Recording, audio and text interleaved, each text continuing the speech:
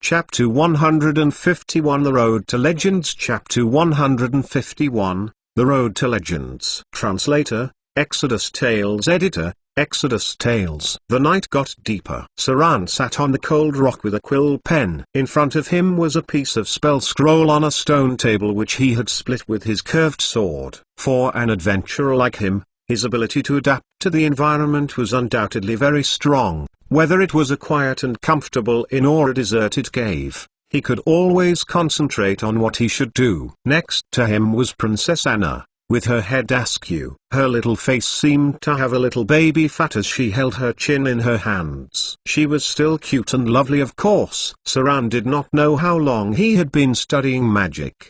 By the time he looked up, Princess Anna was already a little sleepy, but she was still sitting beside him, without interrupting him at all. After noticing this, Saran put down his quill pen, put the spell scroll aside, turned around and said, "Sleep if you're tired. I have a tent blanket here that you could spread out and sleep on." Saran had 3 multi-dimensional bags on him and was thus carrying a substantial amount of things on him. Since Saran had not enough wealth to buy bigger storage equipment, he could only rely on quantity to overcome the problem. Previously, there was a popular joke. The specific content needn't be talked about, but it was a joke about how it was related to the Beggars sect. For example, Saran would now be the 3rd generation disciple of the Beggars sect since Saran had 3 low-grade multidimensional bags on him. Some people who had too many personal belongings but did not have enough financial resources were directly ridiculed as the 9th generation master of the Beggars sect. Saran once even someone who was labeled the 11th generation Grand Master. This person had all kinds of low-level multi-dimensional bags on him. It was unwise to carry many multi-dimensional bags since it would affect combat effectiveness. After all, multi-dimension bags had weight. Although they reduced the weight of things by more than 90%, it was still a burden to carry so many bags into battle. Those who were jokingly referred to as the disciples of the Beggars sect were all trained in their skills to avoid being affected too much by the multi-dimensional bags in battle. In Saran's memory, there were many Beggars sect disciples in the past. For a long time, many people carried 2 to 3 multi-dimensional bags. However, those who carried 9 to 11 multi-dimensional bags were not that common. Princess Anna was energetic when she heard him speak. She could not help stand up and shaking her head. "No," she said. "You need to concentrate on memorizing spells. I can stay watch at night and wake you up if there's any movement outside." What a clever princess. Saran didn't realize that the princess was so smart and good. He could not help smiling and unconsciously wanted to reach out and touch her little head. But then he remembered that she was not Vivian, so he just smiled and nodded. "All right. If you feel sleepy, go to bed. I've already set up some traps outside." Princess Anna gently nodded her head and her face was slightly red. Maybe she was in a good mood. Saran continued to study the spell structure. As he learned more and more spells, he became more proficient in the field of spell models. Many seemingly difficult spells could be solved by some simple steps and learning the preposition spells. For example, the spell Featherfall which Saran was learning was a fairly simple transmutation spell. The number of spell circuit and spell node were a little less than that of the spell Fly. Then there was the advanced spell of Featherfall, Levitate, which was a complex version of Featherfall. Many of the spell circuits of Featherfall were the same, and the spell model of Featherfall was a part of the spell Levitate. That was why Saran wanted to first learn Featherfall, then Levitate followed by Fly. As a result, the time consumed would be greatly reduced, because the basic spell models in low-grade spells were also present in higher-grade spells. Learning Featherfall was equal to learning an third of the spell model of Levitate, and learning Levitate was equal to learning an fifth of Fly. The minute spell models in low-grade spells would help Saran master more advanced spells. Basically, he had now found a way to learn higher-grade spells more efficiently. He could now rely on his knowledge of low-grade spells to improve the speed of mastery and success rate of high-grade spells. The night went past quickly. When Saran put away his quill pen, Princess Anna was already somewhat drowsy. She had insisted on staying up all night, sitting beside him and staring at the spell model he was studying. Occasionally, she would listen for sounds outside. Because she had not slept for a whole night, her beautiful big eyes had a little black rim below now. She probably had never been awake for so long. "You better rest for a while." Saran stood up, touched her forehead with his hand, then took out the blanket and spread it on the rock. He whispered, "You'd better get some shut-eye. I'll wake you up later for some food." No need. Princess Anna, who was obviously very sleepy but still very persistent, she whispered, "You haven't slept all night either. Why don't you sleep for a while, then I'll sleep after you wake up." Saran laughed, touched her head subconsciously and said slowly, "It's nothing to me. It's normal for me not to sleep for 10 days to half a month in a row during adventures. On the contrary, you have never had such an experience before, so you should take a good rest and refresh yourself since we probably need to stay here for another 2 days." Sure enough, Princess Anna did not resist anymore. She laid down on the furry mat and soon dozed off. Her eyes were shut and her breathing was steady. "She's probably having a good sleep." Sran looked at the sleeping girl. She was so cute and beautiful that he wanted to lean over and kiss her on the cheek. However, he just removed the dust off the girl's hair. Saran then stretched for a bit and went outside the cave. The road to the realm of legends was indeed hard. If he could not resist this little temptation, Saran would not be where he was right now, nor would he be qualified to become a legend that could fight with the gods. A legend must be able to bear with loneliness and resist temptations. A grade 3 or 4 profession could easily become a city's administrative class or a leader of a gangster if he gave up trying to build his strength and will. Power, money, and women would all be within his reach. It was not difficult to lead an extravagant and absurd life if a person was in charge of part of the underground forces, or had become a well-dressed official noble. They could marry a wealthy noble lady, hire and buy 3 or 5 beautiful maids, or buy beautiful slaves through some channels if they had that fetish. However, doing so would mean the degradation of the heart and losing the strive for greatness. Many adventurers had not fallen under the hands of fierce monsters, nor in the difficult living environment. They had even withstood the test of death and faced countless dangers. But eventually, their hearts were easily eroded by the pleasure of life. Legends were legendary because they were outstanding. Why were legendary wizards so powerful? That was because they spent countless days and nights in boring research of spells. They meditate in their towers and they stare at the stars in the middle of the night. They pursue the principal forces of this world and the rawest power. They were the wealthiest professions and had more wealth than royalty and nobility. How many intelligent creatures had been gifted in the past and present, but how many people had been able to reach the realm of legends in the thousands of years? Power was not just power. It also represented immortality and long life. Would you rather stand at a high place and laugh at the vicissitudes of the world? Or would you like to be reduced to lowest after 100 years? Reincarnation was nothing but a consolation. When the soul was remodeled, it would be erased and used to reconstruct a soul with the power from the source. There was also no Tao in this world. Maybe many professions couldn't understand what was called Tao, but they all had their own beliefs in mind. Those beliefs were the Tao they were pursuing. For example, the ascetic pugilist or the sword saint Saran saw in the small village had powers that could easily bring them control, wealth, and beauty. However, they did not do that and were still strict on themselves. Only legends could stand a chance against the gods. If you wanted to stand among men, then the training of your will would be a ladder you must climb. Outside the cave, Saran stood on the mountainside and looked into the distance. He could see the vast snow-white land. There were still mountains in the distance, but many were blocked by the snow and wind. Even though it was only halfway up the hill, Saran felt open-minded when he stood looking down. He looked at the scenery silently for a moment, then began to practice his spells, trying to master the ability spell control. He did not have the blood of a deity nor any amazing talents. To reach the realm of legends,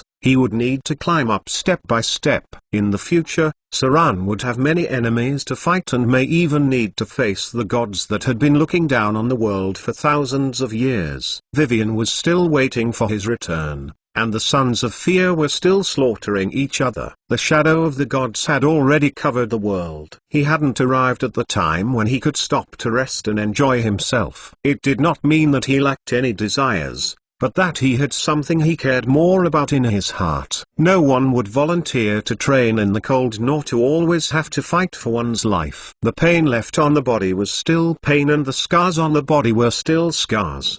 Trying to survive on the tip of the knife would never be enjoyable, and death was something feared by any living creature. Saran seldom expressed his feelings, but it did not mean that he did not feel pain when he was hurt. When he bled, it was still something uncomfortable. Never would something like this become a pleasure. It scarred the body, it left marks on the soul, and it would be imprinted on the mind. All this would only make him stronger. His name is Saran and he is on the path to becoming a legend. Injuries are part of his daily routine, and bleeding is even more common. He does not fall. Instead, he has become stronger than ever. Chapter 152 Going Home. Chapter 152, Going Home. Translator, Exodus Tales. Editor, Exodus Tales. A few days had passed. Princess Anna no longer looked like a princess. Instead, she now looked more like a beautiful girl living on a hill. It turned out that even princesses didn't always look so noble. She even learned to make her bed and wash clothes by melting snow into water. She also cleaned the cave up nice and tidy. She seemed to have a little OCD as she often liked to put things in order. Sometimes she would even have a lot of strange ideas in her mind, such as whether they would have given birth to a nest of monkeys or something if they had been living in the mountains like this all the time. Well, these are just some of the absurd assumptions of adolescent girls. At first, she was worried about what Saran would do to herself. Since she was a princess, not an idiot, she would still think about what could happen. However, it turned out that she was worried for nothing. Saran was more knightly than any knight she had ever seen. Even though he was a rogue multi-professioning in wizard, occasionally Princess Anna would curl up beside Saran like a cat. It was difficult for the girl to tell what she was really feeling. She only knew that it would make her feel more comfortable and sleep more soundly. On the other hand, Saran almost did not sleep and his eyes were bloodshot. He looked like a steel golem that did not need rest, spending almost all his time learning and practicing magic. Princess Anna didn't know why he worked so hard, but there must be something in his heart pushing him forward. Occasionally, the girl would think that what he was doing was to send herself back to Arendelle as soon as possible. It certainly made her feel warm inside. Despite her desires to return early, Princess Anna tried not to show her anxiety because she thought it would increase the pressure on Saran. She already thought that Saran was already working too hard. He needed some rest. Even though he was a very responsible person, he still needed rest. She sometimes also worried about what she would do next if Saran suddenly collapsed due to fatigue. As a young and immature girl, Princess Anna felt empty at the thought of it. The only other person who had ever given her such a feeling in the past was her elder sister. She had always believed that as long as she had her sister, there would be nothing to be afraid of. Since then she had, of course, become more mature. Although she was still cute and lovely, the 16-years-old girl, she had tried to make a change. She learned to clean, wash, and even cook. Her white and slender fingers had become a little rough. Her once fair and perfect skin now had cracks that were due to the brutally cold winds. She dared not show her frostbite to Saran and would sometimes cry when she looked at it herself. She was still a young girl, so she would want to see herself be beautiful. When her future husband kissed the back of her hand, she would want his lips to feel the tenderest skin in the world, not the frostbite. However, she would sometimes also feel enriched by this experience. These days had helped her grow. Yes, she was still the princess of Arendelle, one of the two most dazzling pearls. Her palms were not as beautiful as before, and her clothes were torn. Even after washing her clothes with snow water, They were still dirty. Her hair was in a simple ponytail and was tied with a white piece of cloth torn from her clothes. She took off the other exquisite and expensive pieces of jewelry and only wore the earrings her mother had left for her. She would occasionally sit beside the cave in a daze, thinking about absurd yet after some thinking were not things that were too bad. These thoughts would sometimes make her heart jump and face blush. She would also sometimes take peeks at Saran. However, she was also very busy. She had now learned how to cut meat with a knife, how to build a bonfire, how much salt should be used, how to add spices to make food more delicious, and even how to sew. In fact, she had studied needlework previously, since the education that a princess received was very comprehensive, and needlework was included. The only difference was that previously she only sewed when she was free and when she wanted to make something for her elder sister. Since she was a princess, one of the pearls of Arendelle, even though the clothes she wore were patchy, it still looked good on her. She would only cry sometimes when she looked at her frostbitten hands, which seemed rather painful. Saran was almost in a state of craze. Maybe it was due to his last ascetic experience. But now when he was focused on doing something, he would almost seem like an insane person. Similarly, the speed by which he learned and understood spells was insanely fast. A level 1 spell would take an ordinary wizard nearly a month to learn, but Saran only spent one night and one morning. The next day he would have had most of the complicated models in his mind. On the third day, he completed the spell structure of Levitate at noon, and on the fifth day, he completed the spell structure of Fly. Saran used merely 5 days to learn 3 spells. Time went by faster than expected, and when Saran had finished reconstructing the spell Fly in his mind, his eyes were already fully bloodshot. The long-awaited data finally emerged. After practicing Levitate for some time, he had finally mastered the ability Spell Control. Now that he had learned Spell Control, he had reached the requirement to advance in his wizard class. Saran upgraded his wizard to level 6 in a rush, and then got an additional attribute point and an ability point. Finally, Saran had acquired the ability Spell Control. This was a prerequisite ability to many other metamagic abilities. The profession wizard is now level 5, receive 25 INT 20 plus INT 2010 times 0.5 skill points.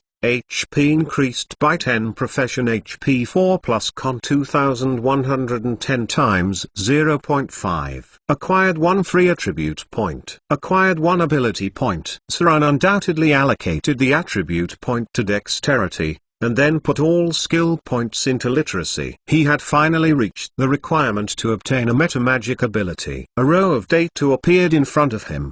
Combat casting proficient. Wizards gradually improve their abilities in long-term training. Even if attacked in battle, they would not be easily interrupted during their casting. As this ability improves, even if the wizard is directly attacked, he could still cast spells successfully. When this ability is improved to a certain extent, some multi-profession wizards could also cast spells while attacking. However, this may require the combination of the abilities Silent Spell and Spontaneous Casting. Concentration plus 10. Mobile spellcasting proficient. Wizards are now able to cast spells while moving after undergoing some special training. They would not interrupt their casting when they evade. At the same time, as the level of the ability increases, wizards can also cast spells while flying and moving at high speed. This is one of the abilities that high-grade wizards must master, otherwise they would not be able to cast while using fly. Concentration plus 5. Empower spell metamagic ability.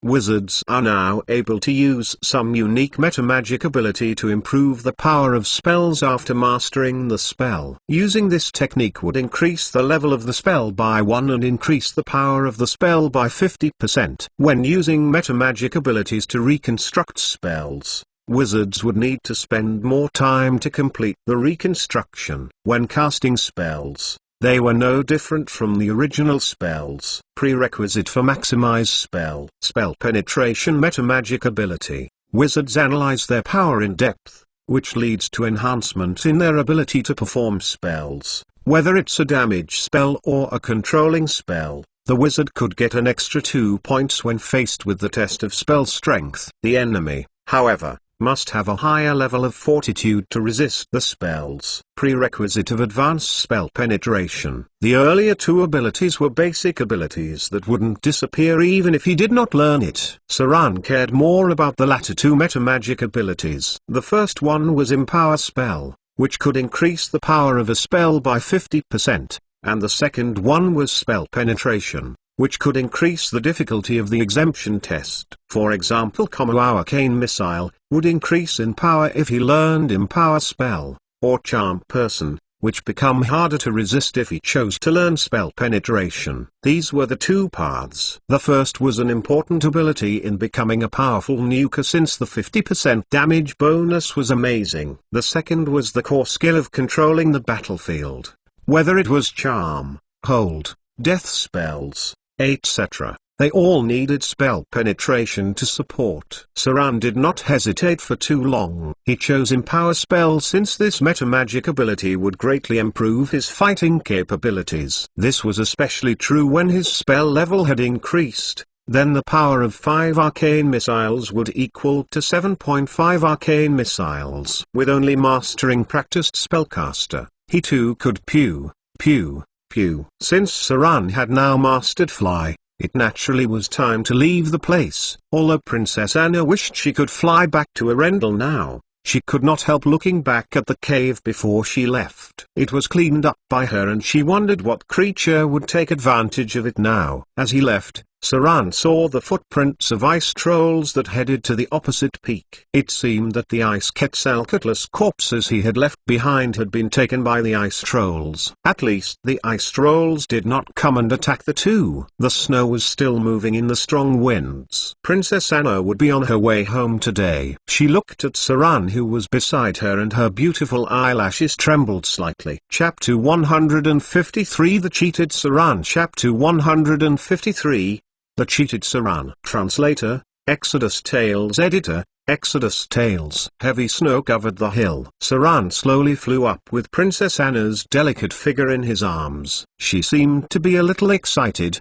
but just as she opened her mouth, quite a bit of snow went into it. Her small face could not help but become slightly red. Only those who have experienced strong winds, storms and typhoons could understand how it felt to be exposed to the storms of nature. In fact, Saran was also slightly excited because flying was something great and desirable. They rose little by little and gradually flew hundreds of meters into the air. The altitude could not be said to be enjoyable anymore because the cold winds became stronger. The speed of fly was about 30 to 120 feet. Which was about the speed of about 10 meters per second to 40 meters per second. Basically, few people could go beyond this speed limit, because the human body could not withstand the force, especially the relatively weak body of wizards. In Saran's memory, there was only one spell that could reach the speed of sound. The name of the spell was Celestial Flight, a high-grade unpopular spell that was difficult to learn. After casting, it would turn the user into a spiritual form.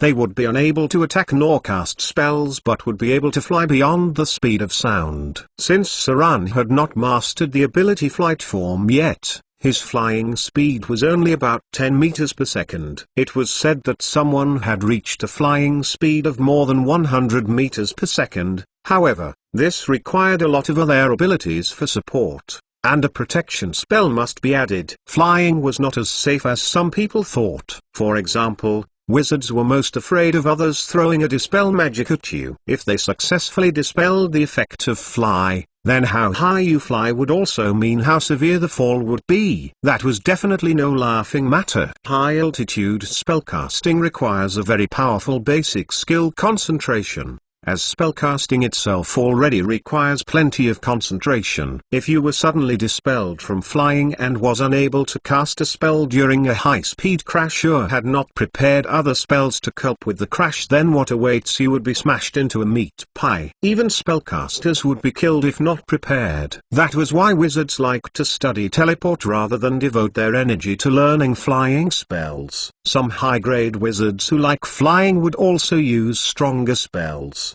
such as feather wings and dragon wings. These spells were not really that safe since they could still be broken apart by disintegrate or heaven's drive. Essentially, fly was certainly not as cool as teleport. Even NPCs don't use fly that much. Gloria, too, preferred to walk rather than fly because of subconscious worries. The duration of fly was calculated by minutes. Saran, for example, had a low spellcasting score.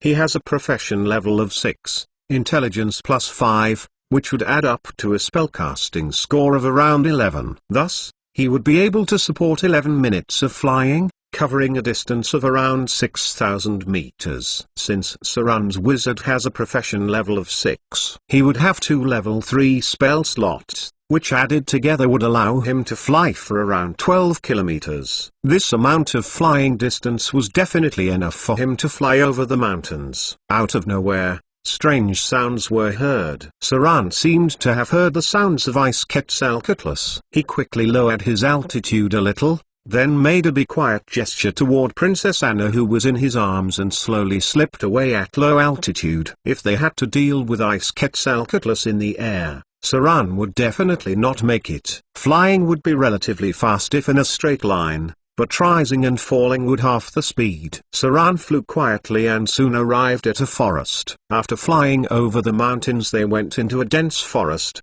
a very dense snow forest. Saran let out a breath of relief, lowered his altitude, slowed down his flight, and then landed in the dense forest. They couldn't fly all the way and had to walk part of the journey. The road was much easier to travel in the forest. It took him half a day to bring Princess Anna through the dense forest and gradually enter areas with human activity. Where this? Saran took out a cloak and handed it to Princess Anna. He murmured, "Don't talk much on the road and don't take it down. The Chosen is very hard to deal with, and there may be those believers as well." Princess Anna nodded gently, then put on the cloak without hesitating. In fact, this was the territory of Arendelle, but no one could guarantee that there would be no believers of torture here. As long as there was a definite goal, a legendary wizard could arrive in a short time. Since the power of the Chosen was very strong, and he did not know whether the elder princess could deal with her, the best way to pass was to disguise themselves. This way Saran could also check the conditions in Arendelle. If nothing big had occurred, then it would still be relatively safe. After all, according to Saran's past memory, nothing really happened in the Frost Kingdom. The two walked along the snow-covered road. They spent a night camping in the wilderness. They went on for tens of kilometers and finally saw the outline of a town. This is the town of Toledo. Princess Anna recalled for a moment and whispered, "If we continue on we'll be close to the sea. This town is run by a baron, I think, but I don't remember his name." Arendelle had many towns under its control. They didn't have much farmland when compared to the southern regions. There were many cities and towns in the north, and the number of large cities was less than a fifth of that in the south. Small villages were scarce, mainly because villages were difficult to maintain in the Frost Kingdom, where monsters were generally difficult to deal with. It was clear that something must have happened in the kingdom of Arendelle because Saran saw guards on high alert and the cross standing outside the town. The cross. It was a very special symbol. Unlike previous generations where the cross still had a special religious significance, it now represented a kind of punishment. Only two kinds of punishment used the cross. The first kind was crucifixion, the second kind, which everyone was familiar with, was death by fire. These two punishments were so cruel that they were seldom used by the kingdom. The most common punishments were beheading and hanging. Ordinary punishments were either fines or hard work. There were also severe whippings. The crucifixion was mainly used to punish the fallen, and the most common use of death by fire was to punish the believers of evil. Seems like something had happened. Saran looked at the cross from a distance. The blood on the cross had been frozen. Probably someone had been nailed to death. Saran turned to look at Princess Anna and whispered, "Follow me and stay quiet." The city guards were in high alert. Saran moved along with Princess Anna bit by bit. Suddenly there seemed to be a disturbance beside him. All he saw was that everyone in the vicinity was withdrawing in awe. The sudden disturbance attracted the attention of the guards. Soon, a big northern guard captain came up and shouted loudly, waving a whip in his hand and whipping it. But then his expression became shocked when he approached the crowd. His eyes were full of awe, and he took a step backward and bent down slightly to show his humility. A woman appeared. A seemingly Eve-looking woman with a veil on her face stood in the center of the crowd. She had alluring pupils and facial features that were somewhat Indian. Her hair was tied up in small braids with many odd ornaments. The woman was wearing a black robe with a skull mark on the front.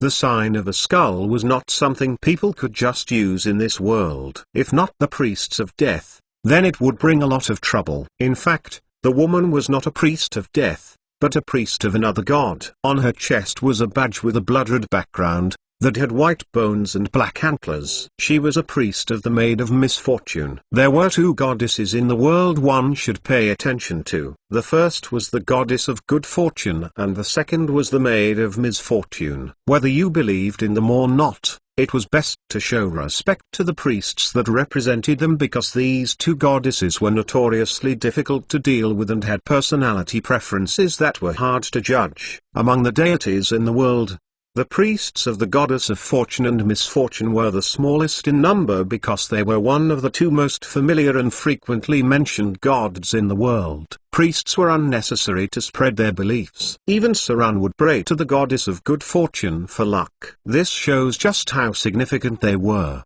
The Maid of Misfortune or the Lady Doom was a wicked and capricious goddess, and their priests weren't any better. They could not bring you good luck, but they would entangle you with bad luck. This was not something to joke around with.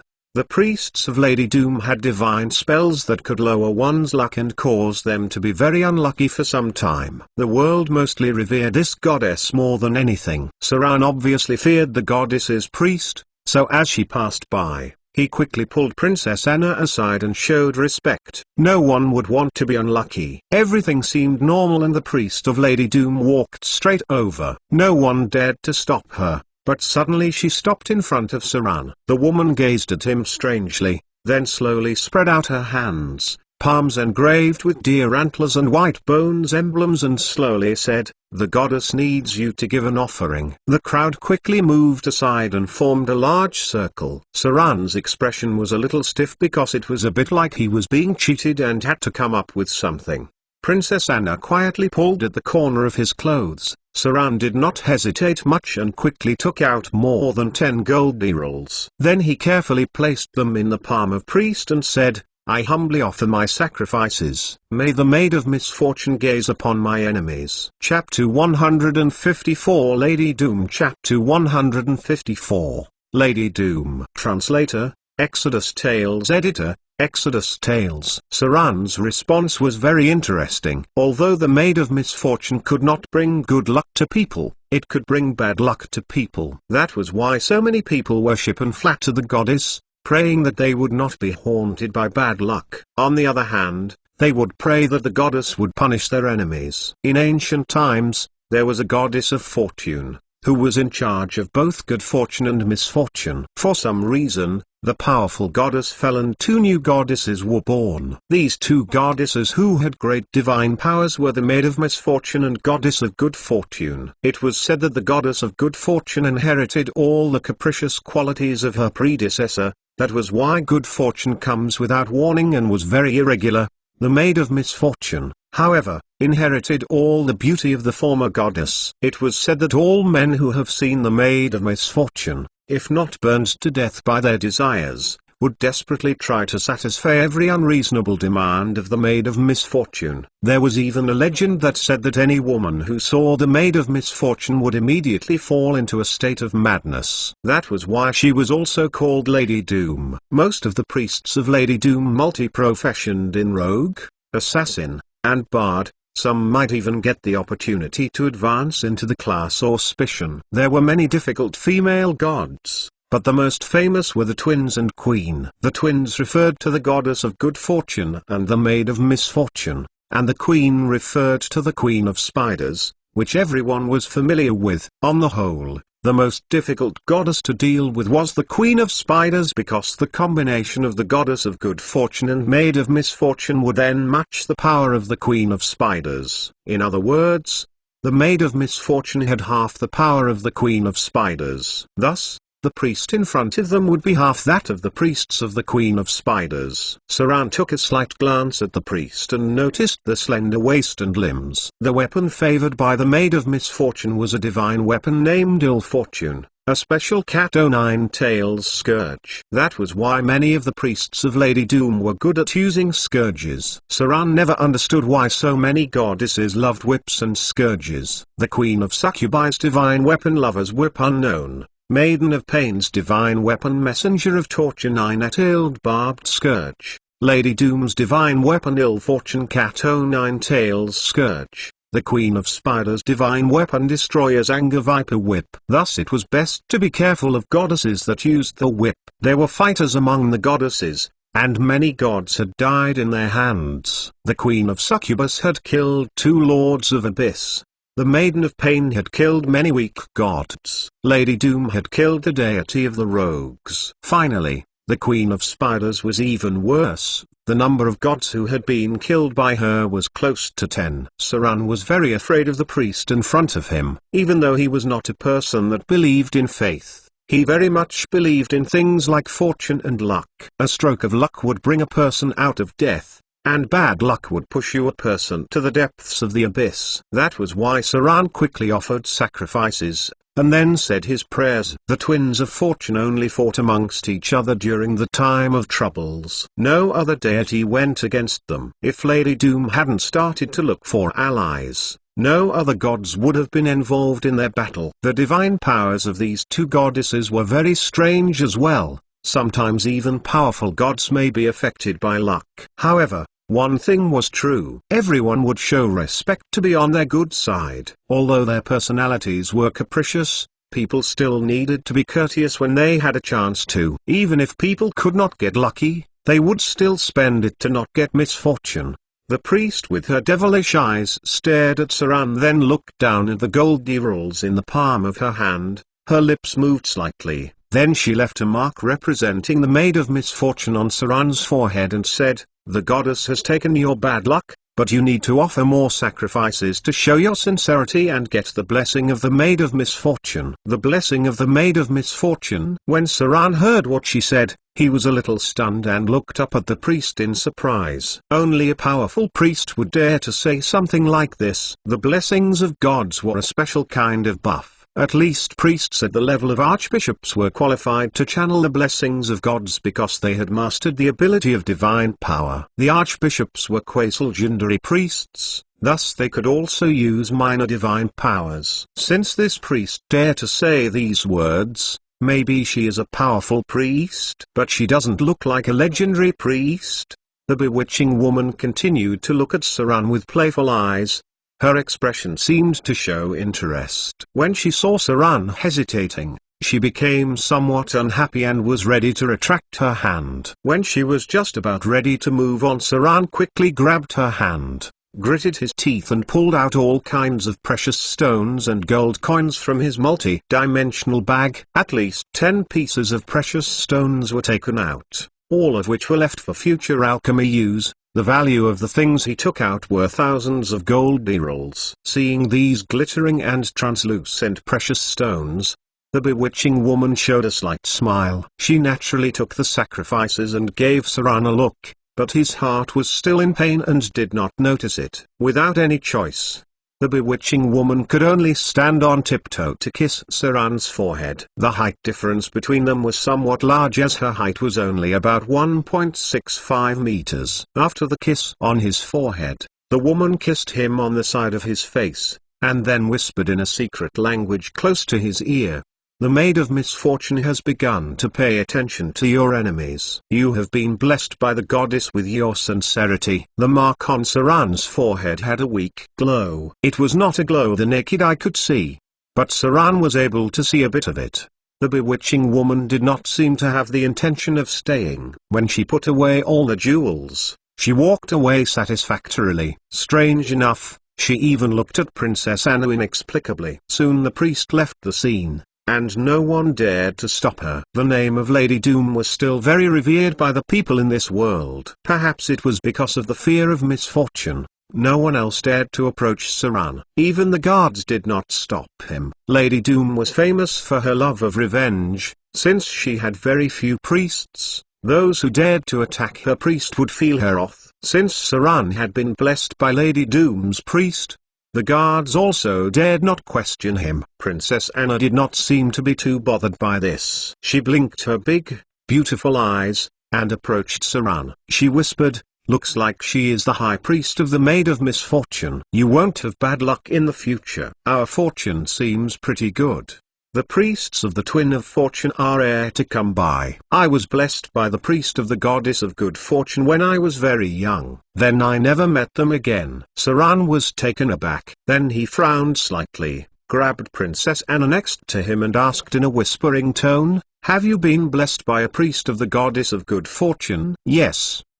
The girl nodded, then laughed and said, "I think my sister brought the priest specifically." "What a coincidence. Now you've been blessed by the priest of the Maid of Misfortune." "Wait." Princess Anna paused for a while, then finally turned around and murmured, "Maid of Misfortune, Goddess of Good Fortune." The two walked toward the direction of the priest hastily. There were some customs in the world that were almost everywhere. For example, when a newborn was born or when a person had come of age, the families would usually pray to many gods. There were not only good gods, but also evil ones, such as the Maid of Misfortune. Parents would offer sacrifices to their children for luck, and pray that bad luck does not fall on their children. But if a priest of a deity was present in such a ceremony, the other ceremonies would be cancelled because the portfolio of many gods overlapped. If the priest of the Goddess of Good Fortune was present, then there would be no ceremony for the Maid of Misfortune. There were no traces of the priest in front. Saran and Princess Anna could not see her at all as she quickly disappeared in the crowd. Princess Anna's expression was hesitant, and she murmured, "Does this mean anything? Maybe it's just a coincidence." Even though the Maid of Misfortune was not kind, she would still give blessings. Saran was somewhat silent. Saran could not be sure if all this was just a coincidence, because the priest stopped in front of him despite the other people around him. The Goddess of Misfortune and Good Fortune had been fighting for thousands of years. If Princess Anna had been blessed by the Goddess of Good Fortune, she would have the mark of good fortune, which Saran could not see, but the priest of Lady Doom would have seen. Maybe she just happened to pass by. Maybe she wanted something from Saran and blessing him wasn't just a coincidence. What was her real motive? The hero's fortune. The glow of fortune. The blessing of misfortune. Saran looked at the data and found that there was an extra ability. A passive type special ability. The blessing of the Maid of Misfortune. Blessing of the Maid of Misfortune special ability. You were blessed by Lady Doom. Your luck will not be reduced to below a normal level. You would be immune to any spells that bring misfortune, such as disaster, calamity, befall misfortune and so on. At the same time, your enemies will be watched by Lady Doom, and when any test occurs, they would get a 1-point devaluation because of misfortune. These tests include attacks, hits, dodges, etc. Chapter 155 Telepathy. Chapter 155 Telepathy. Translator, Exodus Tales. Editor, Exodus Tales. He really got a blessed ability. Saran looked at the crowd but could not see the figure of the woman anymore. Who was she? Blessing ceremonies shouldn't be this easy, right? Just a kiss on my forehead, a kiss on the side of my face, and a few words. Saran remembered that he had been previously blessed by the Queen of Spiders and the Goddess of Riches. Neither of the rituals seemed so simple. The Queen of Spiders blessing ceremony was completed by the priests of Lolth. The ceremony included some evil taboo rituals to please the Queen of Spiders. After completing this relatively degenerate ceremony, the Queen of Spiders would bless the target. The Queen of Spiders must be delighted in order for the ceremony to work. The ceremony for the Goddess of Riches was relatively simple. Either you made an equivalent contribution, or gave a large amount of money. God's blessings were not as powerful as imagined, but they were not weak either. The most basic buff was to give immunity bonuses. Most gods could grant an additional 1 bonus buff in tests. Then, according to the different portfolios of the gods and so on, there would be other bonuses. Saran, for example, would be immune to misfortune. The goddess of riches gave trade bonuses and some priests gave trade preferences. There were very few blessings that were very powerful. There were only some which could add additional attribute points. Saran's most notable memory was the blessing of the Queen of Succubi, which could increase the attributes by an additional 24 points and get an additional 4 points in any test, including attack, hit, evasion and fortitude. This special blessing seemed to be called the Queen's Kiss. However, it was also a very costly blessing. After all, it was much more difficult to please the Queen of Succubus than the Queen of Spiders. Both the Queen of Succubi and the Queen of Spiders also had blessings that give blasphemous buffs, divine blessings, blasphemous rituals. For some unknown reason, most blessings by evil gods were better than good gods. But this didn't apply to the Chosens and the favored souls. Saran started to ponder if he had encountered the incarnate of the deity. If deities give up fighting against the energy storms and gave up their titles, then they could fall into their world ahead of time. Normally, no gods would do this as they were aware of the dangers of coming to the material plane. But if it were the Maid of Misfortune, there would not be such a worry. Few legendary professions could kill her. It was also more difficult for non-deities to deal with her than with powerful deities because a group of enemies could be destroyed by some misfortune. An enemy would come to find you, encountering a monster, or accidentally pissing off a legendary. The thought of it already made some people feel weird. Misfortune was something too supernatural, so not a lot of people tried their luck. But if Saran encountered her incarnate, the blessings given should be more than that. Usually, if a god gave a personal blessing, they were equal to the treatment of the god's favored souls, giving them an additional attribute. That woman may be one of the favored souls or a chosen of Lady Doom. But Saran just couldn't figure out why she would bless him, especially at this time in the Frost Kingdom. Deities of the chaotic alignment were troublesome. Deities in the lawful alignment still had some predictability. However, the chaotic alignment was completely random. The more chaotic they were, the harder it was to use common sense to measure their behavior. The woman may even destroy a town directly because of a whim. That was why Lady Doom was feared by so many. Saran didn't think about it too long. Meeting legends, chosen, favored souls, sons of deity, even spiritual incarnations, saints, would gradually become very common. Every deity had its own chosen and favored souls. Furthermore, there were more or less 2 or 3 legendary professions in any clergy. The special situation in the time of troubles would force all these people to come out and fight. In normal circumstances, they would not fight against each other. Liches, for example, could spend hundreds of years quietly studying if no one disturbed them. If not for some special reason or the lack of material, they wouldn't go out. Speaking of liches, Saran remembered a lich would probably come out soon. He was a very powerful shadow lich who killed the chosen of the current rogue deity and fought with the deity. However, no one died. In Saran's memory, the deity of the rogues did not die in the hands of the shadow lich. After the appearance of the lich, the Queen of Spiders soon appeared. The insidious and powerful Queen of Spiders perceived that this was an important opportunity. She even abandoned her title and came to the material plane. Then, with the Drows in the Underdark as her base, she began to plan ahead to deal with the time of troubles. She was a smart deity. If there were any deity that made Saran afraid, it would be the Queen of Spiders. She even left a clone in the abyss, so that other gods would think that she was still fighting against the energy storm to ensure that she would not fall into the material plane. But in fact, she had already entered the world secretly and waited until half the time of troubles had passed. Only then did the other gods find that she had already woven a huge spider web in the world. By then, the Queen of Spiders had become a hunter, and the other deities were her prey. The glamorous Black Widow was a special sign representing the incarnation of Queen of Spiders. Only the most devout fanatics knew about the descent of their queen. Good thing we didn't encounter the Queen of Spiders. Saran and Princess Anna quickly left the town. As they got closer and closer to Arendelle, they could feel the slight sea breeze and smell the faint taste of the sea in the air. Arendelle was a large city built on the seashore, and it was also the most prosperous city in the Frost Kingdom. Saran also saw other crosses, as well as a distant fleet. Businessmen rarely traveled by land to the Frost Kingdom. They usually traveled by sea and would often sacrifice to the sea goddesses, or the storm lords. Divine sacrifices were very serious matters. Large-scale sacrifices could even attract the attention of the gods, who would then cast their attention to them and bless them. Blessings meant that the fleet would not encounter any sea creatures and have smooth sailing. As long as they were not too unlucky to encounter a sea monster, their journeys were basically smooth.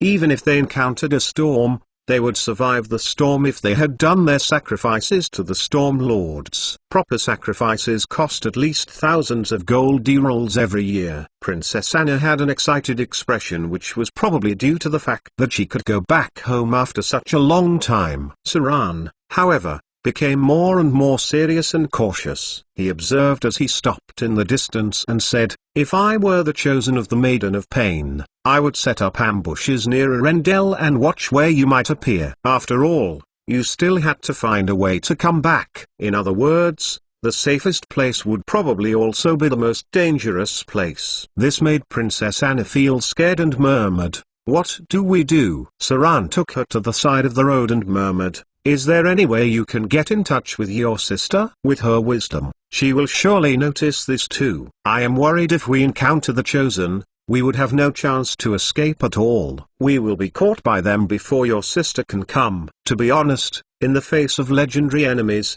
I have almost no chance to make a move. Saran really had no chance against a legendary profession. An instant cast finger of death, hold, or even charm, may make Saran instantly powerless. Legends were just too powerful. Princess Anna was obviously aware of this, and her face became a little worried. Realistically speaking, even if they met the person who came for them, if the elder princess or other legendary professions were not present, the enemies would be able to kill the two in a flash, even just grab her and go through a portal. By then who could stop the chosen? Saran was a very cautious person. He liked to think of the worst situations. Preparation, in this case, was key. Mindless actions would only lead to their death. Suddenly, Princess Anna seemed to have remembered something. Her eyes lit up and said, "Yes. When I was a child, if I was in a bad mood, or felt uncomfortable, as long as I thought about my sister in my heart and she was not too far away from me, she would feel it. Maybe this would enable my sister to find us in advance. As long as she knew where we were, she would definitely come to pick me up." Telepathy? There's a limit to the range, right? It's true that there may be telepathy between sisters, but does that mean that the blurred feeling would accurately locate them? But since the elder princess was a legendary fate spinner, maybe she would have a way to locate them. Worst comes to the worst, she could just use divination. As long as there was a vague direction, she should be able to easily find the two. Princess Anna immediately did what she said. She swiftly kneeled on the ground and mumbled earnestly, "Sister, hurry up and save me. Sister, hurry up and pick me up. Sister, Anna really misses you." A beautiful yet laughable scene. Saran felt it was a little funny at first, but gradually his expression became serious because Princess Anna looked more and more solemn and even a little pious. How is this telepathy? This is technically praying. Chapter 156 Arendelle. Chapter 156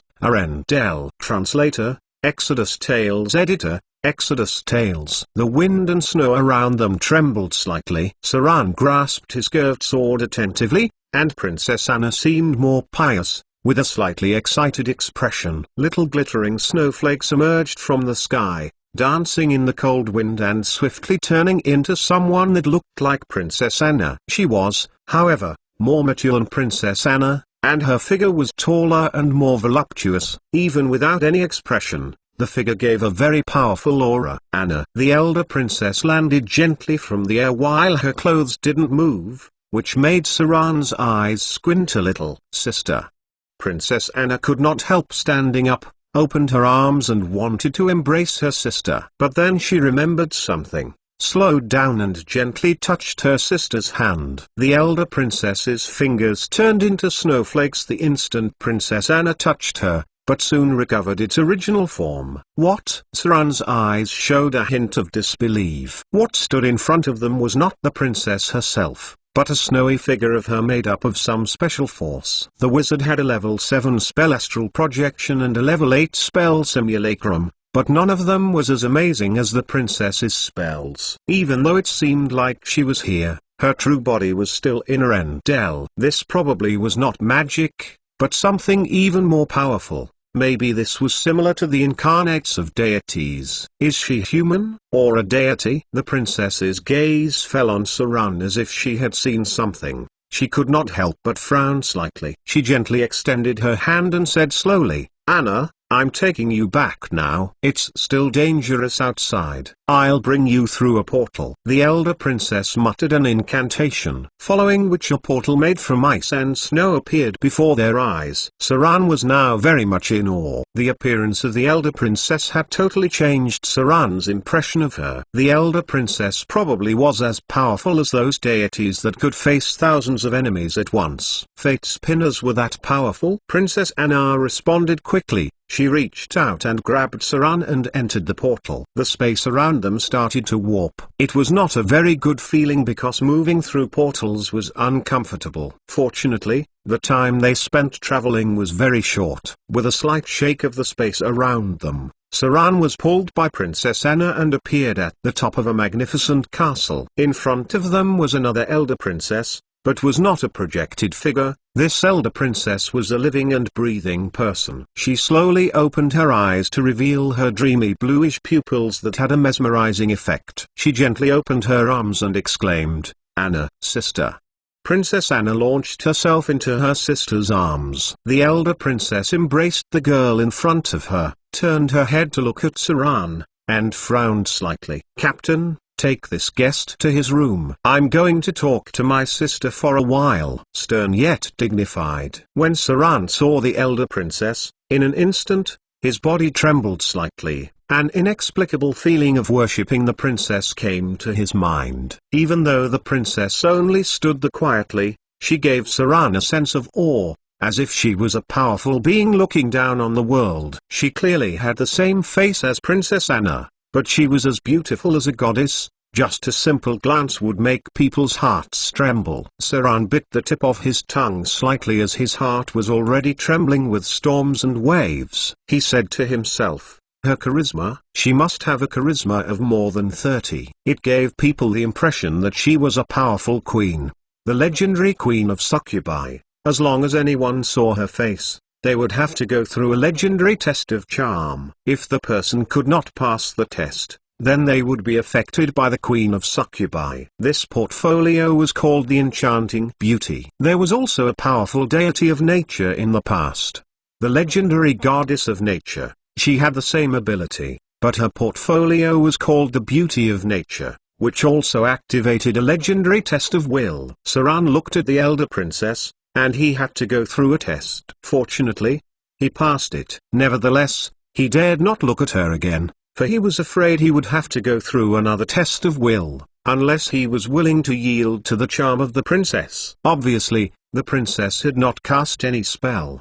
She merely stood in front of him, which had already caused such an effect. This reminded Saran of the saying that you should never look directly at the faces of those gods who were famous for their charm, as their beauty would affect people's minds. The two most representative deities were the Queen of Succubi and the Lady of Love. Saran could hear the two sisters muttering about something. The elder princess noticed this and moved her fingers slightly. Immediately Saran could not hear any more sound. A dignified court lady came over and bowed slightly. "This way, please. Her Majesty has asked me to bring you to your room." "Thank you very much for bringing Princess Anna back safely. Her Majesty will give you the reward you deserve tomorrow." Saran frowned slightly, then bowed gently towards the elder princess and followed the court lady out. "This doesn't seem very friendly. The elder princess doesn't even intend to speak to me. Isn't it a bit too cold?" At last Princess Anna recovered her wits after talking for some time. She took the elder princess's white fingers and said happily, "Thank the gods for Saran. If it weren't for him, I would have been caught by those bad guys. Sister, you must reward him.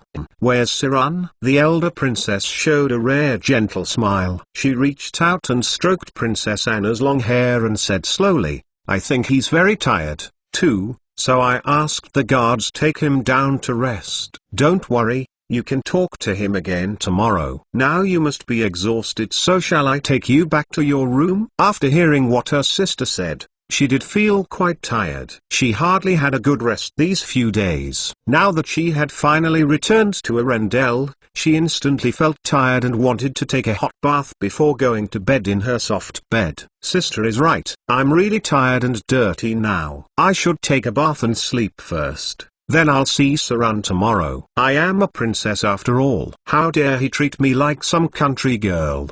He didn't even take a good look at me. After thinking about some nonsense, Princess Anna followed her sister towards the palace. The decorations in the palace were very luxurious. The room had beautiful fresco sculptures, soft plush carpets, a crystal lamp hanging above. This wealth had been accumulated for thousands of years, and every corner of the palace showed the most luxurious wealth. The elder princess asked for Princess Anna to be bathed and dressed, then went to the hall of the palace. The guard who had brought Siran to his room waited at the hall. The guard bowed slightly. Arendelle did not have the etiquette of kneeling, even on formal occasions. People would only kneel on one knee. In normal circumstances, people would just bow their heads to show respect.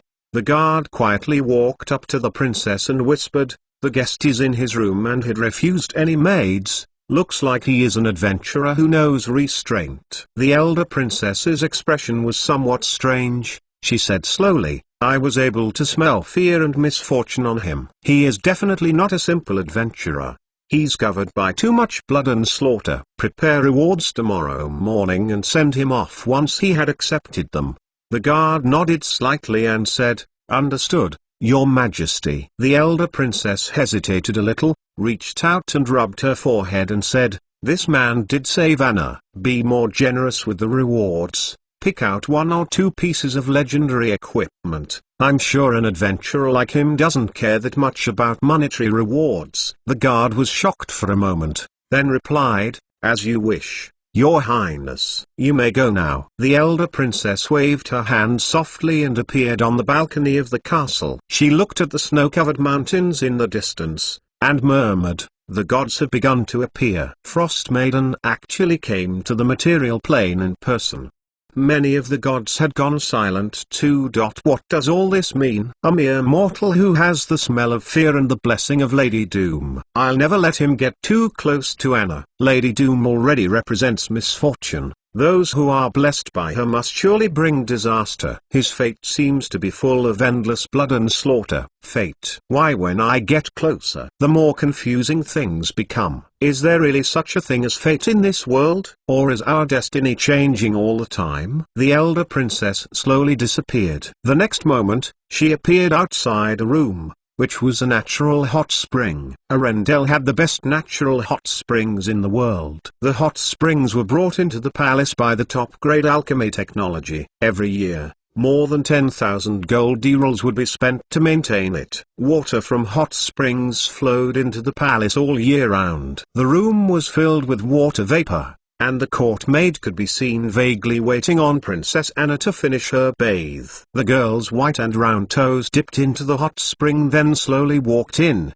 giving a sigh of satisfaction. The elder princess showed a faint smile, then she too took off her long skirt. Chapter 157 Her Highness Anna. Chapter 157 Her Highness Anna. Translator, Exodus Tales. Editor, Exodus Tales. Siran soaked himself in the hot spring and breathed out comfortably. He had already forgotten how it felt to take such a nice bath. Along his journey of slaughter, he could only take simple baths, thus this extravagant hot spring was a real luxury for Siran. The white marble bath was 10 meters wide and had exquisite art carved on top to prevent people from slipping on it. At the top was a brilliant crystal lamp, a masterpiece of alchemy, which probably only the palace could afford. At the top of the bath was a statue of a goddess, The thin silk on the goddess outlined her perfect body. The statue had her arms spread out to let out a stream of clear hot spring. It seemed like it was the statue of the goddess of singing waters. Probably only the royal family of Arendelle would put her in the bath.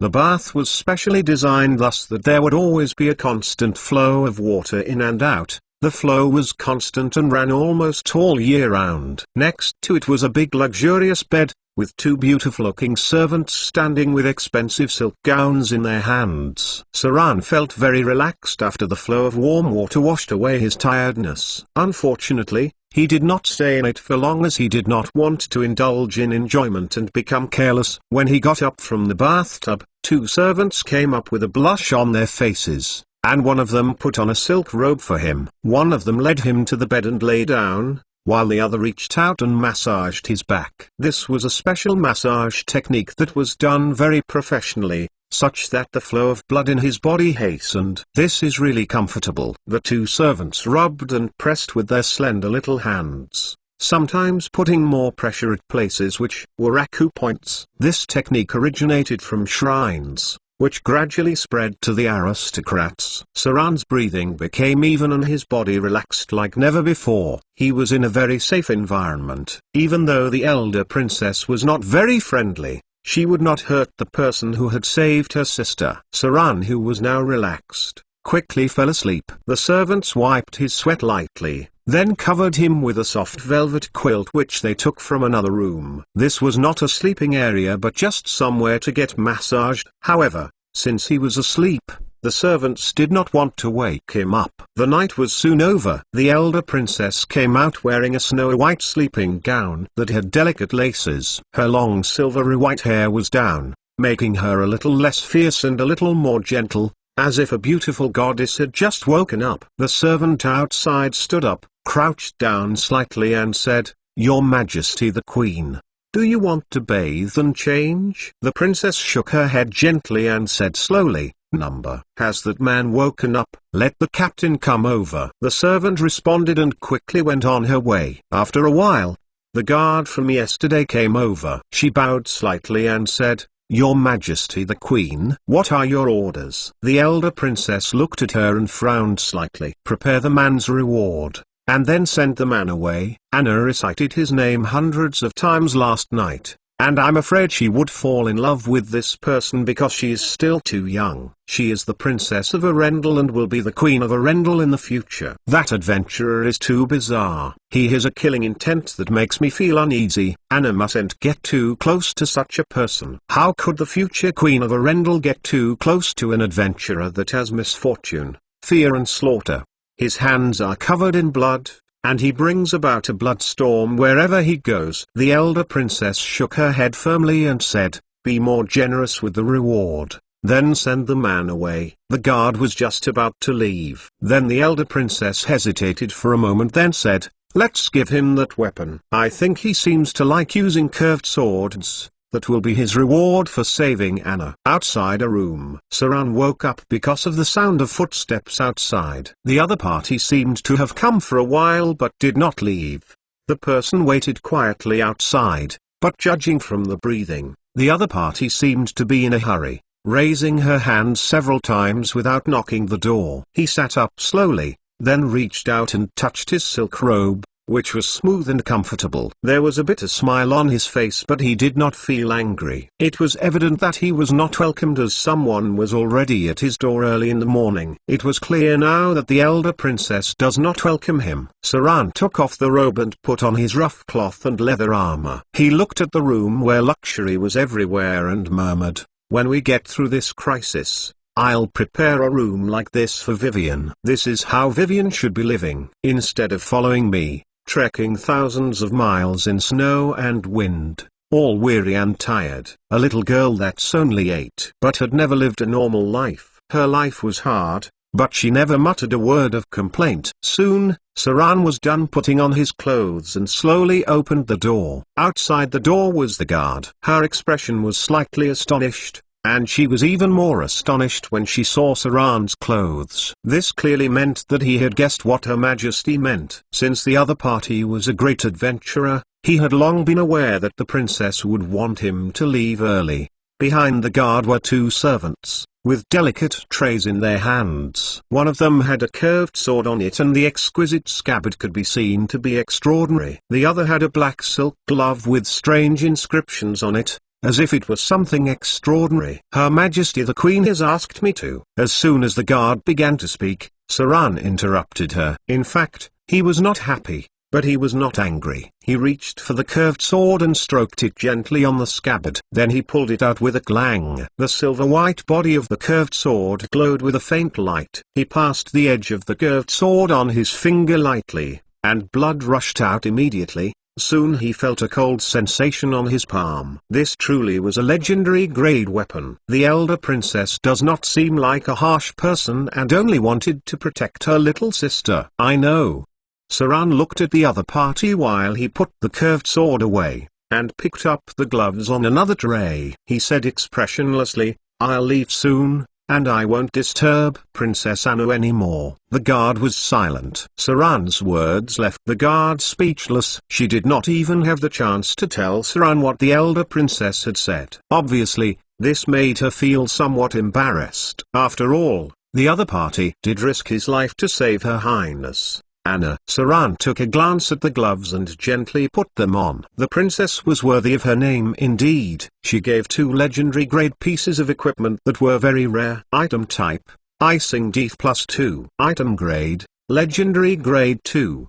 Description: this is a weapon with a legendary history. Its past master once took it into the abyss. The blood of the devil and demons was left on its body, and the murmur of the dead could be heard faintly. This is a curved sword forged by the Northern Ice Forge process. It is infused with mithril during forging, which makes the blade body lighter than other weapons while maintaining its toughness and sharpness. The weapon is fused with the power of cold, and when it hits the enemy, it will cause them to suffer frost damage. Requirements: 10 or more strength. Strength requirement 2. Effects: mithril effects, Ice Forge effects, +5 sharpness, +5 penetration, +3 toughness, +2 armor piercing, +3 frost damage. Special effects: Icing Death. When this weapon hits a weak enemy, it has a certain chance to freeze the blood of the enemy, so that the enemy whose maximum life value is less than 20 points would die instantly. Special characteristics: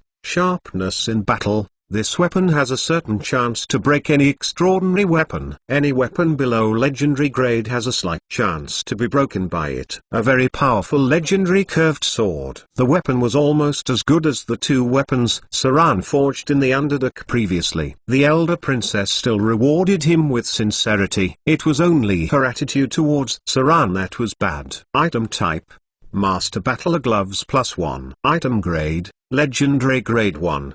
Description: a legendary item made of extraordinary spider silk. A small dimension space has been activated on the glove with special enchantment technique. Spider silk itself is extremely tough. It can withstand most attacks without any damage, and can even deflect part of the damage. It doesn't affect the user when battling as it is thin and light. Requirements: none. Effects: toughness +1, deflect +1. Special effects: 3 feet storage space. When Saran put on the gloves, the curved sword in his palm suddenly disappeared and a flying knife appeared in his palm. Then a curved sword appeared in his left hand, then his right hand. It was a very rare piece of storage equipment in the world. This item was even better than the ring of storage. Only adventurers proficient in combat would know how much better glove of storing was compared to storage rings. Such rare grade items allowed adventurers to switch weapons at will,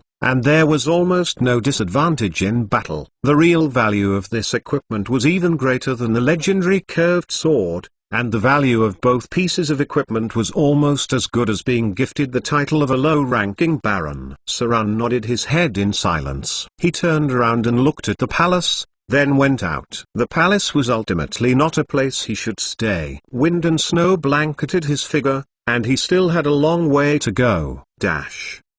Before leaving, he noticed the elder princess on the balcony. She was still so beautiful and noble, and still aloft. Saran bowed slightly to show respect and then left without looking back.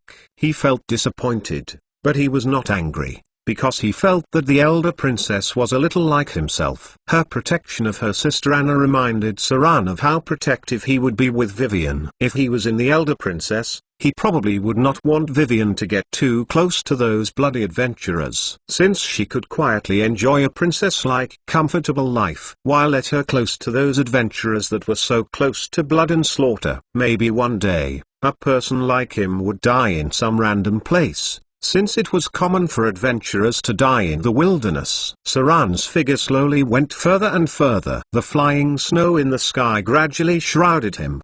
The guards in the palace looked up at the sky and then looked at the position of the elder princess. If Her Majesty's mood was not so good, then it's possible for Arendelle to have snowfall too. The elder princess was a person who had a restrained personality. Outsiders seldom had the chance to see the mood in her heart from her face. She was always a gentle and kind queen, even in the face of the poor in the kingdom. She would bend over and look at them with a smile. That was why she was very much loved in Arendelle. The elder princess watched Saran's departure until he was about to walk out of the palace gate, and then she let out a breath of relief. "Sister?" Just as the elder princess was about to go back, Princess Anna suddenly voiced out. She wore a lovely snow-white nightdress, rubbed her eyes with her little hands, and came out barefooted. As if she were still sleeping, she muttered, "I just dreamed that Saran had suddenly left. Where is he? I want to see him." The elder princess looked stunned. Even the snowflakes dancing in the sky seemed to stop for a moment. She let out a long sigh and slowly said,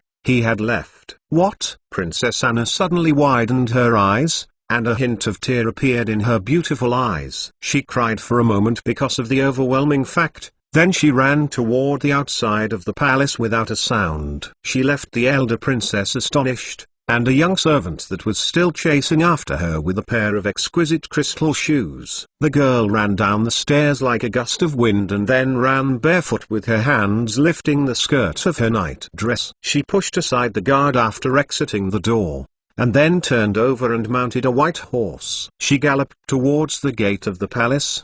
Behind her was the elder princess, who was still startled by the sudden change of events, and the young servant standing at the door panting. Princess Anna rushed to the entrance of the palace with her horse, but the nearby guards had stopped in front of the entrance of the palace. She sobbed bitterly and pushed them aside in anger, then ran up the stairs to the palace wall with bare feet. A distant figure could be seen in the distance, but it was blurred by the wind and snow. "So, ran." Princess Anna put her little hands to her mouth and formed a cone. Tears trickled down from her beautiful big eyes as she felt very wrong for some reason. She looked at the gradually fading figure in the snow and suddenly cried out, "Saran, I like you.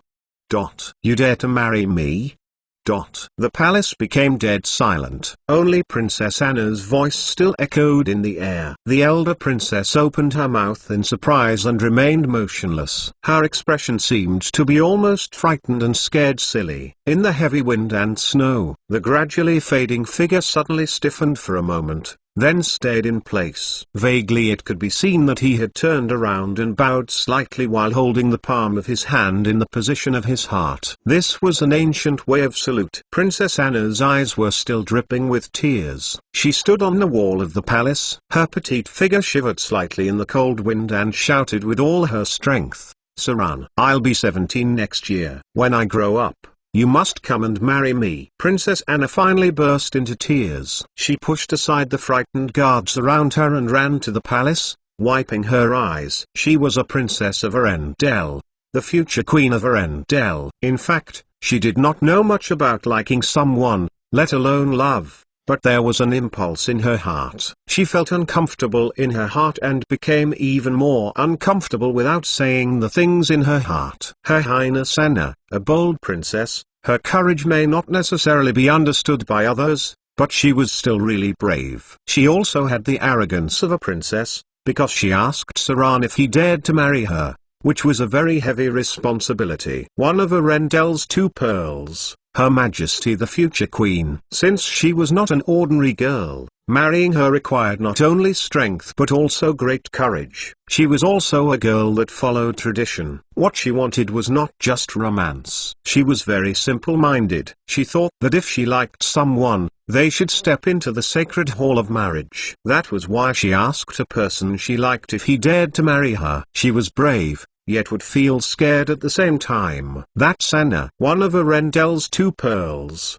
The most dazzling princess. She probably was not strong or the most beautiful princess, nor was she that smart. But that's who she was, Her Highness Anna. Chapter 158 Over the Mountains. Chapter 158 Over the Mountains. Translator, Exodus Tales. Editor, Exodus Tales. The snowy winds became stronger and stronger. Like Saran's heavy heart, his steps were sluggish and his heart was heavy. He had always been a very objective person, but today, his heart seemed to be slightly agitated. Some kind of heavy feeling was making him feel a little breathless. He tightened his cloak and continued his journey. The snow fell on him, and soon his shoulders were covered with a layer of snow. Saran raised his hand to clean the snow off, then subconsciously turned his head and stared silently at Arendelle's palace. He stood in an invisible corner for a long time, then turned and entered the white snowy world. Vivian was still waiting for him. It was almost impossible for him to marry a princess of Arendelle,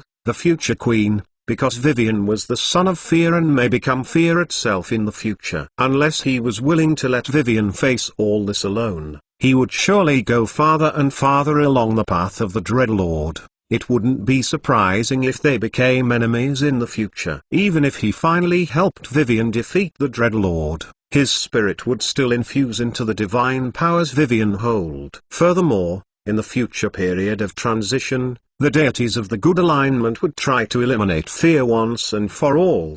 That was why Vivian's road was doomed to be filled with thorns and blood. Otherwise, Saran would not have made plans to transform himself into a shadow lich. The salute that Saran had displayed was not an answer. It was meant as a promise, a knight's promise. A promise that when she needs him, he would always be there. The snow was still very heavy. In this snow-covered world, Saran saw two destinies, one rising to the top of the throne to become the ruler of Arendelle. Her Majesty the Queen, who would be popular with everyone. The gods would all stand behind her and protect her kingdom. Another would fall into the abyss. The road he would walk would be covered with blood. The bones of countless enemies would accumulate into stairs. Finally, in the vast white bones, he would step to the bottom of the abyss where a battle awaits him. For Vivian, Saran would gladly give up his own life and never cease to battle. Even though his heart was still heavy, the bitter chill hung over this place. Saran's curved sword shined brilliantly around his waist. When he pulled out the legendary curved sword named Icing Death, a cold aura diffused from it. It looked so dazzling yet had a very cold feeling. The mountains in the distance gradually emerged. Saran's steps did not stop at all. He traveled quietly through towns and toward the north. His appearance was completely different from that of the beginning. He wore a black robe with a wooden staff in his hand. He had a wide grey cloak outside which hid his weapons. His face was thin, and his chin had grown some moustache. His pupils seemed deep and silent as he looked ahead with perseverance. He looked like a traveling wizard, which saves him from most of the troubles as no one dares to disturb a lone wizard. Arendelle was further and further away. But the girl's gaze seemed to be still behind him. Sometimes the image of her teary eyes would appear in Saran's mind. She was so beautiful. The idea of marrying a woman came to Saran for the first time. It was hard to describe it in words, but it really moved him. He crossed a forest, a frozen river, and a towering snowy mountain. Occasionally, he would be harassed by some one-eyed monster, but they would be killed by magic before they came near. He looked like a real wizard, traveling along his own path to his destination. After 3 days of heavy snowfall, it finally stopped. Saran had come to the frozen mountains that stretched for hundreds of miles. He traveled along a trail, using levitate and flight across these dangerous mountains. He did not travel much every day because he met many powerful creatures. Ice Quetzalcoatlus, drakes which were as heavy as mammoths, bugbears which were scattered all around, and many more powerful monsters unfamiliar to him. They were so dangerous and lethal that Saran had to use stealth to escape several times. The cruel environment allowed them to gather together, where bugbears can even form tribes with ice trolls. Creatures would hunt each other and struggle to survive in the snowy mountains. The temperature got slightly warmer. The mountains blocked the cold winds from the Frost Kingdom and greenness could be seen. Saran knew now he was close to the north. After passing through here would be the Northern Territory, a place where the witches control. The woods got thicker and the mountains were far behind him now. Saran walked in the thick woodland and gradually entered areas that had human activity. Who is it? A middle-aged man dressed as a hunter appeared in front. He took his bow in his hand and aimed at the direction of Saran. When the hunter finally saw Saran's figure, he immediately retracted the bow in fear, then bowed slightly to show his respect. "Your Excellency, I didn't know it was you. Please forgive me for my offense." Here in the Northern Territory, the Northern Witches controlled the territory. Here, wizards were very much honored. Saran lowered his cloak slightly, glanced at the hunter and asked, "Where is this?" "I've just come here through the mountains." The middle-aged hunter looked at the icy mountains in the distance,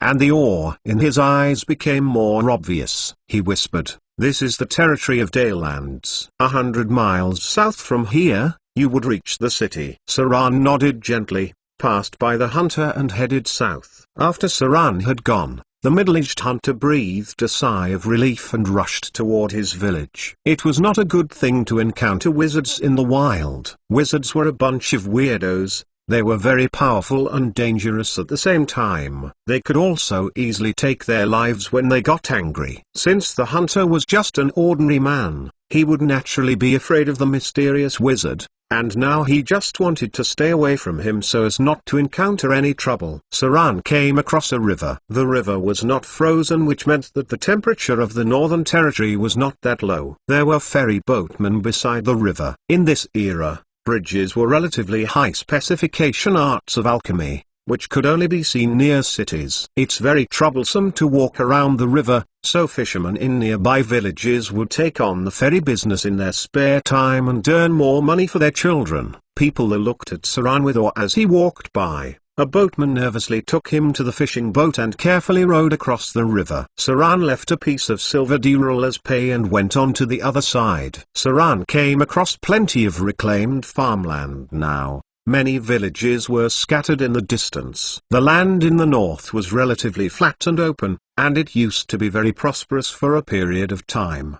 Because of the climate, the northern land would be cultivated only once a year, and other seasons were used to grow other crops to earn money. But the people here live better than those in the south because the north was still relatively sparse, and many villagers hunt in their leisure time. The law in the north allowed people to hunt freely, while in the south people had to pay tax for hunting. The corruption of the aristocrats in the south had become very serious. They were almost doing everything possible to increase taxes. Even fishermen had to bear heavy taxes every year. Saran finally reached a city. The guards stood lazily at the gates of the city, questioning the civilians who wanted to enter the city and occasionally extorting money. However, they did not dare to stop the obviously high-grade carriages and would only extort 1 or 2 copper derils from the poor farmers. When Saran passed, they dared not stop him. Wizards were not someone the guards dared to provoke. Even when the captain gave a look to the other guards, none of them dared to harass Saran. This city was not very prosperous because there was no trade. Tax money was not enough to maintain the prosperity of the city. The walls had obvious signs of damage and many buildings had been very dilapidated. Hundreds of years ago, there were several mining ventures to maintain the city's wealth. But with the exhaustion of the surface layer mineral, the city had been unable to support deeper mining and maintenance. Underdeveloped roads made trade expensive and some minerals could only be sold cheaply. Nowadays, other nearby cities had replaced this city. Saran went to the Union of Mercenaries. Close to the icy mountains, the Union of Mercenaries was doing quite well. From time to time, adventurers would come to hunt special monsters for certain commissions. Wizards needed special materials in alchemy, magic devices, and scribe scrolls. many of which came from the bodies of powerful monsters. Saran did not stay too long at the Union of Mercenaries. He took a turn and entered an alley. Then, under the watchful eyes of 3 or 5 hostile gangs, he entered a shop without a sign. Saran needed some information. Thieves were found in almost every corner of the world, and they were the main members of the underworld. These thieves may advance to become rogues someday, but a large portion of them were still ordinary people. Saran didn't stay in the shop for long. He walked out after about 15 minutes, but when he came out, he smelled something and his nose moved slightly. It seemed like something familiar, a perfume. It was a scent that he carefully remembered. Only in this way could he make a clear impression. There seemed to be a woman in front, wearing a black headdress and a long black skirt. Her figure looked rather slim and she was still walking out of the alley. Saran frowned but did not want to chase after the person. He looked up into the sky and decided he would find somewhere to rest first, then go find Gloria. Chapter 159 Intruder. Chapter 159 Intruder. Translator, Exodus Tales. Editor, Exodus Tales. There were many small alleyways in the city. The two were on an intersecting road. Although Saran felt familiar with the fragrance, he did not want to find out more. He had no time to care about other things right now. To his surprise, just as he walked out of the alley, he saw another tall figure beside the street. It made his whole person tremble and quickly retreated back into the alley. The woman in black on the other side also shrank back like a cat and hid in the shadows. Fucksk. Saran's figure continued to retreat and he couldn't help but curse. How could she still find me? Knight in silver. Saran was sure that the woman outside was definitely a disguised knight in silver. He could see through the disguise easily, recognizing his opponent at a glance. Saran also noticed the druid beside her, which was of inestimable strength. The druid may be high grade or even legendary. Was that leaf that important? Saran muttered to himself, turned to the opposite direction, and said to himself, how can you catch up with me in this way? Did they use legendary divination? The thing is almost gone. What else can they do? Take me back for dissection? This was not somewhere to stay for long. No matter how the other party followed him, Saran felt that he shouldn't stay here. He walked quietly toward the other direction, and when he turned his head, he saw the woman in black running furtively. The two saw each other, and both their expressions were stunned. Saran felt that the woman in front of him was familiar. Although he could see her face through the veil, the feeling of familiarity was strong. He had definitely seen the woman in front of him before and had seen her more than once. The woman in black also had a similar look. She looked carefully at Saran, who was wearing a black robe. Her eyes were filled with doubt and familiarity. Both of them were in black, and the direction of their retreat was the same. This made the situation awkward. It's you. Suddenly, the woman in black showed a strange smile and her eyes became enchanting. With a cat-like light step, she gently took off the veil on her face and revealed a charming and moving face. Her expression was seductive and said in a voice of enchantment, come here, come to me. Saran's expression was momentarily in a blank, and then he subconsciously walked toward the other side. The sexy woman's expression was obviously proud. She held out her white fingers to point to Saran's forehead, and a strange smile appeared at the corner of her mouth. Slowly she said, it's my luck to meet you. Looks like you're not weak. You should be able to help me attract their attention. Dire charm. Saran was getting closer and closer. When he came to the gorgeous woman in front of him, a cold light appeared in his eyes and immediately he pulled out his sword to slash toward the woman's head. A look of astonishment appeared on the face of the gorgeous woman, and an invisible energy field of protection emerged, pushing Saran away. The strike had destroyed the protective force field. When Saran's curved sword met with the woman's skin, another energy field blocked it. However, her dress was cut open, revealing her white voluptuous breasts. How is this possible? It hasn't been that long, but this man is now able to break through my energy shield. In the past, Saran was almost controlled with a level 1 enchant human, but now he not only resisted the high-grade dire charm, but he also broke through her energy shield. If it not had been her secondary shield, she would probably have been cut open. Even so, her clothes were cut open, and the place where the curved sword cut left a feeling of chilliness, which made her tremble for a moment. A legendary grade weapon? Only legendary grade weapons could have this kind of cold energy. How did he become so powerful all of a sudden? Saran did not continue to attack after being pushed back. Instead, he stepped on the barrel with a thud and then his figure disappeared. Wizards often had a pattern of storing spells, especially protective spells. The last time he dealt with this woman, he was pushed back, and this time it was the same. The fact that the woman snuck around seemed like she was chased by some other people. Maybe the knight in silver wasn't going after Saran, but the glamorous woman in front of him. Saran remembered Gloria had mentioned that her mother used to cause so much trouble that druids all over the world saw her as a nice or evade sight. Saran's figure disappeared in the shadow and swiftly left the scene. The woman in black was apparently afraid after the attack. In the instant Saran disappeared, she activated a piece of equipment and then cast True Seeing on herself. She feared that Saran would continue to attack and that if he could break through her energy shield, he would be able to kill her. Unfortunately, she was wrong. After being able to see through invisibility, the gorgeous woman did not see Saran at all. On the contrary, because of the noise, it attracted the attention of the knight in silver and the middle-aged druid. They rushed in quickly. When she saw the two enemies rushing in, the gorgeous woman almost broke her silver teeth. She looked hatefully at the direction of where Saran disappeared, then raised her hand and pinched something.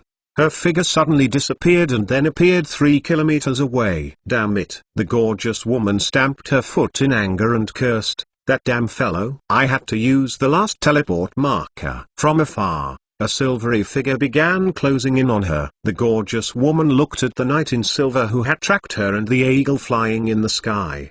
The expression on her face was very angry. She instantly cast several buff spells and then fled away. These buggers are like ghosts. The gorgeous woman clenched her teeth and ran away, saying to herself, "If I had brought my things, I would have imprisoned all of your souls. The equipment on me are almost used up. They would catch up with me if I go on like this. Wait until I advance into the realm of legends, then I'll come back for your heads. Now I can only go to my good daughter. Hopefully she'll help me because I'm her mother."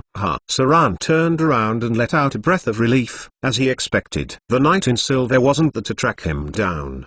There was no reason she could have tracked him here in the Northern Territory when she hasn't appeared when Saran stopped for so long in the snowy mountains. It turned out that the knight in silver was following Gloria's mother. But wasn't she banished to Whiterun? How did she sneak in here? Seems like the druids still want her dead. Saran didn't dare to stay here for long. If the knight of silver found him, she would probably turn around and kill him. After all, these ladies were famous for their revenge. Saran went straight into the shadows, bypassing the city and went to the woodlands trails, then headed for the direction of Waterdeep. He had known the location of Gloria's tower. As one of the core members of the Northern Witches, she had a very noble status in the north. Both she and Vivian could be found there unexpectedly. As for Gloria's obviously wayward mother, Saran would not care about her life or death. This woman was vile to the core. She planned to control him to attract the enemy's attention with dire charm. If it weren't for Saran's high will exempting him from the effects of the spells and confusing her with his acting skills, it would not be so easy to escape. At a tall tower, Gloria stood tall on the balcony, holding little Vivian's hand, with a gentle smile on her face. She opened her mouth and wanted to say something. Suddenly her face changed dramatically. She immediately raised her hand with a glow and a water-like mirror appeared in front of her eyes, in which a hazy figure could be seen. How is it possible that I'm not able to see the opponent even with true seeing? Gloria's face suddenly became serious. She raised her hand to protect Vivian next to her and said, "Legendary assassin, Vivian, go to the lab now. Do not come out." A legendary assassin had invaded the tower. Boom. The walls of the wizard tower shook slightly, and with a wave of Gloria's hand, hidden doors appeared on the walls, followed by a heavy steel golem coming out. At the same time, a magic aura emerged from the top of the tower, which closed all the channels in the tower instantly. Even shadows were wrapped up by magic energy. Who dares to intrude into my tower? Gloria's beautiful face showed a trace of killing intent. She raised her staff off the ground for a knock and an invisible energy wave gradually spread out. She observed the water-like mirror and calmly ordered, "Steel Golem, hear my commands. Activate laser pulse beam. Turn on space realm lock. Lock down all the access to the other planes. Block all teleportation. Awaken the shadow puppet. Scan the spirit plane. Scan for life forms. Activate the power core. Wizard Tower at level 1 alert. Chapter 160 Hand of Despair. Chapter 160. Chapter 160 Hand of Despair. Translator, Exodus Tales. Editor, Exodus Tales. In the Wizard Tower, a figure invisible to the naked eye was slowly advancing, and no one knew how the figure snuck into the tower. It was not until he reached the second floor at the bottom of the tower that Gloria noticed the intruder. The figure moved cautiously along the corner. No one would underestimate the power of the Wizard Tower and its various traps. No one knew how many dangerous devices would be installed in the tower by the wizards who were distraught. Eek! There was a slight noise and the invisible figure prized open a door. The figure walked through it carefully. The other party's basic skills were high. Almost no sound could be heard when he walked and many complex magic locks could be easily opened. But when the figure stepped through the door,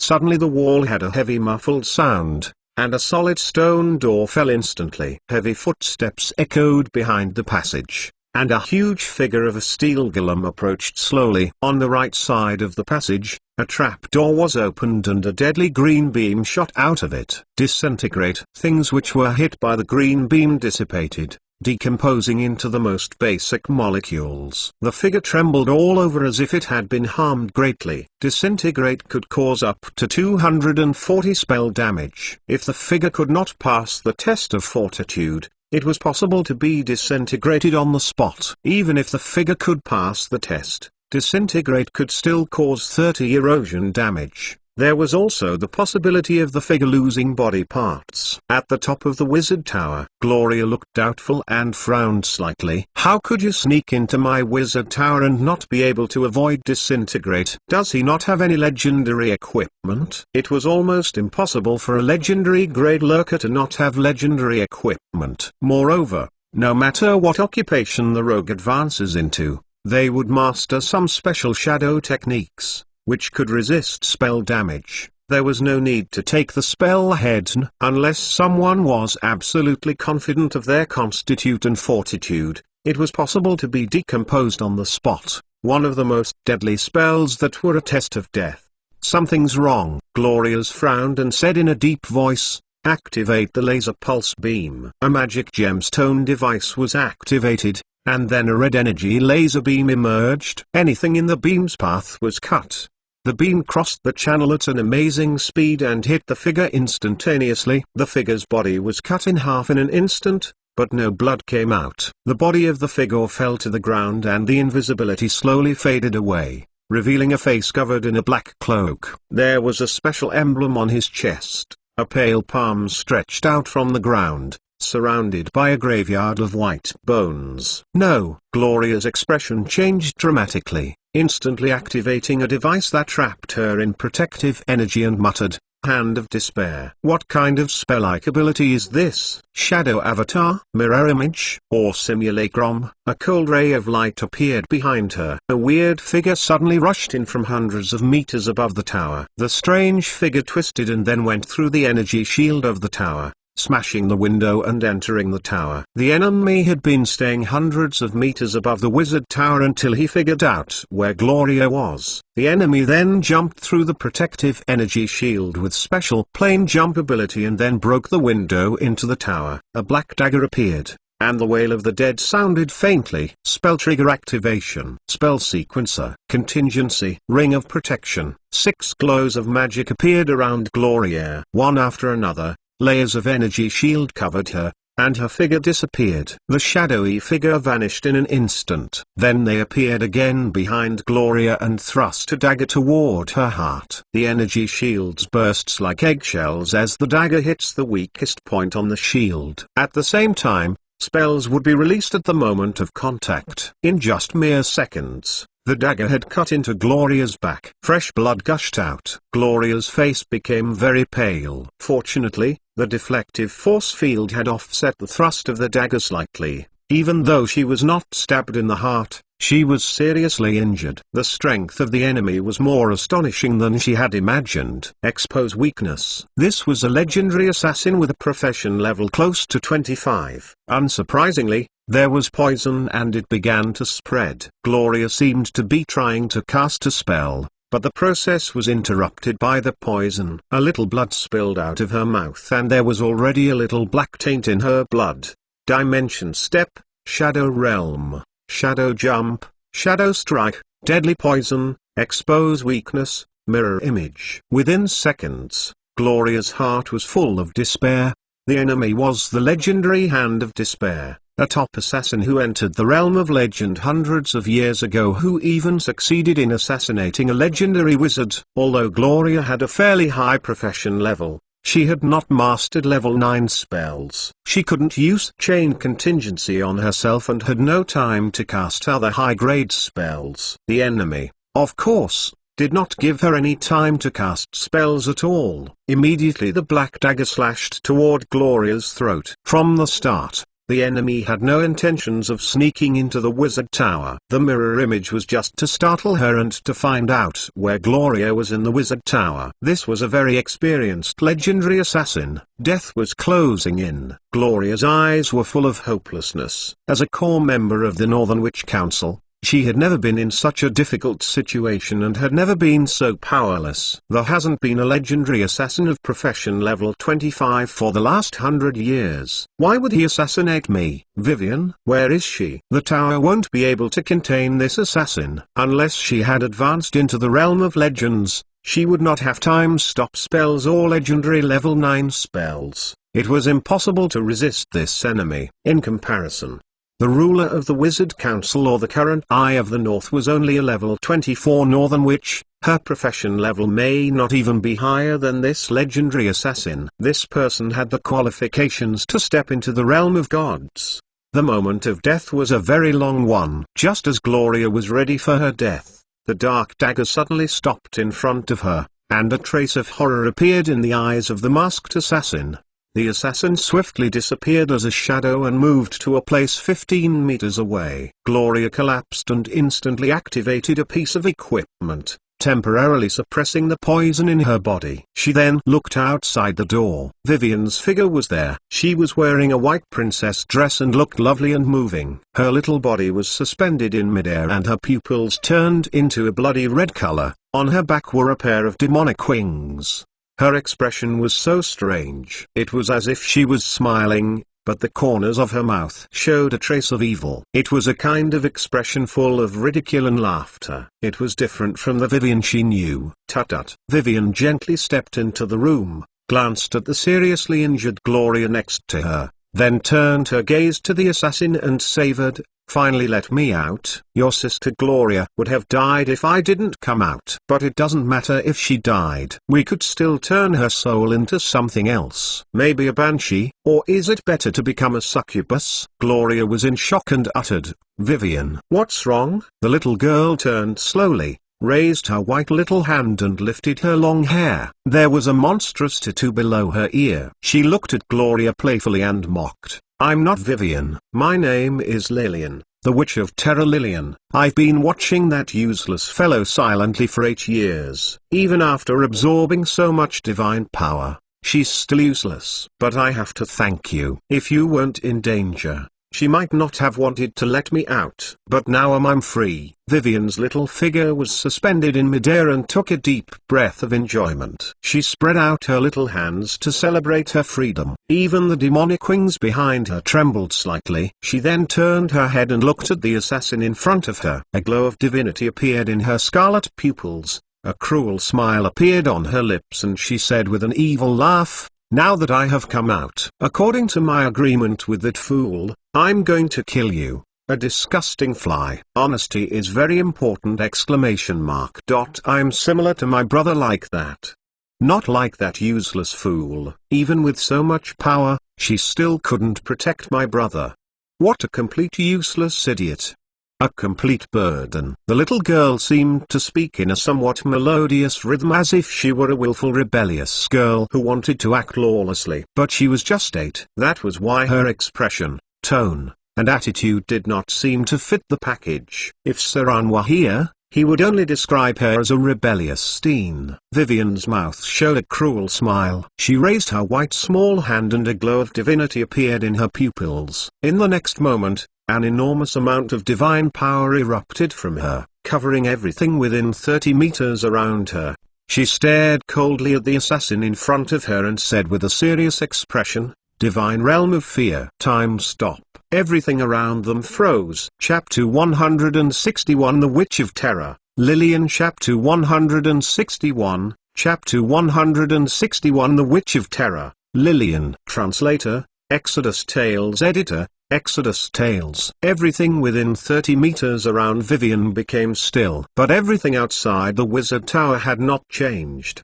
The cold wind still howled, and everything was normal. Gloria sat motionless, her lips slightly open as if she wanted to say something. However, she looked like a puppet. Even her eyes were completely static. Opposite Gloria was a completely static dark figure wrapped in a twisted shadow. The figure also had a faint frightened look. Vivian's petite figure gently landed on the ground. Her hands began to cast spells at high speed. Her mouth also started to chant a strange language. An ancient evil demon language. A language with special power and the main component of blasphemous language. Only some powerful demon lords and fallen underlords could control part of it. This kind of language was also very valuable knowledge in the abyss. From the creation of the abyss, only one legendary existence could fully speak these languages. The most ancient devil and the first succubus in the world. Of course, they were not called succubus at that time. Even the demon Bala had not existed. Even the queen of succubus would have to humbly bow her head and address her as the Lady of Pain. Her existence was a strange one. Anyone who worshipped her as a deity or served her would be mercilessly killed by her. She was one of the legendary embodiments of the abyss. She could kill powerful deities without any divine titles and was also the only one who was considered to have great divinity. She was an existence that had no shard of divinity nor a hint of divine power. That was also why no one knew what he thought about. She was once aligned to the chaotic camp, then turned to the lawful camp. Till this day, the Lady of Pain still stood in the center of the multiverse and watched the changes of the whole universe. However, her realm had been closed to the outside world and no one had been able to enter her realm for 3,000 years. Vivian cast her spell for some time. She uttered a series of ancient words of evil, while the space in front of her began to twist as if space and time were fragmented. The space in front of her began to collapse, like a mirror. Then Vivian stretched out her white little hand and pulled out a piece of a fragment from the dark space-time crack. After, she turned into a sword, almost taller than her whole person. Sword of Annihilation. Legendary magic. Vivian's small hand held a long and narrow magic sword. It was not a weapon made of material, but a piece of space-time fragment. It only looked like a sword. She raised the sword with both hands, then slightly pouted her lips and muttered, "Sure enough, the whip is still easier to use." The magic sword touched the ground. Because she was too short, the ground under her feet was obliterated instantly, revealing a mark nearly 3 inches deep. There was nothing in the 3-inch mark, not even a bit of dust. Any object that touched the Sword of Annihilation immediately disintegrated. She moved with the long and narrow sword and appeared in front of the Hand of Despair. The Hand of Despair was a motionless puppet, with no movement at all. In the next moment, Vivian split her up in a messy way and the Hand of Despair instantly split into 2. Time slowly started to flow again. The still wind blew through the window, and everything static began to connect with the outside world. Although the world outside had passed 30 seconds, everything inside stayed the way it was 30 seconds ago, except for the fact that Vivian had moved. The Hand of Despair's eyes moved slightly. He seemed to want to do something, but he had been split in half. There was no blood gushing out, and all the substances that touched the Sword of Annihilation were broken down. He opened his mouth and wanted to say something, but his whole person had disintegrated into dust within seconds. The body of the Hand of Despair gradually collapsed while his flesh and blood turned into powder. When Vivian finally pulled back the sword of annihilation in her hand, only small amounts of black dust remained on the ground. The sword of annihilation does not disintegrate all substances. Any substance touched by it would undergo a very high test of exemption legendary difficulty. If the person could not pass the test, their molecules would be instantly destroyed and disassembled. This applied to legendary professions and even saints. Any life form that wasn't pure energy would have to go through the test when they touch the Sword of Annihilation. That was the Sword of Annihilation, one of the most powerful and legendary evocation spells. It could break down most material including legendary equipment. Only artifacts could go head-to-head against it. Gloria didn't know what had happened in the 30 seconds. But when she recovered, the Hand of Despair that had driven her to despair had died. In front of her was Vivian with a slightly discontented expression. The little girl muttered something. Damn it. It has been transformed into a shadow creature. I knew I should have cast Imprison Soul. As she said this, at an ancient and dark basement room in the shadow plane, a twisted shadow suddenly appeared. Immediately after appearing, the twisted shadow became a human figure which looked like the Hand of Despair. But all his equipment had disappeared, and only a vague body made up of shadow energy could be seen. His expression seemed to be a little angry as he stood up and looked around. He then walked toward a leaping flame and slowly said, "The first son of fear has completely awakened. She destroyed my body. I have to reconstruct my body once more." At the top of the tower, Gloria stood up with some difficulty. She looked at Vivian, who had turned into a demon, and murmured, "You, Vivian." The little girl turned her head somewhat discontentedly, stared at her with wide eyes and scorned. "I said I am not Vivian. My name is Lillian. I am the most powerful witch of terror." After that, she turned and left. In the beginning, she had a strong aura, as if she were a high-ranking demon lord. But at the next moment, she was controlling the smaller version of a pair of demonic wings behind her. Her wings shook slightly, as if she was still an immature succubus, and fluttered in a somewhat awkward manner. She flew using her immature demonic wings behind her, but she looked very clumsy, as though she had not fully learned how to control her wings.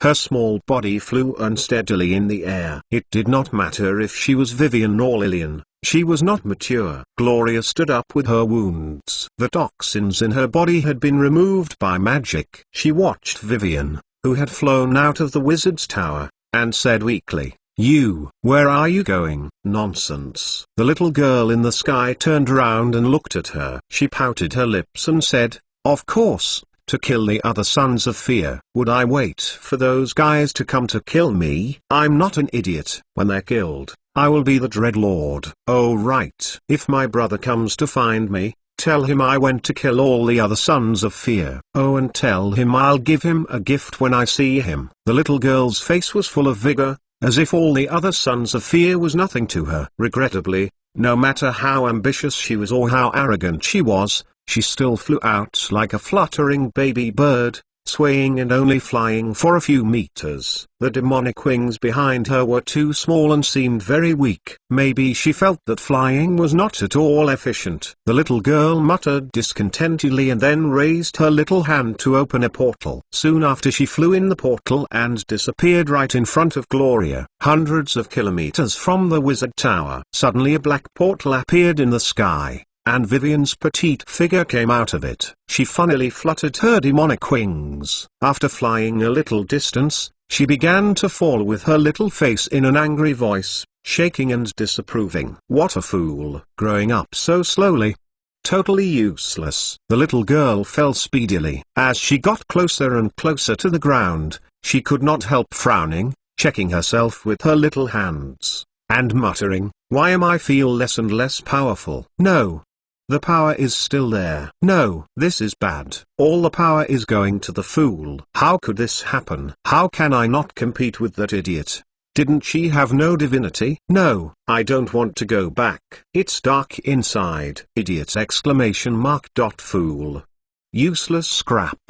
Let me out. I'll be back. Splash. When she was 10 meters away from the ground, Vivian suddenly fell rapidly. The demonic wings behind her disappeared gradually. The tattoo below her earlobes disappeared. Her little body fell directly into a lake and water splashed. Chapter 162 Unknown Mutation. Chapter 162. Chapter 162 Unknown Mutation. Translator, Exodus Tales. Editor, Exodus Tales. Inside a cold and eerie forest, Saran pushed forward weightlessly and vigilantly. Although he shook off the knight in silver and the high-grade druid, he encountered a very dangerous creature last night. It was a leopard that had long white stripes. It was bigger than an adult Siberian tiger and seemed to weigh about half a ton. It was a very rare frost succubus. It was not a primitive beast but a special kind of magical beast, the product of some forbidden experiments. These creatures mostly inhabit the outer planes. They were said to have appeared around the period of the Arcane Empire. The creature had a monster level of 16. Saran did not deal with this dangerous creature, although both parties detected each other. They just looked at each other hundreds of meters apart. The beast had wisdom. After it felt it was at a safe distance, it escaped directly into the dense woods. Magical beasts were as smart as human children. They appeared on a large scale during the period of the Arcane Empire. During that period, even rabbits could spray out icy powers. All of it was due to the leakage of magic energy and various kinds of radiation energy. Many animals at that period undergone large-scale mutations, and they were a serious threat to other creatures.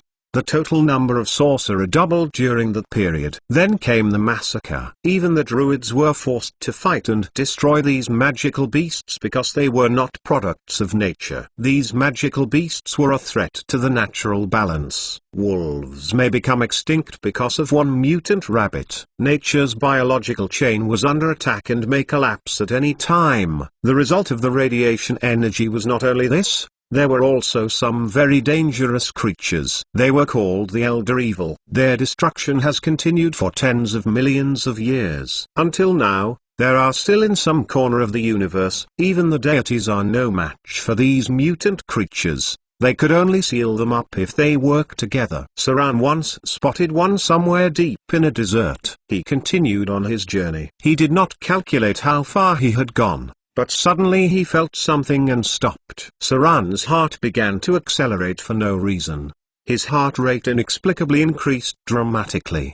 Because of the blood rushing through his body, his muscles began to expand, while his pupils became bloodshot. This strange feeling was not in his control at all. Saran had no idea what was happening to his body. However, in the midst of this, Saran was able to feel Vivian. All these changes seemed to have something to do with her. The whole ordeal did not last long. Saran's head pulsed ever so slightly.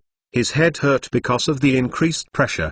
He couldn't help speeding up his breathing and gasping for air. He ran towards the river not far away as he felt extremely hot and dry.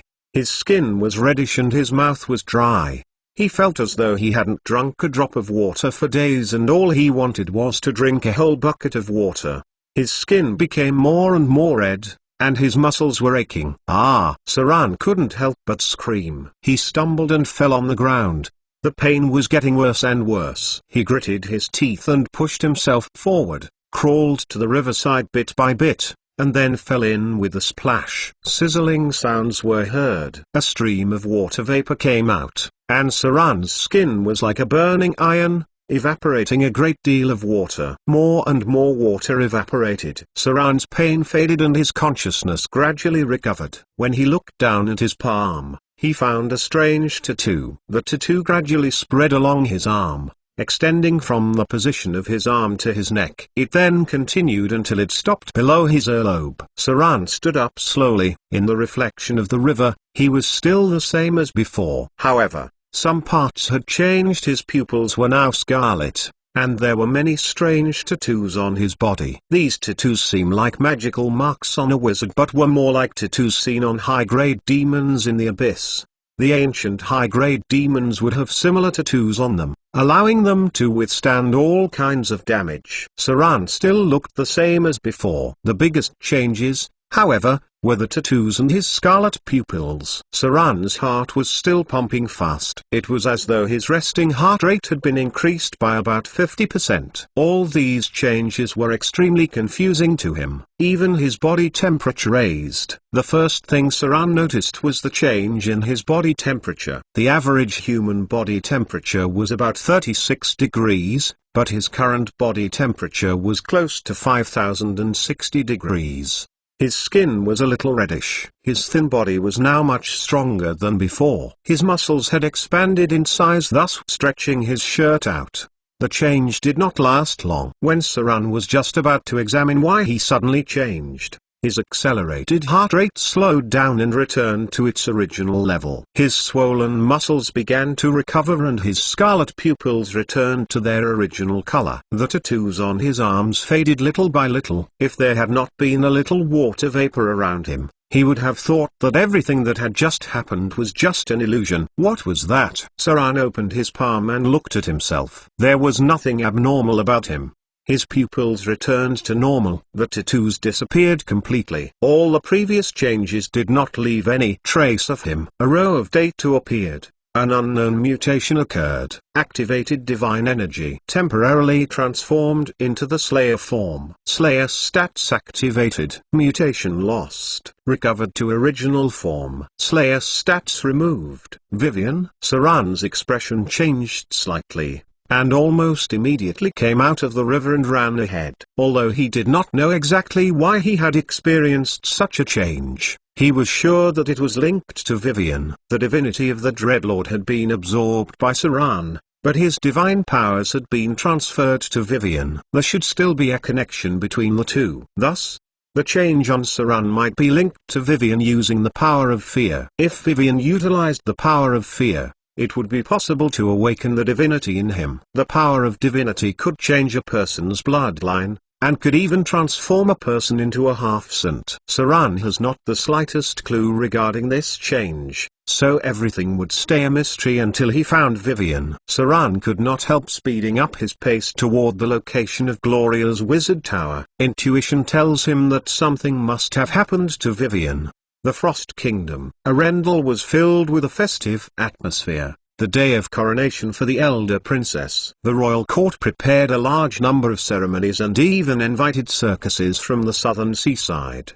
The people of Arendelle were enjoying the celebration. People drank and laughed. The fireworks of the celebration had started, and from time to time bards performed wonderful tricks to greet people with a burst of surprise. The largest crowd was around the Phantom Circus. The goblin clown raised plenty of praises while the animal trainer directed the beast show. The celebration, which was delayed for some reason, had finally started. The elder princess stood at the top of the castle in Arendelle, looking down at the city in front of her. Big sister. There were soft footsteps behind her. Princess Anna's thin face appeared behind her. She looked much more tired and was not as naive and lively as before. She seemed quiet and indifferent, just like a little white flower in the breeze. Her temperament had begun to change slightly, becoming slightly more like the elder princess. Princess Anna has kept herself in her room for 3 days since her last stunt. When she came out, she had become much quieter. She began to try to help the elder princess with the affairs of the kingdom. She also treated the officials and guards kindly and gently. She would occasionally sit on the balcony in the afternoon and meditate. Anna, the elder princess's eyes showed a trace of love. She opened her arms and embraced Princess Anna in front of her. She then asked, "Are you all right?" Princess Anna nodded gently and replied, "I hope to learn magic. As a princess of Arendelle, I can't always rely on others to protect me. Maybe I should try to protect myself." The elder princess thought about it for a while, then nodded her head lightly. Then she took Princess Anna's little hand and led her to the top of the castle. The court lady next to them made a gesture and immediately, fireworks rose. The brilliant fireworks bloomed in the sky, illuminating Arendelle.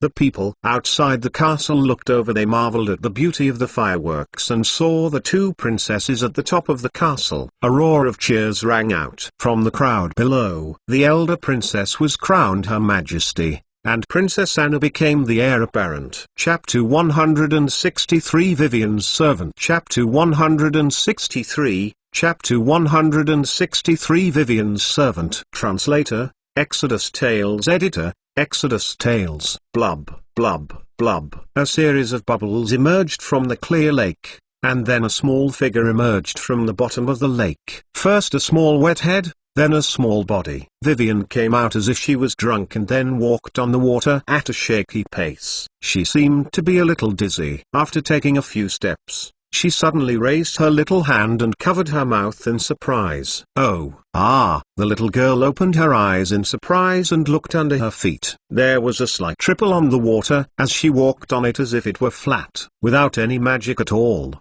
Vivian walked on the calm lake. She felt uncomfortable with her wet clothes, so she raised her white little hand and made a snap of her finger. Immediately, her clothes became dry and clean. The little girl walked curiously on the water for a few steps, then began to run. Her tiny body jumped lightly on the water as though she was a lake elf. Awesome! Exclamation mark. Exclamation mark.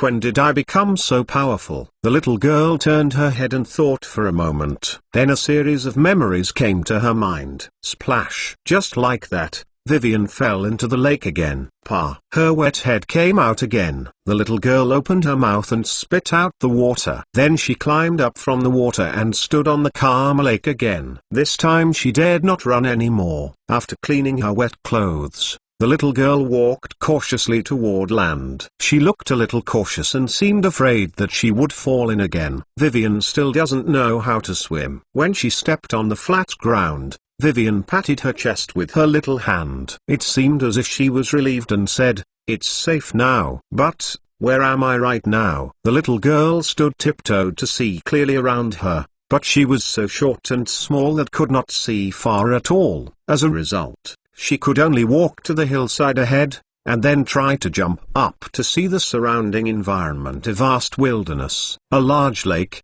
dense forest on the left, and a high mountain on the right. There was no sign of human activity, so she was probably in the wilderness. Oh no! Suddenly the little girl cried and murmured with a mournful face, "That fool, Lillian! Calling me an idiot. She's the real idiot, running to the middle of nowhere for no reason. Great. Now I'm lost." Maybe because she wasn't used to speaking like this. The little girl quickly reached out and rubbed her lovely little face and muttered, "No, I'm influenced by that fellow. I definitely cannot let her out next time." Vivian complained for a while and then took out many small things from her delicate embroidery bag. First, she tied up her hair with a pink hairband and turned it into a beautiful ponytail. Then he took out a pair of deerskin boots and replaced the slightly high-heeled leather boots on her little feet. Finally, she tied up her snow-white socks and pure white trousers with cloth strips. Sister Gloria said that we shouldn't wear anything too loose. They look good, but they are troublesome in the wilderness. The little girl looked around and then got into a bush like a cat. After a while, when she came out, the princess's skirt disappeared and it was replaced by simple clothes and trousers. If it weren't for her beautiful face and long silky hair, she would probably look like a boy. I wonder how Sister Gloria is doing? Hope she's fine. When the little girl finally got ready, much time had passed. She looked around in some confusion and murmured, "Where on earth should I go?" The little girl had no idea where to go. Eventually, she only took out a D-roll, threw it into the air, and then head in the southwest direction. It was a large forest ahead. Gloria had told her not to enter the dense forests unnecessary. She didn't know how far she had teleported, but she was sure she had left the Northern Territory because it was warmer. Vivian's actually a little scared, but she was also a very strong little girl. Her experience from the slums had made her very mature, thus she knows very well that in moments like this she would need to prep herself. Because her brother was not around her, she could only rely on herself. First, let's find some people. Vivian's little body was advancing in the meadow, but she was not slow. She had cast a spell on herself. She looked up at the sky and murmured, There are many monsters in the wilderness. My small size makes me a prime target and they would use me as a sacrifice. For now, I can only find a city first and see if we can hitch a ride with a caravan. Sister Gloria told me that there are a lot of bad guys out there. Goddess of riches, please watch over me! I'll make a lot of money in the future. The little girl does not fully understand faith. She thought that since the goddess of riches was in charge of wealth, it would be pleasing to her that she made plenty of money. In fact, from the beginning, the little girl was taught by Gloria that witches must learn to make money. A witch without money is not a powerful witch, but a witch with money is a powerful witch. As a result of the circumstances,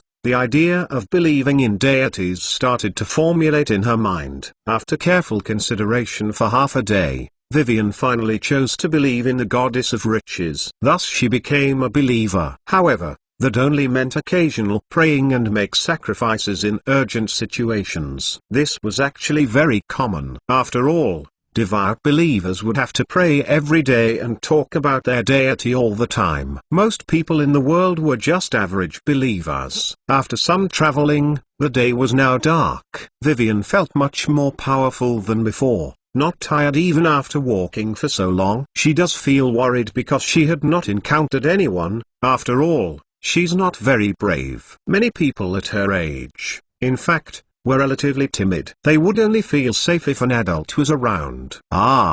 Woo! In the distance, there seemed to be the howling of wolves, which made her quicken her pace. Suddenly, the little girl seemed to have seen something and she hastened her pace toward that direction. She noticed the rising smoke near a road, possibly other adventurers. Wild animals rarely light bonfires, and they rarely did so by the roadside. Gloria had taught her a lot of useful knowledge. Who is it? The voice of a vigilant person sounded ahead, following which a figure darted out. Vivian suddenly stopped, because she saw the person in front of her, and the strange person made her feel a little afraid. It was a man with 2 men and 3 women beside him.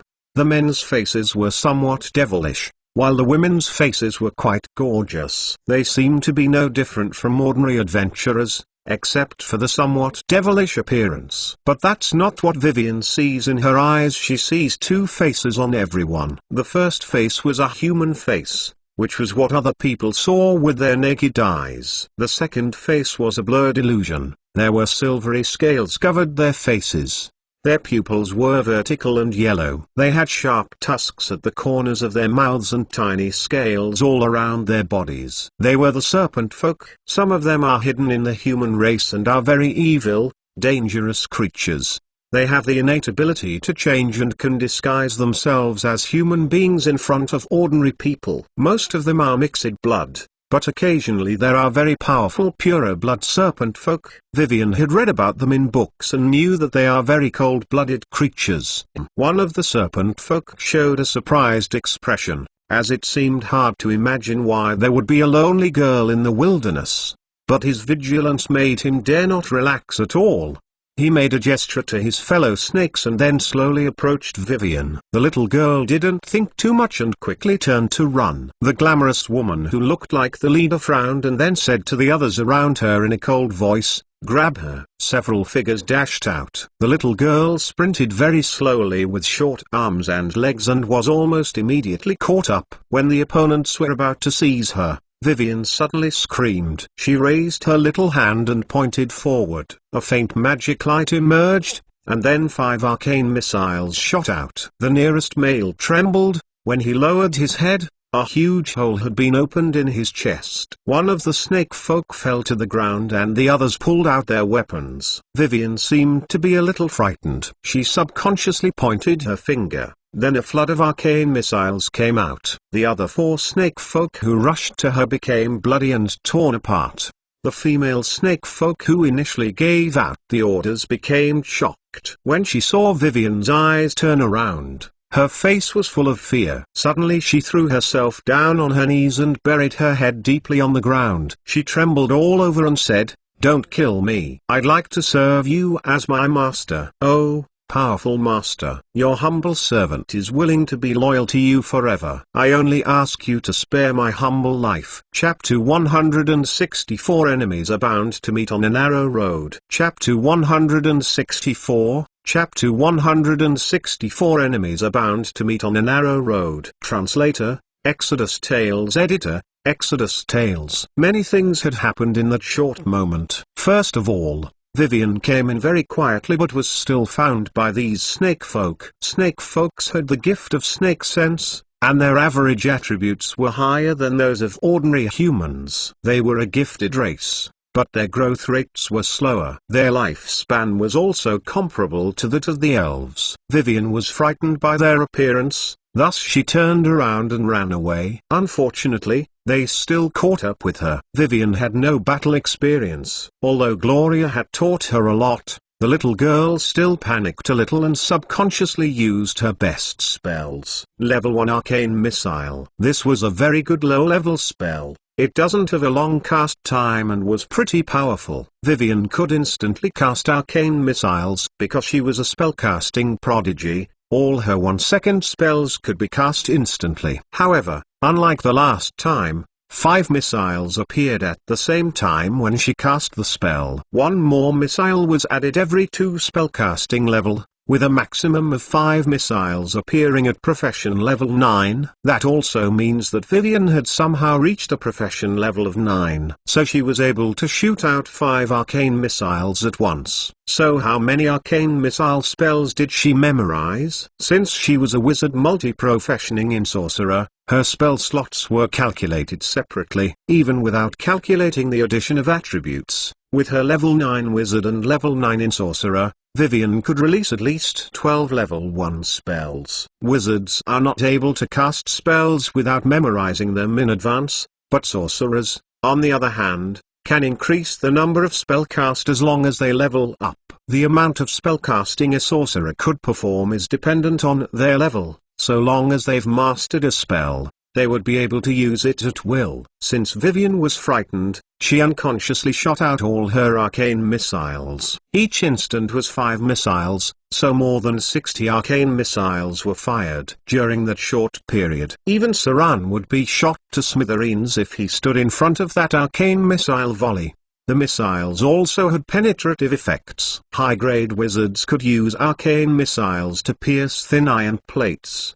The arcane missiles that Vivian shot out were almost to that level. That was why she could destroy the armor of the snake folk. At that instant, a large swath of arcane missiles shot out and killed the 4 snake folks in seconds. Even the minor magic resistance their race had, was completely useless. Before they could even escape, they were shot at close range, and their bodies fell to the ground with 1,000 holes. Within a second or so, Vivian had killed 5 snake folks, all of which were around profession level 5. The remaining female snake folk was stupefied. When she saw her companion's torn corpse and looked at Vivian again, her eyes were full of fear. Although the little girl in front of her looked beautiful, innocent and lovely, she was also an existence that created fear. A fear which came from the soul of creatures. Immediately, fear consumed her heart and she completely lost her will to resist. Aura of Fear Divine Realm. All creatures within a 100 feet radius must make a compulsory determination of will, otherwise they would fall into fear and be unable to extricate themselves. As long as any creature generates even the slightest fear within the radius of the aura of fear, he or she would have to go through another determination of will with a +1 difficulty. If that person fails the test, then he or she would get debuffs similar to the spell Fear. That was what Vivian's divine powers brought. Compared to her, Saran's fear gaze would only scare the average Joe. Vivian also seemed somewhat shocked. She didn't expect to kill so many enemies at once. It was subconscious because she had not experienced real combat before. However, the bloody scene did not make her panic. Vivian used to live in the most chaotic slums, where gang street fights would result in a bloody mess. What made her feel a little confused was the woman who knelt and trembled on the ground. She hadn't even understood the situation, and the woman in front of her had begun to call her master. But she was not clueless. She made a straight face and used Lillian's tone, Look up. Are you willing to serve me forever? Dedicate your life and soul to me. Yes. The female snake folk was so frightened that she nodded her head without hesitation. Vivian tried to keep her face straight and said in a slightly tender voice, "That's good. You are my servant from today on. When you prove your loyalty, I will give you the rewards you deserve." Right then, as if time had paused, when Vivian uttered this sentence, an invisible magic light appeared, and immediately the fear on the female snake folk's face began to fade away. But her expression was still dull and blank. She gradually recovered, only to see her humbly kneeling on the ground. She leaned over and kissed Vivian's shoes and murmured, "Master, your servant will always be loyal to you." This scene was almost incredible. It almost looked like a ceremony of the deviant worshippers, the worshippers trembling in fear and awe, while the lead priest blessing them with blasphemous language. Vivian swayed ever so slightly because she was somewhat tired. In a vague way, she also seemed to be able to hear an annoying voice. The fool who called herself Lillian was saying in a gloating voice, "Ha ha. It seems that you'll become really tired after all that casting. You idiot and fool. You better let me out soon." Vivian shook her little head, seemingly wanting to chase away that nasty voice, and muttered, "You're the fool. You're so crazy. I definitely won't let you out." However, for some unknown reason, Vivian had not been as resentful of Lillian as she imagined herself to be. Since she knew everything about herself, it seemed that she had been there since she was born. She feels as though Lillian was like another her, or a twin sister. Vivian is a very kind little girl. As long as it is not related to her brother, she is very kind and friendly. But if things become related to her brother, then no matter who was right or wrong, she would be on her brother's side. Kindness and justice were not important to her. In her eyes, the world was supported by her brother, so her brother is more important than anything else. Vivian didn't like Lillian, but she does not hate her either. Perhaps she also sensed that hating her would be hating herself because they had a common memory. The only difference was that Lillian could naturally control the powers of fear. Vivian was the ordinary person, while Lillian represented the son of fear. If Saran had not appeared, or the original Saran had completely died, with the girl's deep feelings for Saran, it was very likely that after fear came, she would completely give up and die with Saran. Since her elder brother was her whole world, and the only relative in the world, the one that supported her with sweat and blood, Saran's death would likely make her give up hope of surviving. She's not strong. She's even a little cowardly. But as long as Saran was alive, she would not give up hope.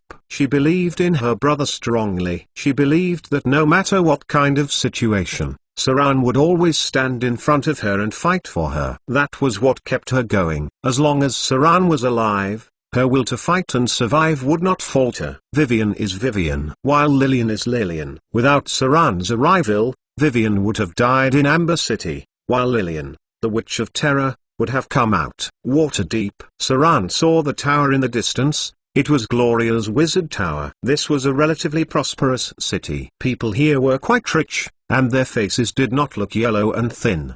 The person in charge of Waterdeep was an official.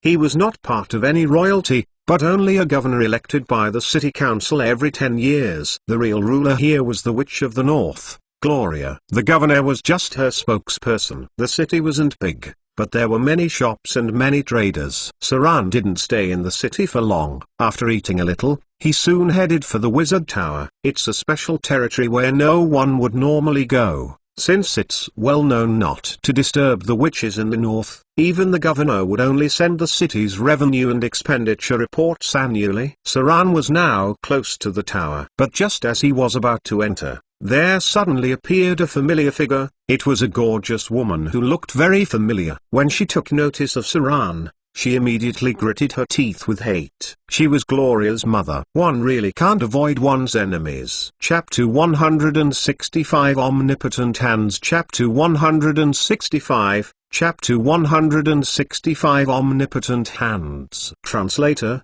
Exodus Tales. Editor, Exodus Tales. Inside the Wizard Tower, the gorgeous woman glared at Saran. Saran's expression was calm as they walked up the Wizard Tower. Now that Gloria knew they were coming, she would not let her mother do something to Saran. Moreover, with Saran's current strength, It was not difficult to escape even if he couldn't beat the gorgeous woman in front of her. It was obvious that the relationship between Gloria and her mother was rather rigid.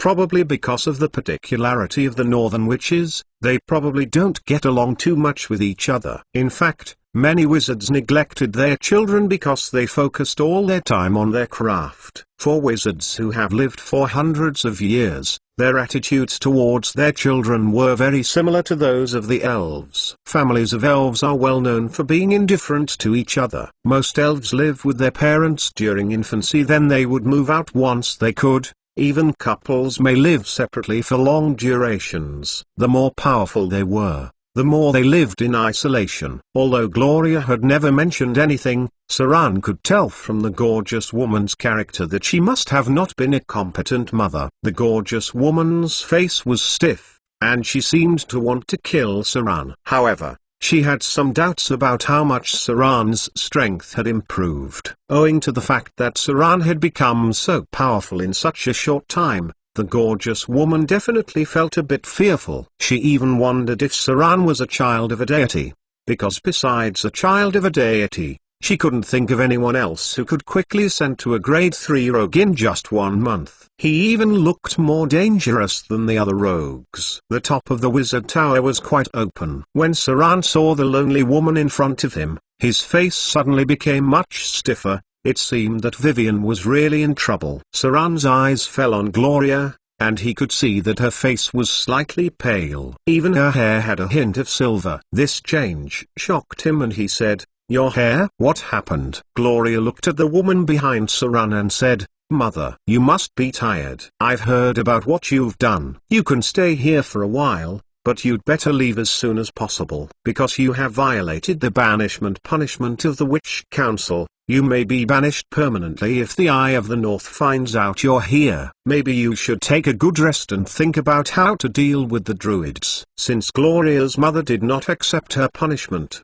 the Witch Council had no reason to protect her anymore. Gloria, as her daughter, could provide temporary protection for her because of her kinship. However, she would not allow her to stay here forever because sooner or later, the Witch Council would find out. The druids were also a bunch of persistent buggers. The gorgeous woman was not pleased. She looked at her daughter with a complicated expression and murmured, "Fine." After that, she turned and left the room. Her face became somewhat worried as she walked out. In fact, she almost has nowhere to run. Because of her past experiments, she had become one of the top 3 wanted persons by the druids. The Witch Council took great pains to temporarily appease those druids. Initially, she thought she could quickly crack the secrets of the Deck of Destiny and become a legendary witch. But the fact was, she could not even activate the power of the cards. Her wizard tower and laboratories had been confiscated by the Witch Council, and some important magic devices were even sealed up. The druids even posted some guards there just in case she went back. Just before she walked out of the room, she took a glance at Saran, seemingly pondering about something. When the gorgeous woman went out of the room, Gloria sighed softly and said slowly, "My mother escaped punishment." This made the Witch Council very angry, so some people suggested that she be permanently imprisoned. "Even I can't change it." She didn't seem to want to explain more about it. Instead, she turned around and looked at Saran, then whispered, "I'm sorry. I have failed to take care of Vivian. There have been some incidents that even I can't deal with. It must have been a matter of legends if a high-ranking northern witch could not do anything about." Saran took a deep breath then asked, "What happened?" Gloria raised her hand and touched her long hair, which contained strands of silver. She looked at Saran with a complicated expression and was able to sense his increased power. Slowly she explained, "Someone snuck in. A legendary assassin, probably the Hand of Despair. I wasn't his opponent at all, but Vivian suddenly woke up. She not only saved me but also killed the legendary assassin. But, she called herself Lillian. The Witch of Terror, Lillian." Saran was shocked all over. Then the expression on his face suddenly became shocked. "Lillian? The Witch of Terror, Lillian?" A string of memories came to mind. Amber City, before the beginning of the Time of Troubles.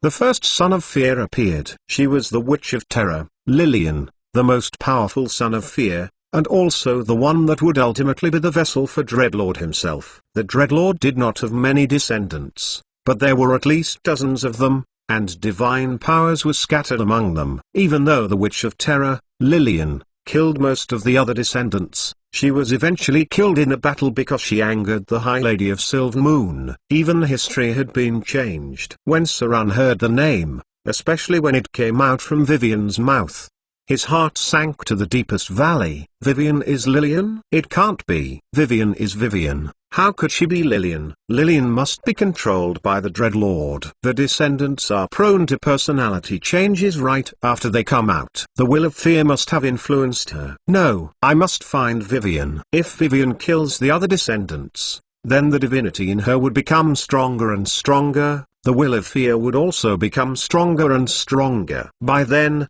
she would really become the Witch of Terror, Lillian. Even though Saran was very anxious, he didn't act rashly. He needed to first figure out where Lillian was. He patiently asked for all the details, then went into deep thought.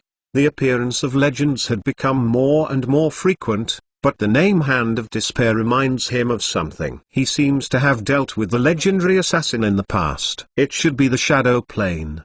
The opponent was a legendary wanderer who has transformed into a shadow life form. Killing him was as difficult as dealing with a lich. Even though Saran, with the help of others, had killed him once, he did not end him completely. Somewhere in the shadow plane, his soul remains. Saran looked up at Gloria in front of him and asked hesitantly, "Can you predict Vivian's position with divination?" Gloria thought for a while. She unconsciously raised her hand and stroked her long hair, twisted a strand of silver on her white fingertips, and then slowly said, "Yes, but I need to get ready." Using divination to locate a son of fear meant she had to pay a heavy price. There was a hint of gratitude in Saran's eyes. He gently bowed down and slowly said, "Anyway, I'm very grateful to you. In the future, I will certainly repay you for what you have done today." Gloria shook her head gently.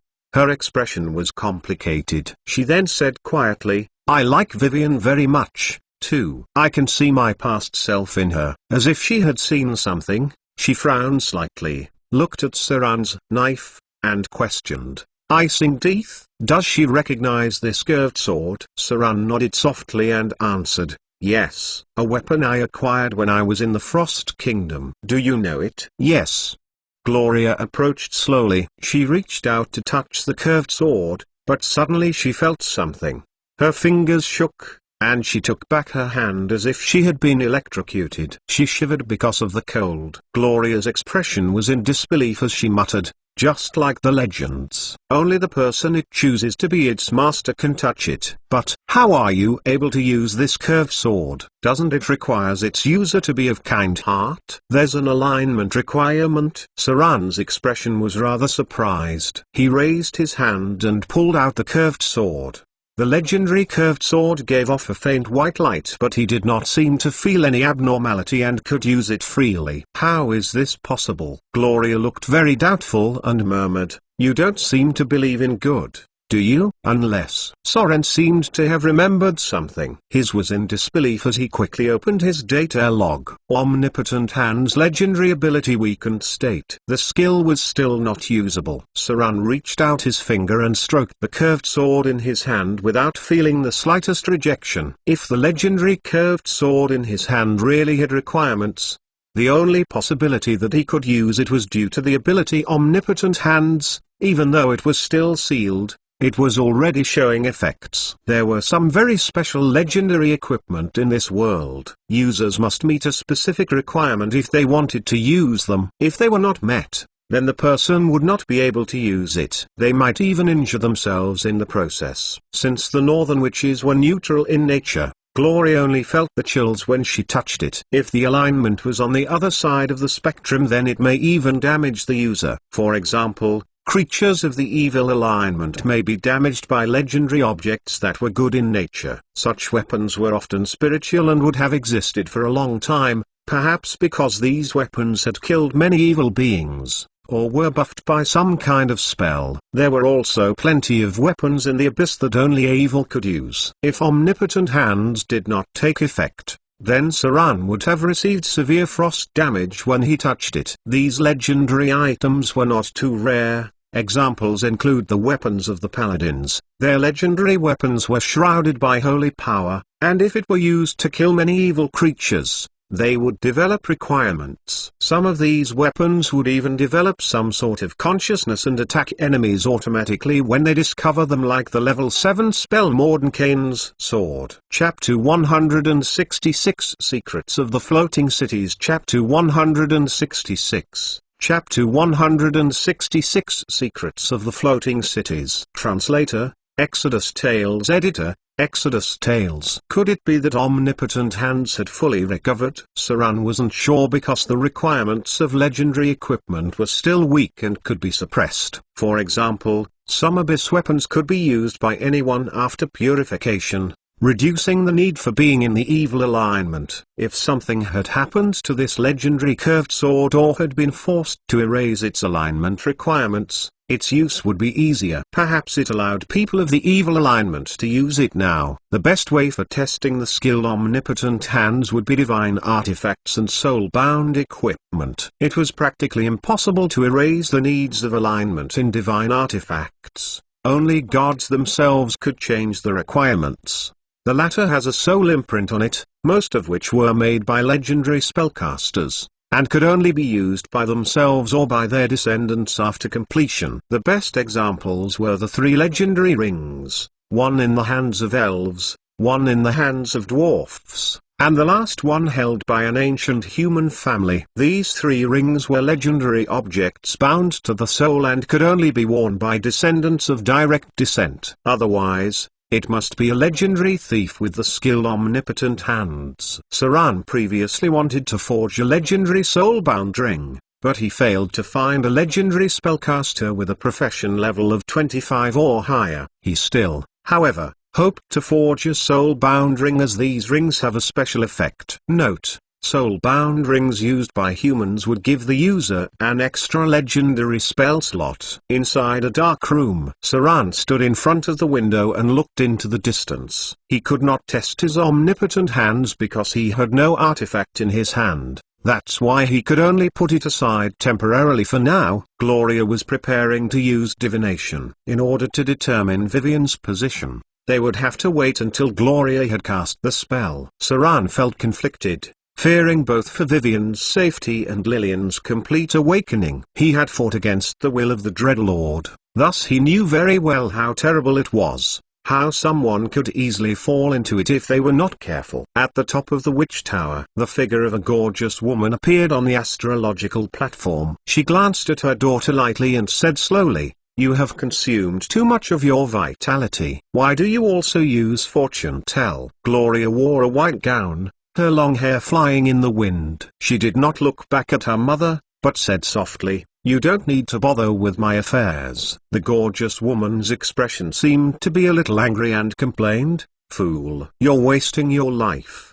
Do you not know the price you'll have to pay for knowing the fortune of a divine child? You will only drag yourself into the mire. If it were me, I would have caught them early. Maybe some experiments could be used to extract the divinity from them. Saran is also a divine child, right? Otherwise, he wouldn't have grown so quickly." Gloria frowned slightly, turned to look at her mother and said slowly, "Did you come here today to tell this?" The gorgeous woman looked stiff and silent for a moment, then sighed, "Do whatever you like. Just don't regret it in the future." Regret? Gloria raised her hand and gently lifted her long hair, which seemed to have a strand of silver on it. She shook her head and said, "I have no regrets of the path I choose. Besides, I always had a strange presentiment that something terrible would happen in the future. I have a strong sense of foreboding about them, as though I've felt their river of faith. A gushing and chaotic river. I've chosen my alignment, but I like that little girl, and I'd like to help. Look at the skies.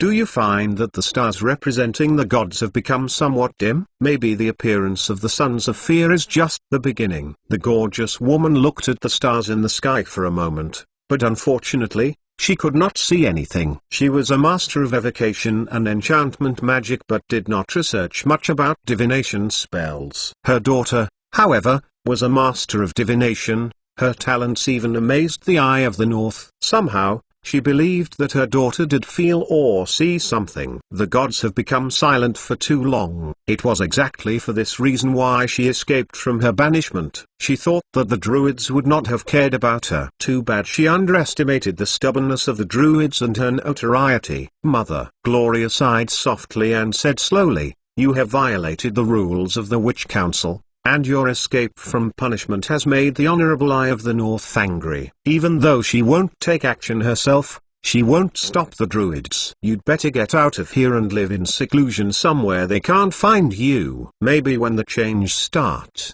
then the druids would not be in the mood to come after you." The gorgeous woman's expression gradually became angry and her voice shriveled. "What do those idiots know? They don't even know how great my research is. If I can succeed, the Arcane Empire will be revived because of my work. The unprecedented era of Arcane would be opened by me." Gloria frowned slightly and sighed, "Mother, it's a pity that you still failed. I don't know what you found in the ruins of the desert, but I know that the core knowledge of the Arcane Empire has lost its inheritance. Your research has only caused terrible damage and irreversible energy radiation. You probably don't know that there have already been biological mutations at the site you experimented in. The witches of the north and the druids jointly blocked all the news and set up a maze in the area to prevent other creatures from entering it." "What?" A hint of surprise appeared on the face of the gorgeous woman and she murmured, "Mutations occurred? But my research is on the verge of success. Just short of a little. Just a little. As long as we understand the energy core that supported the operations of the floating city in the period of the Arcane Empire, I would be able to create a new era."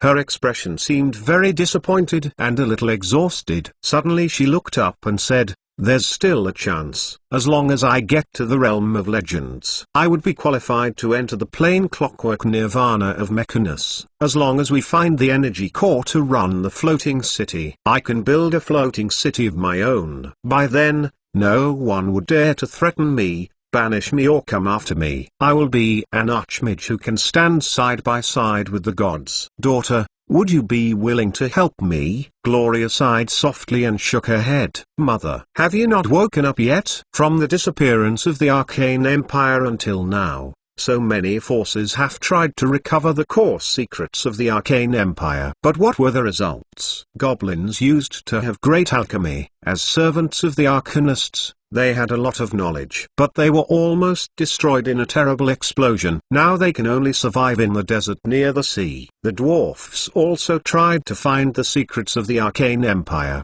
but their cities were destroyed, buried deep underground by the collapsed mountains. The League of Wizards had also done thousands of years of research. However, all they got were a few destructive explosions and nothing more. Mother, it's too dangerous. A slight mistake and that terrible force will bring devastating disaster. Give up your research on elemental obliteration. The gorgeous woman stepped back and shook her head firmly. No, I won't give up. Half of my life has been devoted to this research. My dear daughter, I know you hate me. I've never fulfilled a mother's responsibility either.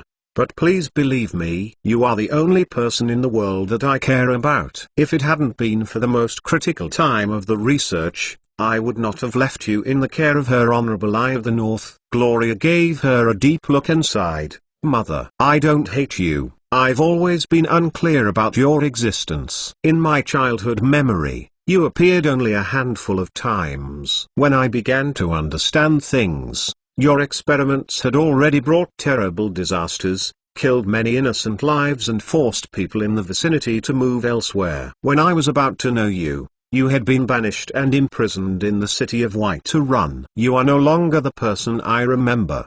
Do you know that? I could never understand you. My only request as your daughter is that you give up this dangerous experiment. With your current power and wisdom, you won't be able to control such a dangerous power. The gorgeous woman became silent. After a while, she finally looked up at Gloria briefly, then turned to walk out. She didn't escape only to be free. She had rejected her. She felt that the gap between herself and her daughter was getting bigger and bigger. But she was unwilling to give up. She believed that as long as she crossed the threshold, she would be comparable to the existence of gods. that her daughter would know that she was wrong and that her mother was not the idiotic League of Wizards, nor the low-eek goblins and silly dwarfs. She has completed part of her experiment, or else the destruction wouldn't be this big. She had to get back what was hers, even if it meant paying a heavy price. She needed an alliance. Since her daughter wouldn't help her, she would have to find a new alliance.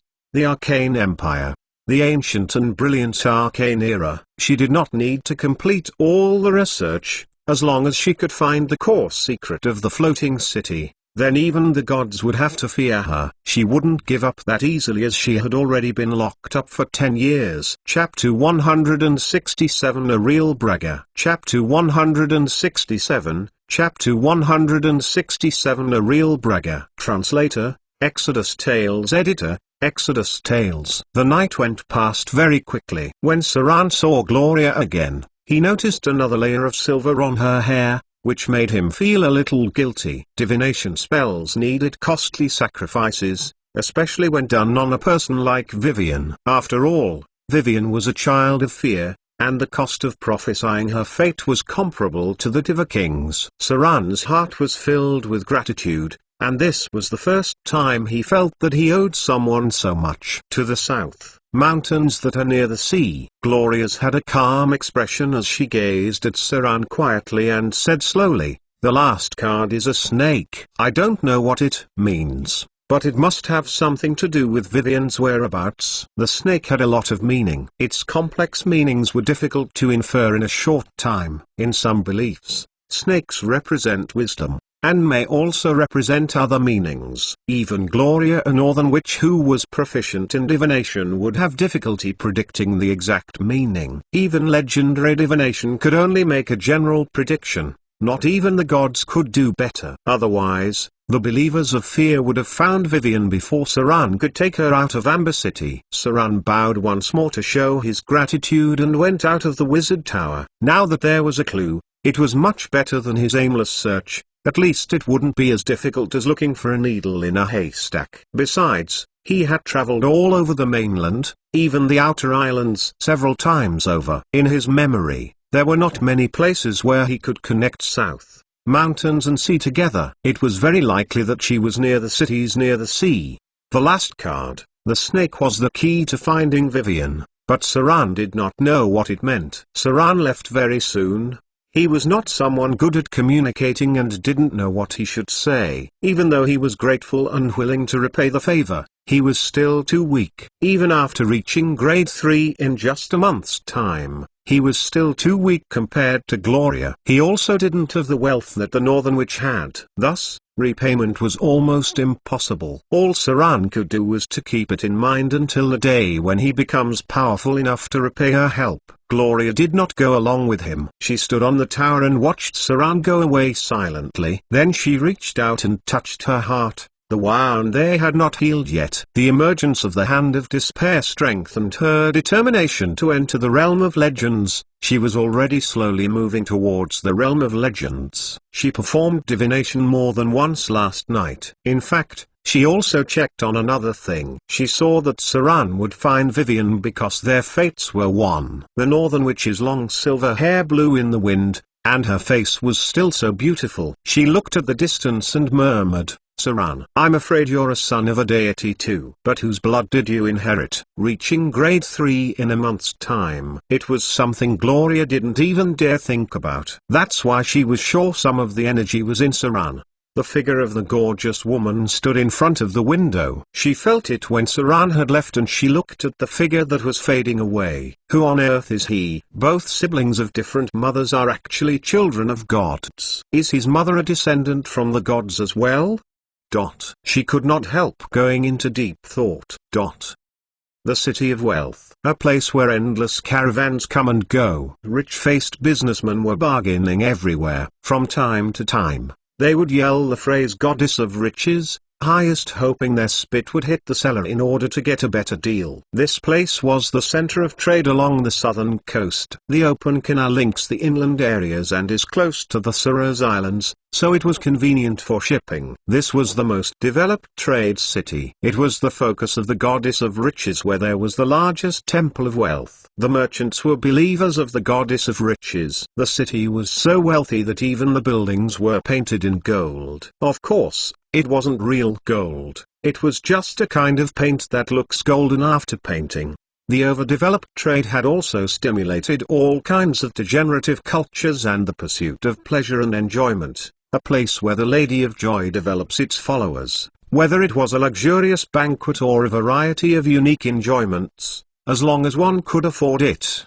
The priests of the Lady of Joy would prepare it for you. They could even invite the priests of the Lady of Love to attend. While maintaining its prosperity, the city was also full of all kinds of vice. Countless eyes also looked to it for wealth. Even when the good deities had their presence here, there was never a shortage of corpses in the sewers. Kettle Tavern. The noise here would almost alarm the guards outside. A large group of drunks, tourists and adventurers laughed and looked at the halflings standing on the table in front of them, shouting from time to time. At the other side of the room was a depressed bard who no one cared about anymore. Everyone was attracted by the drunken halfling. Despite the fact that he seemed to be completely drunk, he was still able to throw down a man trying to steal his purse. Many people were amazed at his skill. The adventurers around the halfling also looked at each other and evaluated his strength. A knowledgeable rogue was popular everywhere and would never be missed on an adventure trip. Aladdin held a mug bigger than his face, lifted it up and drank it. Then he belched and continued. It was a very dangerous situation at that time. 5 10-foot-tall earth elemental surrounded us all. Its arms were thicker than those pillars. One punch down the ground and a pit was formed. A slight slip up, and it's a new-way ticket to hell. Fortunately, I had a good companion. Even though he was a little worse than I am, he still helped me hold down 2 enemies. What a dangerous situation it was. I fought back 3 earth elementals alone. If it weren't for my stature and natural agility, it would have been impossible to escape their attacks. Dodging and attacking while taking care of my companion at the same time. Burp. Glory to the goddess of riches. I almost didn't make it. Next came a breathtaking process in which Aladdin, a heroic halfling, defeated 5 earth elementals at an absolute disadvantage and saved his companion who was a little weaker than him. The guests in the pub knew he was boasting, but they were amazed by this guy's eloquence. His storytelling style was full of suspense, and he could even act out some of the situations from time to time. It was truly impressive. After being given 3 drinks in a row, Aladdin finally finished this wonderful adventure story. He brilliantly defeated a large group of earth elementals. At the critical moment, he was able to help his companion, used a gap in the valley and escaped from the awakening stone tailors. After completing his daily bragging, Aladdin staggered out of the tavern. He was different compared to previously. His clothes were much more exquisite, and there were some odd ornaments on him. It seemed that he had become more wealthy after he had sold his jewels. He walked out of the pub and peed in the alley. There was a purse in his hand and he looked at it with a smile. He then muttered with joy, "Today's harvest was good. Drinking didn't cost a lot of money, and I even took a bag of money from that dum-dum. Ah! The south is definitely better! The sun is warmer! And money is everywhere." After a little shiver, he put the money in his pocket and turned to where he came from. He was still drunk and a bit dazed. He was greeted by people from time to time as it seemed that he had a good reputation nearby. Suddenly, he seemed to have seen something. He opened his eyes more, shook his head and rubbed his eyes. Are my eyes dazzled? Why did I see Vivian just now? Illusion. It must have been an illusion.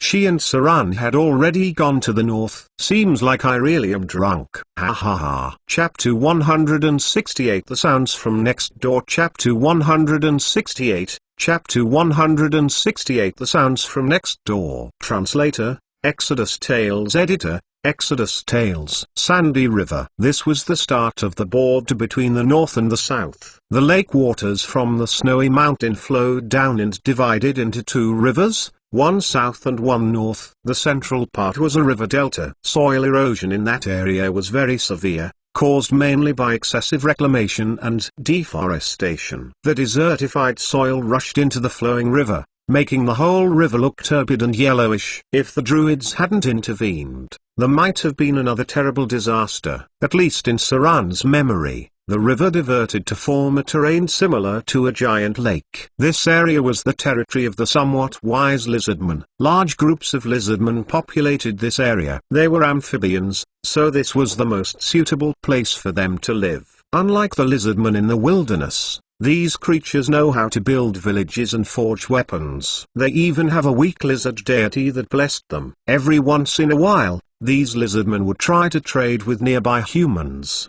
buying large quantities of food with the precious stones and gold coins they find. Weapons were not tradable as the lizardmen were fickle and cunning. Attacks on humans happened from time to time. Even the greediest businessmen dare not sell weapons to them on a large scale. The humans around this area believed in God of Justice. Within 150 kilometers of this river delta, the law was stricter than other places. Even minor violations of the law may be punishable.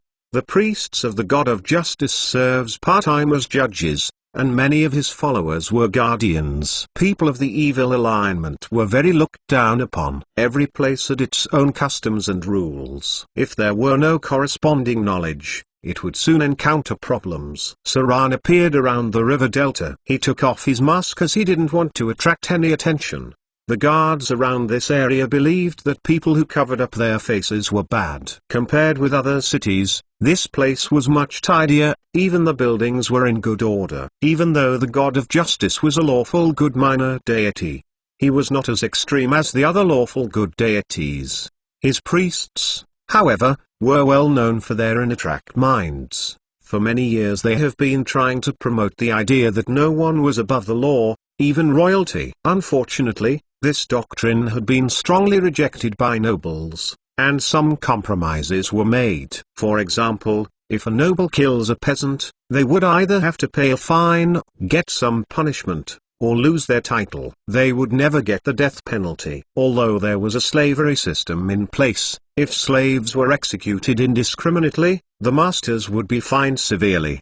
Slaves in other places, however, were private properties of the masters. Slavery prevailed in the world, but there were strict requirements. Slaves had corresponding identity certificates and contracts. That was why slave trading in the black market had always been the industry that paladins have severely cracked down on. Saran planned to take a boat down south from here. This was the fastest way to go to the seaside. It took only a day or two to reach Shipwreck Bay, which was close to the Suras Islands and the City of Fortunes. It was once called Treasure Bay.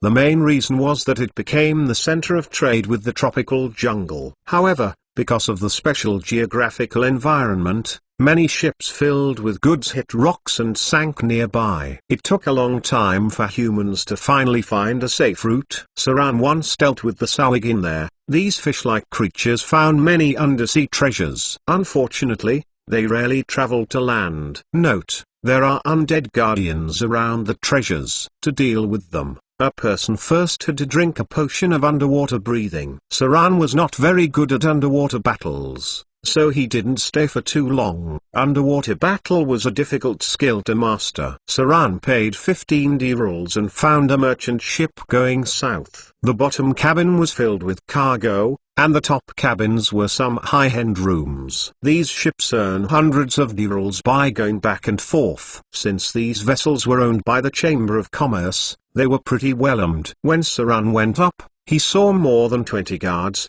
including a captain who was above grade 3. Undoubtedly, this kind of life was much easier than adventuring. The guards here also made enough to sustain their families. There was relatively little danger on the river. The lizardmen would attack the ships a few years ago. However, since their god had also become silent, these slimy creatures had not come out much. Saran got a high-class room on the ship, The decoration in the room was pretty good. A sailor led him to his room and swiftly left. The sailor showed great respect since the class wizard was feared by most. Because the ship would sway when sailing, hammocks and fixed wooden beds were used. Even tables and chairs were fixed on the wall. Most things were fixated, otherwise they would fall and get damaged. Saran took off his wizard's robe and took out a book to read. He bought some books when he passed the city. The sailing environment on the ship was not suitable for magic research, but he didn't want to be idle, so he thought of reading some books. Soon, the merchant ship shook slightly. It must have set sail. The ship was still sailing smoothly now, but some areas along the river were more troublesome. In those situations, it was almost impossible to meditate or conduct magic research. Anything related to magic research must be done under stable conditions. There were sounds of footsteps from the outside. Saran hung his clothes on the wall and then sat by the bed reading. The door next door opened with a loud bang. It seemed that there was someone next door. Bang! Noises were heard from the next room as if someone's back was hit against the wall. Saran's listening skills have improved a lot during this period, and he was very sensitive to movements and motions. Sometimes he could even judge what was happening outside by the sounds. From the sounds of a person's steps, he could tell what the mood of the person was in, or what he was doing, and so on. Even though basic skills may not seem very impressive, their effects become surprisingly good at higher levels. Saran heard what seemed to be heavy breathing sounds. This made him frown slightly and put down the books in his hand. The sounds from next door became louder. There were vague women's groans and men's gasps. Then there was another slam on the wall. There should be wooden beds fixed on the wall. It seems like the guests next door were eager to have sex. The ship rocked slightly again. Then there was the delicate laughter of a woman, and the slight cry of pain of a man. Maybe the man hit something. After a while, there were continuous squeaks and loud panting sounds. This made Saran frown, as he didn't like to hear it, especially when he had been restraining himself for so long. Then there were vague sounds of people talking. Ah, dear. We are going to be rich. Ha, ha, ha. That's right. We're going to make a fortune. Wait till we get this thing back. Karen, Dana, the Countess, would surely be willing to pay a high price for it. The voices became softer. What Saran could hear were intermittent and unclear, but it was roughly, that lady, always trying to seduce Prince William. It's a pity that she's not very beautiful. She has been wanting things that could enhance her charm. Her father is a businessman, mining out gold. She's willing to pay a high price. The woman's moans became louder, and the creaking became rapid. After some time, their movements were less, and the voice of a tired man was heard. Love, why don't you give it a try? Over my dead body. People say it's cursed. She won't come after us later, right? Who cares, as long as she's willing to pay. I've heard that she even began to try some taboo ways to make herself look more beautiful. When we get the money, we'll disappear. Soon no more sounds were heard. Saran could not help but stand up and walk a little closer to the door. There were no sounds of footsteps. It seems that the other party had not noticed Saran's presence. The cabin rooms were all separated by a thick wooden board. However, the sound insulation effects were very poor. Saran was in deep thought and showed some interest because everything they mentioned seemed to represent a rare item. It can increase one's charm. It sounds like some special equipment. Did these people find something special? Saran's hands became a bit itchy. Rare items were not so easily found. Those that could improve attributes were even rarer. The other party might have found a legendary item. As for the curse, that was nothing. There were too many cursed items in the world. Any rare grade item from the evil alignment seemed cursed in the eyes of ordinary people. Saran just wasn't sure how powerful the two people next door were. They were certainly not ordinary civilians. People who could get this kind of equipment had to be pretty skilled. Saran opened the window and looked out at the sky. Then he quickly made up his mind. He would make a move tonight. Saran was not a kind-hearted man, so, of course, He would have malicious thoughts when there was a piece of rare equipment in front of him. Chapter 169 Cursed Item. Chapter 169. Chapter 169 Cursed Item. Translator, Exodus Tales. Editor, Exodus Tales. The sky slowly became dark. The merchant ship did not stop since the river was relatively safe and the captain was a veteran. If there were no accidents, it would take around half a day to reach Shipwreck Bay, which was where the river ends in the sea. Sounds came from the room next door again in the night. It seemed that the man and woman were very energetic. They even tried it on the hammock. Saran's expression was rather calm, quietly waiting for the opportunity. Sometimes he would pay attention to the outside. Stealing was not easy. The room was small and the couples were in their room. Anyone other than a legendary rogue would have problems. Not only that, but there was also a long distance to travel. If the other party noticed the thief, it may lead to unnecessary trouble. Since Saran was a person that hated trouble, he was more inclined to use quick and cruel methods. The two didn't seem like they were good people either. However, if Saran wanted to dispose of them, he would have to do it quickly since there were other sailors in the cabin, and there were guards on the deck. All of these were possible troubles. The sailors and guards do not help, something bad would happen. Time went past slowly. Saran waited patiently for the arrival of midnight. The man and woman next door had tossed about 3 times in a row. It seemed that they were really tired. Then he heard the man's snore. From time to time, the guards would pass by their room. Once every hour they would do their patrol, mainly to check on the cabin cargo. After all, these cargoes were pretty valuable. Sailors, however, worked in shifts. A group would work the first half of the night and a second group the other. Saran was unsure of the situation on the deck since he did not go out today. Nobody bothered him either since people thought that the wizards had odd tempers. Food was served at the kitchen and people had to go get it themselves. No one would send the food out. After all, it was a merchant ship, not a passenger ship. Saran gently knocked on the table as he calculated the patrol's patterns.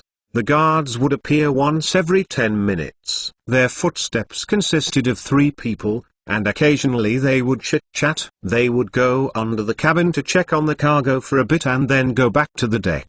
Saran waited until the footsteps went a little farther, turned around and picked up his clothes, and then slowly pulled out his curved sword. It was not the legendary curved sword that he got from the Frost Kingdom, but the one he had previously used. Squeak! Saran gently opened his room door. No one noticed his minute actions. His figure melted into the darkness as his sneak ability made him completely invisible in the shadows. He carefully walked to the next door, and then came out with a set of lock-picking tools. Saran was still very good at this line of work. He moved slightly and heard a slight click. He had already picked the lock of the door. The people inside did not wake up as they slept soundly after their exercise. Saran opened the door gently, his palms stable, paying attention not to make any sound. His night vision ability allowed him to see everything inside. An obscene room. A woman's dress was laying on the ground, and there were many odds little toys. Weapons were at the end of the bed. The man should also be an adventurer, maybe a fighter. He had distinct muscles, some of which were very strong and obvious. The woman curled up in the corner of the bed. Her hair was red, back was white. Her butt and breasts were full while her legs were long and strong. She looked beautiful and should also have a profession, because the calluses on her palm between her index finger and thumb. Saran's rich experience told him that the woman was good at using short weapons. The room only had their breathing sounds and the man's occasional snores. Squeak! Saran closed the door quietly, then made his way over in silence. He moved like lightning in an instant, and his sharp curved sword had pierced the man's heart. Originally, he intended to knock them both out, but since the man was a fighter, his fortitude must be very high. Saran's strength was also not as strong as him, and the possibility of alerting others was too high. Thus, without any mercy, he swiftly ended the man's life and grabbed the woman's throat. Pa! A slight thump was heard. The sound was a little abrupt, thus it did not alert the sailors downstairs. The woman opened her eyes in an instant. She opened her mouth and wanted to shout. However, her beautiful face was full of panic. because she could not make any sound as she was strangled by Saran. As her last attempt, she kicked the board with her feet. Saran's eyebrows were locked. He swallowed back the words he wanted to say, then twisted his wrist. With a crisp snap, the neck of the woman was broken. A hint of blood smell appeared. Saran quickly pressed on the wound and stacked the two bodies together. Since some people were very sensitive to the smell of blood, he thought it would be best to clean up a bit, so that the smell of blood wasn't so strong. A row of day 2 appeared. Backstab activated. Dealt 85 piercing damage to the target. Target killed. Extracting soul energy from target. Received 550 slaughter experience points. Activated choking. Dealt 24 bruising damage to the target. Target's neck snapped. Instant death activated. Target test of fortitude failed. Target killed. Extracting soul energy from target. Received 350 slaughter experience points. The man was killed by a knife to the heart, which was equivalent to a backstab attack. The woman was choked, resulting in bruises, but because her neck was snapped, she died instantly. Neither of them was high-ranking professions. Maybe grade 2 or so. Saran handled them easily. He didn't even have to use any skills to kill the two. This lowered his expectation of the rare grade item. Unless the two had extraordinary luck, they basically couldn't have found anything good. Saran began to search the room. He found a lot of small things, but there was hardly any rare grade equipment on the two. They only had ordinary military goods. But Saran soon found a special item. A rather large dark red cloak. It looked very gorgeous and felt very smooth. This should be the rare grade item they were talking about. Saran attempted to appraise the item and a row of data appeared. Item type, The Sorrows of Moneriad Cloak +2. Item grade, grade 2 legendary item. Item description, this is a cursed special cloak. Ordinary Nereid cloaks were made of their hair, but this one is made of the skin of a Nereid born from a river named Mo. The whole process is bloody and cruel. The maker cruelly peeled a high-grade Nereid and then weaved the legendary equipment with her hair. It's more powerful than the ordinary Nereid cloak, but it has the curse of the dead on it. Requirements: 12 constitution and above. Effects: charm +2 to a maximum to 25. Special effects: charm person once per day. This legendary item allows the user to cast charm person once a day, without any casting action, casting the skill instantly. Special effects: dire charm once every 3 days. This legendary item allows the user to cast dire charm once every 3 days without any cast action, casting the skill instantly. Legendary equipment. Saran had a surprised look on his face. Nereid cloaks were hard to come by because Nereids and Dryads were the embodiments of nature and were not very common. Among them, the Dryads were slightly more common. Many legendary wizards would make Dryads as their own servants or concubines who warmed their beds. Nereids were rare. They were the embodiment of rivers and oceans and possessed many extraordinary abilities. They were supernatural creatures that were born with charm abilities. Dryad,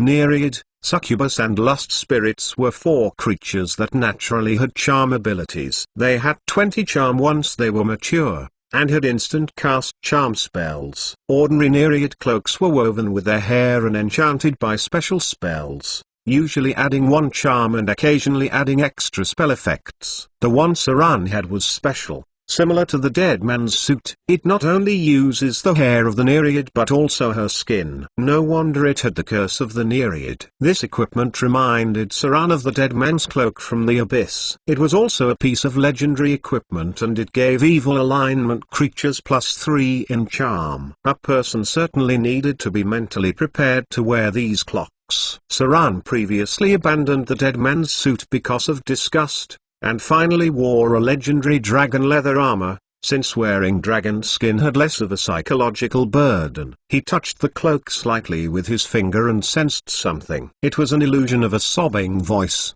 There was indeed a curse of the dead. Saran's wisdom was not high. If it were higher, he could even communicate with the dead soul. Saran quickly packed the legendary cloak in. Then he started to clean up the bodies. Since the ship would reach Shipwreck Bay tomorrow, Saran wanted to be sure that the bodies won't be found for now. He won't care about what happens after they arrived since they'll be long gone. Chapter 170 Charm Person. Chapter 170. Chapter 170 Charm Person. Translator, Exodus Tales. Editor, Exodus Tales. Shipwreck Bay, a unique port city where their harbor occupies an third of the city area. A lighthouse tens of meters high divided the harbor into two parts. On the left were ships running by the river and on the right were ships running on the sea. The city was noisy, and there were shady people everywhere.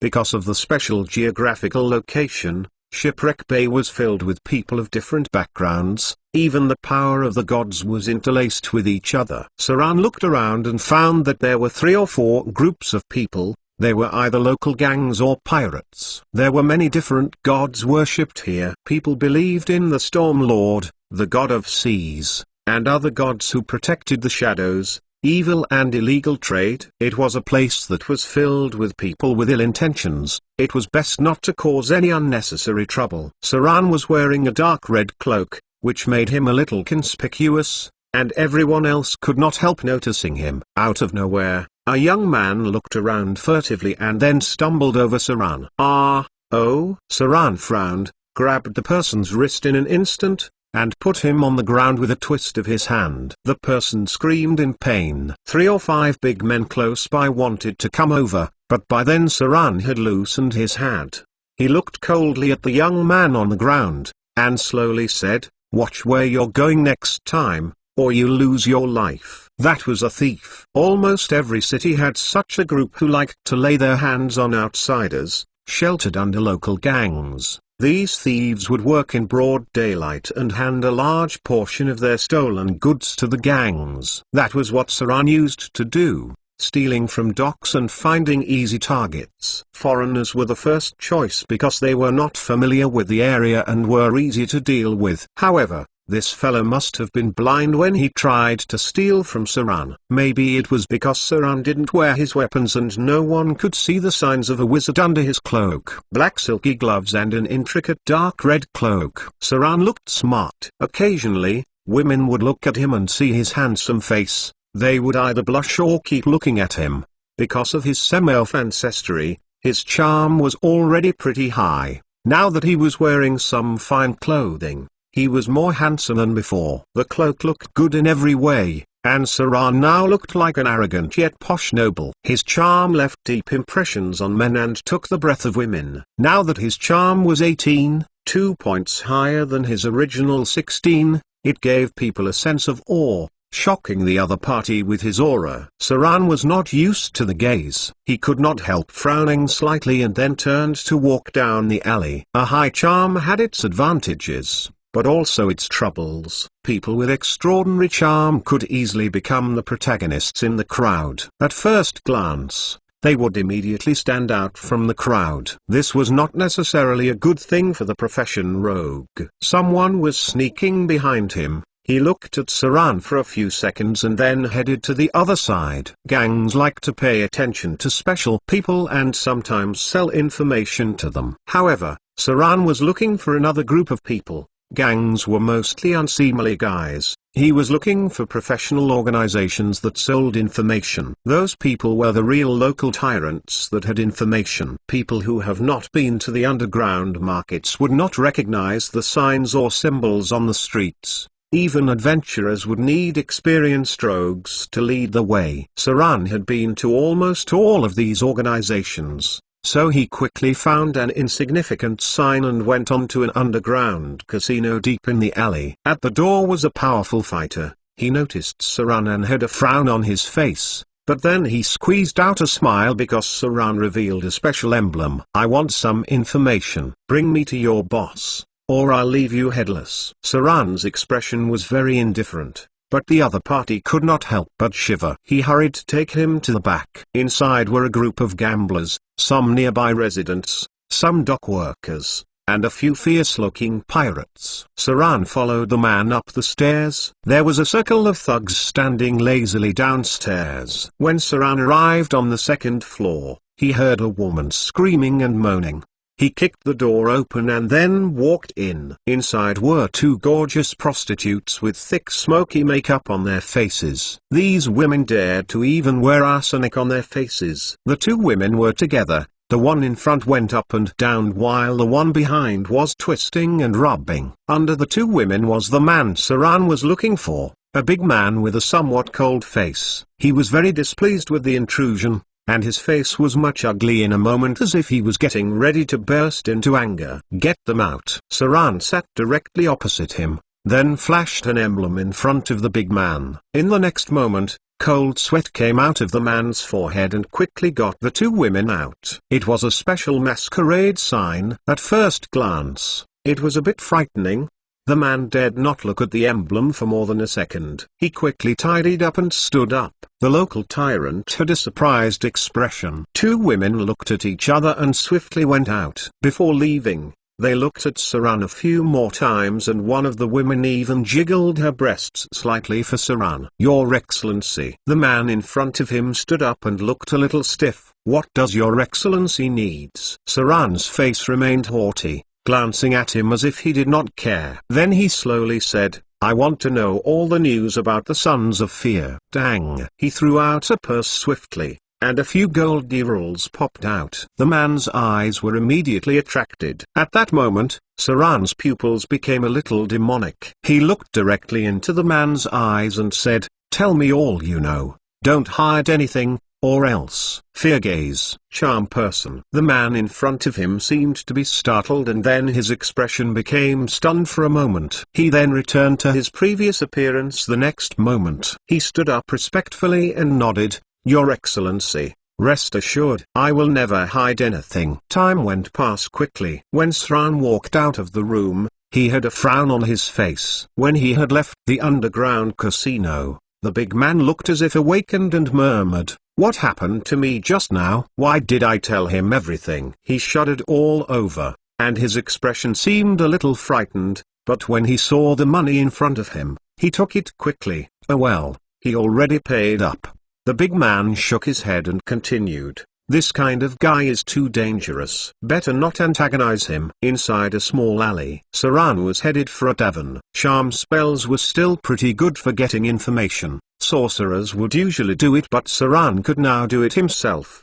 The effects of charm person were not very strong. It could only give psychological hints to someone but not forcibly change the will of a person, a bit like hypnosis. But the other party would remember the whole process. This was a spell that tested one's will and had many evil uses. Too bad the spell was not as good as Dire Charm in battle, or the higher grade Hold Person. Hold Person was a really good spell to use. The information given by the man was rather limited. Saran only knew that the Sons of Fear had created trouble in all parts of the south. 7 or 8 Sons of Fear appeared successively, causing a considerable mess while they were killing each other. There was more information, however, about a vampiric son of fear. It was impossible to know how the god of fear created a vampiric son of fear, but this fellow was the most dangerous one. He had killed 3 or 5 sons of fear one after another, and his strength was already approaching the realm of legends. This fellow's trail was spread over many areas, seemingly hunting for the other sons of fear, and was currently close to the coast. The latest information revealed that he appeared near the City of Fortune. There was nothing about Vivian though. Since the local tyrant was only a lowly believer of the Lord of Shadows, he did not have very impressive intel. The only useful information Saran got was that the vampiric son of fear seemed to have angered someone powerful, and recently a legendary paladin was hunting him down. The paladin sounded familiar because he was called the Hand of Silver. He was a paladin who believed in the Hand of Righteousness. Another famous paladin was called the Hand of Justice. These two paladins were very powerful, and of course, they were very well equipped. Both equipped with artifacts. Paladins were mostly fanatics. At the lowest level were devotees. Paladins were very cherished by their gods since they were their first-class fighters. It just so happens that paladins were one of the professions that were strong against dark creatures. No wonder that vampiric son of fear would run. Saran planned to stay for 2 days and then continue south to look for Vivian. Chapter 171 Newborn. Chapter 171 Newborn. Translator, Exodus Tales Editor, Exodus Tales. There were lots of prostitutes in Shipwreck Bay. Late into the night, there stood rows of female slaves. In this kind of place, the prostitution industry always flourished, since it is always filled with those that have just arrived at the seaport, mainly pirates that have just gotten their new loot, mercenary guilds protecting their hirers, and even risk-loving adventurers that were just passing by. After a night of drinking in a pub, their next source of entertainment would be to find beautiful women to relax for a night. The women here come from many different places. Even elven slaves are available, but only if you could afford them. They couldn't be displayed in public. If not, it would anger many of the stronger and more influential powers. At most, they would only display half-elves. The price for them would usually be multiple times of an ordinary woman. They were despised by elves and are not recognized by humans. Anyone that was mixed blood would always be in an awkward situation. Of course, there isn't only a large number of brothels, there was also an uncountable number of gambling dens, and all sorts of different things that could fulfill anybody's weird desires. However, Saran did not relax one bit. Since he had always been threading in grey areas, he knew for certain what kind of troubles are lurking in these places. One of the women he saw just now was seductive with a full bosom. She had voluptuous waists and slender long legs with such fair skin. When she noticed Saran coming, she gave a seductive wink that was so alluring. She was a beauty. However, Saran was still on alert. He gently staggered with his fingers, gave a bow and walked past her. The seductress came off a little surprised as her lips pursed with a hint of thrill. She nodded a little and showed her fingers. On the ring finger wears a simple ring, and after that, she diverted her attention somewhere else. At Shipwreck Bay, you need some common sense if you're looking for some entertainment. There are no shortages of idiots who lost their lives barking up the wrong tree. The consequences of people drunk with lust either woke up as monsters or are left with a dried corpse devoid of blood. That is a vampire. They should be a blood descendant level evil creature, as high-grade vampires rarely come out to hunt by themselves. For sure, there were a lot of vampires here. They also need some level of wealth for their livelihood, especially those that live a luxurious life. They also need a sufficient source of food, and without a doubt, targeting those blinded by lust would be the best way. If you head towards any one of those voluptuous vampires, you would find that they are as alluring as it gets. That is because the charm spell has already been cast on you. If you left with her, you would find yourself entering the dark narrow alleys, twisting and turning while filled with vigor and constantly being teased with temptation. Unconsciously, you would arrive at a ghastly place, which might even be one of the hidden rooms in the underground sewers. Afterward, you will realize that there was more than one woman inside the room. These temptresses that would be gazing at you with their eyes full of thirst, making you full of excitement, testing the limits of your chastity. What happens after would be a feast. If you are good-looking enough, with a bunch of vampires, you might be able to enjoy things that you could have never imagined. After you have enjoyed yourself, it would be their turn. Even if you were a legendary profession, you might not be able to escape while fending off attacks from a group of vampires because there lies someone stronger within their lair. These girls are their slaves. They seduce those lustful men to kill them off and take their wealth. Afterward, they would present their loot to the master that turned them into vampires. The scene was wonderful yet cruel. With a group of vampires with such beauty, you would enjoy a lot. Unfortunately, you might find yourself floating in the stinking sewers the next day. Yes, your corpse. There have been many overlapping areas between the grey and the dark. Saran has been in contact with hundreds of vampires. He has even seen the entire feasting process by the vampires. These bunches of lewd creatures were disgusting, depraved and obscene. It was a mess. They show no mercy when killing their prey. Vampires that you hear in folklore just doesn't exist. When they start to feast on humans, they have already lost themselves to the darkness, slowly degrading day by day. Saran found an inn across the road. There weren't many guests inside. You could see drunkards at the side, the waitress cleaning the bar. At the bar, a middle-aged lady was looking very sturdy,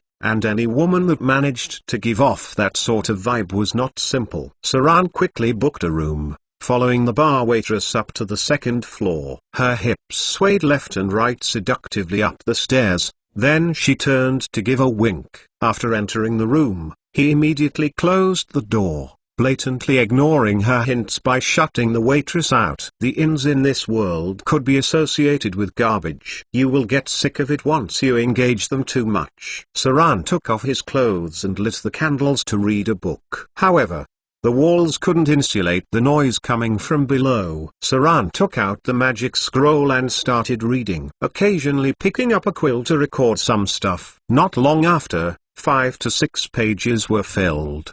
The heavy footsteps outside the room resounded. It seems as though someone that was exceedingly heavy was walking past as his armor was clanking away. As time slowly ticks away, Saran had no intention of staying up late. He packed his things to prepare to go and rest. But suddenly, there was a commotion outside his windows, a woman's moan. He frowned a little as he walked to the window to see what was happening. He saw a drunken man, clearly intoxicated, showering the girl in his arms with kisses. The silver moonlight reflected the girl's flawless fair skin. She made a few pretentious moans and groans. Then, her expression turned cold as her pupils changed color. Fangs appeared at the corners of her mouth as she bit into his neck. Heaps of blood flowed out through the veins as she sucked on as if she was intoxicated. The man was still obsessed with the bosoms in front of him, not knowing that death was imminent.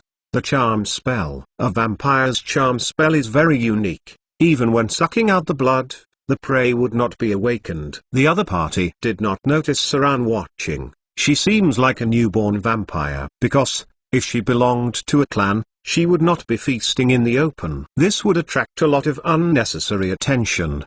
They usually hide in the depths, in ghastly areas underground, doing things sneakily. New vampires weren't able to control their desires. They were usually very thirsty, hence, killing the man very quickly. They would feast till they were full before the man would become a corpse, sliding down as if he were made of mud.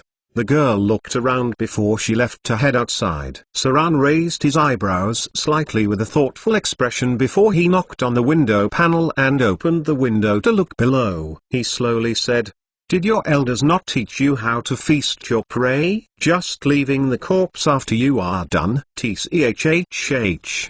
The girl who was just about to leave turned. Her pupils turned green as sharp fangs appeared. Her nails grew sharp as it turned black. As she half squatted into a stance, appearing to be in hunting mode, but her prey was on the second floor. Saran's expression was calm and collected. He coldly spoke, "If I were you, I wouldn't do that. Because that is a dumb move. Throw the corpse into the sewers and take care of the remnant bloodstains. After you are done, come to me. I have some things I need to discuss with you." Surely you would not reject a kind stranger's request, no? Am I right, betrayer? Having said so much, Saran playfully continued, "You're quite daring. A newborn dared to betray them. And you've even succeeded." The girl's expression turned stiff as she hesitated a little. Afterward, she lifted the corpse with a single hand. This man should be weighing around 200 kilos. And she just lifted him without breaking a sweat. She roughly cleared the remnant bloodstains and left for the sewers. Saran saw her back, and added, "Remember to deal with the wound on his neck. Make it seem as though it was bloodletting." The other party gently nodded. Saran did not close the windows. Instead, he walked to the bed and sat down. He seemed a bit flustered as he was in deep thoughts. After a while, he wore back his cloak at the side, and his master battle gloves and every single piece of his weapons started appearing and disappearing one by one. The new vampires are very impulsive and strong. He better be careful since they may attack at any time. The educated vampires would not feast this way. Even the ones he met knew how to lure prey somewhere else to feast and clear the corpses. From this, one can tell whether a newborn is educated or not. After the transformation to a vampire, there would be an elder to educate them for a while, teach them how to survive and warn them to avoid the humans. Creatures like the vampires were strong, but that is only in comparison to mortal humans. If any evil creatures dared to come out in the open, Even the gods need not step in, they would be easily eliminated by the legendary professions. The newborn just now didn't seem to be a deserter. A deserter vampire has a lot of experience and was vigilant. They would never expose themselves. She must be a betrayer. Newborn vampires could escape. This, without a doubt, piqued Saran's curiosity. He seemed to have remembered some interesting things. Pada. The sound came from the outside, and it sounded like someone was climbing the walls. Although it was very soft, it couldn't escape Saran's detection. The new vampire was extremely agile as she twisted her body, coming in directly from a small window. As she nimbly landed, her green eyes stared intently at Saran, and asked, "Who are you?" Saran laughed as he raised his eyebrows slightly. "Who am I isn't important. What's important is that I know you're in a predicament, and I can help you get out of it. Of course, I also need your help." He squinted slightly, as his eyes glimmered with a cold glint. Chapter 172 Bloodline Purification. Chapter 172 Bloodline Purification. Translator, Exodus Tales. Editor, Exodus Tales. Newborn vampires were impulsive. They cannot control their strength, especially after just turning undead. They must also face the choice of killing human beings to survive. Many newborns went berserk during this period of transition and would be imprisoned in the coffin for a very long time. This process, called restriction, was when other older vampires would watch over them. These elderly vampires would nurture them for a period of time ranging from several years or even decades. When the newborns gradually stabilized and their emotions became controlled, they could finally be released. This was an arduous process. Vampires may seem to be powerful, but the growth cycle was too slow. They took hundreds of years to level up to grade 4. The newborn in front of him was only grade 3. They seemed strong because vampires are innately more powerful than the other living creatures. They have an innate attribute bonus, agility, and strength that were much higher than ordinary people. The one in front of Saran was a betrayer, that is, she had just become a vampire but betrayed them. This was the reason she lacked the survival experience of a vampire. If a betrayer was caught, they would either be imprisoned and punished for a period of time or get directly executed them. Because the betrayers were an uneducated bunch, it was easy to expose the traces of vampiric activities, and the uncontrollable desire and craving for blood will attract powerful enemies. This, in turn, was a disaster for vampires. The woman in front with exposed fangs had already lost the prior beauty she had. She looked at Saran in front of her and said, "Help me." "How can you help me? What can a mere mortal human do to help me?" Saran laughed hysterically and said, "Seems like you are overestimating the ability of the vampire too much. I will stand here, and as long as you can push me back a step within 3 moves, you win. Do you dare take up the bet?" What arrogance! Now,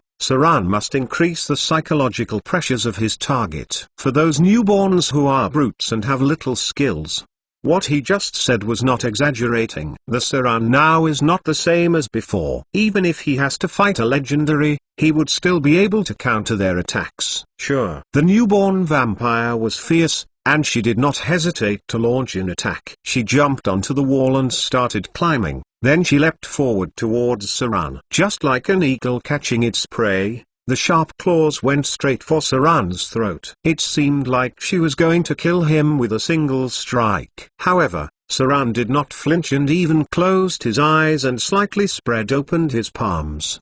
The moment when she almost reached him, he twisted his waist 90 degrees and dodged the opponent's claws by a hair's breadth. At the same time, his hands emitted a cold light, then accompanied by plop sound. The newborn vampire was already on the floor behind him. Through this entire time, Saran's hands still remained empty. The newborn vampire looked at her abdomen incredulously, and a half-foot-long wound appeared. There was a layer of frost on it as she narrowly avoided death. If it wasn't for Saran showing mercy, this strike could have split open her abdomen. Even with vampire's physique, she would have been cut into halves. Although this kind of wound would not threaten the life of a vampire, it was enough to make her impressed. As she lowered her head down, pressed her hands onto her wounds, Saran condescendingly said, Do you want to try again? The newborn vampire shook her head and said, "No, sir. I believe in your strength, but I don't understand why you want to help me. What do you need me to do for you?" Saran feels that his acting skills were much better than before, and the reason may be related to the increase in contacts with women.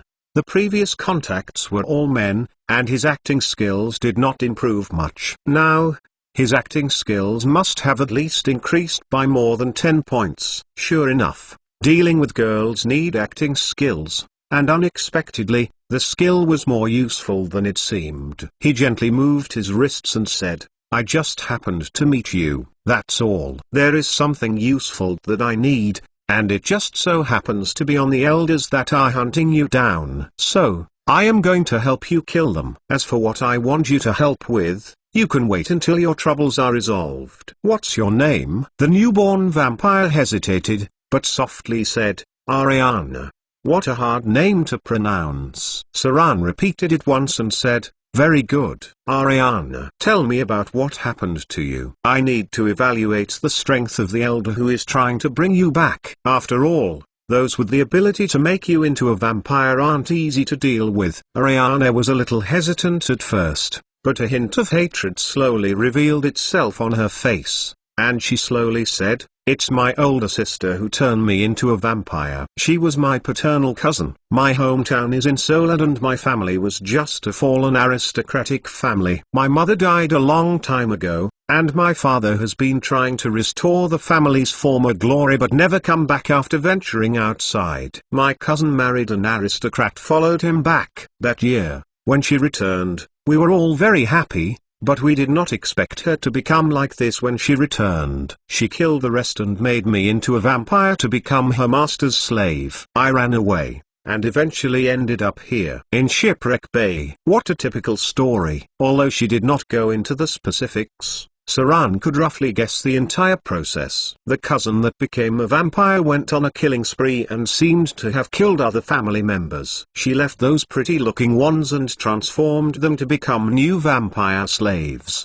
Vampires were superficial creatures. If one wasn't handsome enough or beautiful enough, they would never convert them, especially the female vampires, where most of which are above average in appearance. "Very good." Saran nodded his head and said, "Seems like your cousin would be the one to catch you back, but of course, it would be more likely that her master would come personally." "No worries, I would end their lives for you. You will gain your freedom in the future." He stood up to walk around and said, "You better rest. This injury should be no problem for you, right? After all, the vampire's regeneration ability is very strong. I suggest that you learn how to hunt. Such lousy techniques easily attract attention and cause troubles. Vampires have strong genetics. Their natural protective ability is +6, and the basic health is 12, which is equivalent to barbarians. At the same time, vampires will gain various spell-like abilities, various resistance abilities, various energy erosion ability, and gain strength +6, dexterity +4, intelligence +2, constitution +6, wisdom +2, charisma +4 attribute bonuses. In some ways, these attributes are catching up to Dragon Disciples attributes already. They have a +10 race bonus on basic skills such as bluff, hide, listen, sneak, search, detect. The basic creature level of a vampire is 8. Which is a creature that is naturally close to grade 3. These kinds of evil creatures don't have many weaknesses. A lot of the folklore is fake after all. They have shadows, are not afraid of mirrors, and garlic is just a smell that they hate. The only thing that they are afraid of is sunlight, which will reduce their powers drastically. It is even possible to eradicate weak vampires entirely. Their weakest points are the heart and the head. High-level vampires can transform into bats and gaseous states, classifying them together with those that are hard to kill. Others are similar to the undead, and Saran has killed a lot of them before. There is a very important part of a vampire, and that is their spine. It is a special casting material and is a key material in the bloodline purification of the evil alignment. The bloodline purification ritual is a transformation of a supernatural life form with many special casting materials. They could improve the effects of the bloodline purification ritual, but they wouldn't change a person's bloodline origin. There are more core materials in the evil alignment. There are roughly 10 different sources of such materials, such as vampires, werewolves, licks, demons, devils, dragons, and many more. The simplest bloodline purification ritual was directly blessed by the gods, and Saran wasn't naive enough to think that there was a god who would be willing to bless him. Secondly, a more convenient way would be to use dragon blood, but it must be a pure breed dragon. The minimum standard is a white dragon. There were many stories recounting professions becoming stronger by bathing in dragon blood, but that was actually a form of the bloodline purification ritual. In the end, they were still humans. However, these people had unconsciously undergone the bloodline purification ritual and gained the effects of dragon blood in the life force. Such a ritual suggests that they should be able to reach such a life force, but because of the limitations such as insufficient nutrition during childhood, the training not achieving desired results, or other reasons, they did not reach the peak of their supposed life force. This ritual allowed you to reach your peak state and may even improve the attributes that one couldn't attain for many other reasons during your youth. The chances are extremely low. Saran's purpose behind all this is to bring out the potential of his life force through bloodline purification. He didn't have the ability to kill a dragon, nor did he have time to find one. However, a vampire was also not a bad substitute. Furthermore, using high-grade vampire as purification material would also give an additional toughen ability. After completing the bloodline purification ritual, it could raise the profession level hit points by 2 to 3 points. In other words, his life force would be almost the same as a fighter of the same level that hasn't gone through the bloodline purification. The night passed very quickly. Saran left the inn the next day and began to prepare items to deal with the vampires. Holy water was the best thing to use, followed by other items that can restrain the dark creatures. From what Ariana said, Saran found out a lot of information and came to a conclusion that the ones who transformed her into a vampire were from a small vampiric family. They used the vampire's natural ability to control people to turn those that transformed into their slaves. Looking at this, it seems that Ariana's will is not bad, to be able to resist the mind control of the vampire elders. Now they just have to wait for her elder to find her, then bait him to a suitable place to finish him off. Chapter 173 A Deserter Blood Descendant. Chapter 173 A Deserter Blood Descendant. Translator, Exodus Tales. Editor, Exodus Tales. Do not provoke those local tyrants. Although Saran had long thought of purifying his bloodline, he never dared to think about targeting the local vampires. The main reason was that these creatures could exist for so long in the local area that regardless of their network or strengths, it would be very difficult to deal with. So he could be sure that the newborn was not local. Otherwise, she would have been caught and brought back. If Saran remembered correctly, the vampire leader of Shipwreck Harbor was a count who has existed for more than 800 years and has control over a group of pirates. He was one old-fashioned and mean old man. More objectively speaking, a high-level legendary creature that had a perverted stubbornness towards rules and regulations. Although a vampire's lifespan was long, they usually don't live to enjoy it to the fullest. Unless they were willing to hide in their coffins and not come out, they would face an adventurer sooner or later, or a paladin, or even by other kind people who believe in justice. Even if you are a legendary vampire, it is possible to be instantly killed by a level 8 sunburst on the spot without leaving a speck of dust. Furthermore, vampires are famed for their wealth.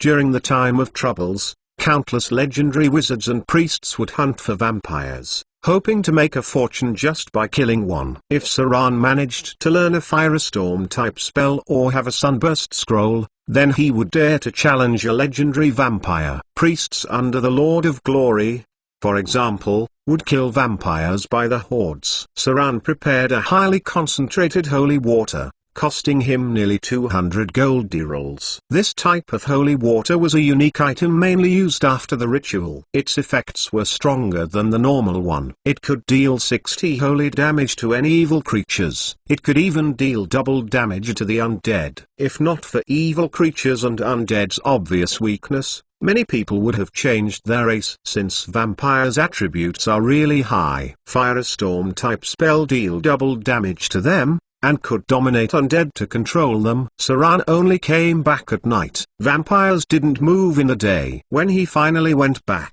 he coincidentally saw Ariana wiping the corners of her mouth, smears of blood on it. Saran knit his brows. "You killed someone again?" Ariana startled after hearing that and said, "I've already cleared the body." Saran lightly nodded. His expression was a little stern. The newborn's desire for fresh blood was insatiable. Yesterday, she just killed a grown man. Today, she couldn't help but want more. Although this would help her speed up her strength, she risked exposing herself. If she couldn't learn how to show some restraint, she wouldn't be able to live for much longer. Catch. Saran threw a large cloak over and said, "Let's leave." "You go and bait the tracker out." Ariana nodded and wore the cloak. When they went downstairs, the sturdy lady boss was swearing and it seemed like some lazy worker didn't show up.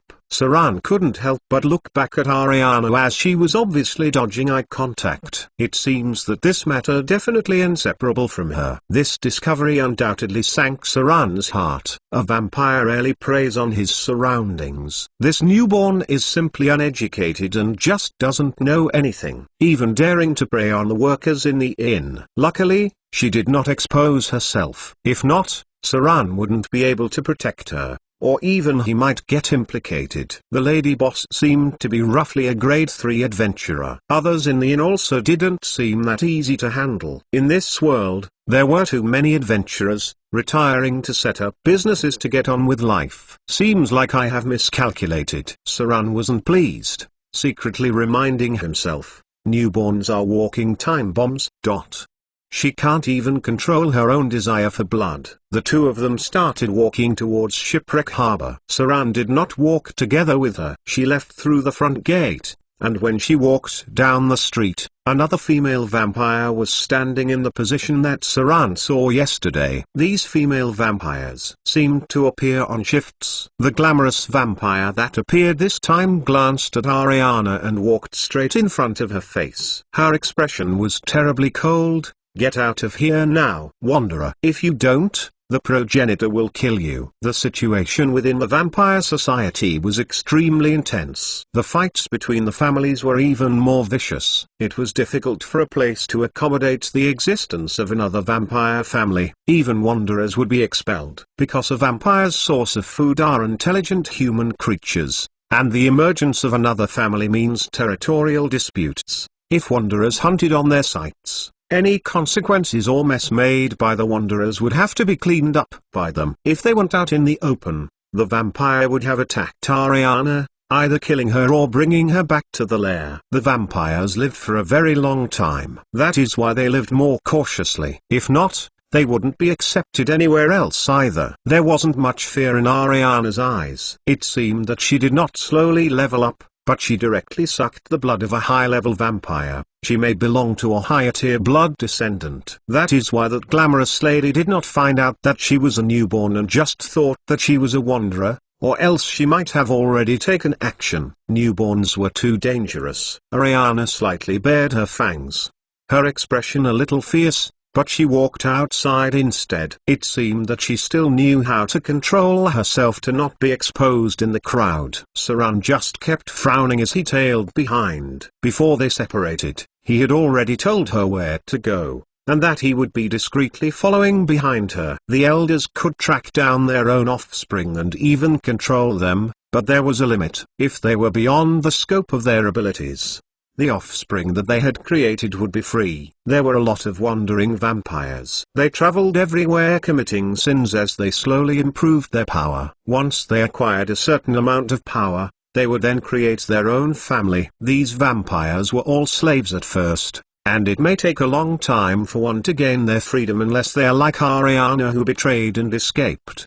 The security at Shipwreck Bay was very chaotic. When Ariana went out, she was still hit on by a drunken sailor due to her appearance. If she didn't remember what Saran said, she might even conveniently seduce him and then kill him in a corner where there wasn't anyone. Instead, she rebuked the drunkard and broke his arm as a warning. When she smelled a trace of blood, her pupils enlarged slightly, but after a while, she calmed down and ran outside. Saran has been silently following behind. The dark night was his best cover. He seemed to have heard movements nearby and looked up towards a distant roof. Unfortunately, he did not see anything, but he could not help but to slow down his movements and try to catch up with Ariana from the other side. The elders who turned her into a vampire may have been nearby. Other vampires in Shipwreck Bay could confuse each other's senses. Hence, it was much easier to trace them in the wilderness. Ariana gradually quickened her pace. She seemed to have felt something too. Her expression showed traces of fear as she escaped further. Time passed. She had been walking for more than 10 kilometers in the dark with Saran nonchalantly following behind. Even Ariana did not know where he was. This woman was obviously afraid, largely because she wasn't sure about Saran's position, and even a little doubtful about whether he had been following her or not. However, she couldn't retreat now. She would be discovered by her elders sooner or later since she exposed her whereabouts. One after another,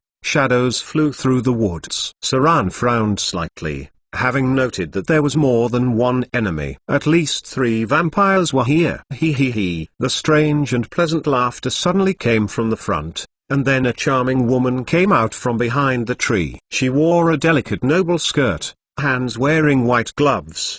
Her fingers were playing with something. She playfully spoke, "My dearest sister, where are you escaping to?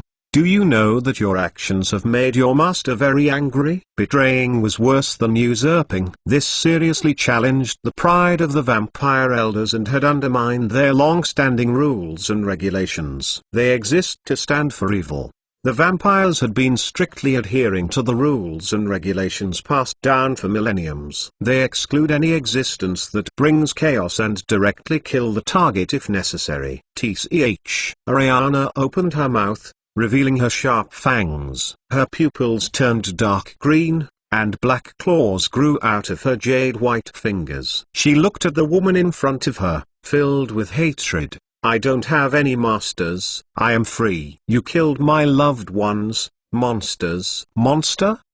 The charming woman cheekily laughed as her whole body trembled. Her expression suddenly became cold as she continued, "Are you not a monster? Look at what you are now." Being able to reach the level of blood descendant, you should have killed quite a number of people, right? Ariana's expression was a bit ugly. She stared at the woman in front of her as she stood there a little stunned. As if it was self-consoling. "It's all your fault. You made me this way. I only killed those who deserved to die. None of those men were good, is it?" The charming woman gave a vicious smile. She suddenly made a hand gesture, and a figure fluttered in the air. 2 other figures were rushing out, and it seems like a plan to subdue her. 3 shadowy figures attacked. Ariana made a low-pitched groan and rushed straight towards the charming woman in front of her. It was as if she wanted to perish together. Chapter 174 Redemption. Chapter 174, Chapter 174 Redemption. Translator, Exodus Tales. Editor, Exodus Tales. Fool.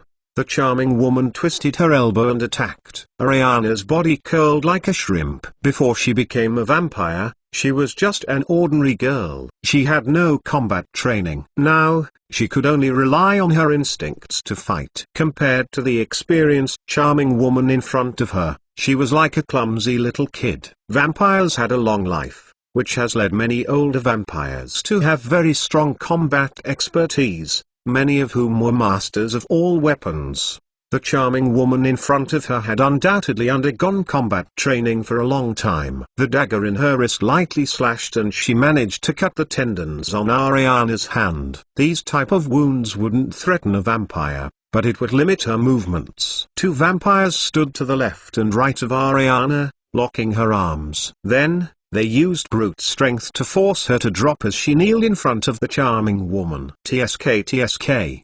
The charming woman chuckled and used the dagger to scratch Ariana's face. Soon, there was a bloody scar on her beautiful face. She used her scarlet-eared tongue to lick the blood on the dagger and slowly said, "Such a beautiful face, no wonder the master loves you so much. But once we bring you back, your life will never be the same." As if with a hint of hatred, she continuously drew the dagger on Ariana's face. A series of bloody scars appeared. Ariana's face suddenly became a mess, but the vampire's strong regenerative power was still there, and the wound was gradually recovering. "I will kill you." Ariana revealed her sharp fangs and glared at the charming woman in front of her. Her eyes glanced around, but she did not see any trace of Saran. Her heart sank. The two vampires behind her locked her arms so tightly, she was completely suppressed. Because she struggled excessively, one of them decided to directly step on her to pin her to the ground and slowly said, "Take her back. Master will punish her accordingly." The charming girl glared at him and coldly said, "I don't need you to tell me what to do. Break all her limbs and bring her back." Vampires had strong regenerative abilities. It didn't matter if you broke their arms or break legs, it just made things a little more convenient. Ariana was in despair, she struggled desperately, and made a beast-like roar. Her pupils gradually expanded, her eyes turned from green to red, and finally, the whole pair of eyes were blood red. This strange change made everyone surprised, and the charming woman frowned. Rage. Damn it. It is the blood of her father. Her father was a fury warrior. Just as they were about to break Ariana's limbs, a dark figure suddenly appeared behind one of the vampires, accompanied by a cold glint. The curved sword directly pierced through his heart, and a layer of frost emerged on the surface. Corrosive sounds could be heard as the skin of the vampire that was touching the curved sword, but it was all too late for him to scream. Saran twisted the curved sword and shattered the other's heart. A corpse laid in place, and the flesh rapidly aged. This low-grade vampire was one who has lived for hundreds of years. An enemy? This sudden attack took them by surprise as they lose one person restraining Ariana. As such, Ariana screamed and launched forward, biting towards the charming woman. Saran retreated in an instant, and when his figure descended into the darkness, it disappeared. He used the ability to hide from sight and re-entered sneak mode. The charming woman was locked in the place by the angered Ariana. The other vampire wanted to help but was too wary of Saran. He could not find this enemy. Kill her. The charming woman's eyes had a cold glint, as she did not show any mercy. She seized the opportunity to stab Ariana's heart. As she was just an ordinary girl not too long ago, she wasn't able to dodge and took a direct hit in the heart. She seemed to have fallen into a state of madness, disregarding the wound on her chest, but in turn, tried to bite her enemy's neck. A deafening scream could be heard. The charming woman's neck was covered with blood. Her turned violent as sharp fangs appeared in her mouth, and she was shocked. She grabbed Ariana's arm and broke it, and then tore it off her torso. Ariana still locked her in place, biting her neck and ripped off a large piece of flesh. Fresh blood gushed out frantically. Ariana gripped the charming woman's waists with her legs and went to bite her neck bones. Whoosh! A cold light emerged from the darkness again, and Saran's figure appeared. The curved sword pierced through the chest of the other vampire and some liquid was sprinkled onto his body. A sizzling sound could be heard, and the vampire seemed to be corroded by acid. The body was completely unrecognizable. Saran emotionlessly disappeared, and his shadow distorted the next moment. His figure appeared behind the enemy amid the darkness, and the curved sword lunged towards the charming woman in front of him. The other party dodged instinctively at an amazing speed. She predicted what was going to happen, and turned her body to have Ariana in front of her. This slash has already been executed, and Saran wouldn't be able to stop his shadow jump. Pucked. Even though Saran had shifted his position, the curved sword pierced through the back of Ariana. The holy water on the curved sword eroded her flesh. She gave a painful roar, But then Ariana made a move that nobody would have ever thought of. She hugged the charming woman and lunged backward. The curved sword went through her abdomen from the back and then stabbed into the body of the charming woman. Another deafening scream could be heard. Saran didn't have time to think anymore. Another curved sword appeared in his hands and he instantly went for the charming woman's head. The charming woman's head landed on the floor. The curved sword in Saran's hand horrifyingly cut off his opponent's head, and with only a few millimeters to spare, it stopped just in time before it reached Ariana's head. Thump. The headless body fell to the ground, and heaps of blood gushed out. Ariana weakly loosened her legs, her eyes staring in disbelief. Her heart had been shattered, yet there was no reason as to why she had not died on the spot. It was fatal for any vampire to be wounded in the head or heart before reaching a high level, and yet she could continue to fight with a heart injury. The charming woman was not a high-grade vampire. Although she sucked the blood of high-grade vampires, she couldn't become a bat yet. Why must you do this? Saran was perplexed. He stared at Ariana as she was getting weaker. Her heart has been shattered. There wasn't any way to treat this kind of wounds. He sighed. You only needed to distract them and hold out for a while, and I would be able to kill them all. Why do you have to go to such lengths? Saran hesitated a little, then he sliced his wrists, and moved towards her mouth. Drink it. It may be able to cure your injury. Fresh blood was flowing. Ariana was a little more conscious, albeit weakly. She used her only arm, and barely removed Saran's wrist from her mouth. As she muttered, I saw my brother. I saw a lot of dead people. I didn't want to kill anyone. I didn't want to kill anyone. A drop of red liquid appeared at the corner of her eyes. There was a saying that vampires' tears were made up of blood. This is the first time Saran actually saw it. You will die. Saran sat in front of her, with a complicated expression. Drink my blood, and you might have a chance to live. Ariana shook her head. As her eyes started to lose focus, she said in a low voice, I am finally free. Thank you. Thank you. Saran, my soul. Would there be redemption? I don't want to go to hell. Saran was silent. Vampires were existences that were destined for hell. Unless a legendary priest or saint held a redemption ceremony for her, her soul would highly likely be reborn in the depths of hell. This was a pure soul. These types of souls will not be engulfed in the Styx River and enter in the cycle of reincarnation. If no one from the heavenly realm received her, hell would be her final resting place. Vampires were cursed creatures, not to mention that she killed so many people. Even the gods that she believed in wouldn't interfere, and may not even have the time and effort to pay attention to such an inconspicuous little soul. Saran held onto her palms and whispered, yes, you are free now. No one can enslave you anymore. As long as your heart is still pure, no one can tarnish your soul. I pray for your redemption. I pray for your soul to rest in peace. Ariana gave a hard smile from the corner of her mouth. Her eyes slowly dimmed. She whispered in her last moments, I'm sorry. Her hands fell to the ground, and no one knew what her last words meant. Saran inexplicably felt a knot in his heart. He slowly put down her arm and then walked to the body of the charming woman.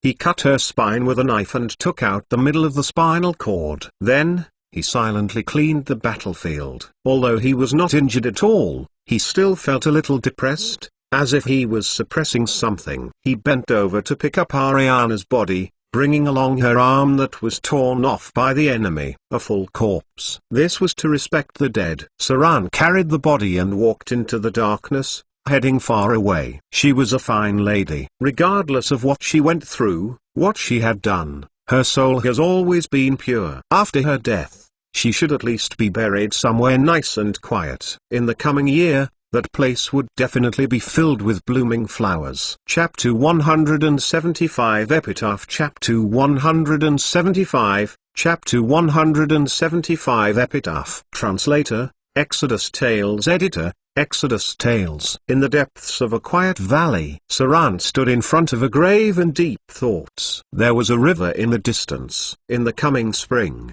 flowers would be in full bloom in this wilderness. He gently lifted a tombstone and took in a deep breath. Then, He took out his knife in preparation to carve something in memory of Ariana. Saran sat down and looked at the sky, seemingly thinking about what to carve for her epitaph. He didn't know her that much. However, Saran knew what being a vampire meant. From a vampire spawn, vampire minion, to a blood descendant, etc., all the way to being a proper vampire.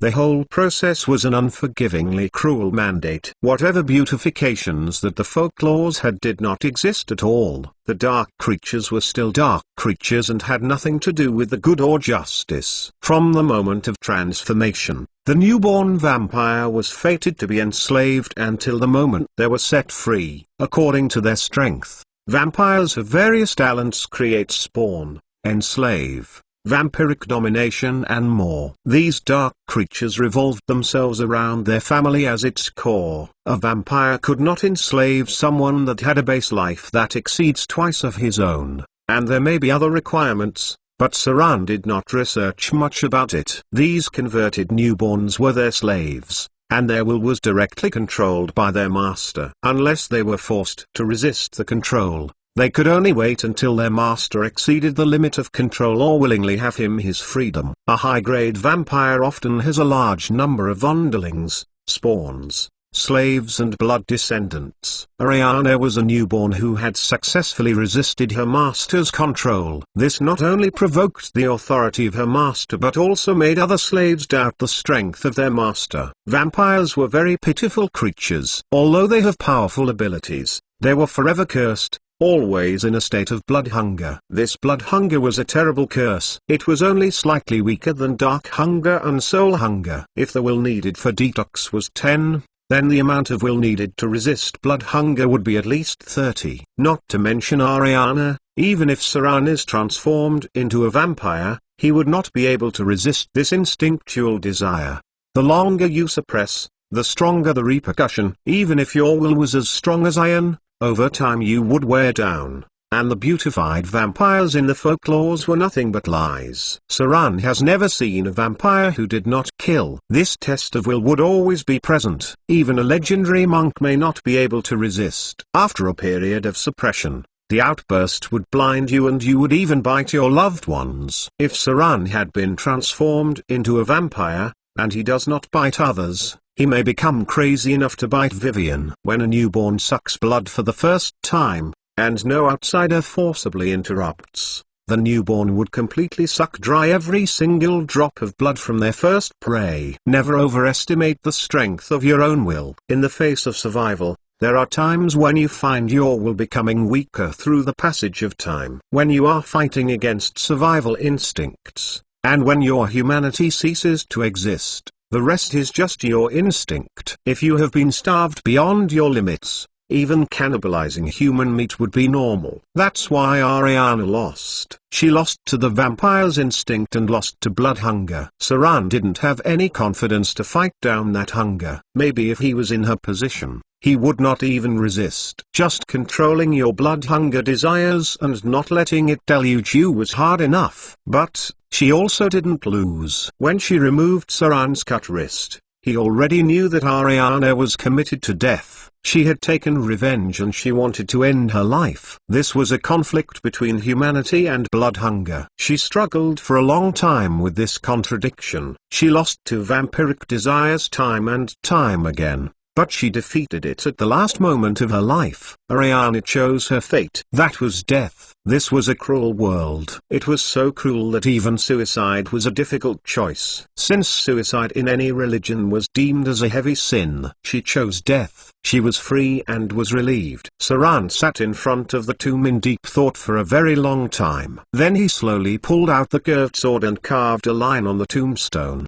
Living in the dark, with a pure heart. Nobody could help her. Now, even the gods find it hard to protect themselves. Her soul would be reborn in hell. After the reincarnation, she would lose most of her memory. If she had not lost herself, then she will go on the most difficult road of soul redemption. If she had lost her sense of self, then she will sink into the depths of hell. perhaps becoming a member of the devils or a part of the demons. Saran turned and walked away into the distance. The short-lived mood swings did not affect the path in his heart. Whether he was alive or dead, he was destined to break into the abyss. Because wherever Vivian went, he went. He was heading in the direction of the City of Wealth, and there was no news about Vivian's whereabouts yet, but he is sure he will find some clues soon, because Son of Fear has become stronger and stronger through the massacres, and soon those Sons of Fear will be fully exposed. At that time, Vivian's figure should also appear, because she must also go towards the throne of fear through the massacres. This was fate. Only after defeating the will of the Dreadlord could she choose her destiny. Bottomless Abyss. 570th floor. Fallen Paradise. Here was the territory of the Queen of Succubus. Although her territory has expanded a lot in the passage of time, she still liked to stay in her original territory. The base camp of the Abyss Succubus was also here. The number of layers in the bottomless abyss was hard to estimate. Some of the planes were very narrow. Some of the planes were harsh. The demons could only survive in some parts. Some of them weren't habitable at all. Among the many planes, the ocean abyss demon still occupied a large area, so the territorial disputes of inner circles of the abyss demons were very cruel, and those more inhabitable ones were ruled by powerful demon lords.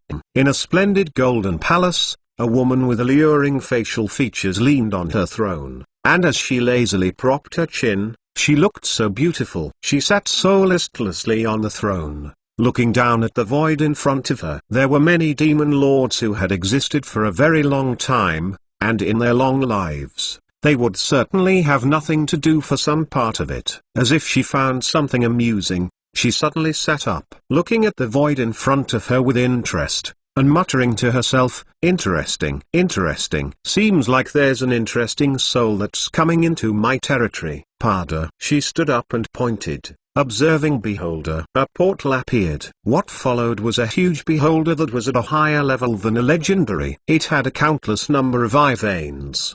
The huge iris in the center seemed to be able to pass through time and space. Within the beholders, this was a unique and advanced profession. The observing beholder surveys the abyss and hell, and they may even swear allegiance to some powerful demons and devils. Sometimes they even acted as arbiters of the lower planes. Observing beholders were extremely dangerous creatures, and it was as difficult to challenge them than weak gods.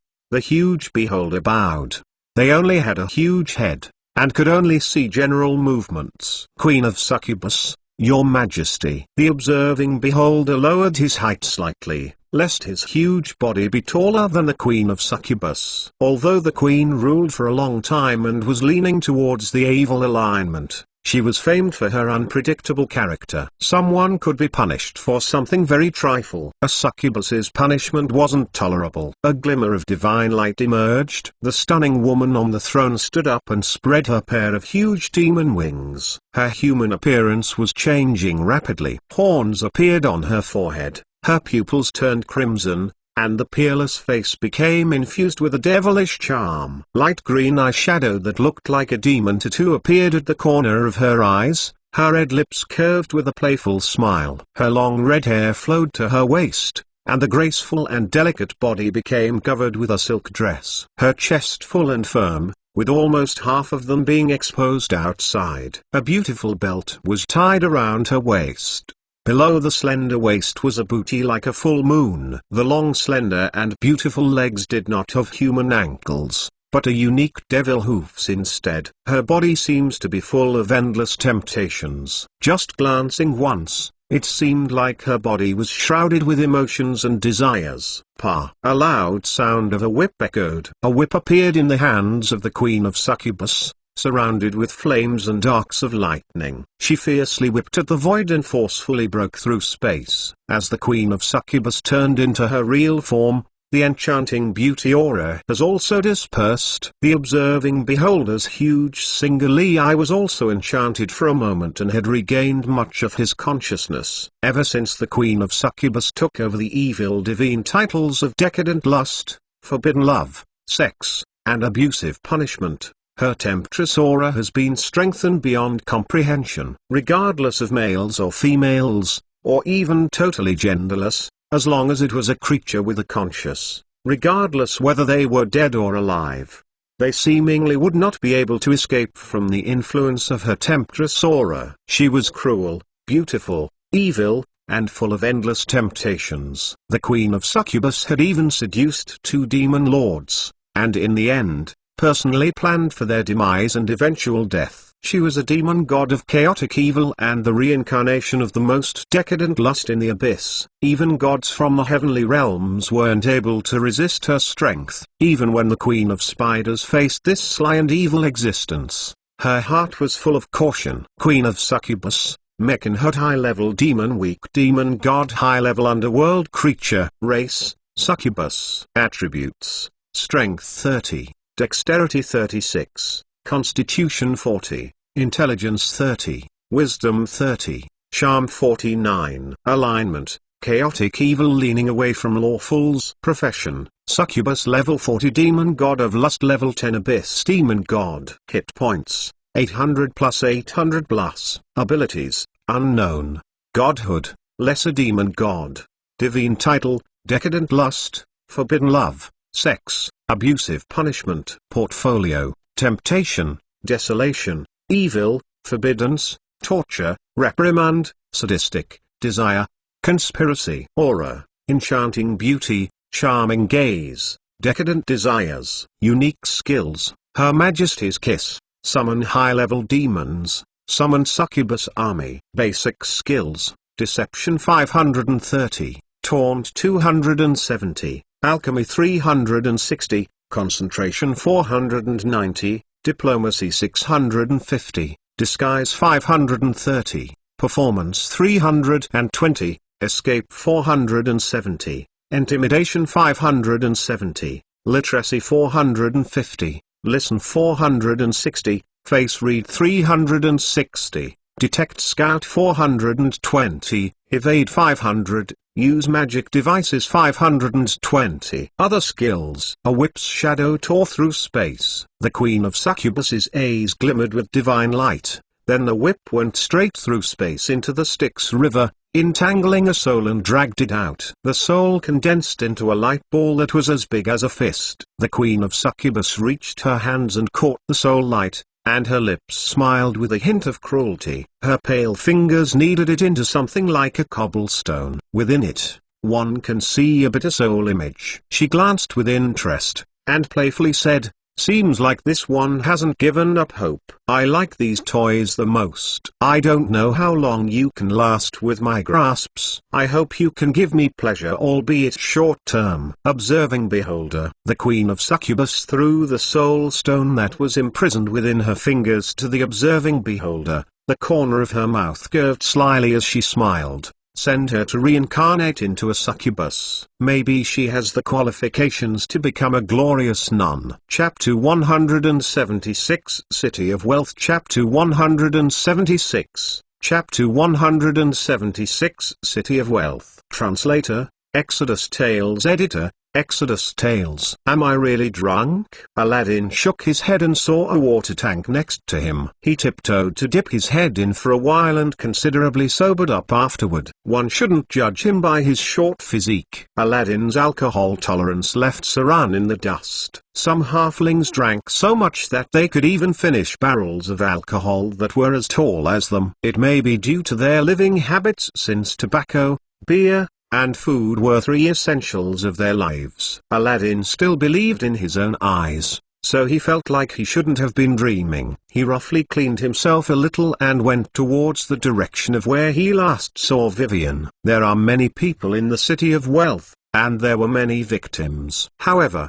Aladdin was someone who knew how to restrain himself. He had many rules that were only known by him, like how he only stole once a day, or how he never stole from the same person twice. If he managed to steal a hefty sum, he would use it to do some good deeds, or donate to a temple that he believes and pray for a blessing from the gods. His alignments have always been hovering in between chaotic good and lawful neutral, but nowadays, he has been more willful. If he hadn't met Saran, he might have leaned towards chaotic neutral. But because he had struck a small fortune, Aladdin has been quite restrained on stealing. After all, stealing that bit of gold deralls can't be compared to adventure gains. Aladdin hardly stole from professions because the chances of getting caught are higher. He then turned from the streets and headed towards the market. He lost the trace of Vivian.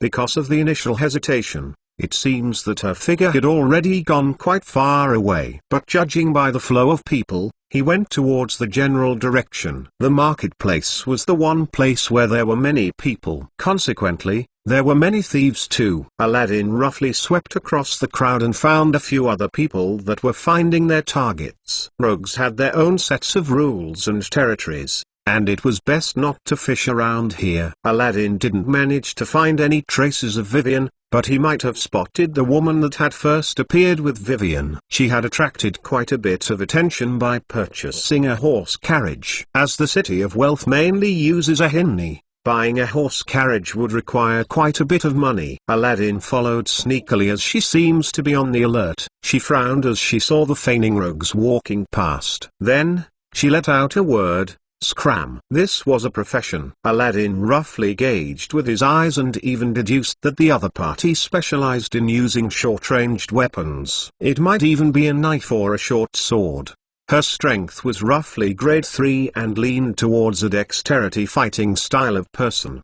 But he wasn't able to figure out his target's profession, fighter, rogue, ranger, and more, as people mostly don't put their symbols on their bodies. Aladdin could only infer from the other's attitude and figure of speech that she might not be easy to get along with. The woman negotiated a deal very quickly, and afterward, had someone to move the carriage to a specific location. Swiftly afterward, she turned and headed towards another direction, seemingly on alert. As she looked at her surroundings, Aladdin sneakily followed roughly 100 meters behind and arrived at the front of a secluded inn. This spot was 2 streets away. There's an alleyway in the middle, and a fish market further down, where you can even smell from here. The woman quickly entered the inn. Aladdin hesitated a little but didn't enter from the front door. He had yet to confirm if he saw Vivian, or if it was an illusion, or was it simply just someone that looks like her. Aladdin skirted to the back of the inn. He spat on his hands and climbed the walls of the back of the inn. As if not much strength was needed, he easily climbed to the 2nd floor. The entire process didn't make the slightest sound. Halfling rogues were renowned for this specialty. He listened quietly for any sounds in the first room,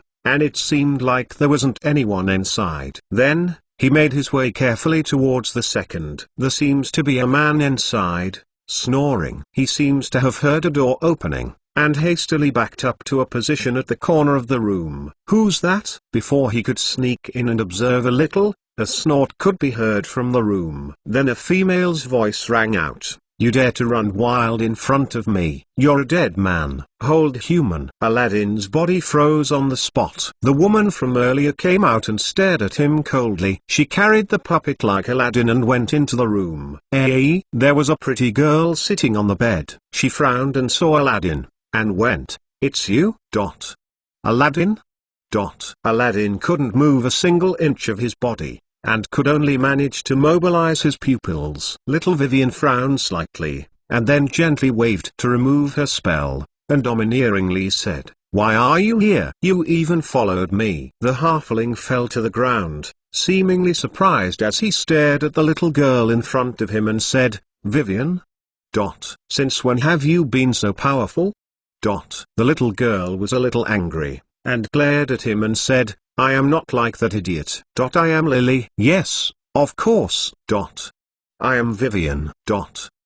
"Is it very weird that I've become powerful?" Having said that, the little girl held her head high as her voice improved, looking like everything was meant to be that way. Why is it that what she said before didn't match with what she was saying after? Aladdin was a little suspicious of the little girl in front of him. If she was Vivian, or was it her twin sister or something? Anyhow, based on Aladdin's quite accurate intuition, this girl in front of him doesn't match his memories of Vivian. Although her looks are the same as his memories, her attitude, her figure of speech, etc., were not the same as his memories. In his memories, Vivian was an obedient little girl that spoke very softly and treated everyone very gently and kindly, comparing with the current domineering one. Furthermore, Vivian seems to like white. Her clothes were mainly white dresses. However, the little girl in front of him was donned with a black princess dress and black silk gloves. At first glance, she gave off an arrogant vibe, as though she was a spoiled princess in a royal family. But she seemed to be Vivian. Aladdin believes that his judgment was not wrong because even if they were twins, there wouldn't be exactly the same. As a brilliant rogue himself, any slight differences are still identifiable. Vivian. The halfling hesitated, and said in a low voice, "Why have you come here?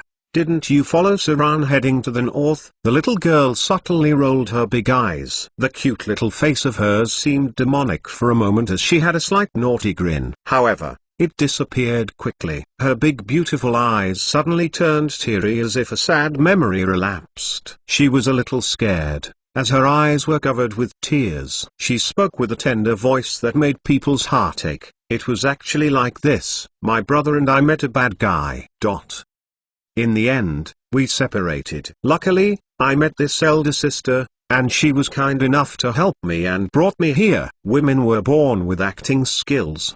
The pretty woman beside her immediately changed her expression to a face as if everything was supposed to be the way it is. The little girl then stood up and looked at Aladdin as tall as herself. She pitifully said in her crisp childlike voice, "I thought you were that bad guy. That's why I used magic on you. Please don't blame me, okay?" The story was a success. The little girl's pitiful appearance soon put Aladdin's doubts aside. This was because the Vivian now was very much like what he remembered. Maybe it was because she has met with trouble. That's why she seemed to have changed a little. "Who were the ones that attacked you guys?" Aladdin was slightly dazed for a moment, but he himself didn't notice. He said with a little anger, "Don't be scared. If any bad guy dares to bully you, I will help you deal with him." Charm success. A seemingly cunning smile appeared on the corners of the little girl's face.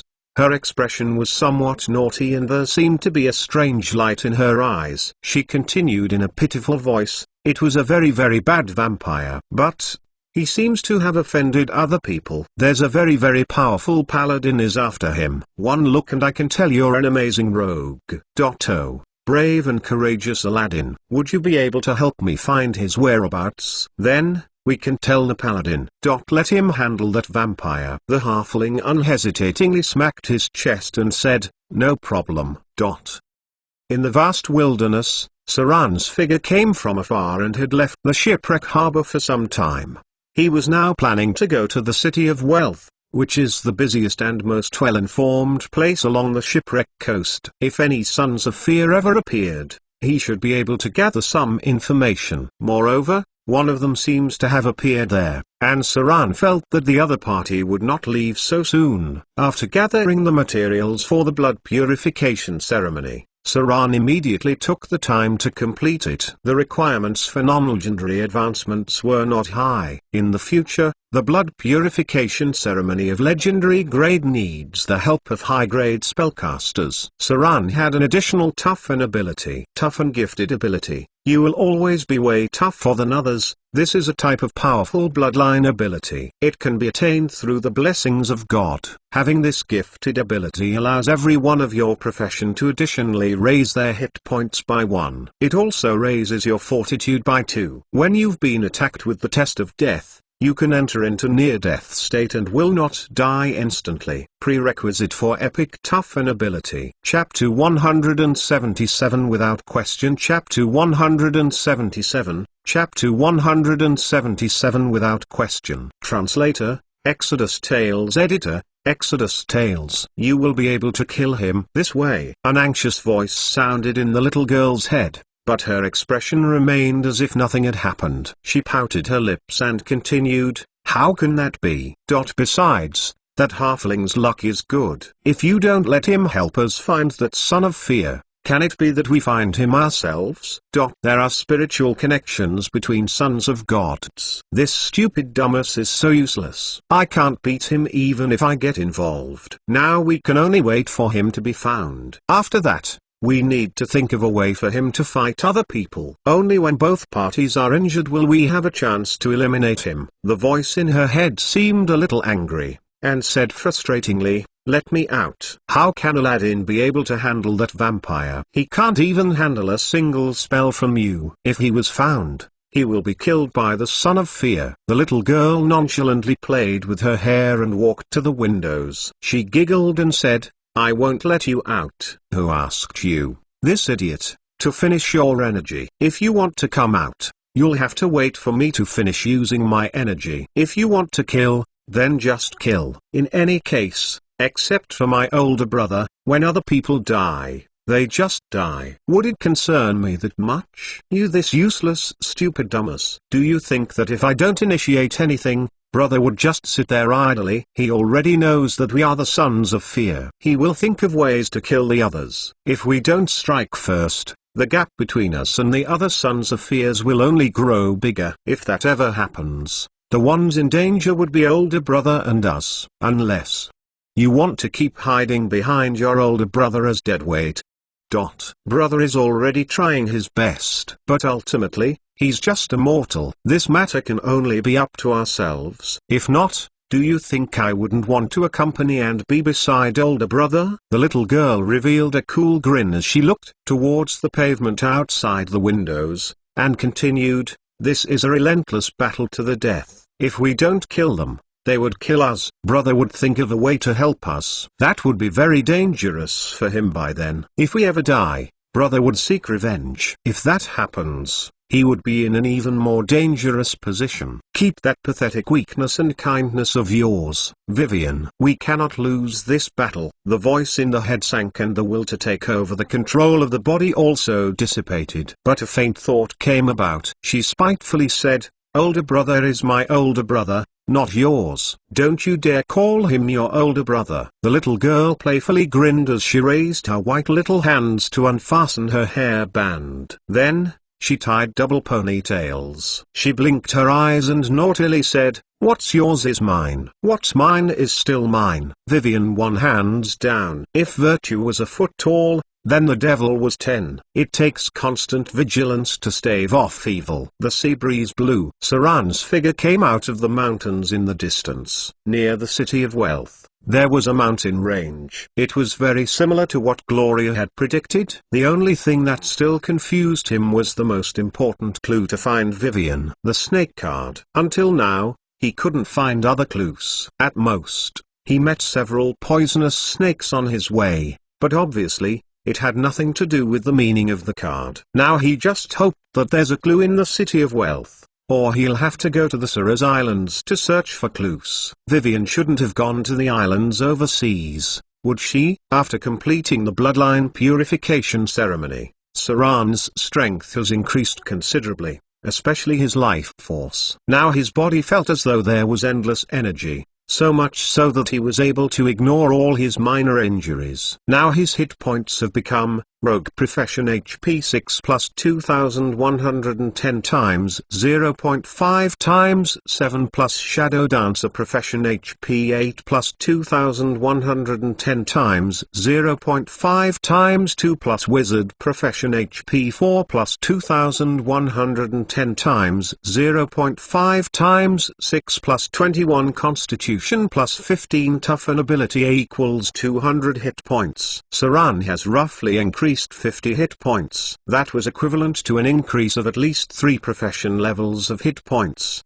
The current grade of hit points was equivalent to a creature level 14 vampire, or a profession level 12 pure fighter. But he might not be able to surpass a barbarian because barbarians have a lot of abilities to add on, and their innate ability to learn Toughen by themselves. This was only a third-grade bloodline purification ceremony, and there were still legendary-level bloodline purification ceremonies. If one managed to get epic Toughen, professions would add an additional 30 hit points at every grade, and the highest can stack 10 times. One can accumulate a total of an additional 300 hit points. When that happens, legendary close combat's hit points wouldn't be far from a dragon's. Saran was still able to attain epic toughen, because one of the prerequisites for this legendary ability is 25 points for extraordinary constitution, and Saran isn't far from reaching this attribute. Solely depending on receiving attribute points by raising profession levels was not enough, because he had to focus on raising his dexterity points. Therefore,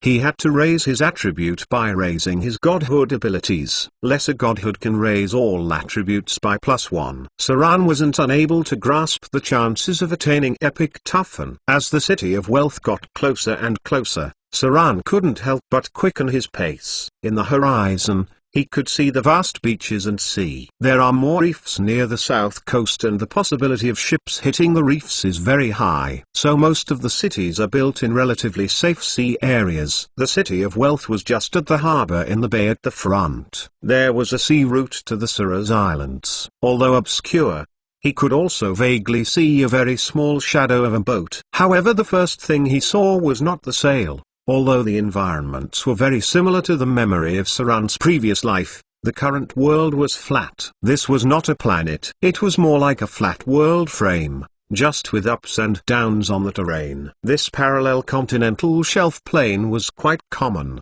whether it was the bottomless abyss or the hells of Bata. It was all just a layer continental shelf structure. The power of another law was maintaining the operation of the world while connecting with other plane spaces. The upper level and the lower level were like layers in the pyramids. The bottom of the two pyramids together made up the largest material plane of all plane spaces. There were a lot of things Saran wasn't quite sure of.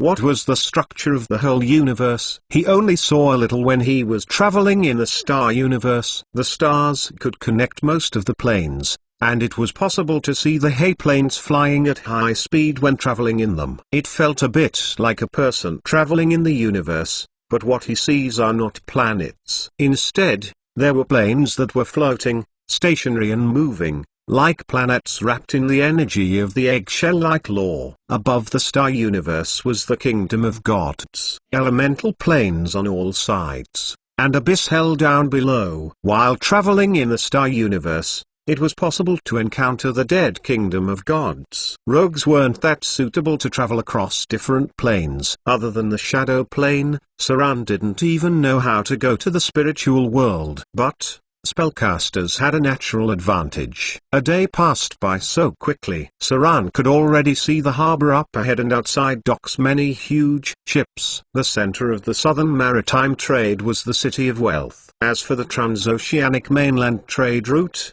this place was also a transit station. Saran even saw boats from the Suras Islands, and female soldiers living in tropical rainforests were bargaining for their purchases, occasionally showing off their beauty, chest, and muscles. It made some feel uncomfortable. The harbor was outside of the City of Wealth. This was a very prosperous large city. You could see the magnificent temple far away. It was the giant temple of the goddess of riches. It was said that the mountain-high worth of gold emeralds was stored in it, but no one had ever been inside. During the turbulent period, legendary teams were trying to break through this place. Unfortunately, in the blink of an eye, the whole army was destroyed, and other gods did not seem to have the idea of stealing money from here. So no one has ever been able to judge the level of guards here. But it must be one of the most dangerous places in the world. The symbol of the City of Wealth was the statue of the goddess in front of the temple. Looking across from a distance, there was a golden shine to it that instantly blinds your Krypton golden dog eyes. The statue weighed about 50 tons. It wasn't coated with gold foil on the outside, but a fully pure gold statue. That's right, it was pure gold, and 50 tons of pure gold statue at that.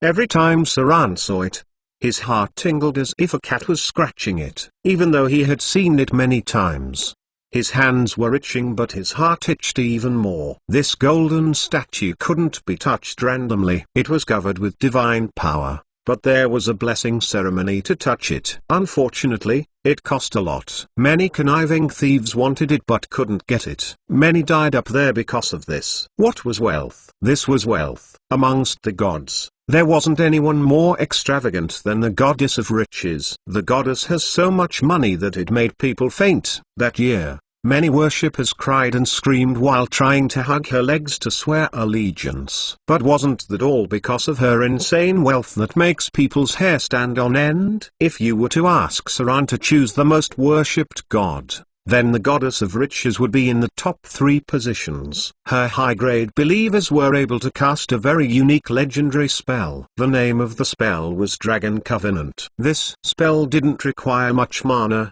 neither did it require any attributes that were too strong. Even low profession levels were able to use this legendary spell. The spell was able to summon a dragon or a group of them, pure bloodline dragons. It was even possible to summon across planes for ancient dragons, or even an ancient great dragon that lives in gaps between time-spaces. It was a very perverted legendary spell, but it was also expensive.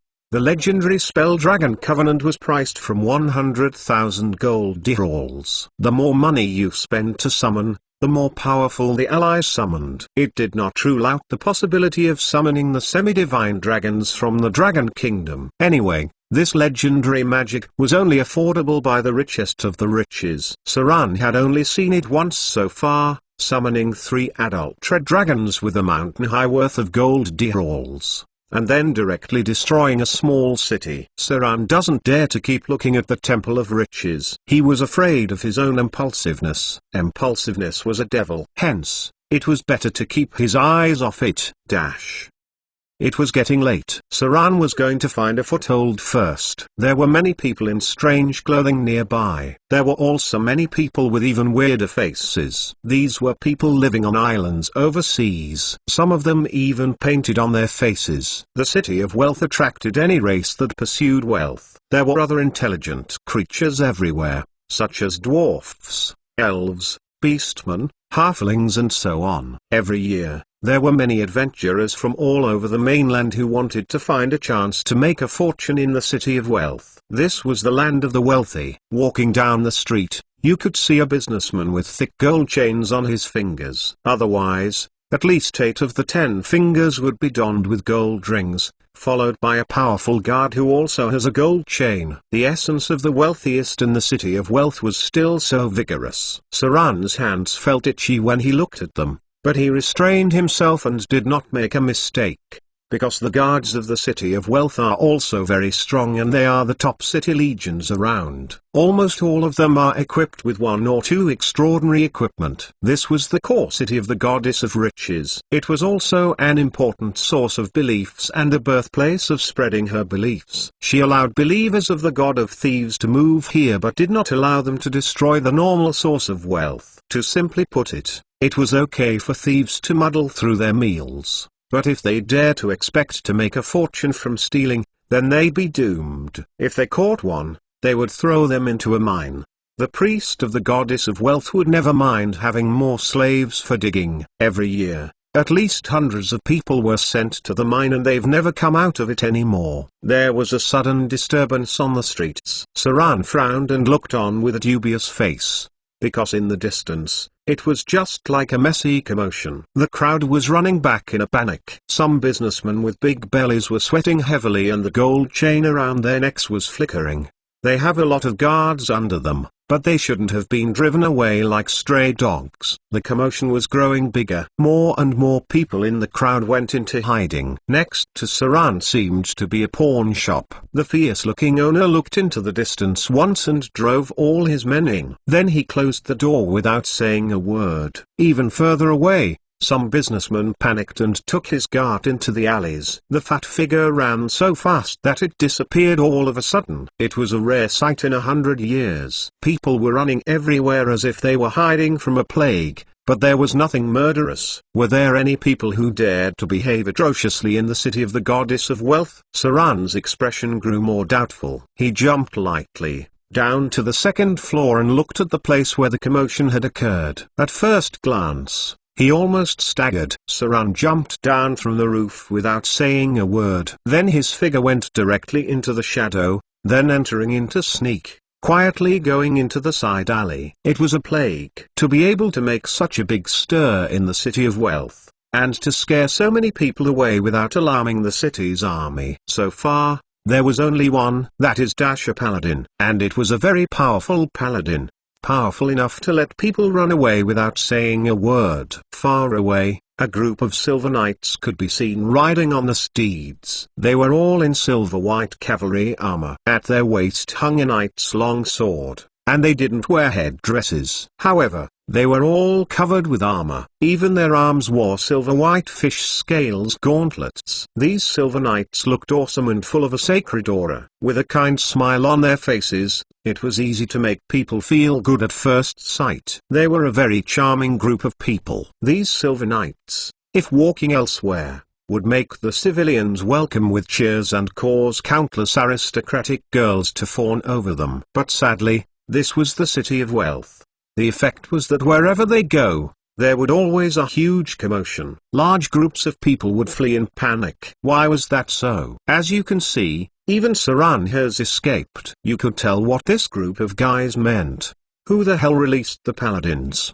Exclamation mark. At this moment, countless people in the city of wealth were jumping around scolding their mothers, especially those who do tainted businesses. This was a big headache. There weren't many businessmen who were clean at all. There was a saying called no treachery, no business. It wasn't bad for most businessmen to hover between the neutral alignments. There were only a few businessmen in the good alignment, especially those who ran overseas trade. They occasionally collided with pirates. If they won the fight, there would be twice the benefits. How could it not be enticing? It can be said that in the whole city of wealth, at least a third of the people prefer the evil alignment. It's just that the degree of deviation towards evil was not very high. As for the businessmen in the neutral alignment, their hands have more or less been tainted with human lives before. They couldn't be clean on the whole. They wouldn't go and test for their alignments without reason. That's why they couldn't be sure whether they were inclined to evil or not. Regardless of whether you were inclined to evil or not, it wasn't certain that their hands weren't clean. In case the paladin finds you an eyesore and wants to kill you, that will be your bloody bad luck. It wasn't that early either. It was the time when prostitutes and hookers came out to stand in the street to solicit customers. But now, the whole city of wealth is quiet. There were no fights, sales, and prostitution. Underground casinos were all closed. As long as they were not very clean and were tainted with blood, they all went into hiding. Local gangs retreated and hid too. At least half of the shops in the busiest streets have closed, and the remaining half of the bosses are virtually gone. This was the power of the paladins. They are really too kind. There was no room for evil in their eyes. They were the guardians of justice. Pitifully, half the world is evil. Everyone sways between good and evil. Even those in the neutral alignment are only slightly different in their left and right tendencies. This was the city of wealth. In the pursuit of wealth, there must be a lot of people who have used unsightly means and might have even taken some lives. Few people here were totally clean. That's why, when they saw the paladins, their first reaction was to frown, then panic, and then turn around to run away. Because they were the Silver Knights. They were the strongest group of paladins in the world. Those handsome-looking Silver Knights weren't flower vases. At least half of them were high-grade professions. If they suddenly turn amnestic and throw out a large-scale alignment detection, the whole city of wealth would shine with blood in its golden splendor. People from all walks of life and religions were contacting the city hall in the hope that they would expel these paladins. Unfortunately, no one dared to do so. That was because the current leader of the paladins was also here, the legendary Hand of Silver. One couldn't decipher the age of the leading paladin, but his face was very resolute. He frowned and looked straight ahead at the commotion, and he could not help but sigh softly. "Your Excellency, the Hand of Silver." Behind him, an angry young knight murmured, "Do you want to purify this dirty city? I've seen too many evil believers." The Hand of Silver could not help frowning, turned to look at him, and said seriously, "Shut up. Don't say such things rashly. Our task is to destroy that evil son of fear. He has killed thousands of people. A town and 5 villages have disappeared because of him. That's our task. We'll go back after we finish it."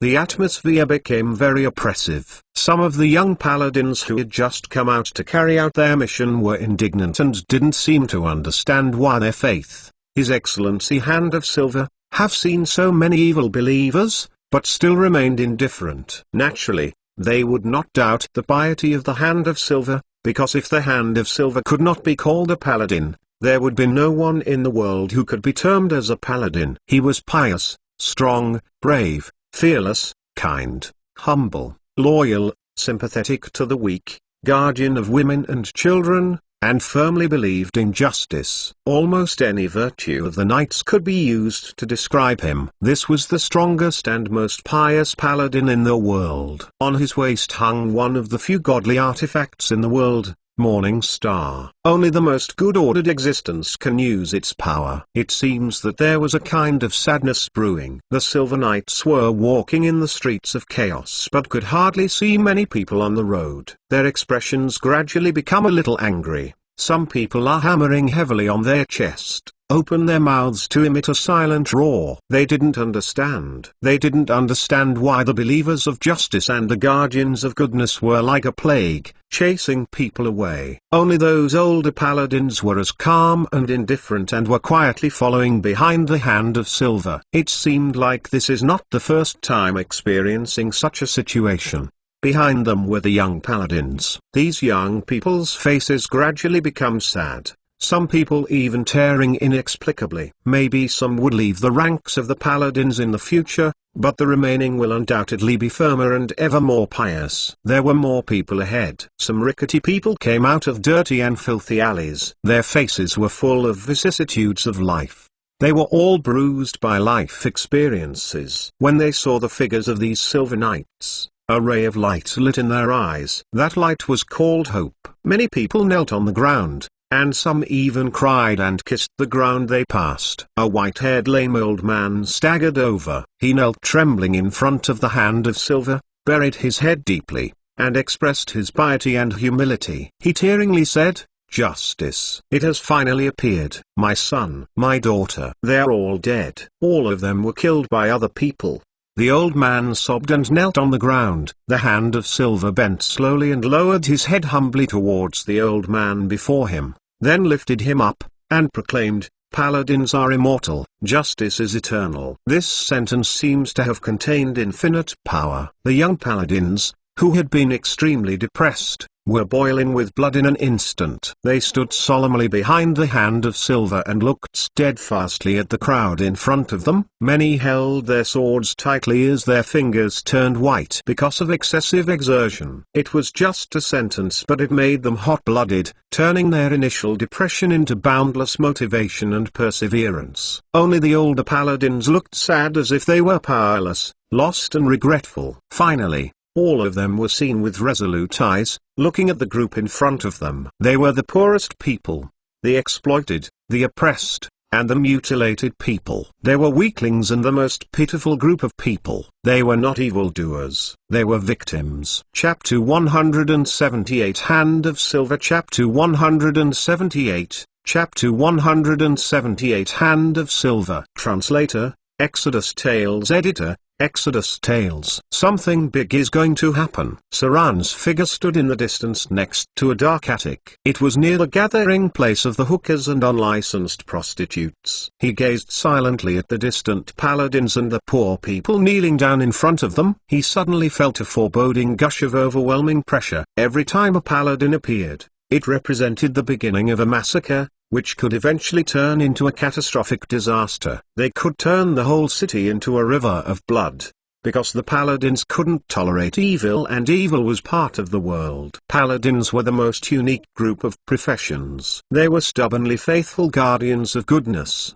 They possessed a strong will and belief. It was harder to become a paladin than a wizard. This was not only a matter of talent, but also whether you believed in justice and possessed goodness in your heart. Without faith and justice, paladins would soon fall, and all their power would disappear. They may become ordinary warriors, or even degenerate into dark knights. Pursue goodness, defend justice, and eliminate evil. These were the three main beliefs of the paladin. Few people could achieve these beliefs. Therefore, the number of paladins in the world may be less than that of wizards. Most of them preferred to be knights of the good alignment. At most, they advanced to the domains of the temple guardian knights. These temple knights may be kind, brave, and righteous, but they were not as extreme as the paladins and would not be as paranoid about having any evil before their eyes. They were a group of great people, but they were also pitiful. Saran respected all the paladins even though they would be his enemies, mainly because he had almost entered the paladin alignment. Unfortunately, he chose another dark road in the end. The first belief of the paladins was justice and goodness. Their second belief was God. So when the Hand of Silver said the words paladins are immortal, justice is eternal, Sran realized that a great cleansing was about to begin. I'm afraid that the Hand of Silver already had a plan to have a fallout with the Temple of the Goddess of Riches. He would kill anyone who prevents him from pursuing justice and goodness mercilessly. Paladins actually killed a lot of people. Their profession was very powerful. They had the ability of warriors, were able to perform divine spells, were protected by divine energy, immune to diseases forever, and ignore any fear. Paladins had an innate immunity to fear spells and disease spells. They could perform divine healing spells too. This was the only profession that could summon mounts from the outer planes, and possibly summon Pegasuses males and unicorns females. It was also a profession that could effortlessly ride a mount. In every city, there would definitely be people who were adulterers, dark associations, gangs, grey areas, officials, nobles and so on, not to mention the present world. Even in the era when Saran lived, if you let the paladins let loose themselves and clean up the evil, there would also be a large number of people who would be executed. Corrupt officials, judges who took lives, fraudulent businessmen, black-hearted counterfeit drugs, poisonous food and so on. These people were but sentences in the eyes of the law, but in the eyes of paladins, they were the evilest people who endanger thousands of people, the kind that should be directly executed. In the City of Wealth, few of the people in power in Fortune City were clean. The sewers here can see corpses every day, and gold trawls reek of blood and dirt. Paladins rarely moved. But when they did, their presence represented a great cleansing. There was a saying in the Paladin's creed, you can't ignore evil, chaos, and sin. Even if you have to sacrifice your life, you must guard justice and goodness. If they die, their souls would return to the upper planes. Regardless of 7 heavens of Mount Celestia or twin paradises of Bitopia, they would welcome the arrival of these noble souls. In other words, paladins were not afraid of death. These guys were destined to go to the heavens after death. Even if they died through some evil rituals or their souls were desecrated, the legendary Holy Spirit of Heaven would come and take their souls in person as long as their beliefs remain firm and they do not commit any sins of their own. It was hard to judge a paladin. Some people loved them as the light of hope and the incarnation of justice, but others hated them and wished for them to disappear forever. However many people who loved them, however many people who hate them, the deeper the love was, the deeper the hate. Saran was neutral about the paladins, and will not be as anxious to kill them as other people from the evil alignment. This world had evil and justice. He believed that the world also needed such a group of people. As long as the paladins didn't randomly throw an alignment detection, Saran could even submit slightly to pay respect when he saw them. But if they ever randomly throw an alignment detection, Saran would pull a knife in a flash. Once there was a story about a paladin who entered an adventurer's tavern. The adventurers immediately quieted it down. The young paladin suddenly threw an alignment detection in a bout of randomness,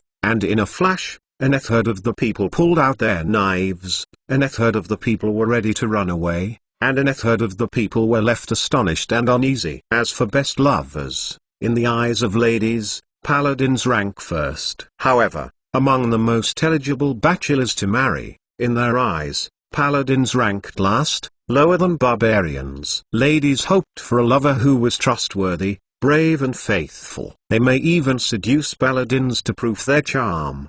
But very few women would want to marry a paladin, not to mention even hoping that their husband would be a paladin. It was as ironic as it gets. Quite a large number of paladins wouldn't marry for life and were not easily seduced by women because temptation makes it easy to degenerate. They liked to adopt orphans, preach them justice and kindness, feed them, and groom them to be paladins. It's also something that noble ladies like to talk about to degenerate a paladin. That was why paladins rarely appear. City Hall. An angry roar resounded and made the roof tremble slightly. Inside, there was a very strong, shiny golden man with a lot of gold ornaments on his body. There was expensive jewelry around his neck, and 6 of his 10 fingers were filled with amazing rings of exorbitant values. Now a line of people stood in front of him, and he was roaring and shouting angrily, "Bastards! Idiots! Why didn't you idiots stop them? I really want to break your heads off. You pigs! How could you believe that the paladins were just chasing the son of fear so easily? Don't you know that all the places where paladins have appeared were disasters? What are we going to do now? All those pariahs have gone over to complain. Then the paladins will use the large-scale alignment detection to detect evil. You, idiots, are going to be killed one by one." In the hall stood a group of officials and nobles with chills down their spines. One of the men with a big belly hesitated for a moment and whispered, "Your Excellency, we can't stop it. This time, it's the Hand of Silver." Badump! The strong man threw the chair over directly at that fat official and smashed into his head. He has lost most of his life with a head covered with blood. Bastard! He growled angrily and shouted, "What about now? The city of wealth will become a city of death if those stubborn idiots are determined to purify the evil." You, Sir Carlos, didn't your fleet deal with a lot of piracy? And you, Baron Mosley, you've taken tens of thousands of gold D-rolls every year from the city's grey benefit, right? Your son recently forced the death of a pair of pariah mother and daughter, right? And you, none of you guys aren't tainted with a butt full of blood debts. Which of your descendants has not killed anyone? One alignment detection, and all of you will shimmer with blood. This is the city of wealth, not his mother's city of light. Every gold D-roll here is stained with blood, and you idiots let the paladins enter the city. Don't you fucking know they're all nuts? A middle-aged man dressed as an aristocrat hesitated for a moment and then said in a cool voice, "If not, can't we all have these paladins?" Speaking of this, he made a gesture of cutting his throat. Badump! The strong man took up another chair and smashed it at him. He roared, "Idiotic swine! What do you think the Silver Knights are? Pigs up for slaughter?" The group of paladins just now needs more than 300 soldiers from an elite army to be able to put up a fight. Are you going to start a war in the City of Wealth? Not to mention the Hand of Silver is here. Does your mother wants to start a legendary war? How do you think the reputation of the Hand of Silver came from?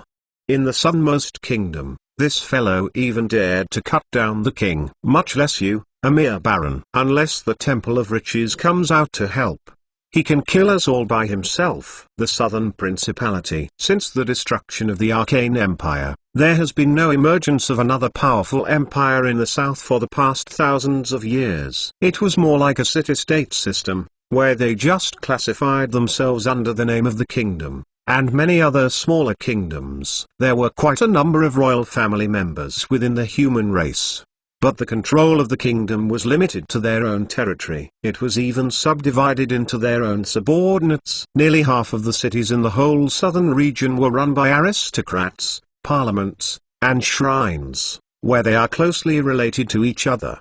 The war that made Hand of Silver famous. It was he who single-handedly challenged a kingdom by himself and almost chopped down an evil lord or tyrant, then, forcing him to abdicate to the kindest and youngest son. After that war, the Hand of Silver was unbeknownst by no one. Comment 0. Comment first. Rate this chapter. Vote with Power Stone. Chapter 178. Chapter 178 Hand of Silver. Translator, Exodus Tales Editor, Exodus Tales. Something big is going to happen. Saran's figure stood in the distance next to a dark attic. It was near the gathering place of the hookers and unlicensed prostitutes. He gazed silently at the distant paladins and the poor people kneeling down in front of them. He suddenly felt a foreboding gush of overwhelming pressure. Every time a paladin appeared, it represented the beginning of a massacre, which could eventually turn into a catastrophic disaster. They could turn the whole city into a river of blood. because the paladins couldn't tolerate evil and evil was part of the world. Paladins were the most unique group of professions. They were stubbornly faithful guardians of goodness.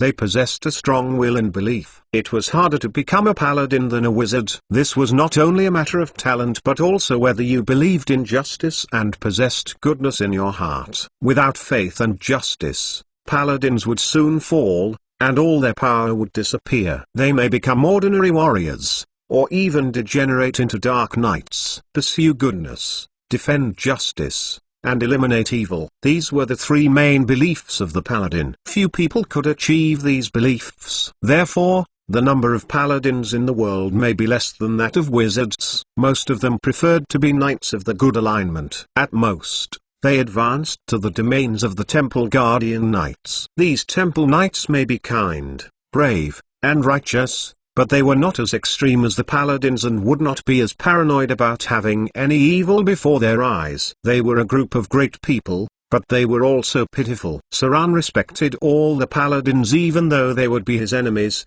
mainly because he had almost entered the paladin alignment. Unfortunately, he chose another dark road in the end. The first belief of the paladins was justice and goodness. Their second belief was God. So when the Hand of Silver said the words paladins are immortal, justice is eternal, Sran realized that a great cleansing was about to begin. I'm afraid that the Hand of Silver already had a plan to have a fallout with the temple of the goddess of riches. He would kill anyone who prevents him from pursuing justice and goodness mercilessly. Paladins actually killed a lot of people.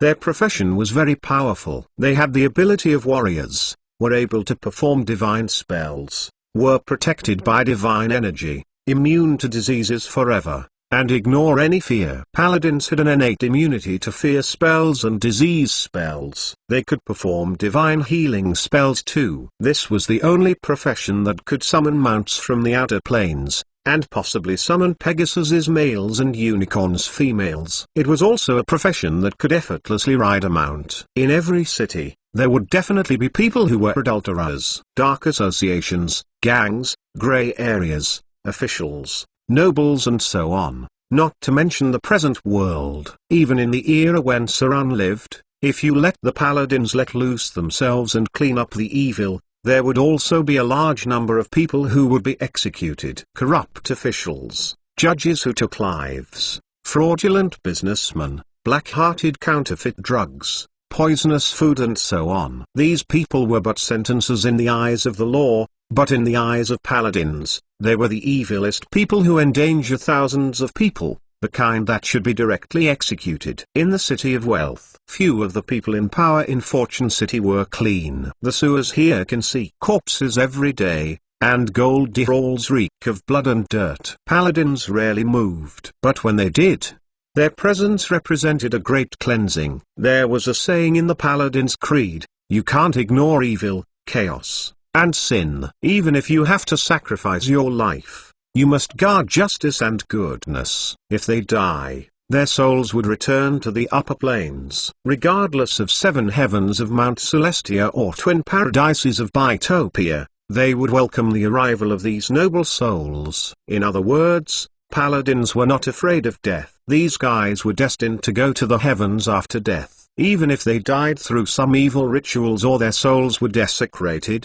the legendary Holy Spirit of Heaven would come and take their souls in person as long as their beliefs remain firm and they do not commit any sins of their own. It was hard to judge a paladin. Some people loved them as the light of hope and the incarnation of justice, but others hated them and wished for them to disappear forever. However many people who loved them, however many people who hate them, the deeper the love was, the deeper the hate. Saran was neutral about the paladins, and will not be as anxious to kill them as other people from the evil alignment. This world had evil and justice. He believed that the world also needed such a group of people. As long as the paladins didn't randomly throw an alignment detection, Saran could even submit slightly to pay respect when he saw them. But if they ever randomly throw an alignment detection, Saran would pull a knife in a flash. Once there was a story about a paladin who entered an adventurer's tavern. The adventurers immediately quieted it down. The young paladin suddenly threw an alignment detection in a bout of randomness, and in a flash, and a third of the people pulled out their knives, and a third of the people were ready to run away, and a third of the people were left astonished and uneasy. As for best lovers, in the eyes of ladies, paladins rank first. However, among the most eligible bachelors to marry, in their eyes, paladins ranked last, lower than barbarians. Ladies hoped for a lover who was trustworthy, brave and faithful. They may even seduce paladins to prove their charm. But very few women would want to marry a paladin, not to mention even hoping that their husband would be a paladin. It was as ironic as it gets. Quite a large number of paladins wouldn't marry for life and were not easily seduced by women because temptation makes it easy to degenerate. They liked to adopt orphans, preach them justice and kindness, feed them, and groom them to be paladins. It's also something that noble ladies like to talk about to degenerate a paladin. That was why paladins rarely appear. City Hall. An angry roar resounded and made the roof tremble slightly. Inside, there was a very strong, shiny golden man with a lot of gold ornaments on his body. There was expensive jewelry around his neck, and 6 of his 10 fingers were filled with amazing rings of exorbitant values. Now a line of people stood in front of him, and he was roaring and shouting angrily, "Bastards! Idiots! Why didn't you idiots stop them? I really want to break your heads off. You pigs! How could you believe that the paladins were just chasing the son of fear so easily? Don't you know that all the places where paladins have appeared were disasters? What are we going to do now? All those pariahs have gone over to complain. Then the paladins will use the large-scale alignment detection to detect evil. You, idiots, are going to be killed one by one." In the hall stood a group of officials and nobles with chills down their spines. One of the men with a big belly hesitated for a moment and whispered, "Your Excellency, we can't stop it. This time, it's the hand of silver."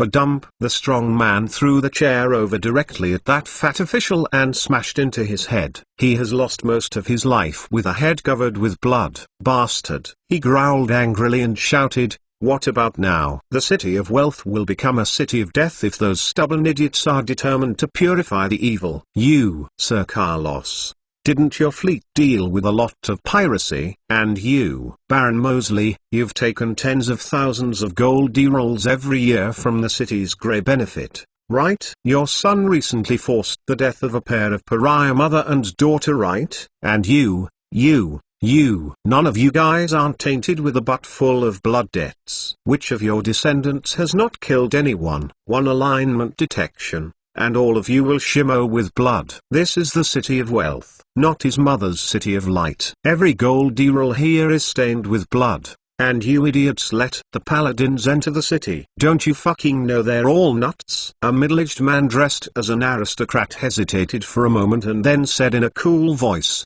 "If not, can't we all have these paladins?" Speaking of this, he made a gesture of cutting his throat. Badump. The strong man took up another chair and smashed it at him. He roared, "Idiotic swine! What do you think the Silver Knights are? Pigs up for slaughter?" The group of paladins just now needs more than 300 soldiers from an elite army to be able to put up a fight. Are you going to start a war in the City of Wealth? Not to mention the Hand of Silver is here. Does your mother wants to start a legendary war? How do you think the reputation of the Hand of Silver came from? In the Southernmost Kingdom, this fellow even dared to cut down the king, much less you, a mere baron. Unless the Temple of Riches comes out to help, he can kill us all by himself. The Southern Principality. Since the destruction of the Arcane Empire, there has been no emergence of another powerful empire in the south for the past thousands of years. It was more like a city-state system, where they just classified themselves under the name of the kingdom, and many other smaller kingdoms. There were quite a number of royal family members within the human race, but the control of the kingdom was limited to their own territory. It was even subdivided into their own subordinates. Nearly half of the cities in the whole southern region were run by aristocrats, parliaments, and shrines, where they are closely related to each other. The war that made Hand of Silver famous. It was he who single-handedly challenged a kingdom by himself and almost chopped down an evil lord tyrant, then, forcing him to abdicate to the kindest and youngest son. After that war, The hand of silver was unbeknownst by no one. Chapter 179 Conspiracy. Chapter 179. Chapter 179 Conspiracy. Translator, Exodus Tales. Editor, Exodus Tales. What do we do now? One of the elderly nobles frowned and said slowly, in these years, the mines, the trade, the slaves, and the black market, everyone here has touched them. Everyone is somewhat tainted and bloody. If those madmen go crazy, I am afraid we will be implicated. Can't we ask the Temple of Riches to expel them? Money isn't an issue. Towards this old man, the strong man had a much better attitude and slowly said, I'm afraid it's very difficult. The goddess of riches is neutral. Her priests and temples are also neutral. They can't deal with the paladins. It is tantamount to telling the world that they have changed towards the evil alignment. What's more, the hand of silver is equipped with a godly artifact, Morning Star. The artifact was given to him by the Holy Spirit of the Lord of Glory. If the Temple of Riches dares to attack the hand of silver, it will be a direct confrontation with the Temple of Glory. At that time, it will not only be the paladin, but also the awakened army. Dawnbringers. Compared to the paladins, these people were even more of a headache. Although they weren't as extreme, their numbers were still large. These guys were mainly in the City of Glory and occasionally helped fight against the evil drows. But their main focus was still on the devils and demons, and they are more tolerant of the evil doings in the secular world. After all, the ruling class is bound to exploit the population. As long as eating wasn't insightful and there was nothing outrageous, they would regard it as though they have not seen anything. Otherwise, you couldn't manage them at all. Paladins rarely go out, and for a reason, and that was because they couldn't ignore evil. What if they went out and met a victim who asked the paladins for help? Did they ignore them? That would be against the path of the paladins. Did they help? How much could a paladin change? This was the order of the world. If they killed an evil person, will there be no emergence of another? As long as interests and powers exist, there would always be people corrupted and degenerate. In a kingdom, there would also be the wise kings and tyrants. Could the paladins overthrow a kingdom because of tyranny? After all, the hand of silver was a special example. He had godly artifacts in his hand. He was the most powerful paladin. He was also a descendant of the Lord of Glory. In the end, it was still a question of whether the paladins are strong enough. As long as these people dare to throw an alignment detection crazily, on that day itself, the dark and grey domains would kill them all. But because this time, the strength of the paladins were so strong that the City of Wealth dared not act rashly, and even the Temple of Riches dares not expel them. That's why it is so problematic. If a group of poor people sought justice from them, they couldn't go against their faith, finally arriving at a situation in which something has to be done. Ignoring evil violated the beliefs of paladins. But fighting evil is almost the same as fighting against the whole City of Wealth. That's why Saran felt sorry for the paladins. Paladins have no authority to judge nobles. An aloof man with a scholarly temperament suddenly opened his mouth and said, Lord of Glory's temple will not allow paladins to fight against the nobles. We have accumulated wealth for generations, and at which time has there been lesser massacres, mines, slaves, black markets? Even if we don't do it, there will be others to take over.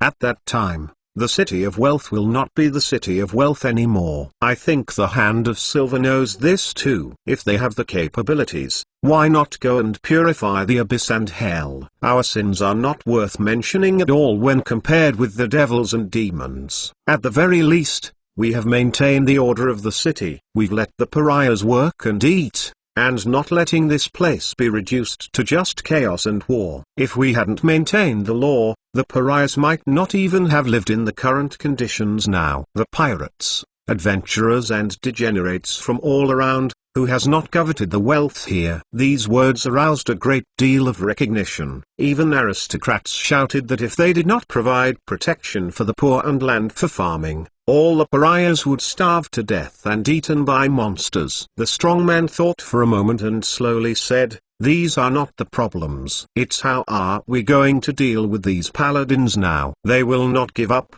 else they will violate their beliefs. The aloof man looked around and slowly said, scapegoat. The gang leaders, who are in charge of the slave trade, the black market, and those obviously disobedient organizations. They can be caught as scapegoats. These people are all tainted with blood debts. We can just lend the paladin's hand to eradicate them. One is to pacify the pariahs, and also give some accountability to the paladins. I don't think the Hand of Silver is mad enough to judge the aristocracy of the whole City of Wealth. Would he? What the ruling class doesn't lack the most is the evil order. They are not as cruel as the devil, but they do not deal with much kindness and nobility. And the aloof man stood up and looked around and murmured, "We must find the demigod vampire as soon as possible. It was all because of him that he attracted these paladins here. If we don't get rid of him, these paladins may stay here even longer. I propose to send troops to search for his tracks and then let the Hand of Silver deal with him." This sentence silenced everyone,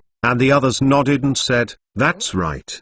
The Son of Fear must be found. Otherwise, the paladins would not leave so easily." The root cause was the demigod vampire. If he had not come to the City of Wealth, the paladins would not have come here to pursue him. The poor would not have sought justice from them, and the nobles would not have fallen into such an embarrassing situation. Without the Hand of Silver here, it would be a minor problem to send someone out to expel the paladins, or even to make them disappear. But now that the Hand of Silver was here, their stance must be made clear. If the Council of Nobles was willing to help him deal with the demigod vampire, then the paladin would not be crazy enough to judge them, unless he wanted to descend the world into chaos. Good. The strong man smacked the table and said in a deep voice, "Send out the garrison and the city legions. Launch a comprehensive search throughout the City of Wealth. We must find out the whereabouts of the demigod vampire. And then we'll get those disobedient guys out, and we'll execute them according to the law instead of letting the paladins do the work. You can't destroy the rules of City of Wealth just because of the appearance of the paladins. As for the pariahs, there will be time to clean them up later." Speaking of this, the strong man showed a cruel smile. He was unintentionally forced by a group of pariahs to use the paladins. It was impossible for his heart to not be angered. A series of orders were issued. In the beginning, the aloof man could not help showing a smile, and a strange light flickered in his eyes. "Shouldn't this force you out, stupid idiot? Do you think power can suppress everything? Now I'll see if you're going to die." A conspiracy began to brew. When the paladins appeared, they became a blade. The weak used this blade to seek justice, whereas the evil used this blade to deal with their enemies. Paladins were a pitiful profession and a very vulnerable profession as well. If someone asked for help, one was obligated to do something. If one didn't help once, it was fine. But twice, thrice, and one's beliefs would have collapsed. That was why there are so many ex-paladins in the world. Helping wasn't a problem. There were more people in the world that needed help. Ordinary people mutilated by gangs, and poor people oppressed and bullied by nobles. The world was full of powerful forces. You helped a kind poor man to kill the gangsters who forced his family into ruins. But would you eradicate his gang as well? If after the gang has been eradicated, would you like to kill off the officials and nobles behind thousands of the gangs at the same time? If they walked off after they had done justice, it wouldn't take long for another gang to appear. How many times could they fight? How many people could they kill? Retreating would deteriorate your faith. The power of a paladin will become an ordinary warrior. You cannot tolerate evil, but evil cannot tolerate you as well. This was too simple. Every city had bullies and villains. Alignment detection's results would immediately kill those who harmed innocent civilians. Could you kill everyone? How many evildoers could you judge? Paladins were very powerful, but also very weak. They could not change the world. They could only protect justice in their hearts on this difficult road. That's why there's sadness in the eyes of the older paladins, because they have been tested time and time again, not just simply strength, but also their soul and will. Without the Hand of Silver here, They were not worth a fart at all. A single hand of silver could force the city of wealth to compromise. 2 hands of silver could cleanse away the evil degeneration in the city of wealth. 3 hands of silver could redefine the rules of the city of wealth and make it align with the rules of good order. 5 hands of silver could turn the city of wealth into the next city of glory. Unfortunately, there was only 1 hand of silver. They couldn't change the city of wealth, the world, the abyss and hell that has existed for countless years. How many gods of the good alignment has fought for it? And how many wars were waged by the Lord of Glory between godly kingdoms? What's the final result? Abyss was still the abyss and hell was still hell. Paladins were a group of stubborn and faith-abiding tragic people who could only believe in justice in their hearts but could not change the world to seek justice. Because in the world, one's beliefs are too insignificant. Saran seems to have seen something. He heard the trumpets of the army, and he could see the city guards, which had been assembled urgently. The garrison has begun to set out. It seemed that the aristocratic forces of the city of wealth had come to a common consensus. They began to clean up by their own means in order to prevent the paladins from disturbing the order here. They planned to placate the civilians with small-scale cleansing, and then barter for the paladins to stop. This was undoubtedly a very smart choice. It seems that the nobles of the city of wealth weren't simple existences at all. Chapter 180 Massacre. Chapter 180, Chapter 180 Massacre. Translator, Exodus Tales. Editor, Exodus Tales. The night was restless. Saran heard the sounds of fights and explosions. Fires broke out in other places. The originally prosperous and orderly city of wealth had now become a place of chaos. Neither of the gangs in the evil alignment was an easy target. They were all violent members of evil. They may not be as well equipped as the city guards, but fighting to the death could create chaos. No one was naive enough to think that those who were tainted with blood would stand down without a fight. Curfews began to be imposed on the streets. The city legions lighted torches to mark out the defense lines to avoid the chaos affecting the ordinary people. Scoldings and weepings could be heard everywhere. Their relatively quiet life was broken. Many people fastened their doors and windows, making it sturdy to prevent chaos outside from affecting their families. There were traces of rogues in the darkness. The members of the thieves have always been the backbone of the grey area. From time to time, they could hear the screams of the city guards. In the darkness, they could hardly deal with the rogues above the grade 2. Saran's figure was hidden in the shadows. He stood on a bell tower and looked at the city in front of him. In the middle of the night,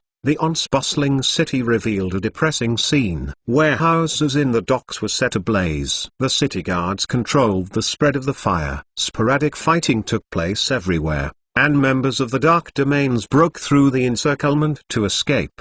The fire seemed to have spread a little. Cries and howlings could be heard from the direction of the slums. The paladins had also joined the fight, but the southwest corner of the slum has already started burning. No one knew if it was because of the chaos, or it was retaliation by the dark domains. Their actions today undoubtedly made grudges with many people. The city of wealth was a very prosperous city, but this prosperity stemmed from evil. Now, some of the people were being cleansed and attacked. Their armed forces would inevitably resist. Trade would be affected in the aftermath of a period of time. Ordinary people would lose their jobs with the lessened smugglings and black markets. In the next few months, nearly 30% of the dockers will be unemployed, and their coming new year doesn't seem as forthcoming anymore. Ugh.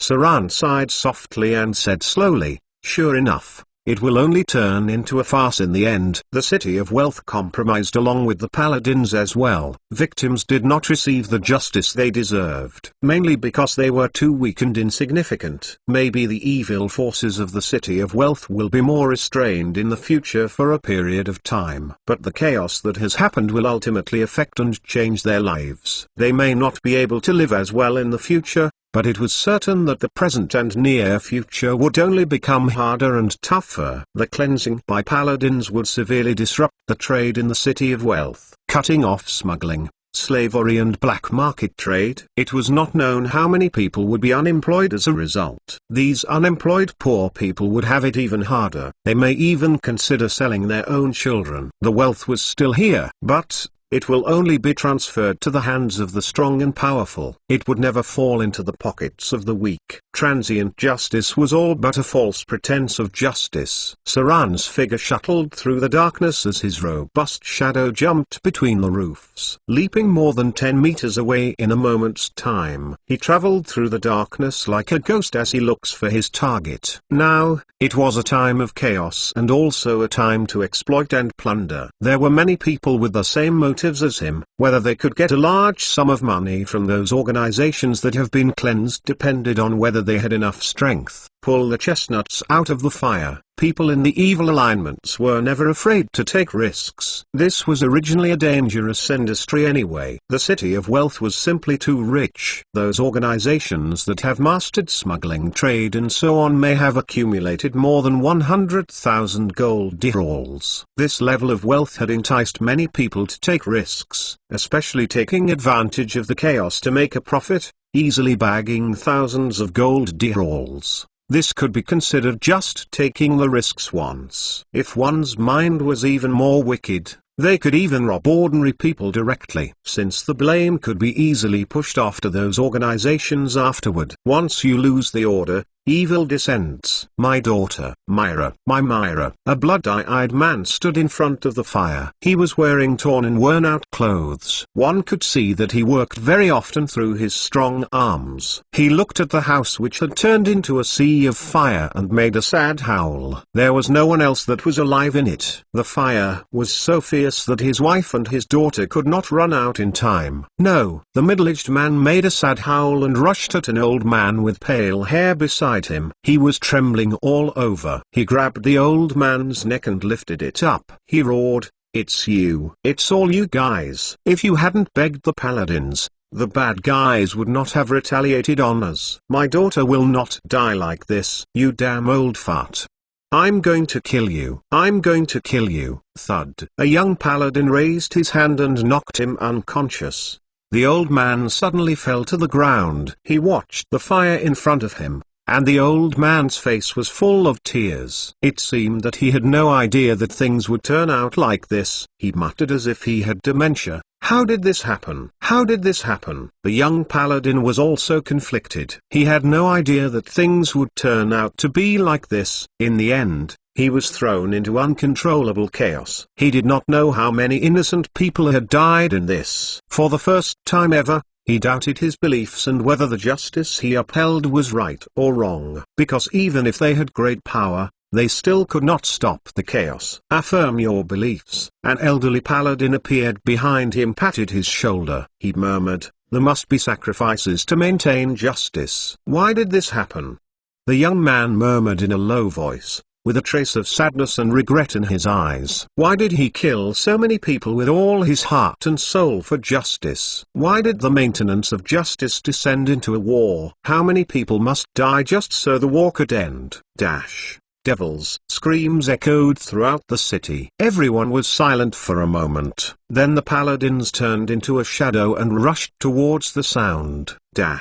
Alignment detection. They finally used the spell. The paladin's power began to spread, and there was a faint light on everyone in the vicinity. Many of them were white, but there were more grays. There were many light red, dark red, blood red lights emerging as well. For a very long time, these ordinary people worked for the evildoers, carrying goods for them, guarding forbidden goods for them, and covering up their sins for them. They were equally guilty in the light of the paladin, but their sins were very light. They were all gray areas. These people wandered between good and evil. They may not be aware of their crimes, but they were part of evil. All over the fire, the city of wealth had a tinge of blood. The accumulated wealth here had been obtained with sins for a long time. Eventually, under alignment detection, it turned into a blood-red light that shot into the sky. The power of magic light was no longer controlled by the paladins. Extraordinary energies gathered by themselves for some reason and turned the whole sky crimson red with bloodied lights. The devils had arrived. No one knew who summoned the demons. But from the moment they appeared,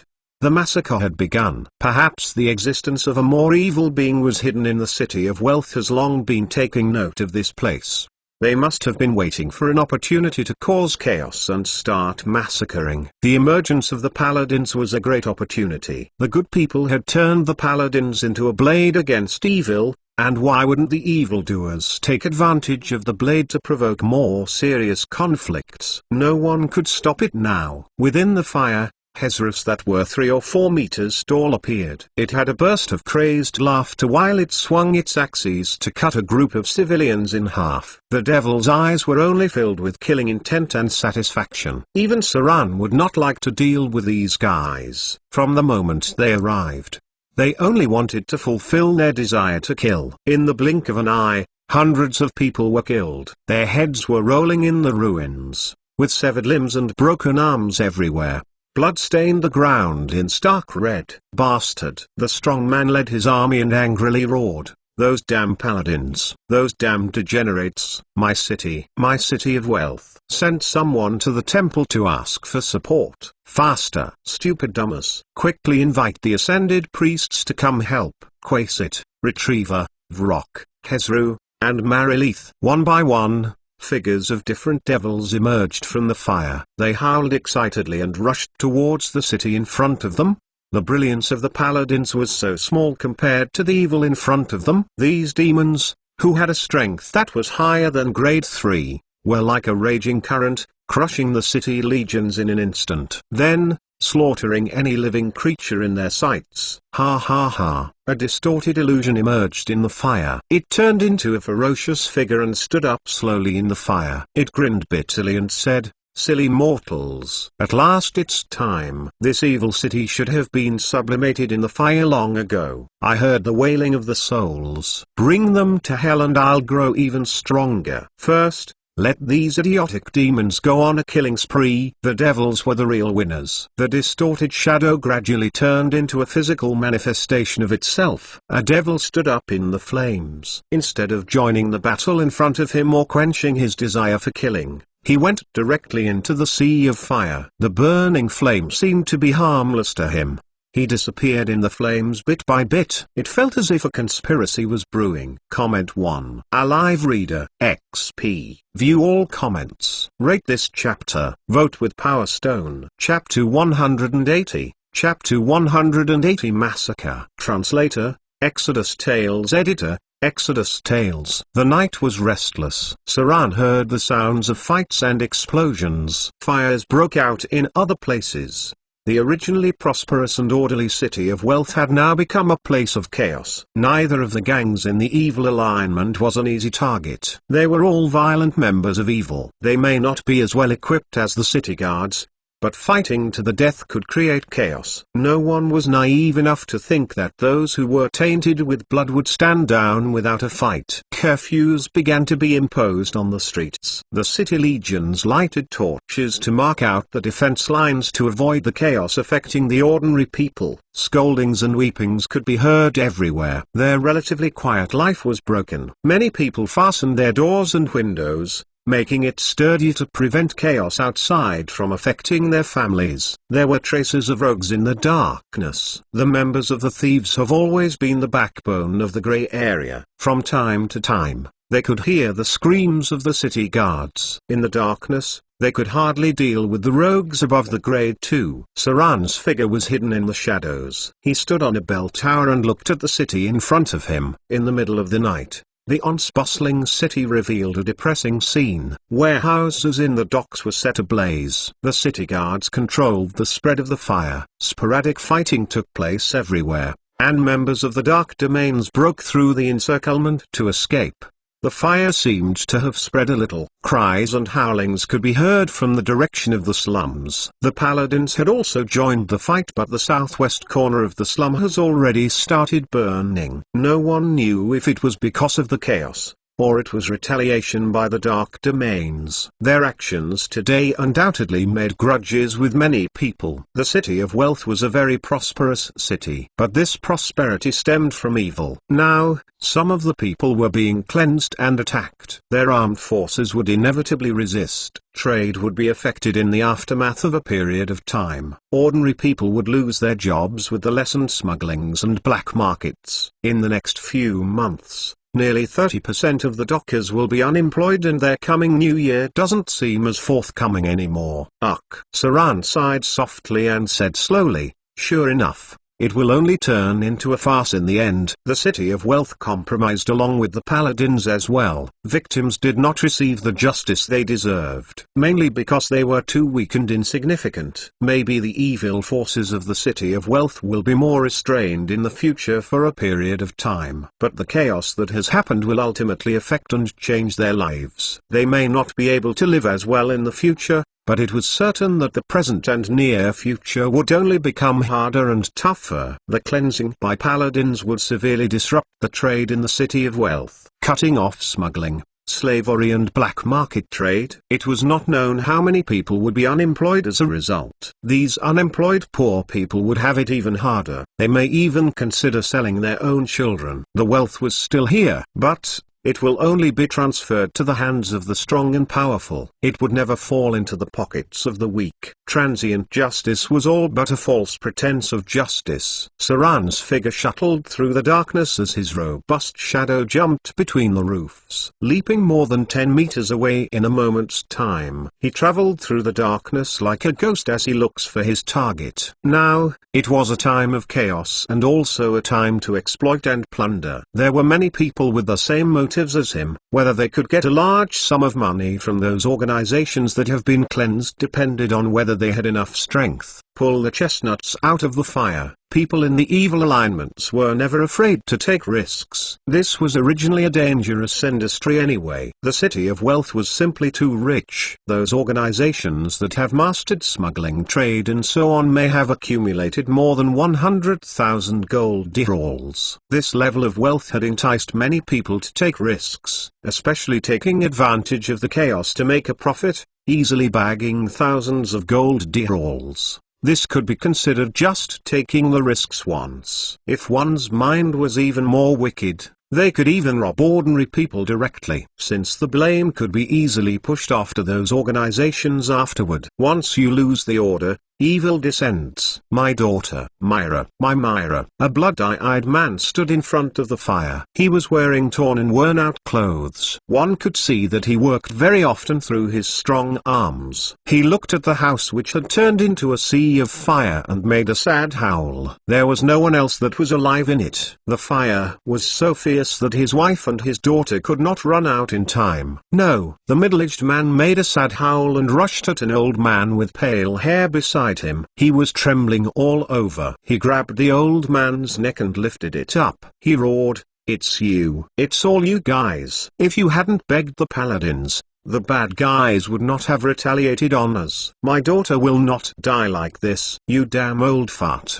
I'm going to kill you. I'm going to kill you." Thud. A young paladin raised his hand and knocked him unconscious. The old man suddenly fell to the ground. He watched the fire in front of him, and the old man's face was full of tears. It seemed that he had no idea that things would turn out like this. He muttered as if he had dementia. How did this happen? How did this happen? The young paladin was also conflicted. He had no idea that things would turn out to be like this. In the end, he was thrown into uncontrollable chaos. He did not know how many innocent people had died in this. For the first time ever, he doubted his beliefs and whether the justice he upheld was right or wrong. Because even if they had great power, they still could not stop the chaos. Affirm your beliefs. An elderly paladin appeared behind him, patted his shoulder. He murmured, "There must be sacrifices to maintain justice." Why did this happen?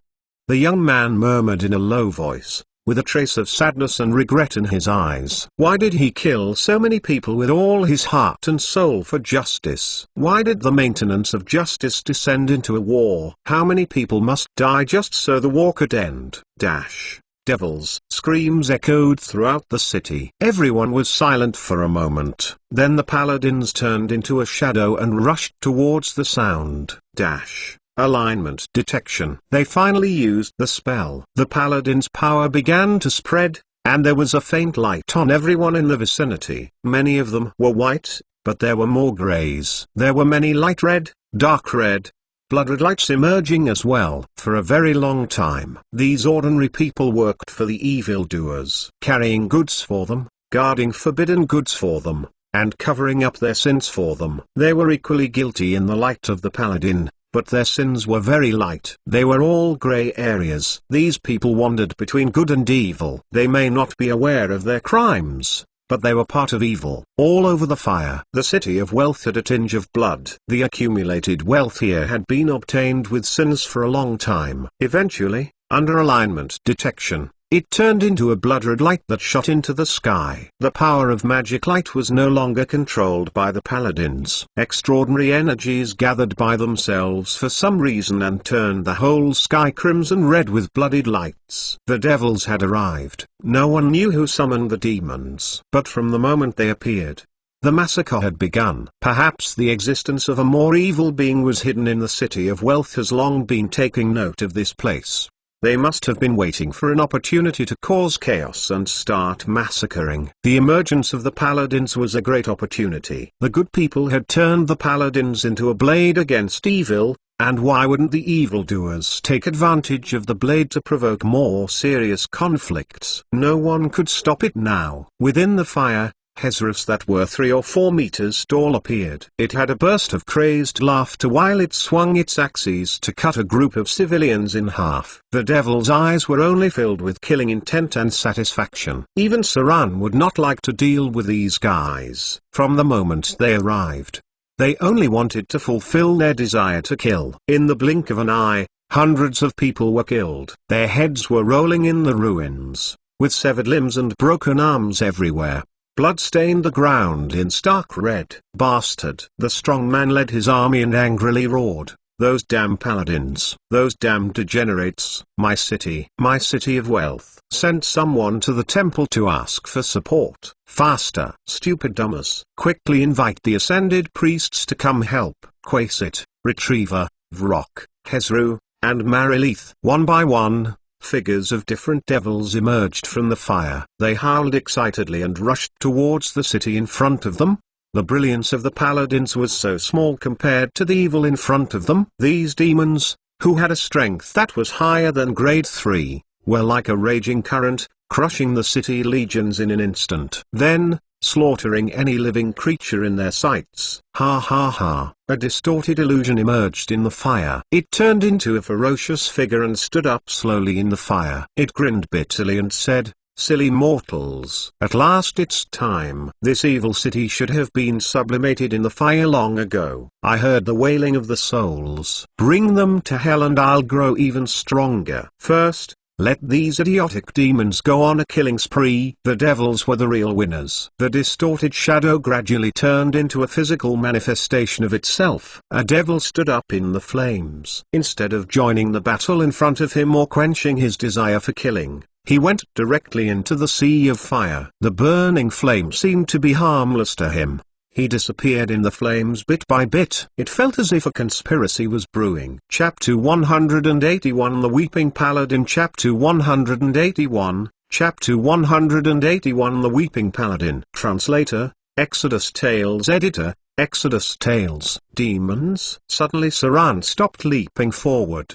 He looked back at the distance and saw that the fire was spreading to an almost uncontrollable level. He had no detect-type spells, so he couldn't see the situation clearly. But when he heard a cry, he found that the army of the City of Wealth started gathering behind the city. Some of the priests appeared in a hurry. These priests, who had planned to stay out of the way, were finally coming out to help with the situation. "Something is wrong." Saran jumped up the chimney, frowned and said, "Demons aren't that powerful. It's obvious that some people provoked and exacerbated the conflict. Is there a devil lurking here?" Only devils could be so powerful. These creatures enjoyed playing the hearts and minds of people. If they used magical powers such as suggestion to provoke people from the evil alignment and underground market, then they could easily turn this into a war. The wicked who were unwilling to die would unite to resist. Once they became desperate, the scale of the battle would escalate. It was possible to involve others in the battle and eventually turn it into a chaotic killing spree. Where are the legends? Saran stood looking up at the city and muttered, Why haven't the legendary professions show up yet? Are they going to let things go on like this? Where's the Hand of Silver? He's not a foolish person. Where is he now? The chaos was spreading. The city's army confronted the summoned demons. However,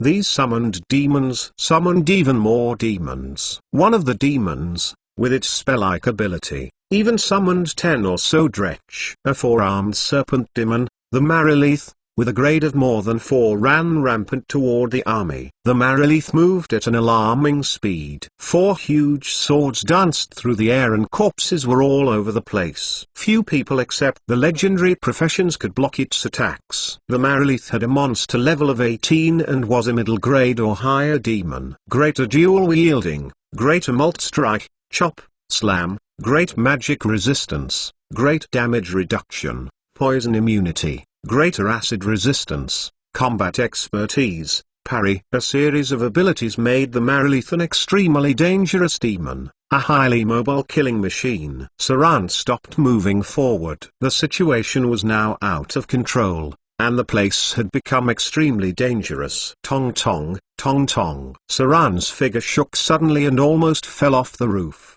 His heartbeat began to accelerate inexplicably. His heart rate had increased by more than half, pumping blood all over his body, exposing his blood vessels. Once again, the sensation surfaced. Saran's body temperature rose little by little. Bloody veins appeared in his eyes, and his pupils showed obvious signs of enlargement. The feeling lasted about 3 minutes, and then Saran's condition recovered bit by bit. Vivian, as though he had felt something, he mumbled, "She's here." Screams sounded at a dead end in front. Saran frowned and looked around, then gently landed on the ground. What he saw made him take half a step backward, and then reach for his curved sword. A young paladin who was wearing a silver armor stood ahead. His blade had a faint glow while blood slowly dripped down. The young paladin did not seem to notice Saran. His body trembled slightly as he put his sword on the ground and held up a tiny corpse with trembling hands. That was a little girl around 10 years old. She was the victim of the chaos, an innocent and poor little girl, who died in the chaos. A faint cry was heard. The young paladin trembled and picked up the girl's body. His eyes were blank while his face was filled with regret and weakness. He suppressed his groans and murmured in a sad voice, "Why is this so? How could this happen?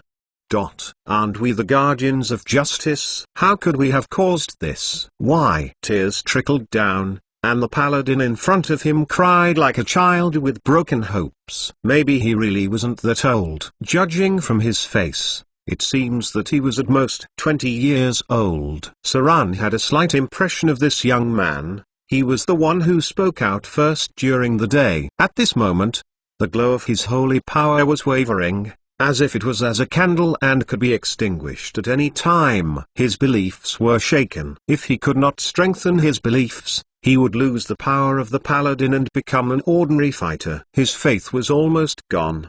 He couldn't understand why things had turned out like this. He couldn't understand why so many people had been killed.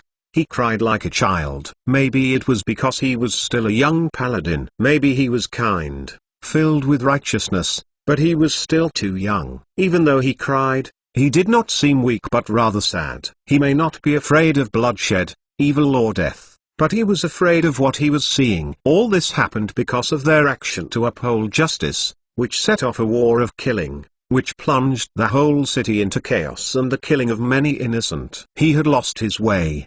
He did not know whether the justice he believed in was true or not. Saran thought for a bit. The glow of the young paladin was getting dimmer and dimmer. He was close to losing the power of his faith. The holy power was now far away from the young man because his heart was full of confusion. "It's all because you're not strong enough." Saran suddenly spoke and shocked the paladin in front of him. The young paladin did not pick up his weapon. He just stared at Saran without any expressions while still holding the body of the little girl. Saran looked at him with a pitiful look and said slowly, "Because you're too weak. You have no ability to wipe out evil at all. But you have provoked a war between justice and evil. Your ignorant actions will only lead to killing and death. bringing chaos and the death of innocent souls. What do you bring to fight against evil? You are not as powerful as the demons, and not as cunning as the devils. Those who are evil have innumerable insidious and cunning means to take you down. Unless your powers could crush them completely, the justice you have always believed in is just a joke. The fallen have used you, paladins, to ignite a war. They have achieved their goals, but the paladins are left with guilt. The glow on the young paladin was now gone. His eyes were filled with endless pain and regret. Holding tightly the body of the little girl in his arms, he lets out an angry roar. This young man had now completely lost his paladin abilities. A strange light suddenly filled Saran's eyes. He looked at the young man in front of him and said, "You are not strong enough and you are not cunning enough. You don't even know what evil is. What are you going to do to protect justice? If you were strong enough, stronger than the legends, maybe you could have stopped what had happened tonight and wipe out the fallen. If you were cunning enough, more cunning than the devils, you could have eliminated them by other means. They would have no chance to even skim, nor to set off chaos and killings. You're just a sad puppet, an idiot who thinks that justice can change the world. You will only make the world worse." The words pierced the young paladin's heart like knives, and the young paladin trembled all over. He seemed to be struggling, but he gradually understood something. His silver armor slowly became dull, and the holy power on his sword disappeared. With the holiness gone, a strange aura gradually emerged. He reached out his palm and slowly grasped the handle of his sword, then whispered in a husky voice, "As long as I am stronger and more cunning than them, I would be able to destroy them." Saran had a playful expression as he murmured, "Yes, this is just the beginning of chaos, as the world will get worse in the future. You can't do anything without strength. Give up those sad beliefs. If you really believe in justice, then you must fall into evil. Only evil can fight evil. Find your own path, young man. There's a group called the Divine Avengers. They will point you in the right direction." Saran's figure disappeared into the darkness, leaving only a young man who had lost the power of the paladin. He slowly picked up the cold body of the little girl, and then pulled up the long sword with a strange aura. It seems that the power of the paladin did not disappear, but had changed into another force. He had now turned to the darkness. His silver armor had become mottled. The holy power which was on him had gone because of the disappearance of his faith. Darkness covered his silver armor. This might turn him into a blackguard, or it might lead him to a new path. He had fallen, yet it seems he hadn't. This was a war of faith and will, not of blood. Winning would mean he became a legend in the future. Losing would mean losing himself. This was what Saran wanted to see in a paladin. Just like those who went on the front line in the battles to come. 3 million paladins would support the backbone of the world. They would have failed to change the world, but they prevented the gods from breaking it up. Welcome to the lawful evil. You should qualify as a divine avenger. Maybe the glory of the paladins would be gone, but Saran still hopes to see the divine avengers in the time of troubles. They should have appeared too. Good and evil were not so important. Chaos was the real calamity. Chapter 182 Vampiric Feast. Chapter 182, Chapter 182 Vampiric Feast. Translator, Exodus Tales. Editor, Exodus Tales. Divine Avengers. A special advanced profession. The name originated from a weapon called the Holy Avenger. It was hard to say whether the weapon was an artifact or not. It was only known that it was more powerful than the artifact Morning Star. Unfortunately, it has been lost in history. At that time, the legendary paladin with this weapon went through a lot. No one knew what exactly he went through, only that he finally fell and became the first divine avenger. During those times, the Lord of Glory was still the god of Dawnlight. At the beginning of the Dawn Cataclysm, Lady Fate and Mundane died because of the paranoia and justice of the god of Dawnlight. From the corpse of Lady Fate, the goddess of good fortune and misfortune were born. The other gods tried to prevent his selfless, passionate and paranoid beliefs from causing greater damage to the world. Unfortunately, the gods still failed to prevent the Dawn Cataclysm. The creation of the goddess of good fortune and misfortune after the death of Lady Fate led to the division of the gods' alignment once more. After the events, the alignment of the God of Dawnlight became to shift. He shifted from neutral good to lawful good. Ultimately it led to the creation of the most powerful Lord of Glory. His descendants inherited the divine title God of Dawnlight, and he himself replaced the God of Justice as the most powerful one among the gods in the lawful good alignment. The Paladin's second faith also began to shift towards him. However, the Paladins who believed in the God of Justice were still scarce compared to the Paladins who believed in the Lord of Glory. When the God of Dawnlight became the Lord of Glory, Earthmother began to step down and the Grain Goddess replaced her as the new god. No one knew what happened during that period, but so far, the Lord of Glory had stood on the front line against evil. The Lord of Glory even launched a war against the Abyss, which might have been sealed by him if it had not been for the unwillingness of the elemental gods to help him. After all, the four main elemental gods all had great divine powers. The Abyss attempted to unify the multiverse when it was first created, but was immediately beaten down by the army of elementals. The four main elemental gods joined forces to overthrow the first demon legions. After their defeat, the demons thought it was best for them to focus on winning the blood war first. Saran moved inside the shadow. In his memory, the City of Wealth was never destroyed, thus this chaos should soon subside, and the Temple of Wealth would act soon. Sure enough, shortly after Saran's departure, a golden pillar of light rose from the Temple of Wealth and a group of armed golden knights appeared. The temple knights were led by the priests of the goddess of riches. At that moment, thousands of years of accumulated wealth and power of the great temple was revealed. Hundreds of high-grade knights equipped with shining armor charged towards the direction of the demons. A figure also appeared above the temple, as if it were observing the whole city. Ascended priests, legendary rank priests that have chosen to give up their bodies to ascend into a spiritual form. Some have existed for hundreds of years. Saran's heart rate increased suddenly. That strange feeling had reappeared. He could feel Vivian in the city, but he could not tell where she was. The rushing blood gave Saran a headache and his temples kept beating. He too didn't understand why this happened. Vaguely, Saran was able to smell blood. Not the blood smell after killing, but another type of blood smell, a smell that gave an uneasy feeling. Only one kind of magic could create the blood smell that Saran had a deep impression of. Suddenly, a beam of silver light shot into the sky. The hand of silver had finally appeared, but he did not rush to the place where the demons were. Instead, he rushed toward a tower farther away. At the same time, strange figures on all sides also approached the tower. Even the ascended priest seemed to have noticed something, transforming into a solid entity and flying in that direction. Saran's heart beat faster and faster.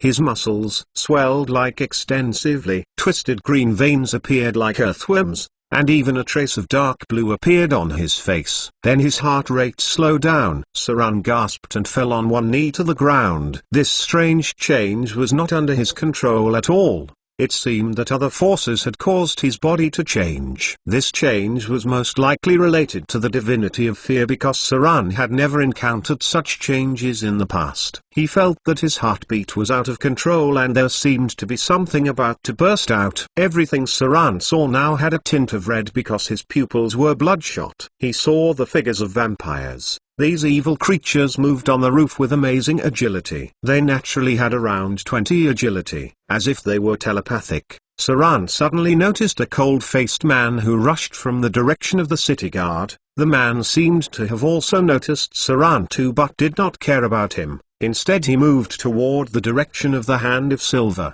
Something major must have happened over there. Saran gritted his teeth and headed in that direction. Again, his body gradually went out of control. His speeding heart rate and boiling blood almost deprived him of his ability to move. He staggered ever so slightly. Maybe if he found Vivian, he could figure out what was going on. Sweat gushed out from him, and then quickly evaporated. His body temperature was getting higher and higher.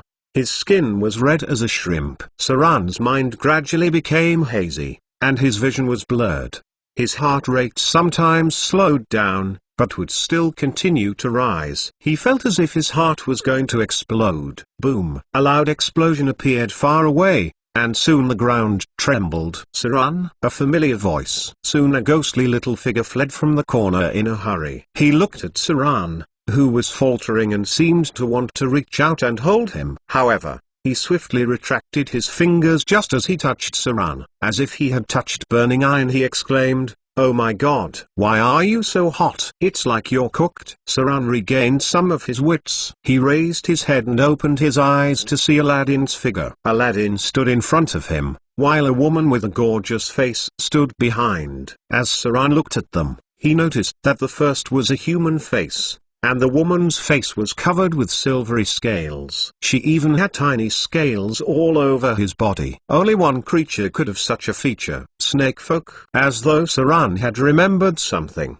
he said in an unusually hoarse voice, Snakefolk. "Vivian." "Where is Vivian?" Saran shot like lightning, faster than he used to be. In a blink of an eye, he grabbed the woman's arm. The woman's arm turned red very quickly, as if it had been in boiling water. She showed a tinge of pain and screamed, "Let me go, Master." "The Master has gone to deal with the Son of Fear. It's hot. Let go of me now." "Son of Fear? Vivian?" "No, she's in danger." Saran seemed to have recovered a little. Vivian's figure appeared in his mind, letting his will gradually take control of his body. His pupils were now twice as large and his body temperature was approaching 890 degrees, almost to the point of emitting smoke. He slowly took in a deep breath, without Saran noticing. His fingers were now somewhat dark, and his eyes were covered with blood. After taking a few deep breaths, he jumped up sharply to a height of around 3 or 4 floors, then sped forward towards the direction of the explosion. "How is this possible?" Aladdin, who remained stunned, muttered, "This power, this speed, this jumping power." Has Saran advanced to the realm of legends? At the top of a tower, a man with an eerie face looked at the city which had turned into a sea of fire. His pupils were bloody red and his mouth showed a cruel smile. He looked down at the city like a king of the night. Fascinated, he said, "Blood, killing, and madness. The stupid clowns have arrived. I smell the propagation of fear. Go mad. Kill, fear, feel despair and fear. You clever idiots. Give me your final performance." Vampiric Feast. Legendary spell. A blood-red wave swept out in all directions. The blood of all living creatures within 500 meters began to boil. Soon traces of blood from their eyes, ears, mouth, and nose came out like a stream. In the blink of an eye, these creatures within the spell range became corpses. Countless streams of blood made their way toward the tower. Semi-spiritual creatures appeared from the corpses, then drifted into the darkness, gradually disappearing into the night. The whole tower was dyed red with blood. It was as though hell had come to the mortal realm. Comment 0. Comment first. Rate this chapter. Vote with Power Stone. Chapter 182. Chapter 182 Vampiric Feast. Translator, Exodus Tales. Editor, Exodus Tales. Divine Avengers. A special advanced profession. The name originated from a weapon called the Holy Avenger. It was hard to say whether the weapon was an artifact or not. It was only known that it was more powerful than the artifact Morning Star. Unfortunately, it has been lost in history. At that time, the legendary paladin with this weapon went through a lot. No one knew what exactly he went through, only that he finally fell and became the first divine avenger. During those times, the Lord of Glory was still the god of Dawnlight. At the beginning of the Dawn Cataclysm, Lady Fate and Mundane died because of the paranoia and justice of the god of Dawnlight. From the corpse of Lady Fate, the goddess of good fortune and misfortune were born. The other gods tried to prevent his selfless, passionate and paranoid beliefs from causing greater damage to the world. Unfortunately, the gods still failed to prevent the Dawn Cataclysm. The creation of the goddess of good fortune and misfortune after the death of Lady Fate led to the division of the gods' alignment once more. After the events, the alignment of the god of Dawnlight became to shift. He shifted from neutral good to lawful good. Ultimately it led to the creation of the most powerful Lord of Glory. His descendants inherited the divine title God of Dawnlight, and he himself replaced the god of justice as the most powerful one among the gods in the lawful good alignment. The paladin's second faith also began to shift towards him. However, the paladins who believed in the God of Justice were still scarce compared to the paladins who believed in the Lord of Glory. When the God of Dawnlight became the Lord of Glory, Earth Mother began to step down and the Grain Goddess replaced her as the new god. No one knew what happened during that period, but so far, the Lord of Glory had stood on the front line against evil. The Lord of Glory even launched a war against the Abyss, which might have been sealed by him if it had not been for the unwillingness of the elemental gods to help him. After all, the four main elemental gods all had great divine powers. The Abyss attempted to unify the multiverse when it was first created, but was immediately beaten down by the army of elementals. The four main elemental gods joined forces to overthrow the first demon legions. After their defeat, the demons thought it was best for them to focus on winning the blood war first. Saran moved inside the shadow. In his memory, the City of Wealth was never destroyed, thus this chaos should soon subside, and the Temple of Wealth would act soon. Sure enough, shortly after Saran's departure, a golden pillar of light rose from the Temple of Wealth and a group of armed golden knights appeared. The temple knights were led by the priests of the Goddess of Riches. At that moment, thousands of years of accumulated wealth and power of the great temple was revealed. Hundreds of high-grade knights equipped with shining armor charged towards the direction of the demons. A figure also appeared above the temple, as if it were observing the whole city. Ascended priests, legendary rank priests that have chosen to give up their bodies to ascend into a spiritual form. Some have existed for hundreds of years. Saran's heart rate increased suddenly. That strange feeling had reappeared. He could feel Vivian in the city, but he could not tell where she was. The rushing blood gave Saran a headache and his temples kept beating. He too didn't understand why this happened. Vaguely, Saran was able to smell blood. Not the blood smell after killing, but another type of blood smell, a smell that gave an uneasy feeling. Only one kind of magic could create the blood smell that Saran had a deep impression of. Suddenly, a beam of silver light shot into the sky. The hand of silver had finally appeared, but he did not rush to the place where the demons were. Instead, he rushed toward a tower farther away. At the same time, strange figures on all sides also approached the tower. Even the ascended priest seemed to have noticed something, transforming into a solid entity and flying in that direction. Saran's heart beat faster and faster. His muscles swelled like extensively twisted green veins appeared like earthworms, and even a trace of dark blue appeared on his face. Then his heart rate slowed down. Saran gasped and fell on one knee to the ground. This strange change was not under his control at all. It seemed that other forces had caused his body to change. This change was most likely related to the divinity of fear because Saran had never encountered such changes in the past. He felt that his heartbeat was out of control and there seemed to be something about to burst out. Everything Saran saw now had a tint of red because his pupils were bloodshot. He saw the figures of vampires. These evil creatures moved on the roof with amazing agility. They naturally had around 20 agility, as if they were telepathic. Saran suddenly noticed a cold-faced man who rushed from the direction of the city guard. The man seemed to have also noticed Saran too but did not care about him. Instead he moved toward the direction of the hand of silver. Something major must have happened over there. Saran gritted his teeth and headed in that direction. Again, his body gradually went out of control.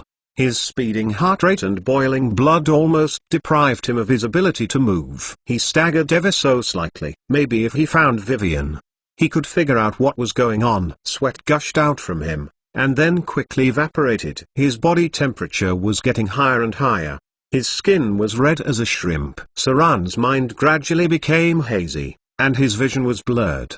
His heart rate sometimes slowed down, but would still continue to rise. He felt as if his heart was going to explode. Boom! A loud explosion appeared far away, and soon the ground trembled. Saran, a familiar voice. Soon a ghostly little figure fled from the corner in a hurry. He looked at Saran, who was faltering and seemed to want to reach out and hold him. However, he swiftly retracted his fingers just as he touched Saran. As if he had touched burning iron, he exclaimed, "Oh my god, why are you so hot? It's like you're cooked." Saran regained some of his wits. He raised his head and opened his eyes to see Aladdin's figure. Aladdin stood in front of him, while a woman with a gorgeous face stood behind. As Saran looked at them, he noticed that the first was a human face, and the woman's face was covered with silvery scales. She even had tiny scales all over his body. Only one creature could have such a feature. Snakefolk. As though Saran had remembered something, he said in an unusually hoarse voice,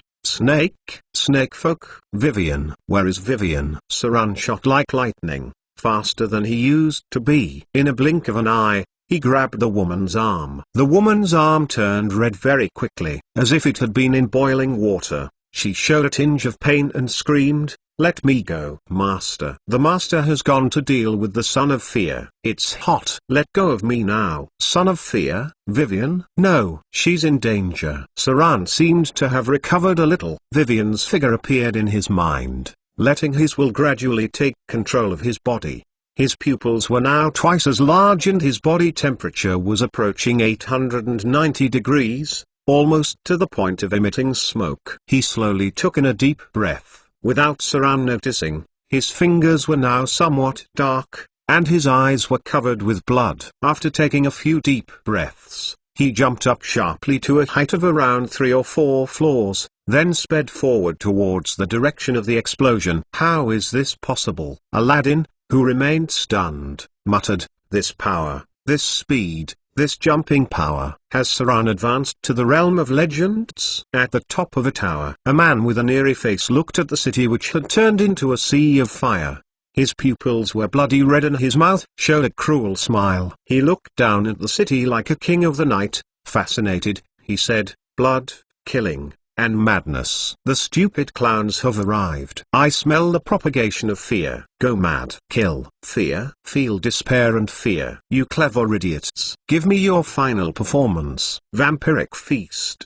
Legendary spell. A blood-red wave swept out in all directions. The blood of all living creatures within 500 meters began to boil. Soon traces of blood from their eyes, ears, mouth, and nose came out like a stream. In the blink of an eye, these creatures within the spell range became corpses. Countless streams of blood made their way toward the tower. Semi-spiritual creatures appeared from the corpses, then drifted into the darkness, gradually disappearing into the night. The whole tower was dyed red with blood. It was as though hell had come to the mortal realm. Chapter 183 Vampiric Demigod. Chapter 183 Chapter 183 Vampiric Demigod. Translator, Exodus Tales. Editor, Exodus Tales. Saran moved faster and faster. The surrounding scene went past him rapidly. Observers could only see his distorted figure. An ordinary person would not have been able to reach this speed. Even legendary professions could not. There was a river in the middle of the Fortune of City, which was about 20 meters wide. After Saran arrived, he did not stop at all, nor did he go around the bridge. Instead, he rushed directly towards the river. He was now running above the waters. Even though the river was only 20 meters wide, he was running on water. Saran's figure appeared on the street across the river. He jumped up with a sudden stomp and left slight cracks on the ground. It was solid marble. He reached a height of nearly 5 stories. In the distance, you could see a bloody red tower. The sword of the hand of silver shone like a star. In front of him was a ghostly figure. The ghostly figure was not afraid of the power of the morning star and even matched its power. A row of data appeared. Entered the realm of a demigod. You are affected by the effect of Vampiric Feast. Triggered blood surge test of death. Fortitude passed. You've succeeded in counteracting the residual effects of the legendary spell Vampiric Feast. You're affected by fear aura. Triggered the test of will. Will passed. You've succeeded in counteracting the effects of fear aura. It was as though he had passed through an invisible shell. Saran was very familiar with the feeling of the power that enveloped the area. It was similar to the power of the avatars he dealt with previously. A demigod vampire? How many sons of fear had he killed? Where is Vivian? Saran's pupils grew redder and redder as he approached the battle area. Most of the buildings around him had been destroyed and the area in front of him was almost ruined. Battles of legends were also a calamity. Suddenly, a strange tattoo appeared. The tattoo extended from his cheeks to his arms while also extending to his chest, ending in an eerie swirl. As the distance from Vivian got closer and closer, his blood moved faster and faster. His heart rate had also increased threefold, while his body temperature had elevated to more than 100 degrees. Saran's spine cracked and his figure became much taller. His slender fingers grew thicker and nails became sharp and shiny. He could not help but stop to emit a painful growl. When he opened his eyes, his pupils had become bloody red. The red was still expanding, almost covering his whole eye. Saran's figure leapt up like a rocket, jumping tens of meters in the blink of an eye.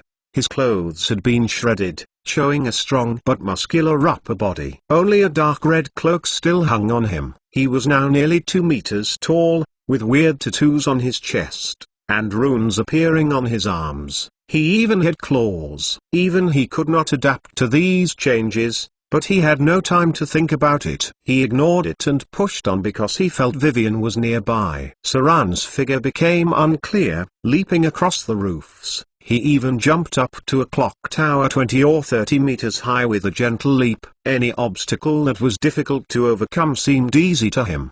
He could even run across walls like a gust of wind. Only where he landed could his power be witnessed. Marbled ground shattered like glass as he stepped on them. Every time Saran landed, there would be spiderweb-like cracks on the ground, spreading 3 or 4 meters wide. Suddenly, as if telepathy, Saran found Vivian's position. He saw Vivian, who was now somewhat different from what he remembered. The little girl was wearing a black princess dress and had a pair of scarlet pupils. She was looking around vigilantly, seemingly because she was in battle. There were strange shadows around her and were vague visibility. However, Saran could not see the way the shadow moved. Maybe it was crossing into different planes. The shadow is also a legendary profession. Vivian? How did she become like this? Is she Vivian or Lillian? Big brother? The little girl opened her mouth wide and seemed surprised, as if she had never expected Saran to appear. When Saran saw her, she had already noticed Saran. Although Saran's appearance had changed,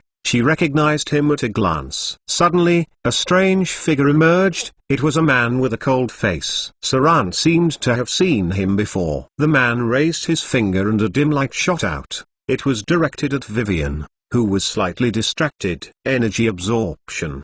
Legendary spell. Careful. Saran's pupils enlarged as he recognized this spell.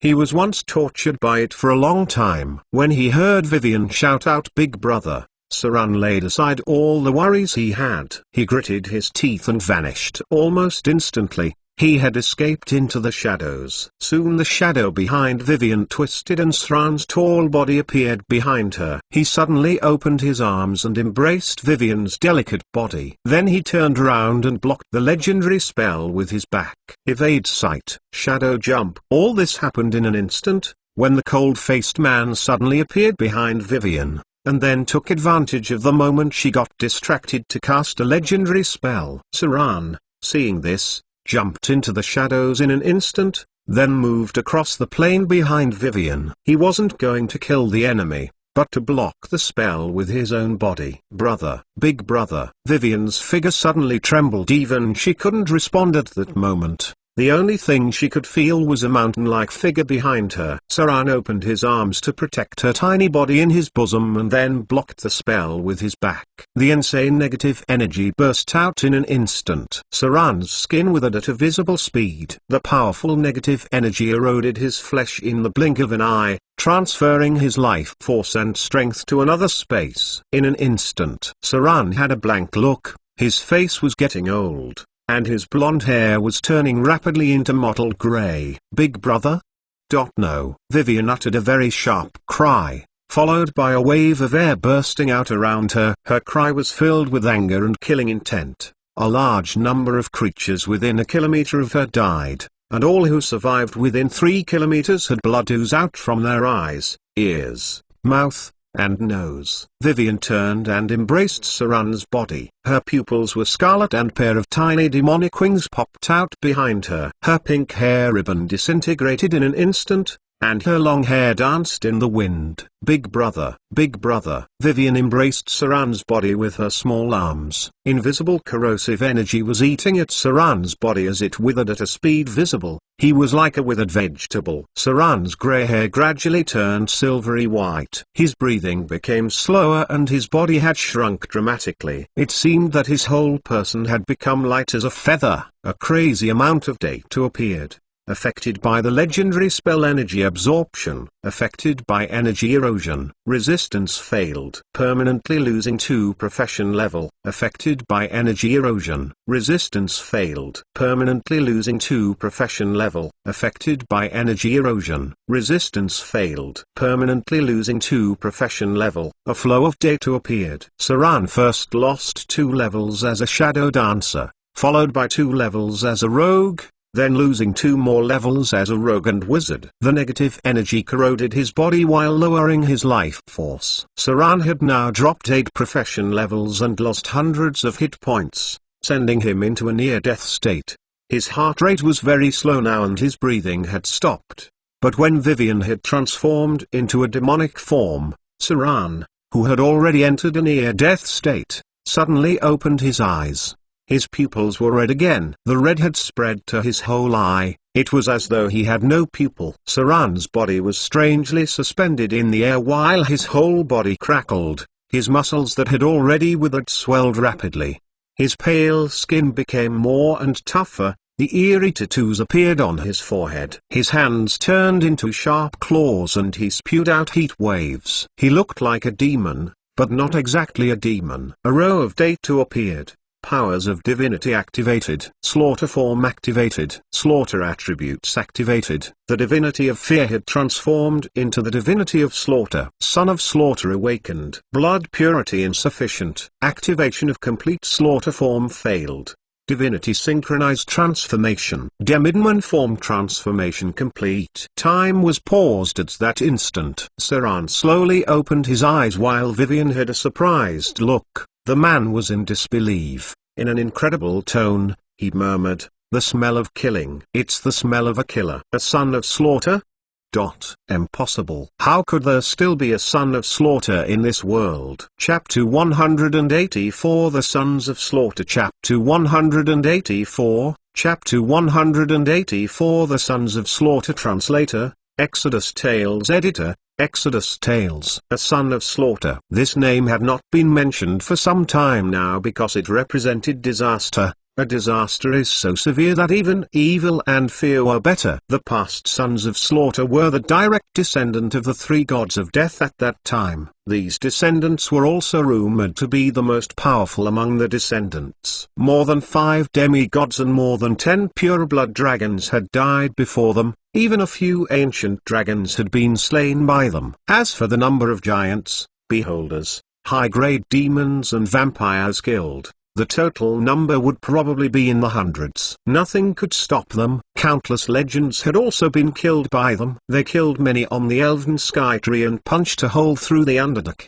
They slaughtered a whole group of beholders. Even demigod beholders were not spared. The blind overload, the ancient red dragon, demigod Lyches, the mother of drows, high-grade demons, and countless legends were slaughtered by them. They killed more than a third of the quasi legendary creatures and legendary creatures that had accumulated in the mainland for thousands of years. Still, they weren't satisfied. Thus they continued their slaughter. Down to the abyss they went and massacred the demons. At their peak, they even killed almost all of the dragons. So how powerful were they? There were few records of the Sons of Slaughter. The only traces of them were from a legendary monk that was regarded as the Grand Master, the one who taught the skills Umbra Force, Firestorm Force, and Trackless Step. He was said to be one of the Sons of Slaughter and was not the most powerful one. According to the records, the legendary monk was completely immune to the legendary spell Time Stop and his magic resistance was over 90%. When he went into burst mode he was said to have been able to break a diamond golem with his bare hands. Diamond golem, with monster level 24,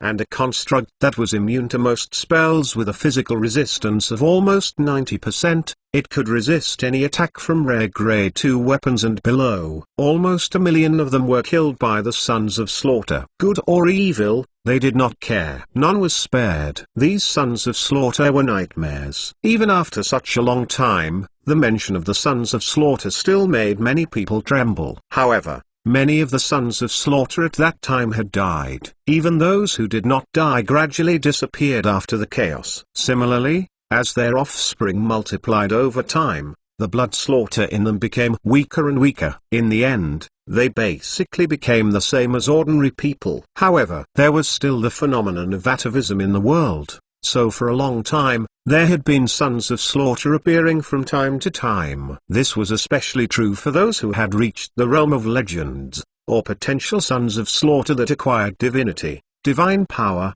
or shard of divinity. These Sons of Slaughter were likely to awaken their ancestral blood once more. That was because the power of divinity strengthens their bloodlines and turned them into a weaker version of Slaughter. Since the Lord of Murder went crazy and was sealed up, many evil gods fought over the portfolio of murder and its related fields. However, no one has been able to integrate the portfolio. That was why, even though the blood of Slaughter was becoming more and more dilute, it was possible for his descendants to regain their divinity as long as there were mutations and atavism occurred. The Sons of Slaughter used to flourish during the period of the Arcane Empire. Divinity transformed. Divinity of Fear has transformed into the Divinity of Slaughter. Saran's attributes changed dramatically almost in the blink of an eye, and the biggest change was his main attributes. Name, Saran. Race, second generation Baal spawn half-demon form.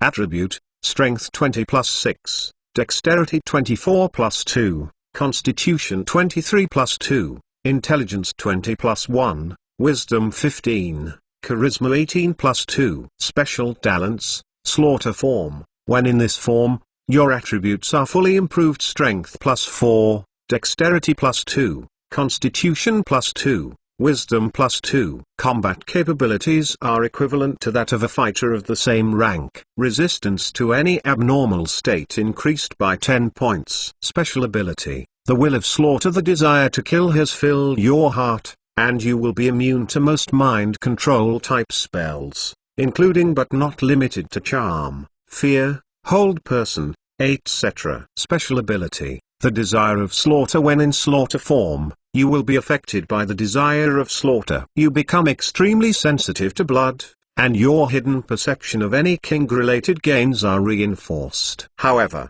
after entering slaughter form, you must kill at least one target to satisfy your desire for slaughter, otherwise, you will go insane. This thirst for killing will grow with the number of times you change. Saran suddenly opened his eyes. His scarlet pupils were full of killing intent. The dark rim could not blur his sights as he saw all living and dead creatures. In an instant, he launched himself up, fast enough to leave a shadowy figure behind. He had his legendary curved sword Icing Death in his right hand, while another curved sword appeared in his left hand. Saran's figure whirled violently just as he rushed to the enemy's face. Overwhelming attacks covered the target. He had let out 10 slashes in just 1 second. The mage armor of the high-grade wizard cracked like an eggshell. The mage armor on a man couldn't hold up for even half a second. 5 scars appeared on his body surface and blood soaked through his clothes at once. Power word, Jolt. Iron body. Minor barrier of true guard. Greater energy shield. Greater energy shield of damage. 5 successive glows of magic emerged from the man because of the contingency spell. There was also another equipment that was suddenly activated. Saran's next attacks were like hitting alloy on steel. The power word spell was useless against Saran, but the greater energy shield blocked 15 of his attacks. This was a level 8 spell, once nicknamed the Golden Bell. It belonged to the omnidirectional defensive barriers and was able to completely nullify any physical attack below 50. Saran could hardly break through the energy shield while he held 2 curved swords. Occasionally there were explosive hits that would go through the energy shield, but the attack would only give an unexpected metallic sound. Vivian. Saran let out a low roar, twisted into the shadow, His skin was immediately covered by the shadow energy. The little girl's reaction was also very fast. Just as Saran rushed out, she was already prepared to cast spells. She had already cast a protective spell and an energy whip. Kelban's warding whip. A dark energy whip appeared on Vivian's white small hand. She whipped it at the man in front of her and his energy shield dissipated instantly. Then the energy whip wound around his body and it eroded his energy shield of damage. This was a special type of dispelling type attack, which could last for a period of time and dispel 3 level 9 or below protective spells. Dimensional lock. The man obviously felt he was in danger. The sudden burst of Saran and Vivian had left him with no time to cast spells. He had to rely on equipment and his contingency spell to protect himself. He was now determined to use teleportation. However, only a faint twilight appeared and his figure remained in place. Vivian had long blocked the surrounding dimensions, directly limiting the teleportation spell. The speed at which Vivian cast spells was 3 times faster than him. Any spell that had a cast time of 3 seconds was now instantly cast. This was something tremendous in the battlefield. When the man had just finished casting one spell, Vivian had already cast a high-grade level 7 spell and a middle-grade level 5 spell. If not for the minor barrier of True Guard which nullified any level 1 to 3 spells, Vivian could even cast 10 or more low-grade spells in an instant. Greater Dispel Magic. The little girl's white finger emitted a ray of light which turned the equipment on the man to dust. There was now only the protective effect of Iron Body. Saran waved his 2 curved swords with haste. Sparks came out as he struck his body. When the Iron Body spell could no longer withstand Saran's attack, the man uttered a scream of pain. The legendary curved sword Icing Teeth slashed across the man's waist, almost cutting his body in half. A row of data appeared. You've learned something new in battle. As you fought in countless battles, you have now mastered part of the skill sword form, Waist Chop. A ray of gold light shot across the sky. The ascended priest appeared around the area. He first frowned at the demigod vampire, then glanced at the direction of Saran. In the end, he focused on the demigod vampire, who was obviously more threatening. The ascended priest cast his spell at an amazing speed. Soon a golden door was opened in the sky, and a creature with golden armor came out like an angel. Conjure Celestial. Legendary spell. As a priest of the goddess of riches, his first move was to summon a celestial creature from the heavens. Chapter 185 Consecration. Chapter 185. Chapter 185 Consecration. Translator, Exodus Tales. Editor, Exodus Tales. Something's wrong. Saran's pupils shrank slightly, swung his curved swords upward in an instant, slashing at the man's neck. With a splash of blood, the man's head was cut off. The headless body fell to the ground while an unknown life form still moved slightly. Then it gradually stopped moving. A row of data appeared. Target killed. Extracting soul energy from target. Received 4,500 slaughter experience points. Target was a divine creature. Extracting divinity from the target. You've gained 3 divinity. Target possesses the divine power of fear. Extraction of divine power failed. Shard of divinity storage failed. Divine title storage failed. You do not possess any portfolio to store the divine power of fear. Divine power being transferred. The man was beheaded and killed directly by Saran, but the divine powers he possessed did not seem to be stronger than that of the elf ranger. Saran only got 3 points of divinity, and at the same time, the divine powers were being transferred to someone else. Saran was a little worried that the divine power would be transferred to the vampiric son of fear. But it seemed that there was a link between the man and Vivian. The man's divine power was transferred to Vivian as Saran witnessed the figure of the little girl floating in the air. The powers of 3 sons of fear were integrating now. Vivian's expression seemed to show a tinge of pain. Her tiny body trembled slightly and suddenly fell from the sky. Did the integration fail? Saran's expression changed slightly. After killing a son of fear, his desire for killing subsided and he felt full. He flew over to catch Vivian, who had fallen from the air and then retreated with her in his arms. On another front, the demigod vampire, the Hand of Silver, and the ascended priest who also had the power of a demigod were there. This kind of scuffle was bad for the two of them because Saran and Vivian did not have any allies. The Hand of Sylvan might attack them and so would the ascended priest. The demigod vampire, of course, would want nothing more than to kill Vivian. Celestial beings were legendary creatures. Summoned by the ascended priest, it also joined the battle. The situation of the demigod vampire immediately became somewhat bad. At the same time, the artifact of the Hand of Silver Morning Star suddenly burst out a strong light,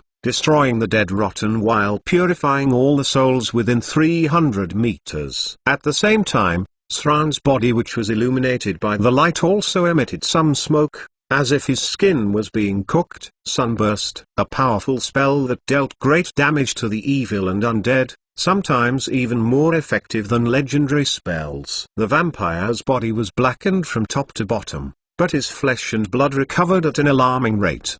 The legendary spell Vampiric Feast was still working, thus this level of damage could not kill him. Demigods were a very special existence. They had divinity and divine powers, and may have shards of divinity, but they had no corresponding divine title. That's to say that demigods had no believers nor the corresponding portfolio. Divine titles were a very important part of the gods. Only with the corresponding divine title could they be regarded as true gods. That was why many gods killed each other to fight over the portfolios, which were the source of divine power and the source of improving their shard of divinity. Only after obtaining the corresponding divine title could the gods obtain a source of divine power. The vampiric demigod possessed the power of fear and the divinity of fear. He may even possess minor shards of divinity. However, he was still not the Dread Lord, as the divine title was still not his. Many powerful Lishis could transform themselves into demigods,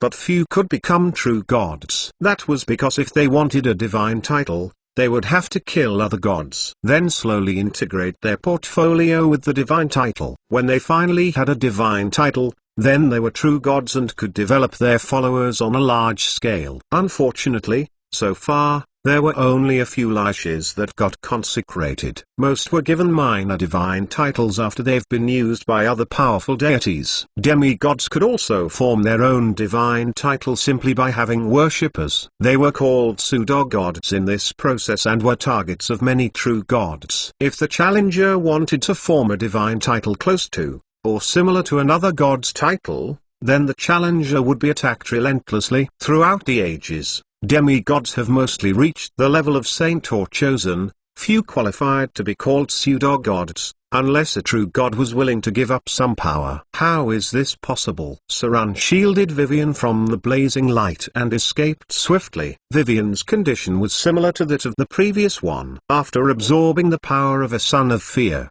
she fainted directly. The reason for this was not clear to Saran, but it may have something to do with the divinity. Normally Vivian should have also absorbed the divinity, but now it has been transferred to Saran. If Vivian could not control the divine power, then integration would be hard. I can't let Vivian absorb the divinity of fear. Saran knew how terrible the will of fear was and how difficult it was for him to fight against. If Vivian absorbed too much he was afraid that her whole person would be controlled by fear. Especially when the Witch of Terror, Lillian, was still in her. There were three kinds of vessels that could contain divine powers. The first was divinity. That was why the vampiric son of fear could become a demigod. The second was the shards of divinity, which was a huge container that can hold a considerable amount of divine powers. Lastly, a divine title, which could hold an even larger amount of divine power. Only with a divine title could one start to gain worshippers and turn one's divine powers into blessings for their worshippers. It was also vital in making one's shard of divinity. A divine title was a very important part. That was why the Dreadlord held on to the divine title of fear,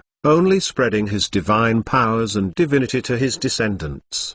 The ascended priest noticed Saran running away, but his expression was slightly hesitant, and eventually, he raised his hand and cast Dimensional Lock, ready to deal with the demigod vampire in front of him. An ordinary son of fear and a weak son of slaughter was obviously not as important as the demigod vampire. The danger and destructiveness of the demigod vampire were probably more than 10 times that of Saran's. That was also why the Hand of Silver concentrated on him and didn't even care for the demons. A demigod vampire, if he was allowed to grow and grow, he could transform mothers into vampires and then into a believer. The consequences would be absolutely disastrous. No one hoped to witness the creation of a new Dreadlord. Saran rushed away with Vivian in his arms. Over time, Vivian's demonic wings gradually disappeared, her scarlet pupils became normal again, and the tattoos on her cheek gradually disappeared. At the same time, the changes with Saran's body were also gradually fading. They changed almost at the same time.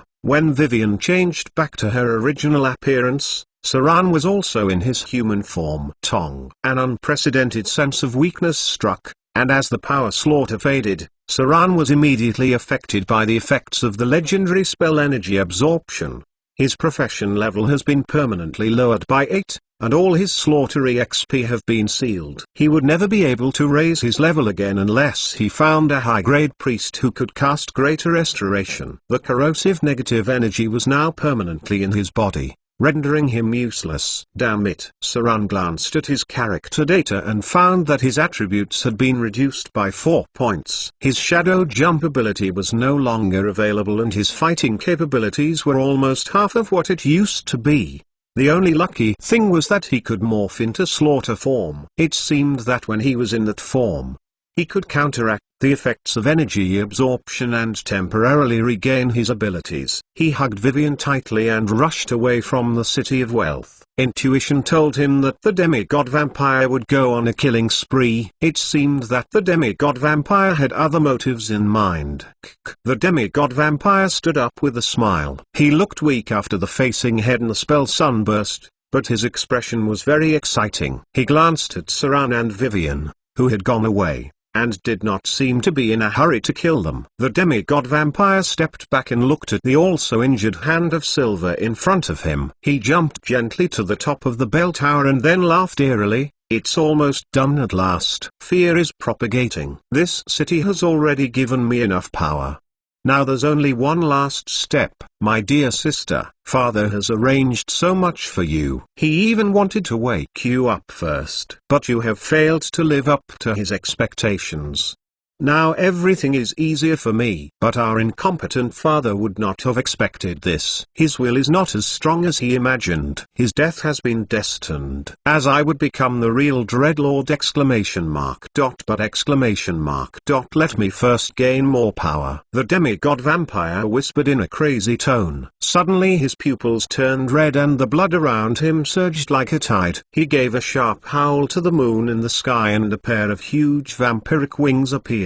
As if some powerful force was brewing, the moon was gradually dyed red and the whole City of Wealth was now tinted in red. That moment, as if the whole world felt it, countless legendary professions looked up to the sky as the moon gradually dyed red. They all whispered, "A creature of the night? Who is it? Who is going to get consecrated?" Countless temples began to glow, distributing all over the mainland, where the demigod vampire has traveled. Groups of people dressed in blood-red robes gathered in dark corners. They have pale faces and sharp tusks on the corners of their mouths. They knelt before altars, praying in a weird voice, "My lord, Reinhardt, you're the lord of the vampires. You're the incarnate of fear, the most powerful creature of the night. My lord, Reinhardt, you're the protector of the vampires! A hunter in the night. My lord, Reinhardt, your name is sacred among vampires. You will be greater than your ancestors. The fear of mortals will turn into your divine power. Their fear makes you stronger. Your kingdom will bless our souls. From today on,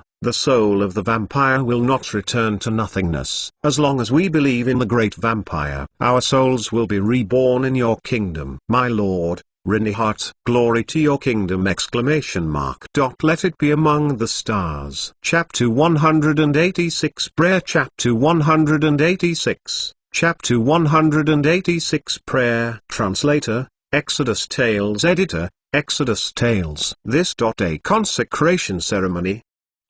Standing in the corner of the City of Wealth, Saran looked up at the sky, shocked. Saran could not help but stop and witness the familiar scene. At this moment, almost all the legendary professions felt the process of God's creation. It just wasn't sure if the demigod vampire would become a true god in one go, or first become a false god. Since it was not an easy task to become a true god, Saran was suspicious if he had enough believers. Faintly, Saran seemed to have heard prayers across time and space, an important process of the consecration process and a way of telling the world about his divine title. The words were an important part of prayer. If the prayer angered other gods, one may be attacked and retaliated by other gods.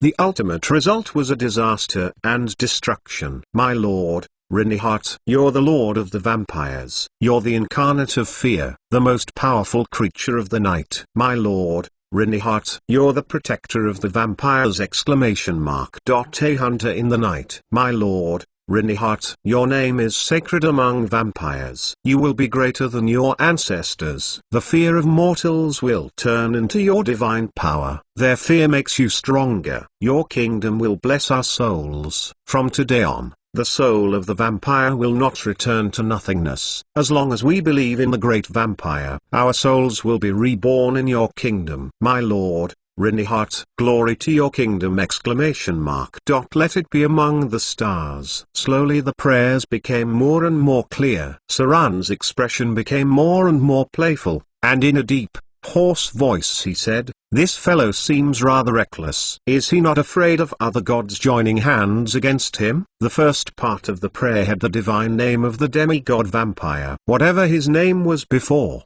from now on, he was Reinhardt. That name would be his divine name. From today on, he would be able to feel the hearts of anyone that prays in his name. As his divine power and shard of divinity become stronger and stronger, in the future, as long as the person said his name, he would be able to see what had happened for a period of time, even though it took a lot of power. Eventually, when his divine powers become stronger and stronger, he would be able to see his followers merely by them think about his name. That was the power of a god. As the gods stood and watched the world, their names also became a divine call. That was why in the prayer there was the phrase, "Your name is sacred among vampires," which was very important. It means that his devotees were mainly vampires, not other beings. If he dared to say in his prayers, "Your name will be sacred in all things," Saran could guarantee that the temples of the whole world would immediately attack his followers. If the meaning was vague, it was also possible to anger the other gods as well. You're the lord of the vampires. You're the incarnate of fear, the most powerful creature of the night. This was the first part of the proper prayer. It meant that the divine title of Reinhardt was the god of vampires and that his portfolio was fear and creature of the night. The creature of the night was a synonym for vampire and a general term for many creatures in the dark realm. He may extend his divine title to other evil species,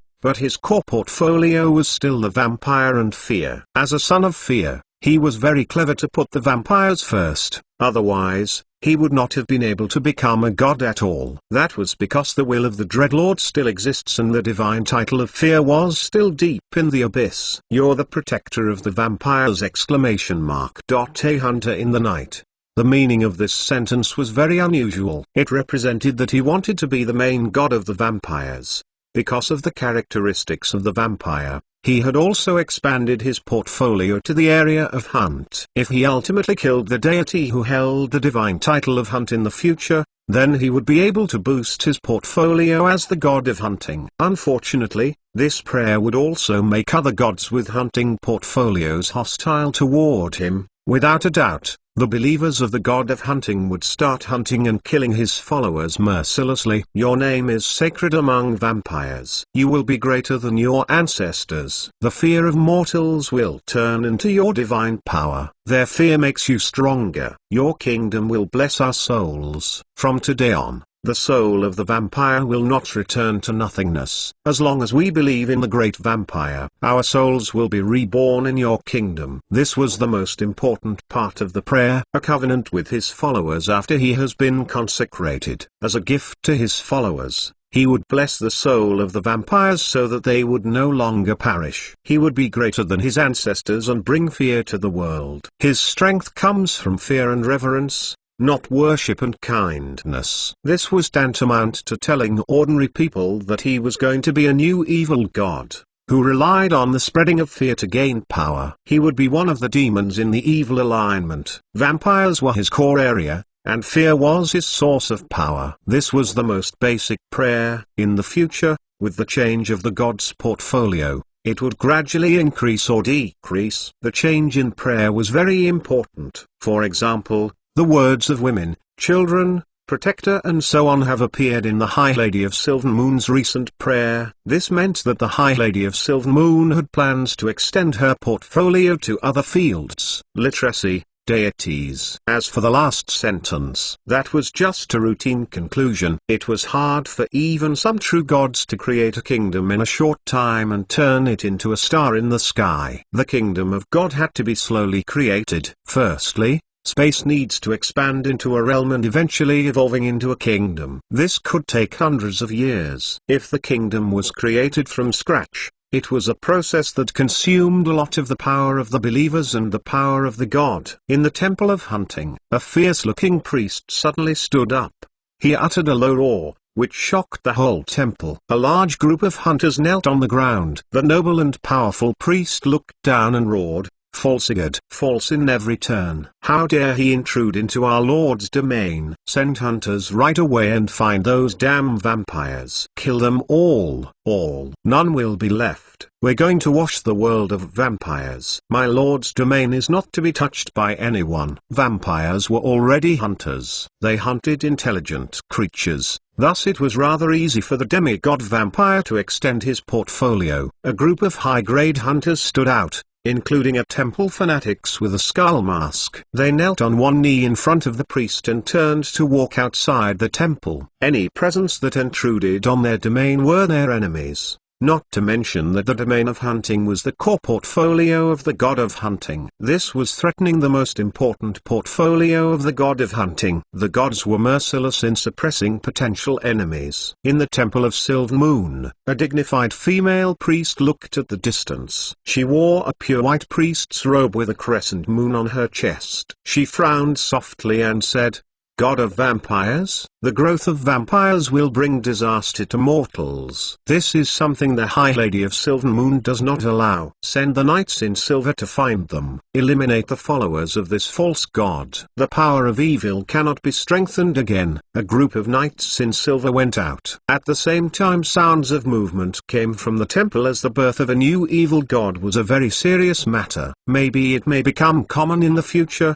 but he was still the first one in a few hundred years. Temple of Glory. A solemn-looking man stood up, his eyes crossed the space and said in a dignified voice, "The power of evil has been strengthened. Even though the Lord of Glory has not yet answered our prayers, but the power of light will never dissipate. Hear my orders. Gather the Dawnbringer. Find that false god and his vampire believers. Cleanse them all." In the Temple of Night, a female priest with an evil face looked at the sky and whispered, "Has a false god been born? As a creature of the night, how dare he not pay his respects to the great mistress of the night?" As expected, he is a vampire who doesn't know his place. Observe their every move. We'll wait for our Lord's descent. Many things happened after the demigod vampire tried to become a god. But the biggest reaction was from the believers of the Dread Lord. Somewhere in the dark basement, a dark blue flame roared, "Shameless thieves! He stole the divine power of my Lord. Damn thieves! The power of our Lord has declined. He has taken away part of the realm of fear. You useless garbage!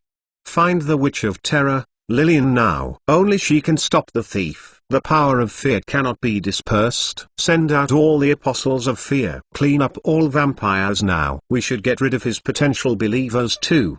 The consecration was only a start. When the consecration ceremony has been completed, more killings would occur, and a large number of vampires would probably gather around the only vampire god. believers of other deities would then launch attacks on them. This was a cruel process. This might last for hundreds of years if nothing bigger happened. The battle would continue until one party was destroyed or retreated. Chapter 187 Legend Rating. Chapter 187, Chapter 187 Legend Rating. Translator, Exodus Tales. Editor, Exodus Tales. False god. From afar came the roar of the ascended priest. Even when there was a violent explosion in the city, the ascended priest did not care. Only the demigod vampire mattered to him. Consecration of gods was actually a very despised act, especially if the reputation of the consecrated had not spread throughout the multiverse. Legend rating was one of the core elements of consecration. The higher a person's legend rating,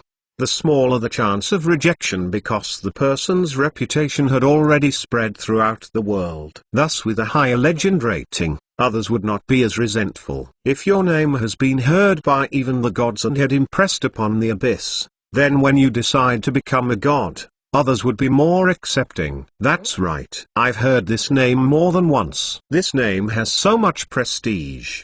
His name has spread all over the world and he has defeated many enemies. He has traveled to so many places, thus that the world of mortals was already nothing to him. For a person like this, he could only strive to become a god, as there's nothing more in the world for him. Legend rating was something that could help a person become a true god because his existence has been known by many people. People who feared you would give you strength, and people who loved you will also give you strength. When they recall your name and your existence, your first wave of powers would be generated. Those who feared you would tremble and those who loved you would cheer. That was how power was created. A power that was similar to the power given by a fanatic, even though it only happened at the consecration. Unfortunately, legend rating was not so easy to grasp. Up until now Saran only had 10 legend rating. Normally only a legend rating of around 200 would mean that your name has been heard in the abyss and underdark. Even the gods would have heard of your name. It didn't matter if the person was evil or good.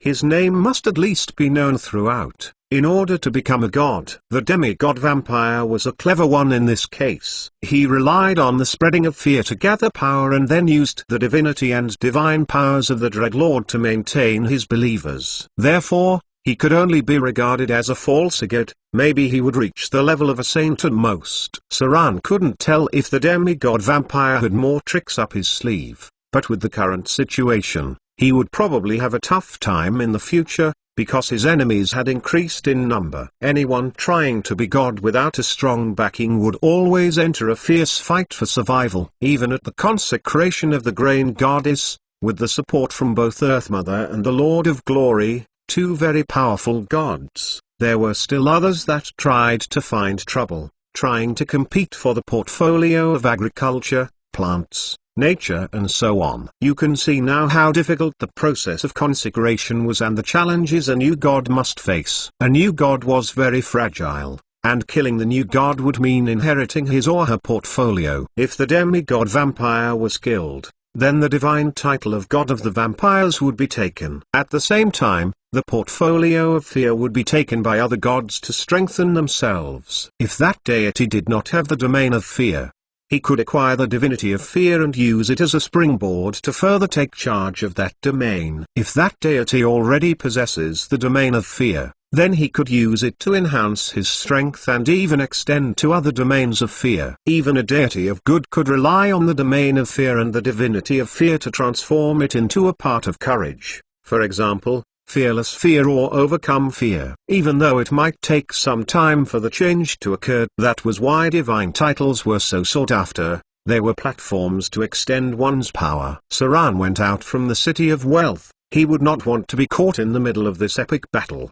The ascended priest was a weakened version of the saint form. The demigod vampire was also a saint after the consecration, while the Hand of Silver was a high-grade legend. It was best for a small figure like Saran not to be involved in such a level of fighting. The most important thing right now was Vivian. Although Vivian's breathing was stable, she had not woken up. If she really couldn't control the divine power, then Saran would have to help her strengthen her divinity. or merge a shard of divinity. Under no circumstance would he allow her to absorb the divinity of fear. That was because the effects of the Dreadlord on his descendants were still very strong. Even though it seemed as though the vampiric son of fear had overcome the will of his father, his mind was still greatly affected. A row of day 2 appeared. Consecration Ceremony. The God of Vampires. Legendary battle. In late October 1675, the City of Wealth, Reinhardt, the vampiric son of fear,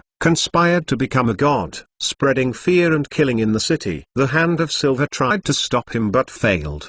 The ascended priest of the goddess of riches joined the battle. In this serious legendary event, you've turned into the slaughter form and killed another son of fear. The news of a new son of slaughter will gradually spread, and many beings will be shocked by the name. A special group of people would also spread your name afar. Legend +6. This was the first time Saran got so much legend rating. Even he was a little surprised at the figure, because even if he had killed a white dragon of pure blood, he would not necessarily be able to get 6 legend rating. In the Battle of White Run, he got only 1 legend rating. During the High Hunt, he disrupted the sacrificial ceremony of the hunters, and also killed a son of fear incidentally. He only got 3 legend rating. But now he got twice that from the High Hunt incident. Some nobles may not even have such a reputation. Saran held Vivian and went far away. Even though he was weaker, he wasn't as worried since he could just transform into the slaughter form. His main concern now was Vivian. It was obviously impossible to find Gloria because they had been involved in a legendary battle. The vampiric son of fear would have become a false god, and his powers would be greatly improved. It was also very likely his existence would attract a large number of vampire believers.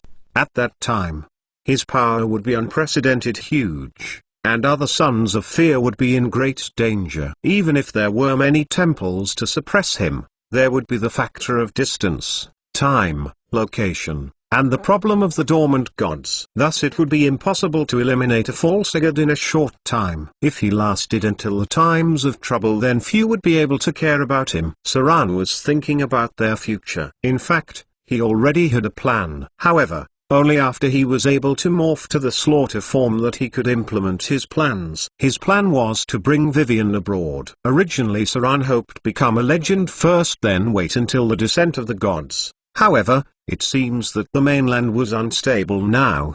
They also had countless enemies. He was going to take Vivian overseas. On the one hand, he could avoid the power of the demigod vampire. On the other hand, there were many important opportunities overseas. The overseas population was relatively small and the geographical environment was special. Beasts and insects were rampant, and the whole civilization was relatively barren. There were also many weaker gods and false gods active. Some of them could not even be regarded as gods at all, just demigod beasts. Of course, this was only Saran's opinion. They were mainly called the enchanted creatures. They were created by totemism. There were many primitive tribes scattered overseas. Many of them were based on totem beliefs. There were many demigods in the tribes. Even though they were not as powerful as gods, they were more powerful than the legends. This place was gradually explored after the Avatar crisis, but now Saran was undoubtedly able to challenge it. A lot of these enchanted creatures were almost demigods. They had divinity, but not divine powers or shard of divinity. Among them were some false gods. They may only have tens of thousands of believers, but they have multiplied for thousands of years. Many creatures, originally spiritual beings, were worshipped by the totemist for too long, and gradually had a trace of divinity. This place was behind the rainforest and near the Amazonian women warriors. The Storm Lord didn't care about these little false gods as they were too weak. Even after thousands of years, these false gods would not be able to compare to the Storm Lord. It was a very wild and primitive place. Occasionally legendary wizards traveled there,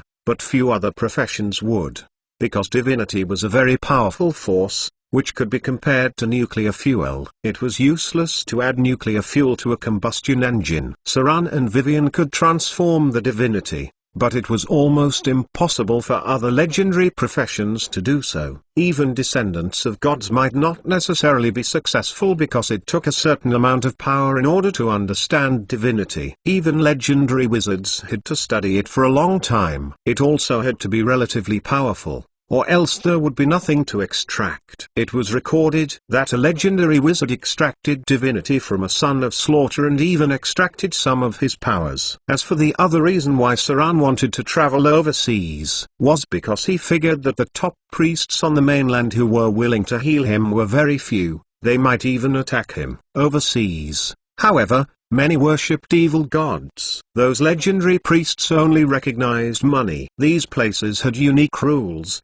and they were very tolerant people of evil alignment. They didn't care if you were good or evil, they only cared if you had money. Chapter 188 1 A Chaotic Land. Chapter 188, Chapter 1 A Chaotic Land. Translator, Exodus Tales. Editor, Exodus Tales. The harsh sea breeze blew on his face. Saran walked across the deck with tiny Vivian in his arms. On the side were gazing eyes as they watched the young man holding a sleeping girl. Saran's red cloak was also quite striking. Two shady people looked at each other and seemed to be plotting something. But then a strong man came up, put his hands on their shoulders, and said in a cold voice, "Don't even think about doing anything to them. A man that dares to come here with a little girl must be someone powerful." They were now at Port Tylan, an interchange station at the Suras Islands. From time to time, there were voices of debate, some speculating about Saran's identity, and some talking about the news from the City of Wealth. It was said that a serious event had taken place there and that a third of the city had been destroyed while at least thousands of people had died. Many ships that intended to go to the City of Wealth had already docked at other ports, leaving right away after selling their cargo, since the appearance of a new evil false god there, and that many temples were hostile toward him. The City of Wealth was surely now a place of dispute. The consecration of the demigod vampire had surely attracted the eyes of many, whether it was the temples that hated the Sons of Fear, the followers of Fear who secretly conspired to manipulate the world, or the Sons of Fear who were scattered around the world. Almost everyone had eyes on this new false god. The temples want to defeat him and the believers of Fear want to regain their power. The other Sons of Fear, whether for self-preservation or for greater power, had to deal with the vampiric Son of Fear. They may even unite to fight the vampiric Son of Fear because he was too powerful. After becoming a false god, the vampiric Son of Fear would become a saint. This meant that he would be able to easily deal with any other Son of Fear. Saran was sure that he and Vivian would be very safe before the fall of the vampiric Son of Fear. In fact, he even hoped that he could last a little longer, because as long as he was not dead, no one would have time to pay attention to Vivian, and an insignificant son of slaughter. Even the believers of Fear would have no energy to pay attention to them because as long as the vampiric Son of Fear exists for one day, the power of Dreadlord would decline, as he steals the power and divine title of the God of Fear. This was because he also possessed part of the portfolio of Fear. Port Tylan. Saran brought Vivian down from the merchant ship. He couldn't depart from the mainland ports because it was prone to encounter some nasty things. Port Tylan was a transit station. There were boats going to the tropical rainforest. After passing through the territory of the Amazons, it was a primitive and barren land. There were many very tough aborigines there, and cannibals were scattered around. Except for the crazy pioneers, there were not many who went there. Especially after the gold mines there have been exhausted, very few go there now. In fact, there were a lot of gold mines. Saran didn't know too many, but he knew of a gold and silver island. It was discovered many years ago but was controlled by a powerful cannibal tribe. The group islands, maybe due to geographical reasons, had its mineral resources concentrated. However, there were too many aborigines scattered in these places, including the totemism they believe in. Even legendary wizards would find it difficult to deal with a large tribe. Moreover, legendary professions need not make their fortune here, thus the mineral resources of the islands were pretty intact. Sea trading was pretty developed here. Although the degree of civilization of the indigenous people was not high, There was much trading. Even a large boat of grain could be sold to the indigenous people for more than 3 times the price compared to the mainland. Saran remembered that their ratio of gold to silver on the mainland was 1 to 10, and in many parts of the Suras Islands, the ratio of gold to silver was 1 to 6. Because of the large proportion of gold, silver was much more valuable on the islands. That was why there were many sea routes and plenty of pirates. One of the more powerful groups were the Amazon pirates. Saran carried the sleeping Vivian to the port of Thailand, an island about 30 kilometers in diameter. It had a small town that had always been dominated by other forces for years. He heard crying and pleading not far ahead, and fierce-looking sailors around. Saran was not in the mood to see what had happened. But when he walked past, he saw a young man with his fingers cut off and 3 bloody fingers on the ground. A thief. It was not a crime if no one saw the crime. However,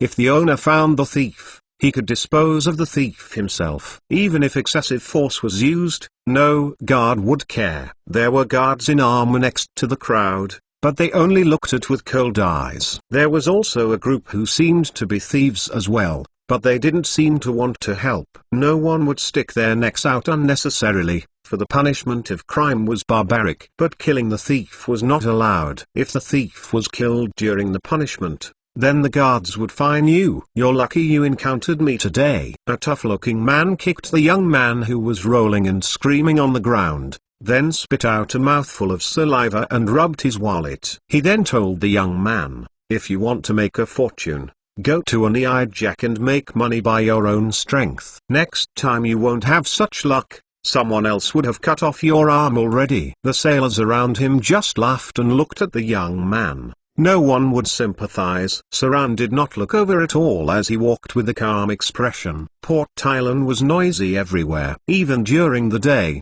prostitutes stood in the streets to solicit visitors. Sometimes they would go straight into the alley and began to do their business. The ground here was rather dirty, and there was a heavy fishy smell. The place also had many sailors and pirates. In general, the place was much more chaotic than the mainland. Port Thailand also had many bars. Saran found a tavern and next to it was a pub, where there were sounds of fighting. Occasionally, guards went by, but it didn't matter. Nearby, there was a big man with arms crossed in front of his chest, watching the brawlers' entertainment. From time to time, laughter came out, foul language as someone got their nuts kicked. The tavern owner was very calm in front of the bar wiping the table. Occasionally he looked up, maybe he had already seen too much.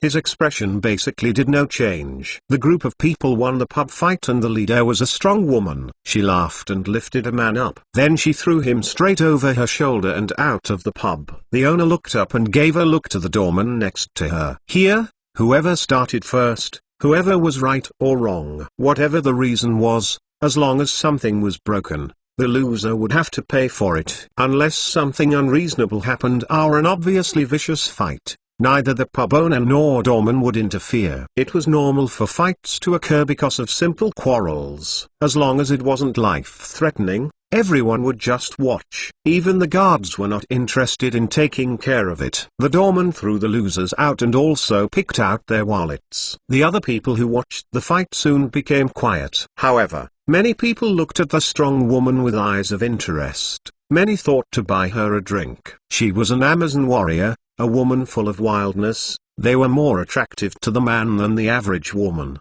The men who were knocked out were soon robbed a second time as sneaky young men stripped them of all their valuables, leaving them only their pants. Saran was somewhat used to this kind of place. The brawl was nothing at all. If it was the underdark, as long as no one saw it and no clues were left behind, it would not be murder. Few people would take care of it. The chaos here was nothing more than child's play. At least everyone was restrained and would not easily kill. There were also many criminals in Port Thailand. If they weren't wanted men, they could stay here legally. That was why this port was a favorite among pirates. Previously this place was only second to the city of Wealth Port. However, since the incident there, Port Thailand had become more vibrant. Saran looked up to check how late it was. There was a sea temple in Port Thailand which served the Queen of the Depths. There were many such temples along the coast. pirates, sea creatures and so on mainly worshipped the Storm Lord and the Queen of the Depths. The relationship between the two gods was somewhat complicated.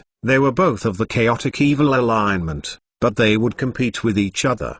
The two gods had a big fight hundreds of years ago, so their recent relationship was rather cold, but it did not rule out the possibility of a reconciliation. The inn Saran found was rather expensive. A night's fee was around 15 gold emeralds, but it was also very safe, as the inn door was guarded by 2 female warriors. This inn was run by the Amazons and was their outpost. No one dared to cause trouble here. Even the guards dared not investigate the place. These women were brutal and unreasonable. Whether they were guests or guards, as long as they broke the rules here, they were their enemies. There was also a large basement below the hotel that Saran felt as he walked. On the floor, there were also magic traps nearby. He quietly went into their room and placed the sleeping Vivian on the bed. Saran planned to visit the Temple of the Sea to try his luck. Maybe it was possible to find someone to heal him, even if it meant paying more. The spell energy absorption was really taking a toll on Saran's body. The area was very safe. People who have been here would know how tough the Amazons were. Amazon women account for half of the 3 pirate kings in the Azores Islands. This group of women was very much favored by the Storm Lord and the Sea Goddess. When Saran came out from his room,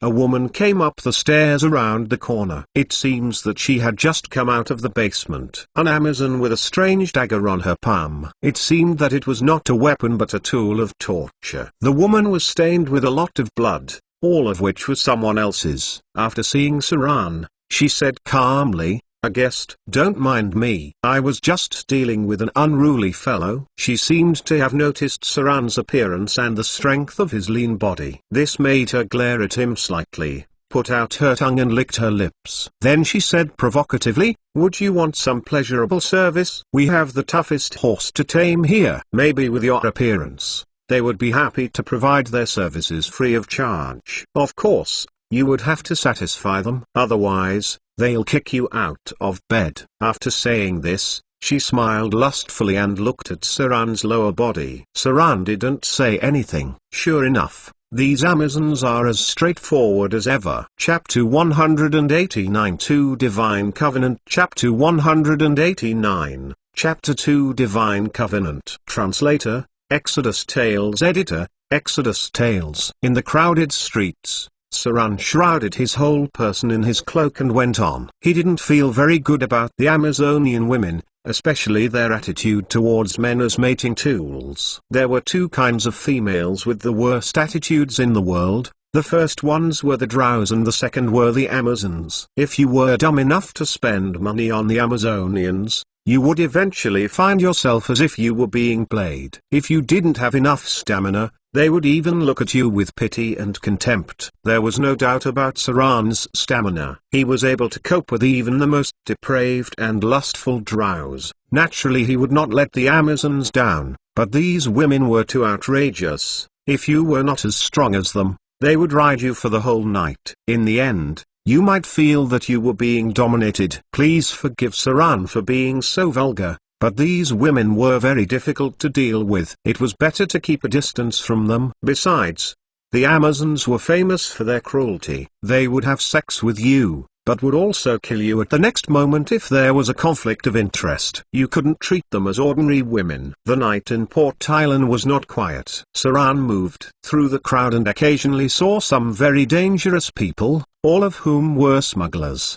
They had a wide range of goods, including indigenous people of the islands. Women and children were sold to the black market, while men were sent to the mines to work. Fighting between the indigenous people of the Azores Islands and these smugglers had never ceased. The area around the temple was comparatively quiet. People's fear of evil gods were greater than their love of good gods. No one dared to make trouble near the temple of the sea goddess unless they were tired of living. On the contrary, people would give a meaningful prayer to the Queen of the Depths to protect them from disaster. The Queen of the Depths was a goddess of revenge. If someone dared to not make a sacrifice this year, then she would send sea monsters to kill the fleet next year. Not calming her anger would mean endless disaster. Even pirates would perform sacrificial ceremonies annually. holding great sacrificial ceremonies. There were no guards in front of the temple, but the temple was connected to the underground seawater. The temple was also surrounded by a deep, bottomless body of water. There were marine monsters of monster level 16 or so. If someone dared to mess around, that person would be dragged to the bottom by a tentacle sucker. These sea creatures created plenty of corpses annually. At the center of the temple was a statue of a goddess. It was a fairly evil-looking goddess, with hair like seaweed and dark tattoos on her face. She had white and slender arms, but from her abdomen down were scales. Her legs were very slender and powerful, and she wore an alg-like pale blue skirt. There was an artifact in her hand, drowning death, which was a very powerful trident. At the foot of the sea goddess was a huge white shark. She loved the sharks since they were her most devout slaves. Saran bowed to a temple guard inside. Shortly after expressing his intention, he was brought into the temple. There were strange blue lights, and the walls were carved with ocean waves, which were as beautiful as the ocean. The guard left the hall. Saran did not dare to move around, as he stayed quietly in place because the temple was a dangerous place. The ground was slightly wet. Saran saw seawater flowing through the hall and then went into the ground from the corner of the temple. There was a faint fishy smell, which was the smell of marine life. Human. There was a strange attractive voice. Behind the temple hall, a female creature with alg-like hair, pale blue skin and 4 arms appeared. Her lower body was a bit like a giant sea snake. She frowned and came to the hall. She looked at Saran with a cold gaze and said slowly, "The guard said you were going to ask the great sea goddess for help." A Naga siren, one of the ancient marine creatures, having a certain lineage with the abyss serpent demons. "Yes." Saran lowered his head humbly, expressing his awe, and said, "I am suffering from a terrible spell. I hope the priest of the great sea goddess could help me eliminate the evil spell on me." The Naga siren had a faint light in her eyes. After looking at Saran, she slowly said, "Negative energy. Energy absorption. Was it a vampire? Evil creatures, or some other spells?" Energy absorption type spells were not only limited to legendary spell. High-grade vampires could also use negative energy to corrode their enemies. It's energy absorption. Without any concealment, Saran continued, "I've been hit by energy absorption. My powers have been sealed up and the spell is still on me." The Naga siren was shocked and said, "Energy absorption? Human, looks like you have great power." He was considered powerful since he didn't die after getting hit by a legendary spell. The Naga siren became silent for some time. The temple serves people as well, but a price had to be paid. The most common thing was to give money. All temples needed large amounts of money to maintain. The sea goddess did not have many concerns. Even the evilest pirates would get help from the temple, but this depended on the level of help. Legendary spells like energy absorption would need greater restoration for healing. The priests would need to pay a huge price, and may even weaken the temple for some time. Her eyes glowed and said in a low voice, "Human, the great sea goddess is willing to give help to anyone, but you would have to pay the corresponding price." Saran nodded, then proceeded to take out a large amount of gold emeralds and jewels. In these situations, he had to show his sincerity first. Saran had made a lot of money in the City of Wealth. The value of what he was getting out now was probably close to 8,000 emeralds. In order for the other party to perform greater restoration, he had to pay a heavy price. Moreover, the priests of evil gods were naturally more expensive than those of good gods. If someone was not a believer or had other contributions, they may need to pay more than 50% of their wealth. Not enough. The Naga siren shook her head, gently moved in front of Saran. Her eyes had a light blue glow and she said slowly, "The power of this magic is not only hurting your body, but it had also weakened your soul. This amount of contribution would not heal your soul." Weakened state. Saran seemed to have remembered something. After a moment's silence, he asked, "There is no doubt about my respect for the great sea goddess. How much do I have to pay to get rid of this negative energy?" "Just give me a little time, and I'll find ways to get enough money to contribute." It seemed that the Naga siren was thinking about something. Temples had their rules as well. If it were just some ordinary healing spell, then there was no need for her. However, such a high-grade healing spell was not something to be used recklessly because it would consume the power of the temple. The greater restoration spell could save a dying person, grow back a person's arms or legs. As long as the person was not dead, they could be saved. The cost of this kind of magic was naturally high, and legendary priests were cautious in their use. A strange light appeared in the eyes of the Naga siren, and then her expression became somewhat cruel. Slowly, she said, "If you want the help of the goddess, you must contribute to the goddess. I can help you eliminate the spell on you, but you must do something for our goddess." Saran was excited, but still calmly said, "What would that be?" The sea goddess was an evil god. Naturally, the task she wants to be done would not be something good.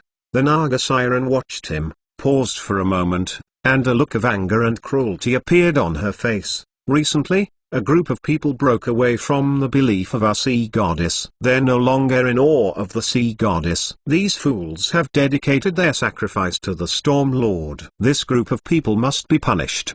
They must pay for their betrayal. The voice of the Naga siren was like thunder, and she said with an angry expression, "I want you to kill them. Kill them all." In this way, those tragic mortals will remember the majesty and anger of the sea goddess.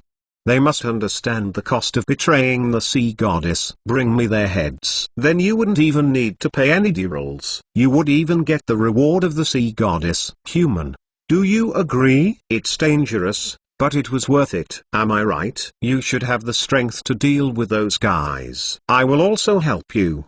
Don't try to deceive me, and don't try to deceive the sea goddess. If you break the contract, the anger of the sea goddess will come on you. Killing their previous believers just because they've changed their faith. This was truly the style of the sea goddess. Despite the possibility of offending the Temple of Storm, Saran nodded without hesitation and answered, "Yes, I'll kill them all."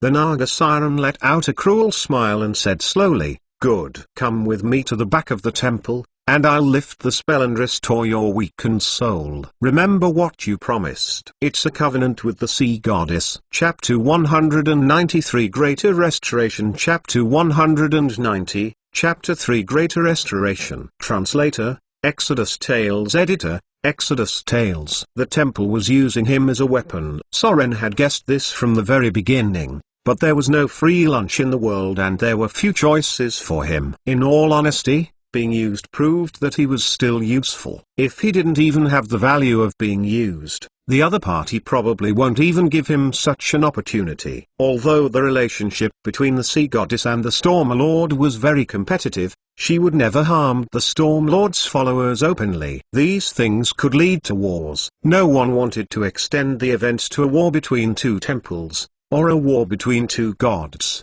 The Naga siren priest followed the teachings of the sea goddess and punished those who had betrayed their faith. This was a very important test. If she had forgiven the betrayers, the sea goddess might punish her and deprive her of her powers. But if she had started a war with the Temple of Storm, the goddess of the sea might also get angry. This was why high-ranking evil priests found it difficult, and sometimes they even had to pray for the will of the gods. If they made a wrong decision, the consequences would be very severe. At the back of the temple, Saran went into a body of clear water naked.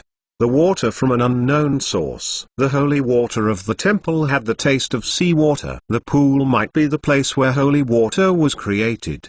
The cold water reached his chest, and Saran felt a warm feeling after the initial cold. It was like soaking in amniotic fluid. It was as if he had returned to his mother's womb. It seemed that the rumors were true. The goddess of the sea had gone into the domain of life. She extended her doctrine. All life was originally born from the sea. However, the domain of life usually required neutral alignment. Saran never heard of the chaotic alignment talk about life. It seemed that if the goddess of the sea wanted to further expand her domain, she had to forcibly restrain her actions and at least shift her alignment to a neutral evil. Then she could become an evil creature of life. The Storm Lord and the Queen of the Depths were very interesting. The relationship between the two gods was rather erratic. They had been very close to each other before, and they had also fought. Even after the sea goddess expanded her domain to life, the Storm Lord also followed to extend to that field.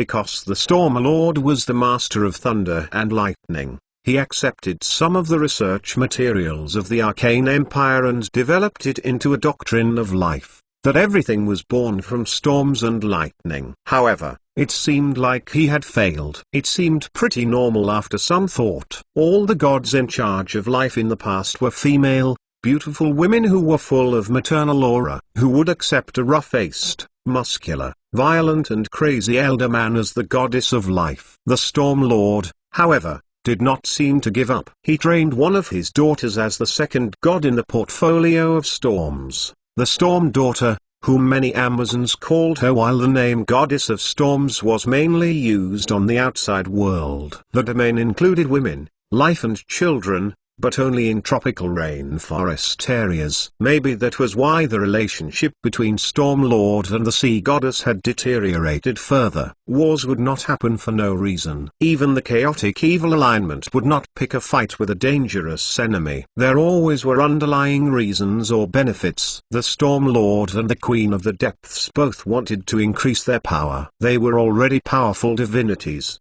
and there was very little chance that they will go any further unless they suddenly grasp some extremely powerful divine portfolio. That was why after a long period of silence, the two gods went on the same path, that was, to create their own portfolio. In this way, they would become more powerful enough to be greater divine powers. That was also why these two deities had a strange competitive relationship. Fair blue light emerged, followed by the deep chant of the Naga Siren. It was very difficult to perform high-grade divine spells, especially restorative spells which needed great sacrifice. To expel the negative energy eroding in Saran's body and repair his weakened soul at the same time would require the spell Great Restoration. To completely repair Saran's wounds, the Naga Siren priest had to draw on the long-accumulated divine powers in the temple, or else she would have to use her own life force to heal Saran. Warm water moved across his body. Saran's skin began to melt as if it had been cleansed from head to foot, and silk of black material oozed out of his pores. This was only the beginning. Under the gentle divine ocean power, all the dark wounds and hidden dark wounds on Saran's body had been repaired. The scars on his back and chest also gradually disappeared. Any diseases, injuries and hidden injuries on his body were being repaired. Saran's body was being cleansed and headed to its best condition. This effect was more powerful than the blood purification ritual, which only strengthened the life force and stimulates its potential ability, while Greater Restoration restored the body to its peak state. Saran's naked body stood up. His skin became white and tough, all his injuries were completely repaired, and all his viscera seemed reborn again. At the same time, his soul seemed to have a trace of satisfaction, a feeling of relaxing after some time of stress. A row of data appeared. You've been affected by the spell Great Restoration. All wounds have been healed. Effects of energy absorption removed. Weakened soul recovered. Body restoration complete. Omnipotent hands. Legendary skill. Legendary thieves have superb dexterity in both hands. They gain an additional +5 points when making any profession-related test. The person would automatically master and be proficient in any weapon in combat. In theory, the skill allows the person to use any weapon, whether it's artifacts or some clearly restricted weapons and equipment. All weapons could be easily used by omnipotent hands.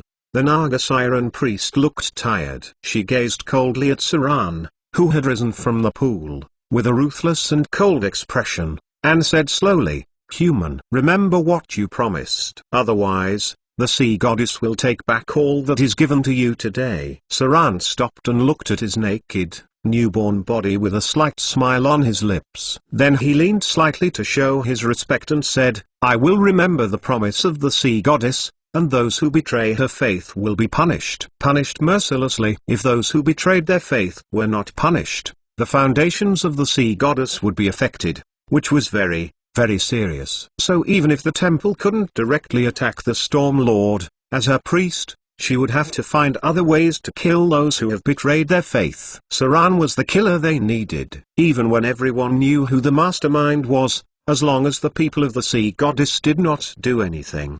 the priest of the Storm Lord would not be able to accuse them of wrongdoing. Saran's eyes had killing intent. Even though he knew this would incur the wrath of the Storm Lord, he didn't care that much. Without making hard choices, it would be hard to survive on the islands. Saran put on his clothes one by one, and the Naga Siren watched him coldly. When Saran had put on all the clothes, she slowly said, "Come with me. I'll give you all the information about the betrayers, and then I'll prepare something useful for you." There are also pirates secretly supported by the temple in Port Tylan. They would give you help when you need them. But there is one thing you must remember. Betrayers are the ones that the sea goddess hates most. You have to kill them all. Remember, do not leave any alive. Otherwise, the sea goddess may be dissatisfied.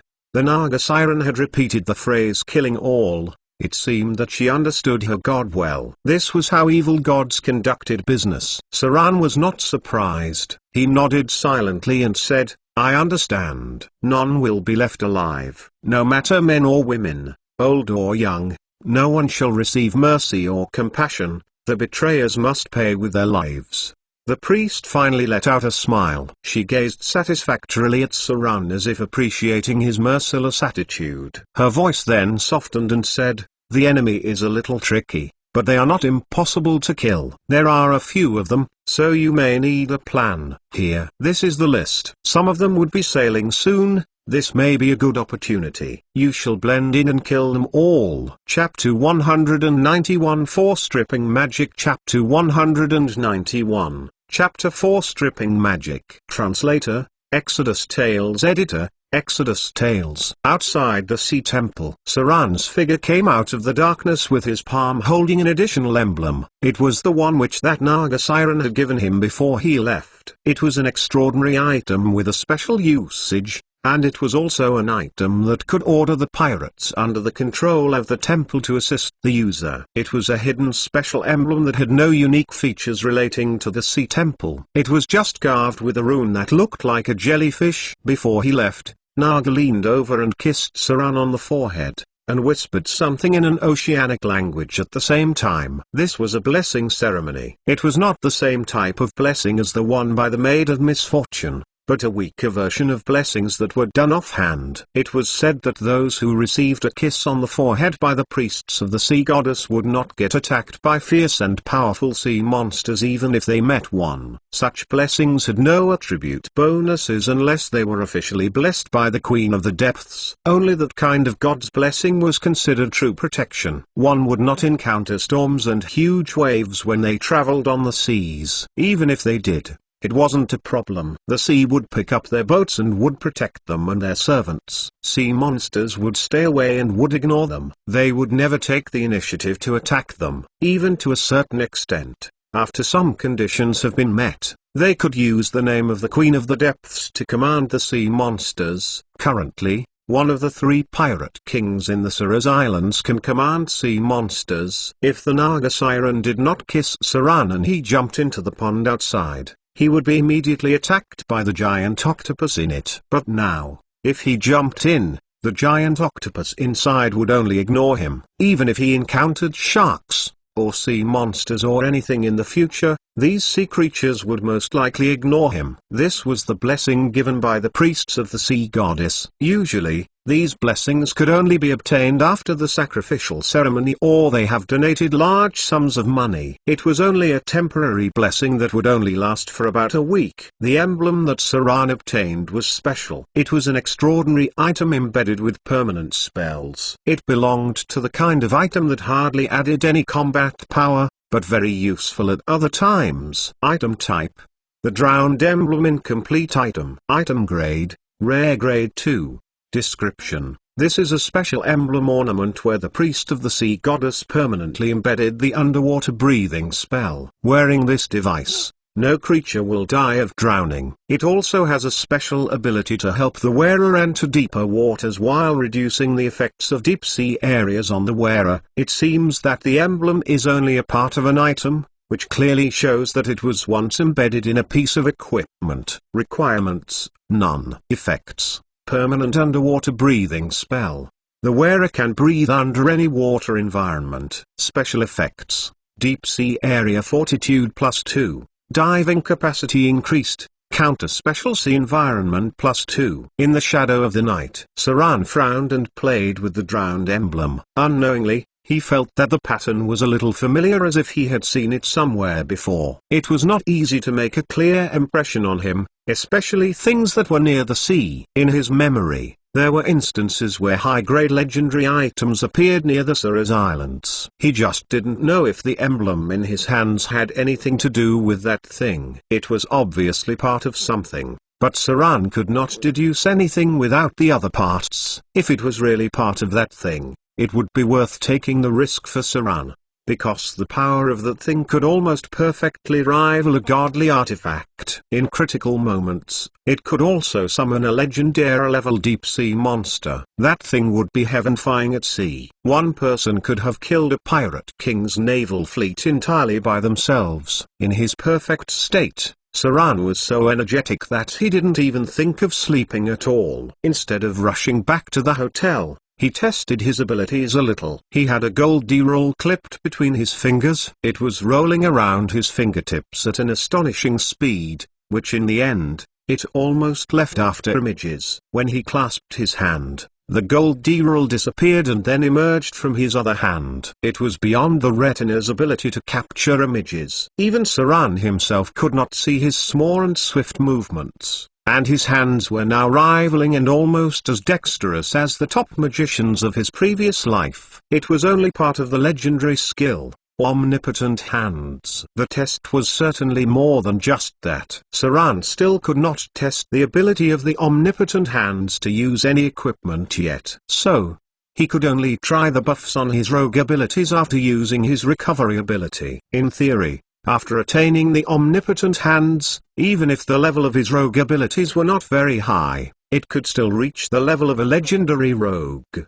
because the dexterity of both hands would so high that the dexterity bonus provided would be more astonishing than the skill points. It seems that the dagger skills used previously have been restored. The dagger in Saran's palm crossed around with a few after images and disappeared into the black silk gloves. His weapon that he was best at was still the curved sword, but it was a combat weapon. Saran's second weapon of choice was a dagger, not only for combat but also for many other purposes. For example, in the scene before him, two patrolling guards passed by in front of Saran. A cold glint appeared in his hand, and his fingers became a shadow in an instant. Then they passed each other as if nothing had happened. They were 50 meters apart. A pouch appeared in the palm of Saran's hand. He weighed it slightly and kept it. The patrolling guards were still going forward. He didn't even know when the lining under his clothes had been cut and when his pouch that hung on his waist had been taken. His leather armor was still intact, except that the inner lining was cut off near the pouch. If it hadn't suddenly occurred to him, or had he been reminded by others, he would not have known he had been robbed until he had completed his patrol. Sure enough, omnipotent hands make it easier to steal from professions. That bit of money wasn't of concern for Saran, nor was the ability bonuses on stealing provided by the omnipotent hands. Patrol guards were all professions close to the second grade. Just now, he was able to quietly cut a hole in their clothes without leaving a trace. So, if Saran wanted to, he could have pierced their kidneys with a dagger in silence, then in a short period of time, they would die as they lost their life force. He did not even need to sneak. He could have directly injured or even killed the target before the other party responded. It was an added bonus for a first strike. Although there were no specific data, it seemed that there was another 5 points bonus for the first strike because of the omnipotent hands. Saran's speed was way faster than other people. Among all melee professions, the rogues were the fastest. Even monks were not able to contest. What monks were better at was the short-term continuous bursts of skills. Saran returned to the hotel. It wasn't early now, but there were still many people in the hotel lobby. When Saran opened the door, the Amazonian women, who were drinking in the lobby and seemed to have drunk a lot, looked up. One of them was a robust woman who seemed to have been fighting in a pub during the day. She seemed to be laughing at how she had beaten the men today and how she continued to beat them all till they couldn't even squeak anymore.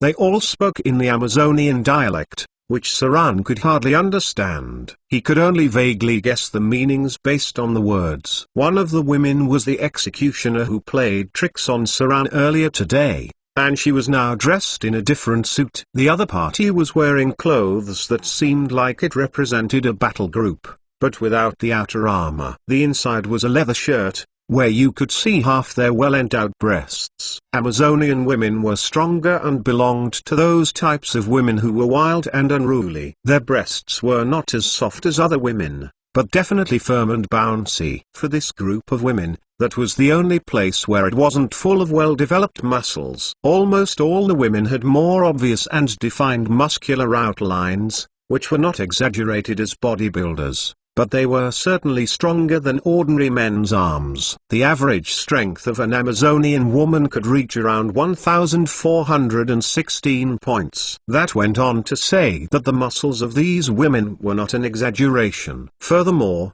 the majority of these women had good bloodlines, and their strength seemed to be higher than Saran by more than just a tad bit. She playfully grinned as she saw Saran. Then she spoke to the other women in Amazonian dialect. Obviously, Saran didn't know what she said, but the other women immediately laughed for a while. They looked at Saran with eyes full of sadistic and strange vigor, and so on, as they assessed him from top to bottom. Amongst them, many other women eyed his lower body and whispered amongst their companions' ear as they hung mischievous grins on their faces. Then came another round of inexplicable snickers. Saran could not help frowning. He was slightly dissatisfied with their attitude. Even the drow females knew that they had to respect the powerful males. The Amazonian women in front of him were too unruly. One had to show a little bit of their strength, or others would think that one was weak and easily bullied. With a grim smile on his lips, Saran slowly approached the female executioner,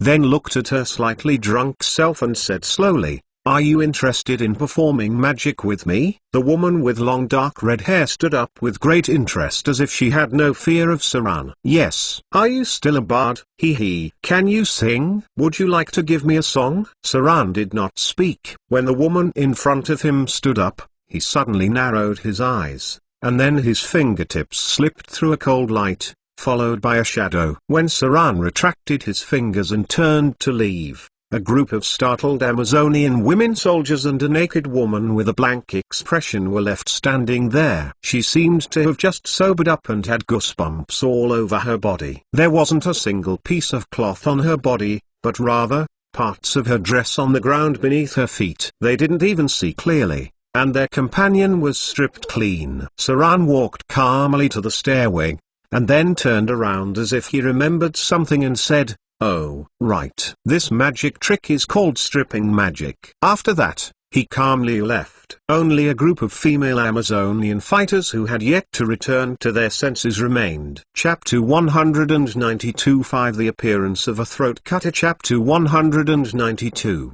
Chapter 5 The appearance of a throat cutter. Translator, Exodus Tales. Editor, Exodus Tales. There was still a dead silence in the hall. One of the female Amazonian fighters picked up the battle skirt on the ground in amazement, and looked at the neatly cut belt. Then she murmured, "What a fast speed. How was this stripping magic?" It was just the opponent moving so fast that he blatantly stripped their companions' clothes before they could have reacted. Moreover, when he was cutting off the battle skirts and innerwear, he did not even cut their companions' skin at all. This accuracy and speed of delivery were amazing to them. The red-haired woman had chills down her spine after Saran's execution. Her whole body was covered with goosebumps. She felt the cold touch of the dagger tip on her skin, but it did not even scratch the surface of her skin. It was a skill they could not comprehend at all. An Amazonian woman with long brown hair took a deep breath and said slowly, "What a terrific rogue.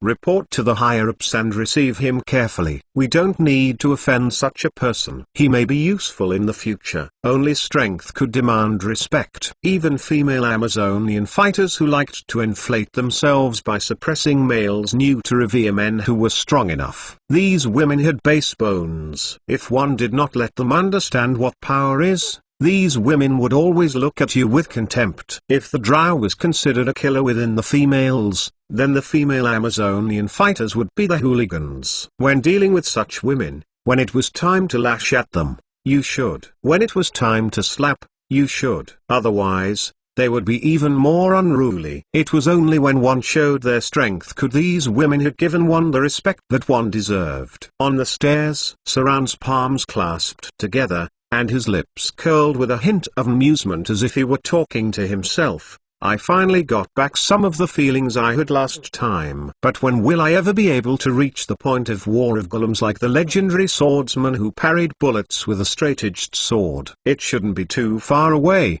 right? When in the peak state, one should be able to shave off the hair underneath while removing her clothes, right? Looks like there's still a big gap. Saran right now certainly did not have the skills of that beak. Shaving would definitely cut the target's skin. Legendary skills. Any ability having reached legendary would never be simple, let alone the ultimate skill of the rogues. After recovering the ability of omnipotent hands, and even though Saran more or less had a profession rank of grade 3, but the real combat prowess could reach a higher standard than grade 4. As long as he was able to take another step forward, he would be expected to achieve quasi legendary strength at grade 4. The speed of growth was much faster than in the past. Unfortunately, there was no dagger sense ability, nor triple evasion ability to superpose. Ultimately unable to reach the peak state of strength. Oh, danger sense. Without superhuman perception, how on earth could we have mastered the dagger sense ability? Saran frowned and thought for a moment,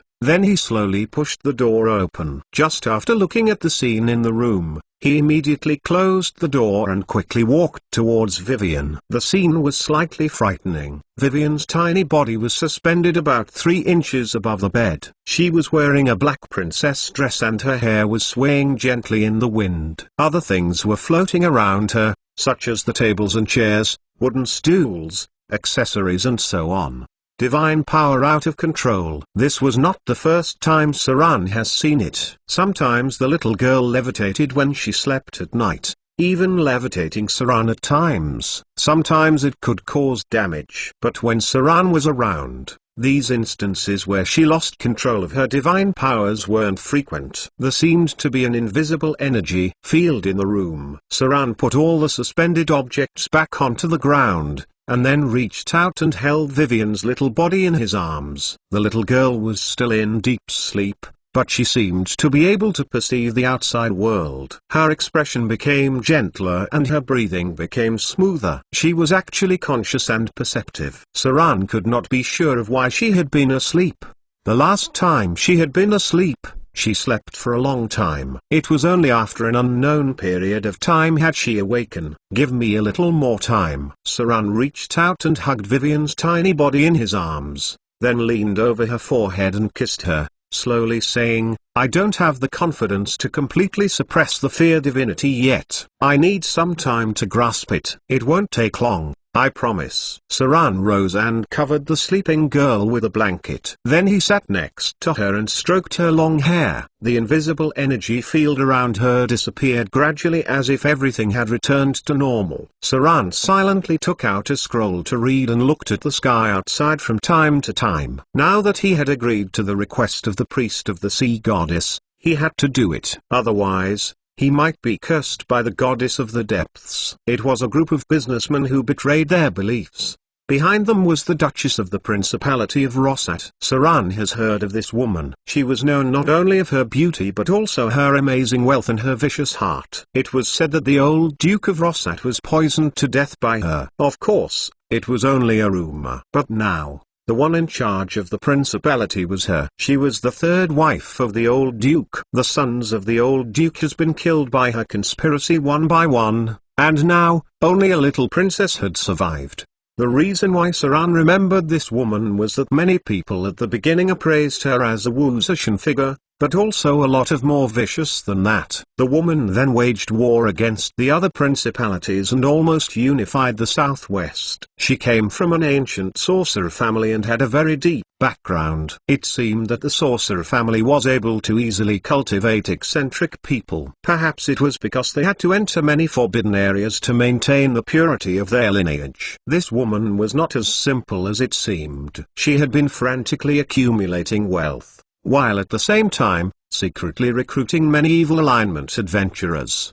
The reason why the businessmen violated their beliefs was also quite simple: to attain more benefits. Although the sea goddess protected their ships to sail at sea, it could not bring in more benefits. This group of guys changed their faith to believe in the Storm Lord.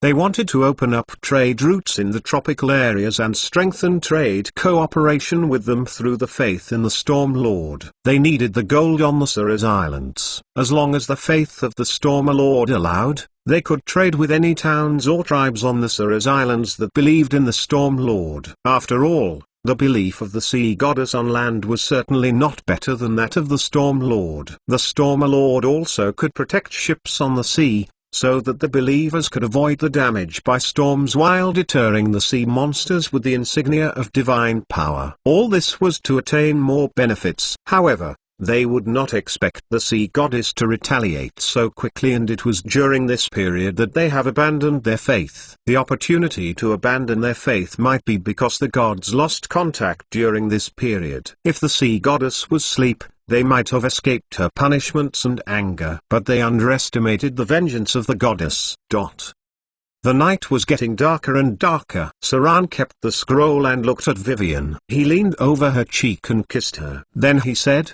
"I'll be back soon." After that, he turned to open the window and left silently. Shortly after Saran's departure, Vivian's delicate body suspended again. The window that he had closed tightly started to quiver slightly. Then objects were suspended 3 feet up, and the whole room was covered by an invisible force again. If Gloria was here, she would have found everything all so familiar. She would have opened an energy shield to isolate Vivian's power because of her inability to control her divine powers. One by one, the suspended objects were slowly flying about, and Vivian's tiny body gradually floated to the center. Under the bright moonlight, Saran went towards the closest dock. The business alliances under the Duchess' control was very strong. There might be wizards of high grades in it. She owned a large number of minerals and had been smuggling arms, slaves, food and so on. She controlled the power of the Principality of Rossat, but all the profits from the trade fell into her own private pockets, and the Principality's public finances remained tight. It was even rumored that the army of the Principality of Rossat was not as strong as her personal guards. Saran was not sure about her strength and only knew that she had 5 private legions under her name. Nobody had ever seen her in action, but there were speculations that she was a dragon disciple. The harbor looked peaceful. By this time, almost everyone was asleep. Saran moved along in the shadows and gradually approached the target's chamber of commerce. They possessed 7 big ships, and the number of sailors and guards exceeded 500. This was a difficult task. 5 of them had already set out after the last sacrificial ceremony, and others were left to guard Port Tylan. Saran's first objective was to kill all these people, destroy their strongholds, and kill them all in one fell swoop when the others came back. The pirates under the control of the Sea Temple had been deployed, and he would receive information as soon as the fleet returned. The Chamber of Commerce had guards on patrol where Saran went past quietly. A cold glint flashed across. Then, he gently laid a corpse who had his throat cut open on the ground. Saran wielded both his curved swords as he gently landed on the roof. Then he smeared some wyvern's venom onto the swords. Then he filled up the crossbow with arrows and put a handful of flying knives into the master battle gloves. He leapt forth and landed lightly in the courtyard, then retreated into the shadows and quietly approached the patrolling guards. He did not alarm anyone. This was just an appetizer. The real hunting had just begun. Chapter 193 Unmatched Frantic Dance. Chapter 193, Chapter 6 Unmatched Frantic Dance. Translator, Exodus Tales. Editor, Exodus Tales. Under the cold moonlight, 2 guards of the Rossat Chambers of Commerce were on patrol. Because the Chamber of Commerce stored quite a lot of goods, the security here had always been very strict. The timing of the patrol was quite exhausting. 2 not-so-young guards were chatting and discussing which hookers shop in the Port Tylan had prettier unlicensed prostitutes. Basically, after entering the Middle Ages, those men who rely on their fighting prowess to earn a living would turn to more stable jobs. Those who head out to sea were mostly younger guards. The older ones stayed behind to guard because they needed more experience. The shadow in the dark twisted for a moment. The older guards, who might have been in their 40s, were very alert as they stopped their footsteps. Arduous battle experiences were accumulated over time made their instincts more sensitive. They pulled out their weapons almost immediately. Unfortunately, it was too late. A cold glint flashed as a curved sword penetrated into his back and went straight through. Then another curved sword swung to the man next to him and trying to cut off the head on the spot, but it went halfway.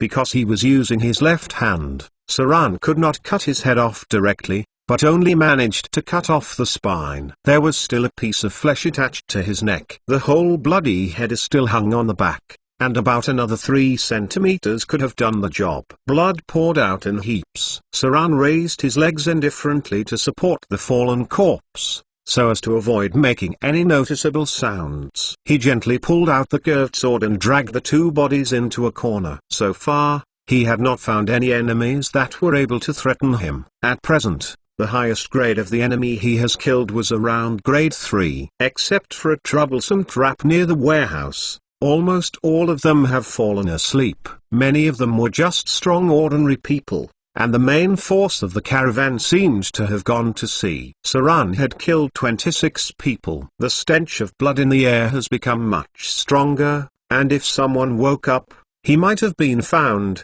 leaving him little time. Chilling killing intents were slowly converging bit by bit. Every time an enemy was killed, the cold light in Sran's eyes condensed into one point. His heart had already lost every strand of merciless. When he quietly entered a room, he immediately wielded a blade of light and it killed 5 people who were sound asleep inside. One of them seemed to have woken up, but it was too late for him to react after him just waking up. A cold light had cut off his head. Saran silently kept his sword and retreated. This courtyard was larger. He had also killed other targets as soon as possible. Who's that? The stench of blood grew thicker and thicker until finally, it shook the experts in the Chamber of Commerce. A tough-looking man in the backyard suddenly opened his eyes and picked up the weapon beside his bed. He pushed the door open and looked around, and immediately let out a roar. Noises started resounding nearby. Then a dozen men with swords and weapons rushed out in untidy clothes. The man seemed to be an important figure in the Chamber of Commerce, and the others were obviously gathering towards him. At the same time, he ordered, "Enemies are invading. Wake the others up quickly." The shadow behind him twisted. An inexplicable chill was sent down his whole body, and he could not help feeling stiff. When he looked down at his chest, a curved sword had passed through his heart, piercing cold penetrated into the blood streams, and he could see a wisp of frost emerging from the wound. Saran had no masks on. Since he wanted to kill all the targets, he did not need to wear one. After the sword had ended the soldier, who was higher than grade 3, Saran raised his finger and fired an arcane missile. A fighter could not respond in time, and his head instantly shattered.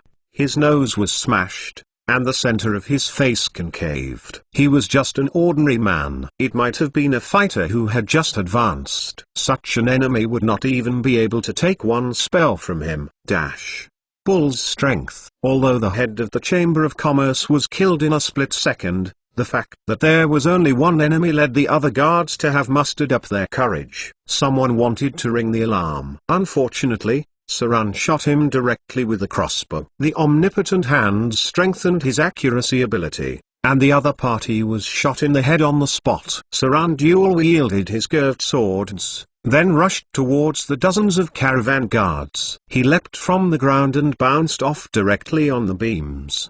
The beams trembled, and in a moment the curved sword cut through with a cold light and slit the throats of 2 enemies. An aura of fear was spreading. Apparently, many people were frightened, while others were planning to flee for help. Saran's expression was rather indifferent. He rushed directly to the enemies that were 10 times more than himself, and in the blinding light of the sword's after images, limbs fell to the ground as blood splashed everywhere. A minute and a half later, Saran sheathed his swords. Behind him were 12 corpses with their throats cut. There was a scream of terror in the darkness, which shocked other chambers of commerce nearby, but no one seemed to dare to just come over. The stench of blood in the air had become very strong. Saran took out the crossbow expressionlessly and shot the screaming target. There were not many people alive. He glanced around coldly, then lit a torch and threw it directly towards the warehouse. Nagasiren's mission was to kill every single one of them. He had little time to clean up the battlefield. He could only pick up some valuable things to bring with him.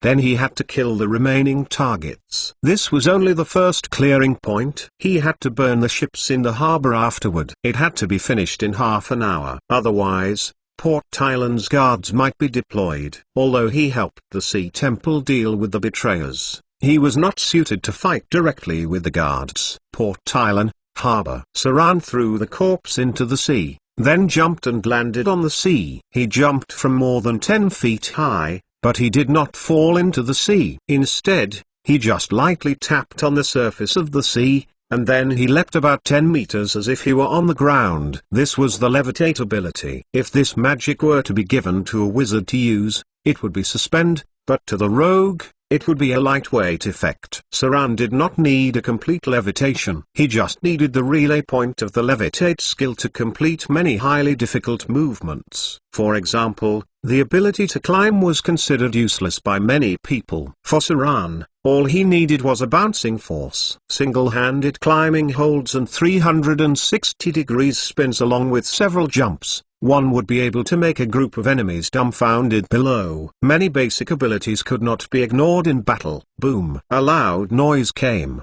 and then 2 large ships were turned ablaze, one of which had begun to sink. Solon frowned and looked at his body full of bloodstains. Then his entire silhouette disappeared into the dark. Today's first wave of the clearing was completed. Surely his performance should have satisfied the Naga Siren. There was hardly any work to do tonight, and Sran's target count was about to reach triple digits. There was a time where he could also dance frantically amongst the crowd. Port Island was very calm today because people died last night. In fact, many people died. Near the harbor, the Rosat Chamber of Commerce, whose strongholds were completely eradicated, had nearly 50 people and none were left alive. Most of them died from having their throats cut. There were few to no signs of resistance and fighting in the whole process, and almost all of them were homicide massacres. And at dawn, the ships near the harbor were still ablaze, and the sailors on it were either burned or had their throats cut. Only a few people who went out to have fun survived, but they were so scared, they went into hiding. Only God knew where they hid. The whole Port Island shook. Overnight, the name of the throat cutter spread throughout the harbor, making many cold-hearted guys tremble. He took nearly 100 lives. It must have been a quasi-legendary assassin who could have done it, right? There was no sign of a large-scale attack on the scene. The killer might have just been one person. Those wise ones could have known at a glance that there was a shadow of the Sea Temple behind it, because the guards of Port Island were only cleaning up the mess and had no intention of arresting the murderer. The only ones that took action were the believers of the Storm Lord. After all, those businessmen have converted to the Storm Lord. If they did not do anything, it would certainly dampen the enthusiasm of the believers. Everyone with a little logic would have known that this was a competition between the two temples. No one was crazy enough to get involved in such a fight, because it was too dangerous. Sea Temple. Saran's figure appeared in the shadows. Naga Siren had been waiting here for a long time. A smile appeared on her dark green face, and she said slowly, "Very good. I'm satisfied with your efficiency. These treacherous people deserve such a thunderous punishment.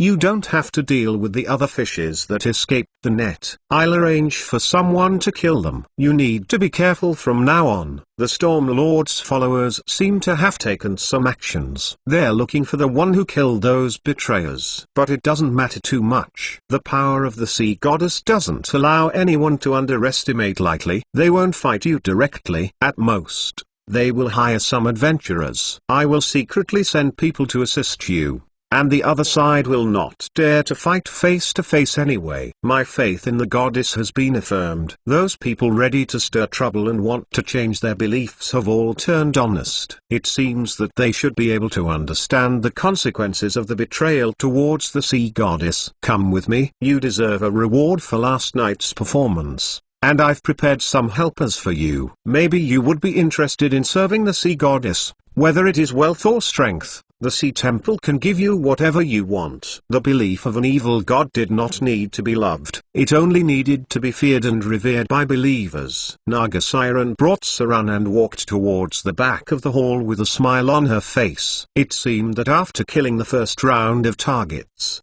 she was in a good mood. What's more, all the guys who were motivated to change for their interests have turned honest. Instilling fear would be able to maintain their faith for a long time. In the future, whoever wanted to abandon their belief in the sea goddess had to think of their fate today. However, last night's deterrence was not enough. One must instill a kind of fear that would make them tremble when they think about the consequences of abandoning their beliefs. The massacre should not stop. One must use more blood to tell them the cost of being a betrayer. The prestige of the sea goddess was never born out of mercy. Chapter 194 The Dead Man's Voice. Chapter 194, Chapter 7 The Dead Man's Voice. Translator, Exodus Tales. Editor, Exodus Tales.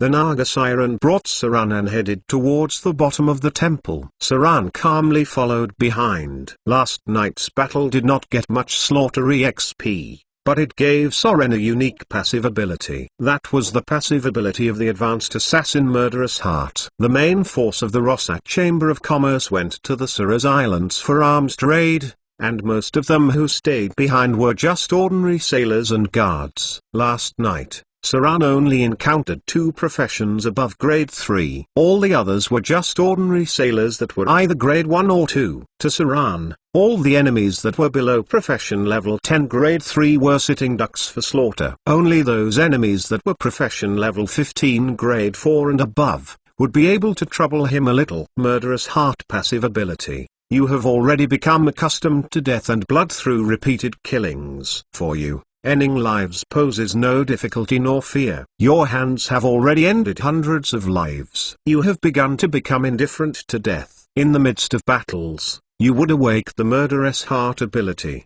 and this would make you merciless towards your enemy. Even the Calm Emotion spell and so on would not affect your judgment calls at all. This was the prerequisite ability for the quasi-legendary ability Murderous Instinct. If Saran mastered the unique ability Murderous Instinct, he would be able to subconsciously retain his fighting abilities. For example, after being hit by spells like Confusion, Misleading, Frenzy, and so on. Even if Saran was unable to pass the test of spell immunity, his body and will would be controlled by Murderous Instinct. He would automatically enter the Murderous Consciousness. Attaining this unique ability through training would be very hard. Those who have mastered it were all-powerful individuals who triumphed over countless mountains of corpses and rivers of blood. Currently, he still did not know how to attain it through training. Basically, there weren't many people who had attained this ability. Even after attaining the ability, not many would announce it anyway. The Murderous Heart would have 2 chances for advancement. It would either be the Slaughterer within the passive ability, or the Evil Alignment's top slaughtering passive ability, Death Walker. 100 heads, 500 heads, 1000 heads. However, these 3 passive abilities were independent abilities. So as to say, attaining the Slaughterer ability would not replace the Murderous Heart ability. Both passive abilities could stack with each other. The top slaughtering passive ability would be Death Walker, which was actually a legendary passive ability. Even though it could raise one's power by a large margin, it would enable the attacks of the good alignment to affect the user easily. The number of passive abilities that would be able to counter would naturally be a lot too. For example, the good alignment's Glorious Emissary, the Druid alignment's Natural Balancer, and so on. There weren't too many passive abilities. Many people who were born in the north had the passive ability of Northerners, where cold resistance and will would receive 1 additional point. The smell of seawater was permeated through the air. Saran seemed to have smelt something weird as he frowned. The Naga Siren did not seem to be bothered. After bringing Saran underground, The sea temple's inner structures had a lot of underground water tunnels. The entire architecture of the inner temple seemed to have been constructed entirely within the ocean. Traces of craftsmanship could be seen across the structure. Hundreds of meters underground, dripping sounds resounded as Naga Siren brought Saran to a platform. Afterward, she stopped on the spot, and let out a low-pitched hum. Immediately, the seawater in front of them started tumbling as if it was boiling. Three strange creatures slowly appeared in front of Saran, swam over from the depths of the deep blue seawater. "This is, Saran was a little startled, as he said, "This is the aura of the undead? What are they?" There were three distorted creatures that appeared in front of Saran. The first looked a little like a shark, but his skin had already shown signs of erosion. Some seashells and seaweed had even started to grow out of his flesh. The second creature looked a little like Naga Siren, but only had a pair of arms. His appearance was similar to the previous one. They seemed to have died, but because of various reasons, but they managed to transform into the undead of the ocean.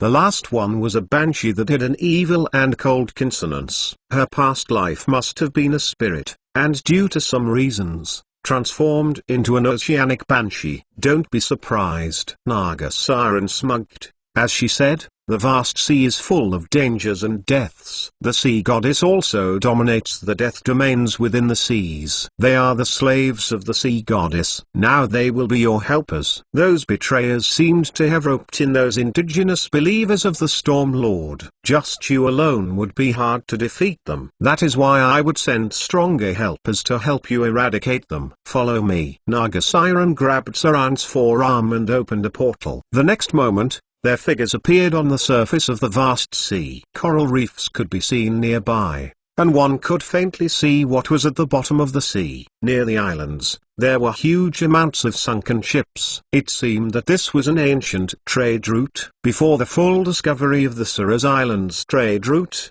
many ships sunk here after hitting the reefs. Even from time to time, one could also feel the power of the whirlpools. Maluo.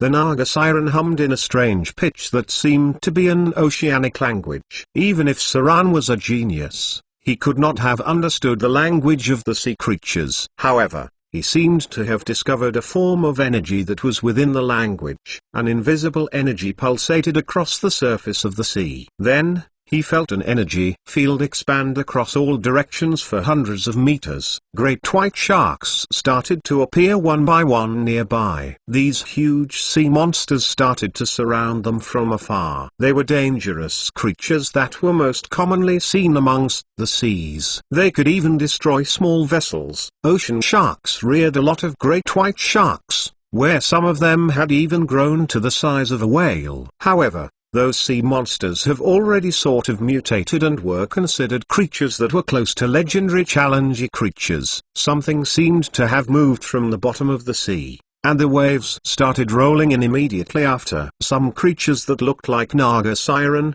but were not Naga Sirens appeared. They seemed not to have possessed much of an aura of a living creature, and their bodies looked like they have merged with a sort of alg-like creatures after they had died. It looked like a remodeled ghoul but seemed to be way stronger than one. Rumble. A loud noise sounded from the bottom of the sea, and even a mast emerged from the waters. Then, a boat that was in ruins, but still intact, appeared. A ghost ship with its hull covered in algae came into view. One by one, the undead appeared on the deck. Then, large amounts of energy were sucked into the hull of the ship.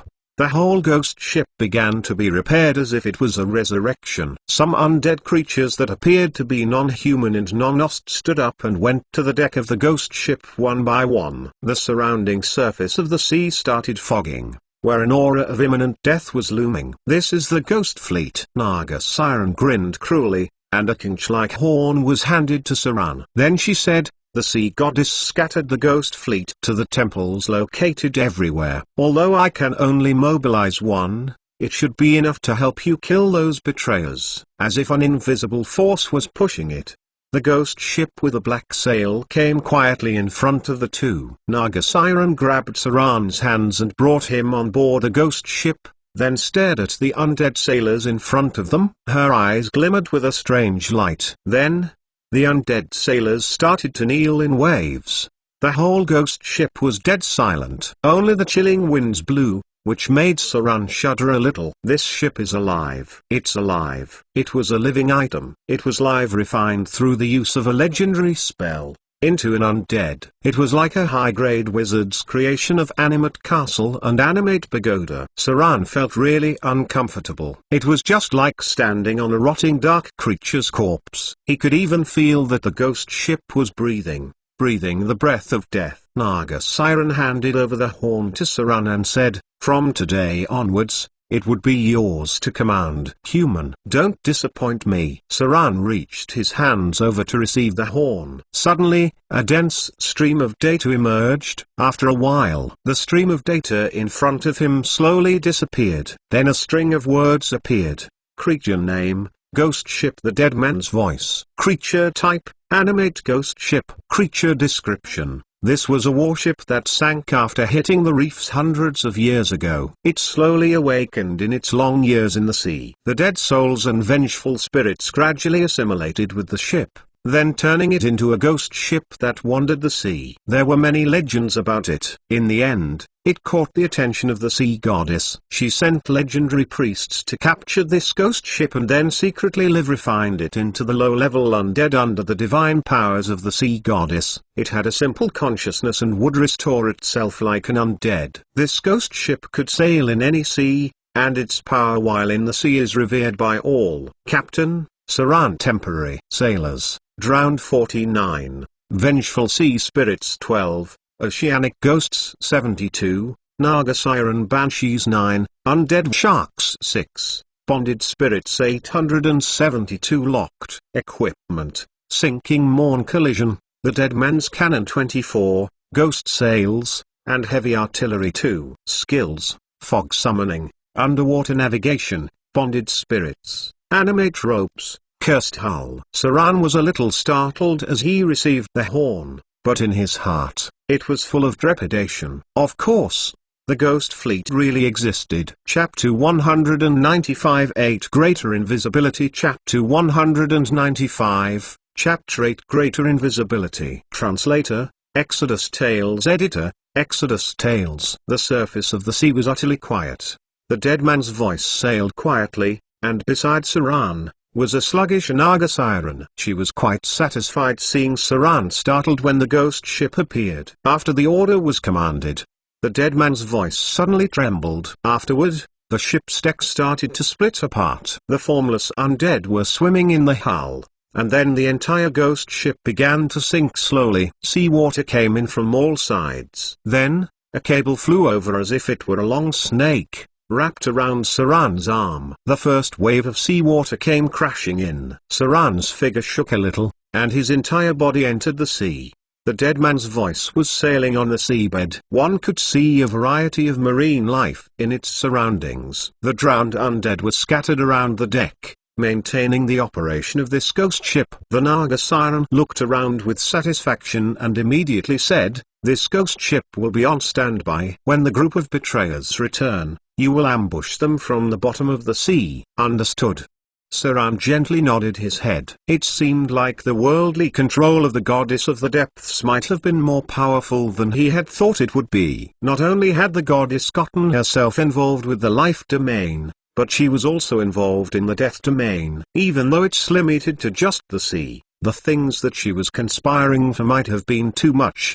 Wasn't it? What was it that she wanted? Saran suddenly felt the resemblance to the Queen of Spiders, because the places where his activities were not by the sea. Hence, he did not know much about the goddess of the depths. But, he did know that she was always working within the boundaries of the sea. Basically, not many gods would be able to threaten her. Even if she lost her divine powers and became a saint, how many in the world would be able to kill her in such a vast territory in the sea? But, she seemed not to have made any heaven-shattering moves. Had she, being a god that had the sea as their core, the goddess of the depths did have a limitation. That was, no matter what she did, her faith could not be spread to the mainland. That was because she had been under constant suppression by the Storm Lord. Saran sensed a conspiracy brewing. But, He did not know what the goddess of the depths was aiming for. Outside the sea temple, Saran's figure emerged from the shadows and left without a trace. The Storm Lord's core believers were located in the Suras Islands tropical rainforest areas. There, natural storms occurred very often. Although Port Tylan had a temple by the Storm Lord,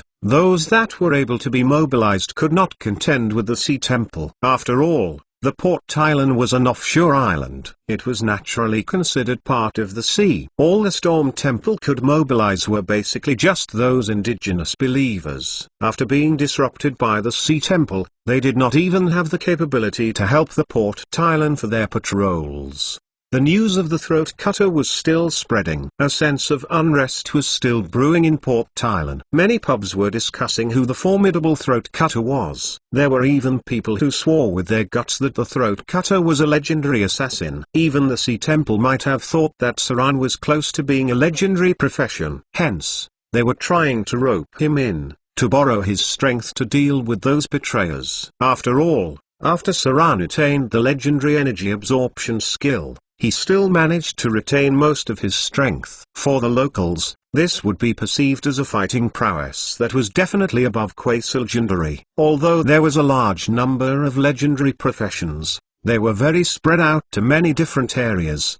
The whole Port Tylan, even though being a transit point for the coastal trades, had only 2 to 3 of such caliber, and that was inclusive of the temple's priests. What Saran did not think of was that he even managed to get a legendary rating. Throat Cutter's appearance. Local rumors. In early November of 1675, at Port Tylan, you accepted the mission of the Sea Temple and cleaned up those businessmen who betrayed their beliefs. In this battle, you have killed a lot of enemies and caused panic in Port Tylan. The rumors of the throat cutter started spreading in the Port Tylan and have gradually spread towards the coastal areas. It would not be long before many other people near the south coast to hear about the legends of the throat cutter. Legend rating +1. It seemed like legendary fights were not the only way to attain more legend ratings. The demigod vampire should have been using these methods to spread fear and made himself known by the people through spreading local rumors. There was no need to demand legend ratings for now. The higher the legend ratings,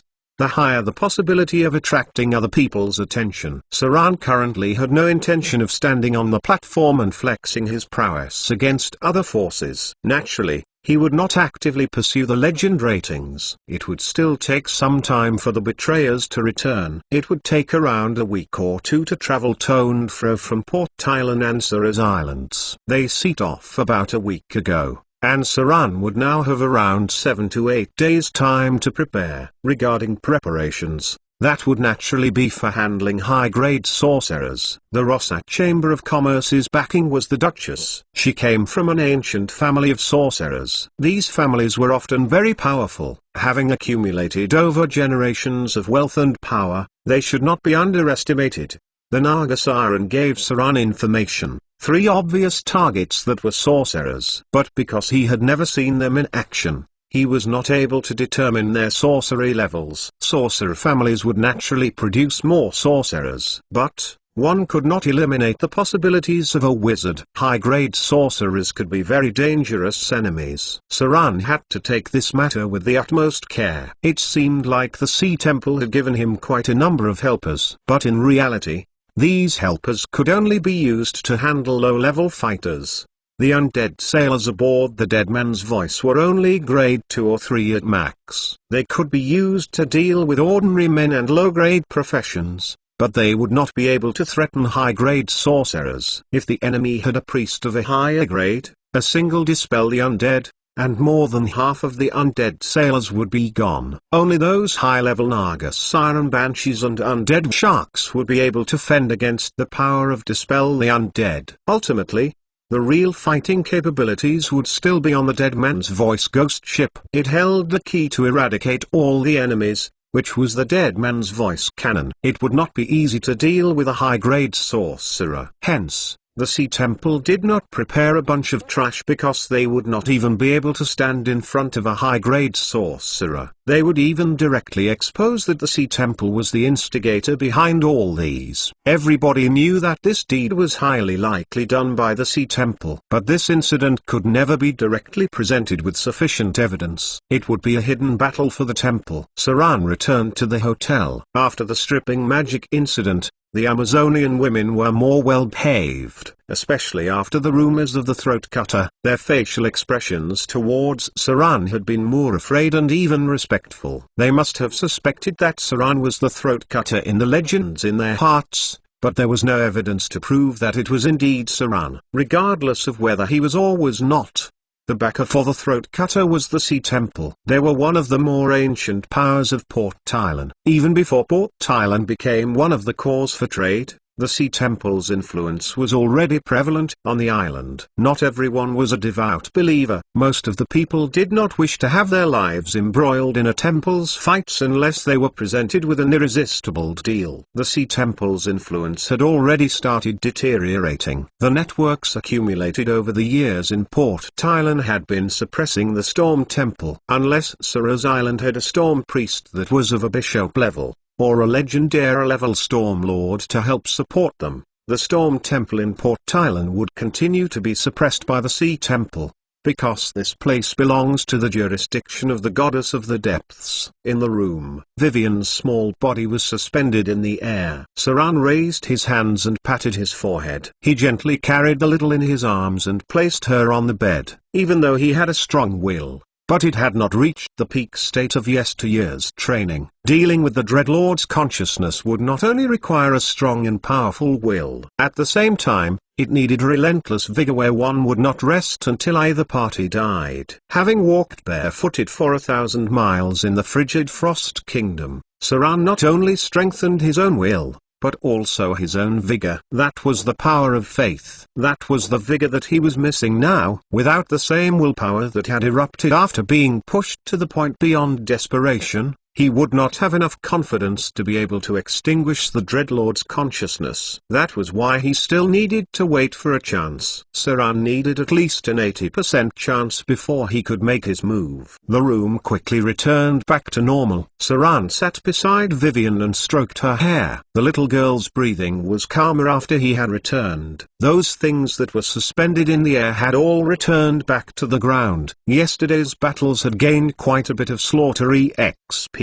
Although the enemies were not that powerful, the number of people made up for it over time. Saran received 15,000 slaughter experience points. These experience points weren't enough to raise his Shadow Dancer's profession level, but it was enough to raise his wizard level to level 7. After he raised his wizard level, he would be able to attain a level 4 spell slot, to either keep a wizard's most important stone skin or greater invisibility. Without a doubt, Saran's choice would be greater invisibility, because he had a legendary item Elemental Stone Earth on him. This equipment would be able to be used to cast Stone Skin once every 3 days. Hence, it would be able to temporarily satiate the need for protective spells. Furthermore, he had already learned invisibility. While learning greater invisibility, he would be able to reduce the time spent on analyzing the spell combinations. Furthermore, greater invisibility was more useful compared to other same-grade placement spells. It could be considered one of the top spells to enhance Rogue's prowess. The most important point of all, it would be when a person attacked while using the greater invisibility,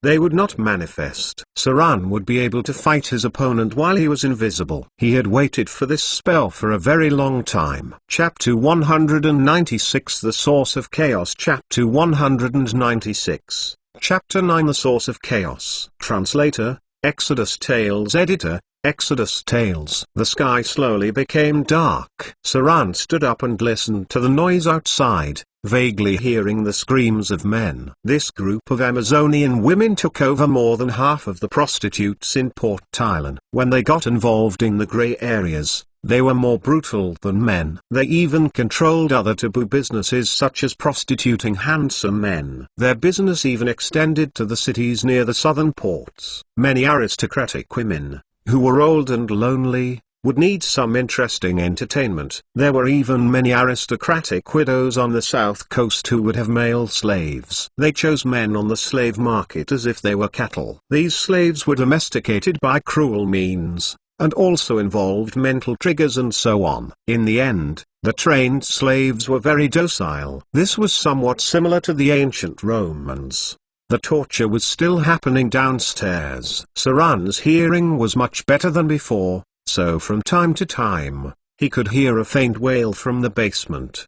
The Amazon women seemed to have had some fights with the locals. Recently, it seemed that many people have been tortured and the bodies were disposed of through special channels. Thus the hotel seemed calm on the surface. Saran was a little worried about getting involved in their clashes with local gangs, so he was wondering whether to move to the Sea Temple. The Naga Siren priest could easily settle both of them safely. The Sea Temple was pretty powerful. The screaming stopped momentarily. Saran heard the voice of women swearing vaguely. It seemed that the prisoner had died because of excessive punishment. Then there was the sound of the basement door opening, followed by 3 footsteps. One of the woman's footsteps were heavy and she must have worn heavy armor. The standard Amazonian women soldiers were heavy infantry, and these women dared to clash with heavy cavalry on the battlefield. Saran was not interested in their affair. He closed the window and began to research magic. A row of data appeared. The profession wizard is now level 7. Receive 25 dex 20 plus int 2010 times 0.5 skill points. HP increased by 10. Profession HP 4 plus con 2110 times 0.5. Saran undoubtedly put his skill points into literacy. Currently, his highest basic skill was literacy, which had reached 185 points. Most levels were improved by skill points, and a few were increased by reading books. Saran had acquired a good understanding of words, customs, geography, and religion of human society. Although he could not reach the level of scholars, it was undoubtedly very easy for him to become a teacher in an aristocratic family. At present, secular knowledge could only raise literacy to about 250 points at most. To continue to level up, a person would need to learn divine knowledge, magic knowledge, supernatural knowledge and knowledge of planes. Among them, if someone wanted to raise their literacy to 350 points, one must have an abundant knowledge of the plane. That means a person would have to engage in plane travel. Many wizards traveled the different planes. One of the most well-known groups were the Star Trekkers. They were the most literate and had traveled to many planes. The Star Trekker wasn't a profession. It was only a background ability, something like a title. Saran calmed his mind down, then took out a thick stack of white paper. He started to analyze the greater invisibility spell model. He had acquired the spell through the Sea Temple.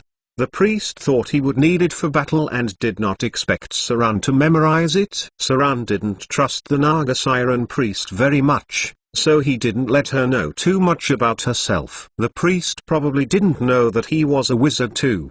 The priest even thought he was a quasi-legendary assassin because Saran liked to use poison. Poison was a favorite among the assassins. Multi-professions were the easiest to disguise. They used to be wizards disguised as fighters, or fighters disguised as wizards. Soren remembered a non-aboriginal figure. He gave people the impression that he was a wizard, but when he pulled out his sword, then people realized he was also a sword saint. He was a powerful and dangerous fellow. With the super explosive power of a sword saint combined with stone skin defense plus a few comprehensive support spells, the combat effectiveness in some aspects was more powerful than Saran's transformed status. Unfortunately, that guy died early. This fellow challenged more than 10 same-grade enemies, but a dimensional anchor spell finally led to his death. He challenged 12 and killed more than half of them, a brilliant achievement. Unfortunately, they all died too early. Saran didn't remember any sword saint that had lived for a long time. Even the legendary sword saint worshipped by many was eventually besieged and beaten to death at the Wars of Golems. Maybe it was because the legendary wizards couldn't stand the fact that the sword saints could slash through their greater energy shield easily. If there was a sword saint among the enemies Saran had to face,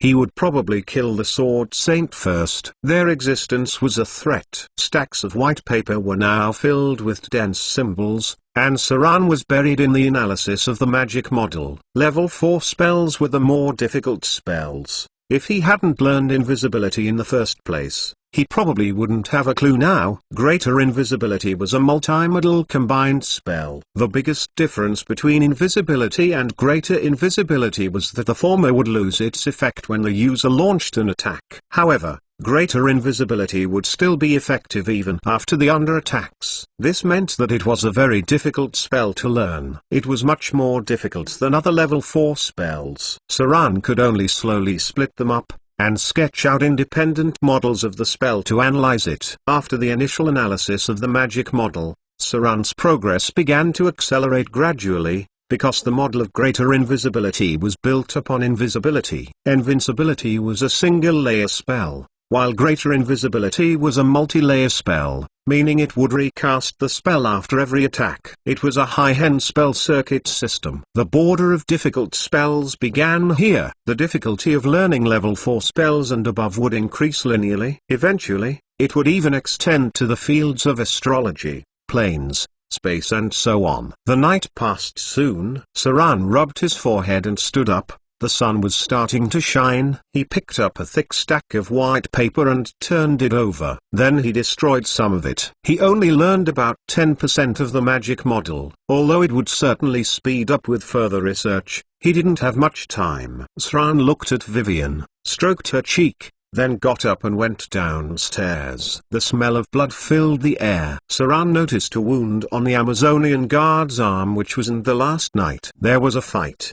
Because he focused on researching magic, Saran reduced his perception to his surroundings. It seemed that the women had fought against some forces last night. The prostitution business always had competitors, especially when the Amazonian women had taken so much business. They were bound to attract envious eyes. Saran simply grabbed something to eat and went back to the room. He was not interested in meddling in their business. Saran ate something, carefully fed Vivian some water, and began to restudy the magic model. At first, Saran tried to feed Vivian food. Unfortunately, she didn't need anything but water. Her face was still ruddy and she didn't feel hungry at all. Vivian was greater in this aspect. She was now able to control her consumption through powers. That was a sign of legendary. Time went past bit by bit. Saran was busy studying Greater Invisibility, and occasionally the Naga Siren Priest would give him a message. He even went out several times during this time. The Amazonian women seemed to have engaged in a battle with a local force as there were sounds of killing and fighting in the streets at night. Saran's move to destroy the Rossack Chamber of Commerce seemed to have triggered a new round of power shuffling in Port Thailand. Since then the Amazonian women had gotten a larger territory and had killed several people. Some people seemed to have foreseen that the Rossack Chamber of Commerce would never recover. So many forces were grabbing their share of trade. Even when the two groups were of the same temple, they would fight at this time for the territories. Saran had killed quite many people that night, but his killings were nothing compared to the territory wars which occurred after that. There were even some small skirmishes at sea. Chaos was starting.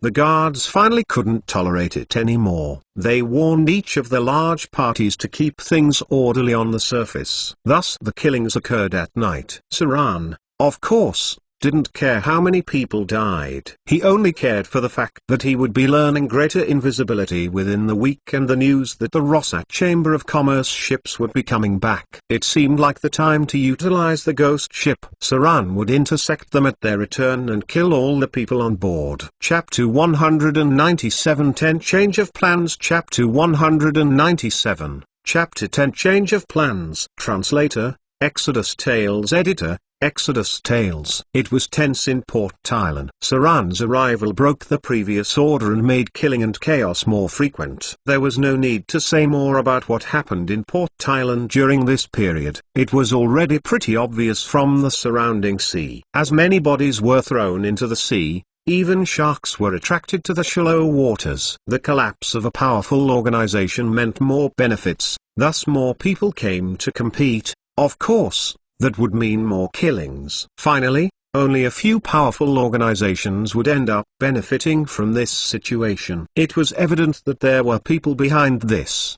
The guards were controlled so that the chaotic killings continue to escalate and many small organizations would be destroyed in the turmoil. The final beneficiaries from this chaos were of course the Temple of Storm, the Temple of Sea and the Amazons. A lot had happened during this period. The Temple of Storm seemed to have compromised with the Temple of Sea. The Rossack Chamber of Commerce had been abandoned. The Temple of Storm had taken some territory as compensation while the Temple of Sea controlled almost half the territory of Port Tylan. Meanwhile, the Amazons emerged from the turf war with great fighting power. Half the streets where Saran stayed was their territory. The original owner had disappeared. So the Amazon women planned to make the street into a large trade transit area. Oh, that's right. There was the appearance of a new Storm Lord. Without her support, the Amazons probably couldn't control this much territory. Temple of Sea. Saran's figure appeared in the hall.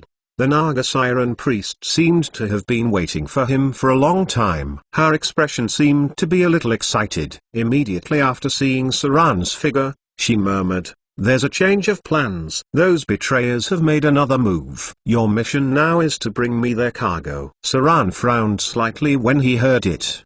The change of plan after the target had surfaced disappointed him, but he still asked calmly, what had happened? Why the sudden change of plan? There was a cruel smile on the priest's face, and she said slowly, "These merchants went to trade in the Suraz Islands in the name of the Storm Temple. But they were traitors who did everything for their benefit. They used poison to slaughter the indigenous tribe and then took away the gold controlled by the indigenous people. The betrayers looted the aboriginal tribe and are shipping back all their wealth. I have information that their ship is now carrying a large amount of gold and jewelry." The priest handed Saran a scroll and told him the details of these betrayers. It turned out that after changing their beliefs and joining the Storm Temple, this group of betrayers opened up the opportunity in the Suraz Islands. The Storm Lord's faith was widespread in the Suraz Islands, thus the flag of the Storm Temple opened the way for them to trade with almost any coastal aboriginal towns. It was supposed to be a simple trade in the beginning. However,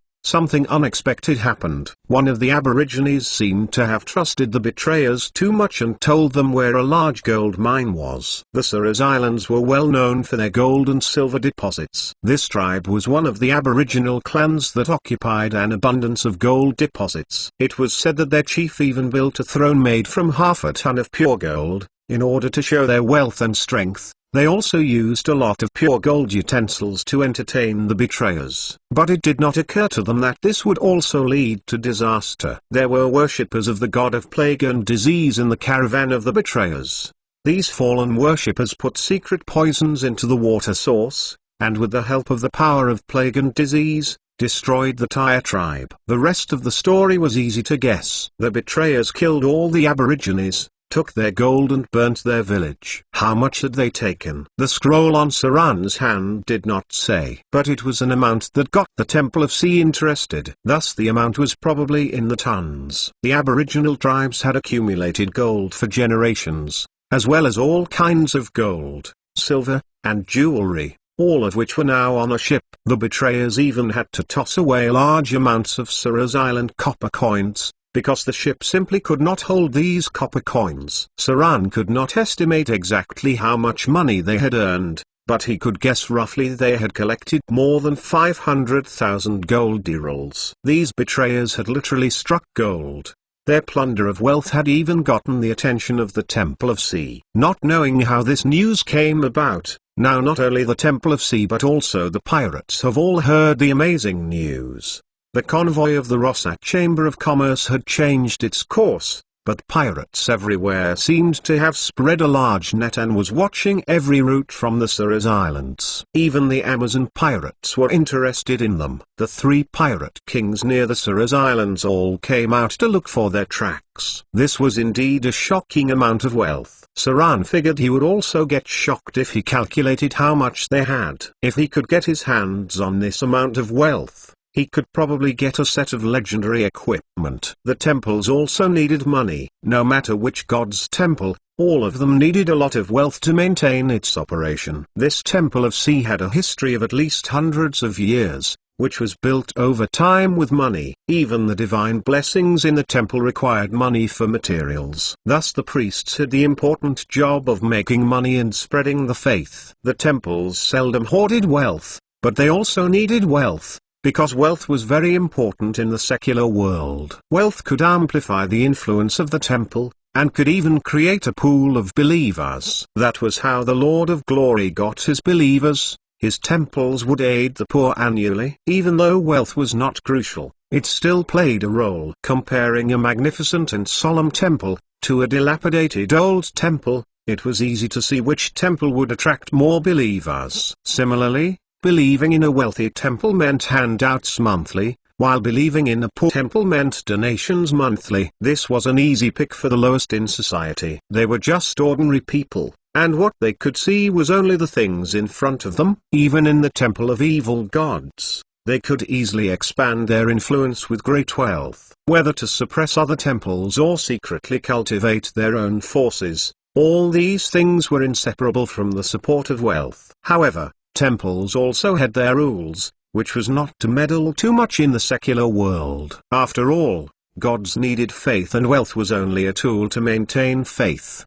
The Naga Siren priest wanted this wealth. With all the money, she could expand the temple into a great temple, whether it meant influence in the coastal areas, the reward of the sea goddess, or more divine power in the temple. All of them were appealing to the priest. After the expansion of the sea temple, she could completely suppress the Temple of Storm. Even if they were in a war, they would have a more solid foundation. Temples were somewhat like wizard towers, just that temples were not as powerful and were powered by divine's powers. That was why when Amber City was destroyed, many of the temples were fine. Saran became silent, thought for a while and said, "I don't have enough men." If the news has been spread among the pirates, it would be suicide if I went in with only a ghost ship. The betrayers have not been found up to now, thus there must be someone helping them. With this amount of wealth, the Duchess might even lend them a hand. Moreover, none of the 3 pirate kings in the Suez Islands are easy to deal with,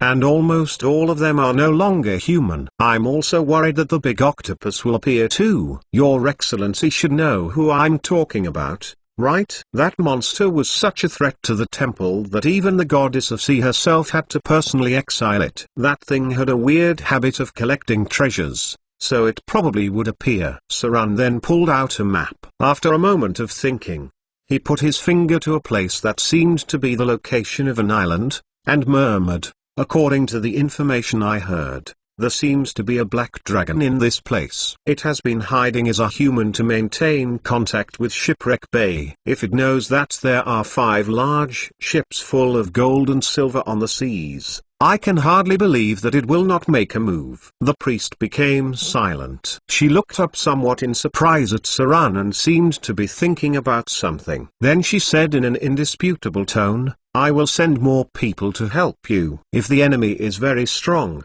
I will call upon the Naga Siren tribes nearby. I would even fight if necessary. The goddess of the sea watches us, so we don't have to fear the sea. This wealth must not fall in the wrong hands." In the evening, Saran slowly walked out of the sea temple. His eyebrows locked and he seemed to be thinking about something, murmuring in a voice that only he could hear, "Totem spirit. How did those merchants defeat the totem spirit? Why didn't the priest mention it? Does she think I don't know about the Aborigines' worship of spirits?" Chapter 198 11 Battle Testing. Chapter 198. Chapter 11 Battle Testing. Translator, Exodus Tales. Editor, Exodus Tales. Around the evening, Saran left the inn with little Vivian in his arms. The Amazon women had been more respectful of him after his show of force. The other party had also put away their curiosity. From the beginning to the end, they did not ask about the sleeping Vivian. Since assassins were full of secrets, it wasn't a good idea to pry into their business. Just like the Naga Siren priest who had known for a long time that Saran was traveling with a sleeping girl, she never asked questions about it. Secrets may not always bring benefits, but they surely brought danger. This was especially true for the secrets of an assassin. Since he decided to go to sea, Saran could not leave Vivian at the inn, nor could he rest assured of the Amazon women. That's why he was ready to move Vivian to the Temple of the Sea, which controlled more than half of the area around there. It was very easy to find a place to keep Vivian. Saran didn't know how long Vivian would be asleep, but he felt that her waking up had a direct relationship with his integration with the divinity of fear. The last time she woke up, it was almost after Saran finished integrating with the divinity. At an old building outside the Sea Temple, Saran gently laid Vivian on the bed, then reached out and grasped her little hand. He then said in a very low voice, "Control your divine powers as much as possible to not expose your identity. I'll come back quickly, and you'll be awake soon, I promise." Even though Vivian was not awake, Saran could feel that she still had a sense of the outside world. That was to say that Vivian could still hear him. Otherwise, there was no way to explain why as soon as he left the little girl, she would automatically cast a divine protective shield and recovered after Saran came back. Her powers were still in her body, but her consciousness seemed to have fallen into a deep sleep for some reason, and there was no sign of waking up. Saran picked up the soft quilt and laid it on Vivian. Then he laid beside her. He too needed a good night's sleep for tomorrow. At the Sea Temple, the Naga Siren priest stood in front of a blue sea. The Sea Temple was connected with the underground seawater and could enter the sea directly from there. The seawater had slight ripples. Then a creature with a long and narrow body, which looked like a giant sea snake, appeared. It swam to the priest bit by bit, then slowly stood up and came to the platform under the Sea Temple. At this time, its appearance became clear. It was a strong and ferocious male Naga Siren guard. Its tail was longer than the Naga Siren priest. Its sternum held a trident, and there were few human features on its face. Unlike the female Naga Siren, which still had some human female features, the Naga Siren guard was around 7 meters long and reached a height of about 2 meters after standing up. His muscles were well developed and had a fierce look. He bowed slightly and greeted, "Your Excellency, the priest. I've called upon the Naga Siren tribes nearby. Soon they will dispatch their warriors." The priest nodded slightly, with a satisfied smile on her face, and murmured, "Very well, Didanas. I'll leave you to command the soldiers, and we shall take those treasures this time." The Temple of Storms seems to be preparing too. We cannot allow this wealth to fall into their hands, as it will only strengthen them. The Storm Lord has always been envious of our great god, trying his best to take over the portfolio of oceans. The male Naga Siren nodded and asked in a lower tone, "Your Excellency, I don't understand why you would give the command of the dead man's voice to that human. He's a tough fellow for sure, but after all, he's only one person. Besides, we can't trust him completely because we don't know where he comes from."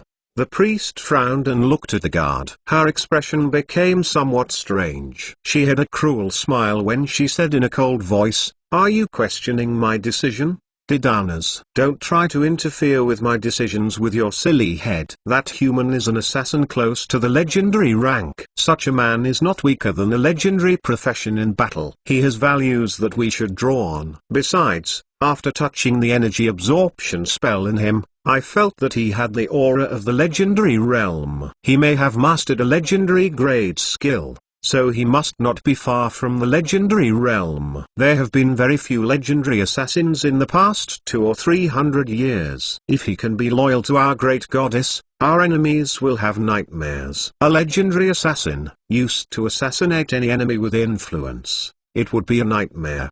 The priest seemed to see Saran as a sharp knife to sweep away her dissidents. A little smile came from the corner of her mouth, and she slowly said, "As for loyalty, there is no absolute loyalty in this world. As long as we can give him the benefits he wants, he can serve us. There are many secrets in this man and he absolutely needs us. Besides, he seems to have taken a sleeping girl with him. Although I haven't probed into it, it seems that he cares a lot about the little girl." The relationship between the two seemed very close. He was hit by energy absorption, so I bet the little girl must also be under some weird spell. If necessary, we could use the little girl. I bet he wouldn't want anything bad to happen to her. As long as he has a weakness, we'll be able to control him. With a cruel smile, the priest looked at the male Naga siren guard and said, there are some things you don't need to ask much about. Now send out the were-sharks to look for the trails of the betrayers. We have to find those guys first,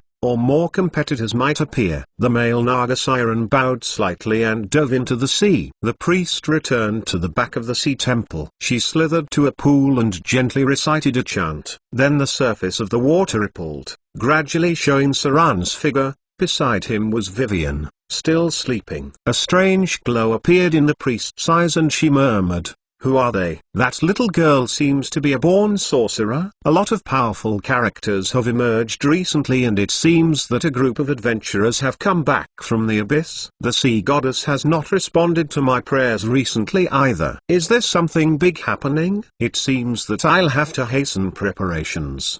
The priest closed her eyes and went into the ocean. Although the priests of sea had great power, they could not directly mobilize the marine race because the secular realm and divine powers maintained relative boundaries. Few temples directly interfered in the kingdom's internal affairs. Since the kingdoms were short-lived and the gods were eternal, the temples didn't want to be affected by the kingdoms that had changed for hundreds of years. However, if the priest could mobilize the different tribes, she must have had some social status. She probably was of noble descent among the Naga siren. Usually, if a noble didn't inherit the throne, they would turn to serve the sea goddess. A great mist was upon the ocean. Saran appeared 300 meters below the sea as he stood on the deck of the dead man's voice. Water was all around him, but it did not affect him because he wore a badge on his chest, which enabled him to breathe easily at the bottom of the sea. On the deck of the dead man's voice was a drowned sailor. Naga siren banshees roamed in the hull of the ship.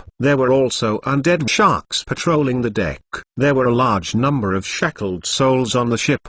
They were all those who died directly or indirectly near the ship. They wouldn't be able to fight but were forced into the mast and sails of the ship. The power source of this ghost ship was from these souls. There were around 800 to 900 of these souls. The combat capabilities came from the drowned, Naga siren banshees, angered souls and the undead sharks. Saran calculated roughly where they were and the course they were headed. As the ghost ship was best not exposed to the ordinary eye, they had to travel underwater as they left the port. Bring her up. Saran frowned and looked around at the fish.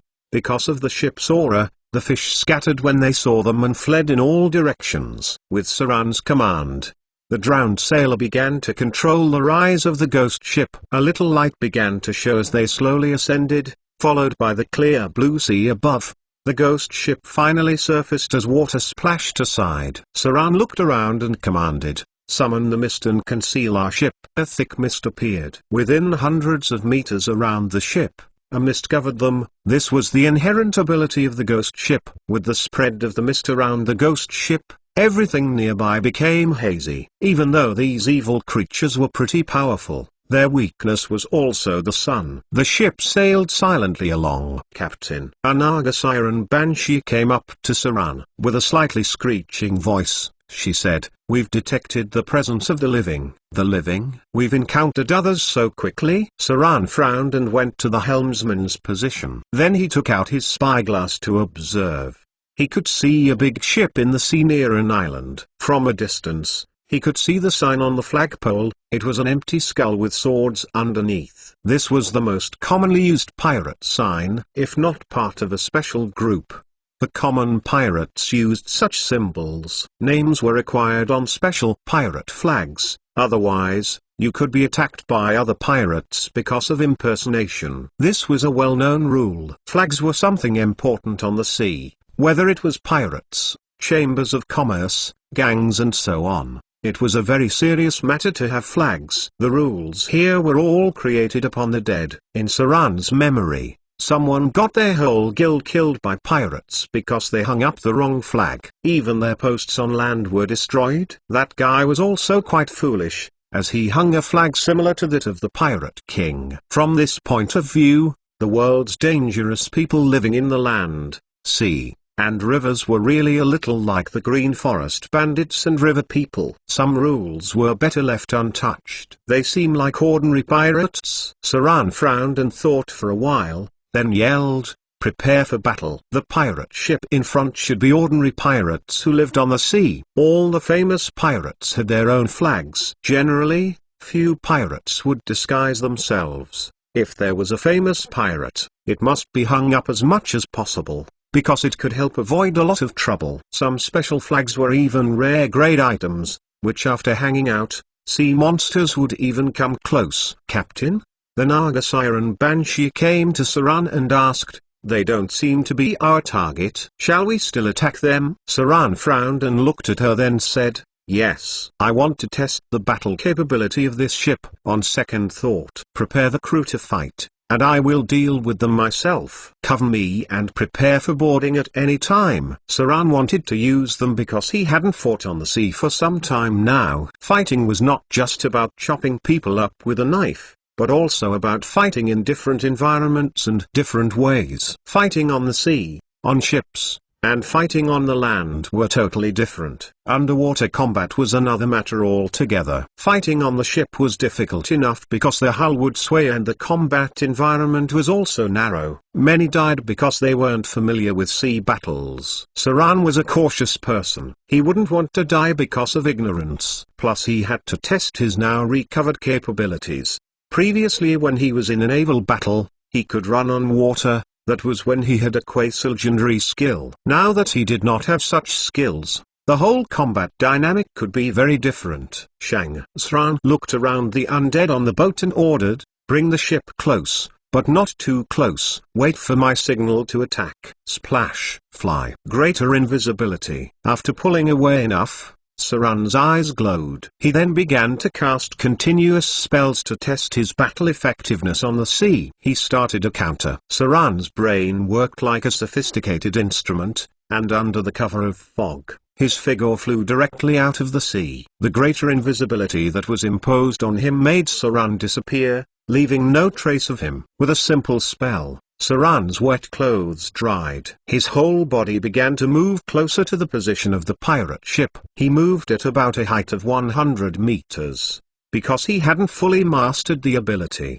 he couldn't cast spells while flying. He had to maintain full focus while using fly. Time was of the essence. No matter the spell, fly or greater invisibility, there was a time limit to them. Saran hoped to make use of this time effectively and gain the best combat result. He slowly got closer and closer. Everything on the pirate ship came into Saran's view. He saw 20 or 30 pirates on deck, the watchman on the mast, the steersman responsible for steering the ship, and so on. These pirates were not very weak. They were stronger than many city guards, maybe grade 2 professions. However, most of them were fighters because pirates preferred the combat style of the class swashbuckler. Of all the bandits, pirates had the strongest fighting capabilities and were completely superior to the mountain bandits. Only the desert thieves were also comparable in prowess. 1 minute had passed. Saran now began his descent but was still invincible. He wasn't very far from the ship now. Saran stayed about 10 meters above the pirate ship. Light passed through his body. Unless someone looked at his position carefully,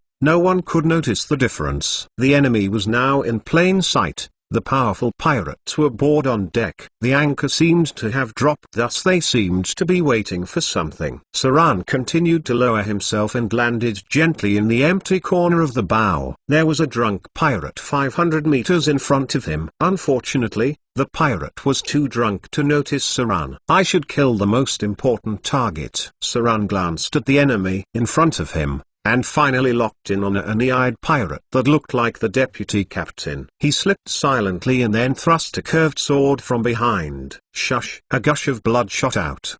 The eye-eyed pirate who was previously yelling at his subordinates looked at his chest in shock. His heart had been pierced and the grade 3 pirate had been killed instantly. An enemy? A large group of pirates became chaotic and all pulled out their weapons. They could see nothing except a curved sword coming out of their leader's chest. Then the sword was pulled out and there was no more sword. Saran shook the blood off his sword. His figure was slightly exposed when he stabbed the pirate, but he soon became completely invisible once more. That was the power of greater invisibility. He would not be exposed even if he attacked someone. Slash. A man's head was cut off by Saran. A pirate with a beard heard the whistling wind of a sword, but he could not see the traces of swinging the knife. He clearly heard the wind and felt the slight outline of the enemy's movement in front of him, but he could not see the direction of the sword. The pirate was decapitated the next moment. 3 flying knives flew out. His figure was exposed slightly again, just as he threw the knives, but the enemy was too slow to react. Thub, thub, thub. Blood shot out one after another. Saran's figure appeared and disappeared. He killed 5 people in the blink of an eye.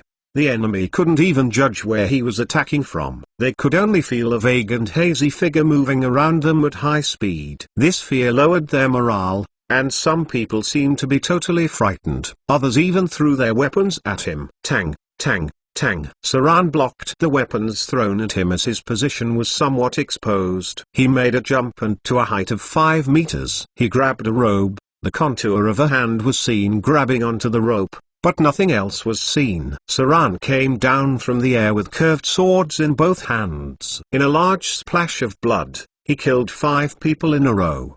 Blood splashed everywhere. It was only at this time that his bloody footprints appeared on the ground. Saran's figure was still very hazy. The blood stains on his body were also covered by the spell. However, the pirates were now able to judge his movement. Unfortunately, it was too late for them. 3 minutes had passed. Saran's figure stood in a pool of blood, surrounded by more than 20 bodies. There were a series of footprints on the ground, but he was still invisible. The spell Greater Invisibility still had 6 minutes. Saran shook off the blood from his swords, then looked at the cabin with a blank look. He grabbed a corpse and smashed it in. Then he cut with 2 swords and chopped the 2 enemies behind the cabin. Fresh blood covered his clothes. The effects of greater invisibility had somewhat weakened. Saran's figure was now also somewhat visible. However, this was not very important for Saran anymore. He now believed that he had the capability of killing all the pirates on board the ship. Chapter 199 12 A Difficult Woman. Chapter 199. Chapter 12 A Difficult Woman. Translator, Exodus Tales. Editor, Exodus Tales. Shush. Gushes of blood splashed out, and 2 bodies holding their necks fell down. Saran was more and more familiar with the skill of throat cutting. In battle, the success rate of test of death was getting higher and higher. If he did not have enough strength, he may not even be able to chop off someone's head. If a person wanted to use the skill beheading, then he or she must have at least 18 strength or more, or else that person would have to integrate the momentums of movement. Even if Saran cut through the neck with all his strength, he could only get through an inch, and not completely cut through the neck. His figure was still hazy, but people could judge his position from the airflow, movement, and sound from him. Greater Invisibility Level 4 spell. This spell works like sneak, but it doesn't break after an attack. After casting, the user takes a completely invisible state. After launching an attack, the user may expose his position because of airflow, contour, and sound. The effect of the spell will be weakened gradually with battle, but it could still give the user a hazy effect. Even if the enemy perceives the user's position, the user still has 4 points of hazy effect, and the enemy would have 4 reduced accuracy. Every spellcasting score translates to 1 minute of spell duration. The Great Invisibility spell was, without doubt, a very powerful spell. The only flaw was the duration. Even Saran could only maintain the spell for 10 or so minutes. Even legendary wizards could only maintain the spell for about half an hour. However, since Saran had mastered the meta-magic ability Empower spell, in the future, when he has a level 5 spell slot, Saran could use the level 5 spell slot to memorize Great Invisibility.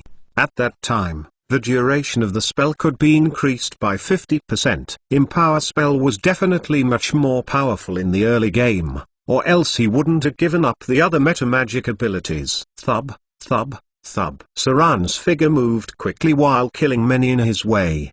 The enemy simply could not see his weapon, thus the probability of blocking it was greatly reduced. They could only rely on their own perception to avoid the attacks. At this time, the enemies with high basic attributes could see at a glance where Saran was and avoid his attacks. Unfortunately, they still had no way to reverse the situation because Saran's extraordinary dexterity was too overwhelming. Shush, shush, shush. The battle had now continued for 5 minutes and the enemy was no longer confused. They had thought of a solution. That was to throw their weapons and shoot with crossbows and bows. Although friendly fire may occur, at least they wouldn't be in a passive position. Tang, tang, tang. Saran blocked the weapons thrown at him, but he still couldn't block arrows. Saran was hit by 3 crossbow bolts and slightly retreated. But he was not injured because he had cast Stone Skin.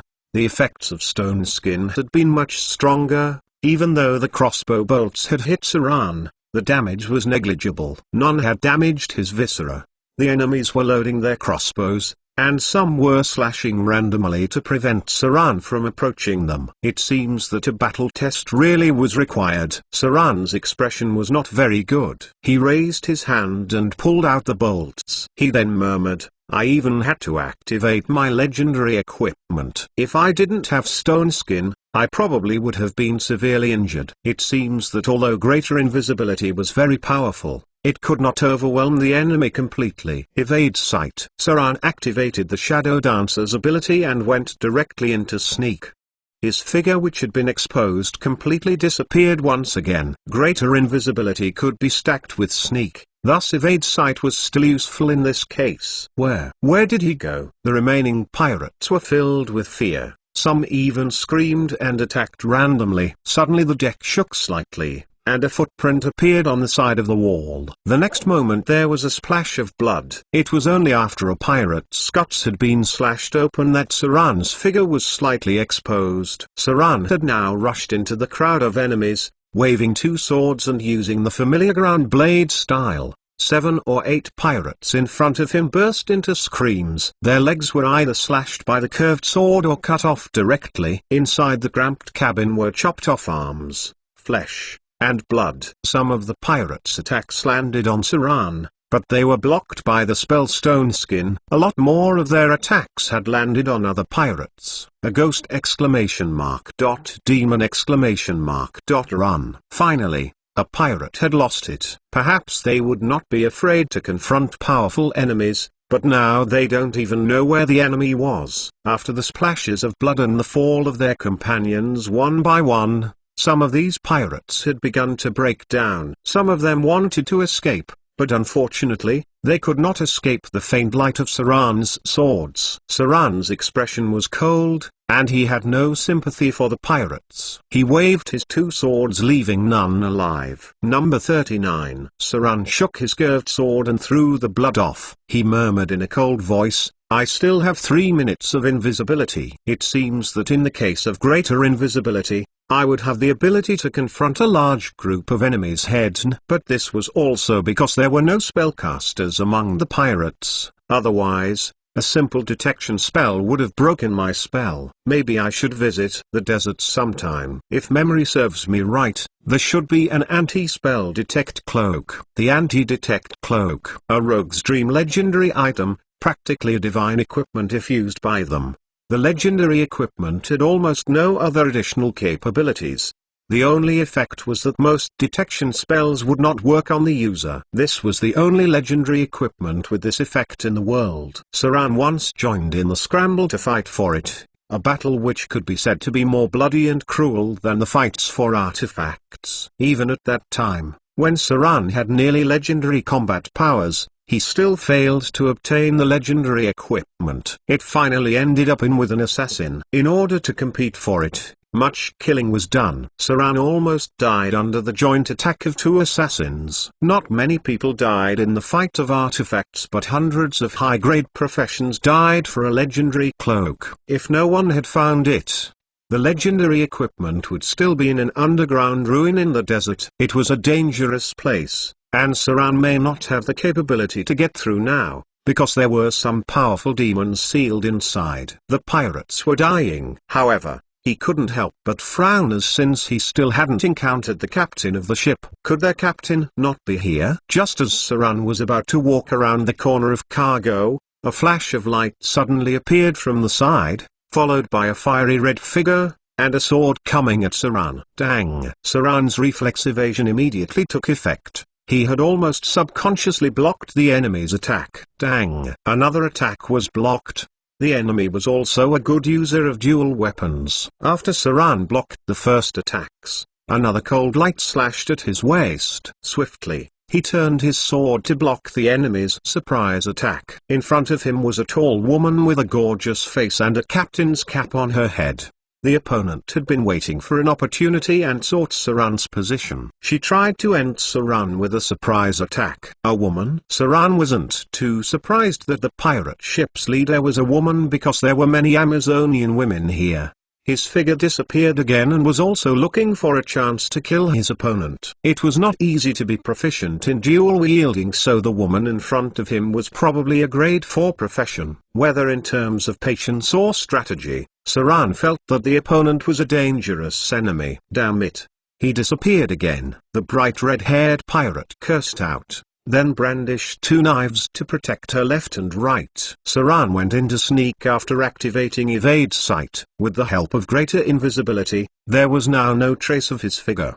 The enemy in front of him was extremely alert, and the two weapons almost covered all the corners around her body. Even Saran could not find a chance to attack for a while. When he was ready to attack by force around the side, the woman in front of him did something unexpected. The woman had shut his eyes. Yes, she shut her eyes and held her weapons crossed in front of her. Then she took a deep breath while his ears moved slightly. No, all of a sudden, Saran's had chills all over, and he rolled back and dodged. Two flashes of light went across the place where he was. Her attacks split the half-meter container completely and left 3 inches of knife marks on the ground. The gorgeous female pirate had found his position and then launched a fierce attack. She was still moving with her eyes closed, and her knives continued to pursue Saran. As though Saran's invisibility was pointless, her knives were close to him.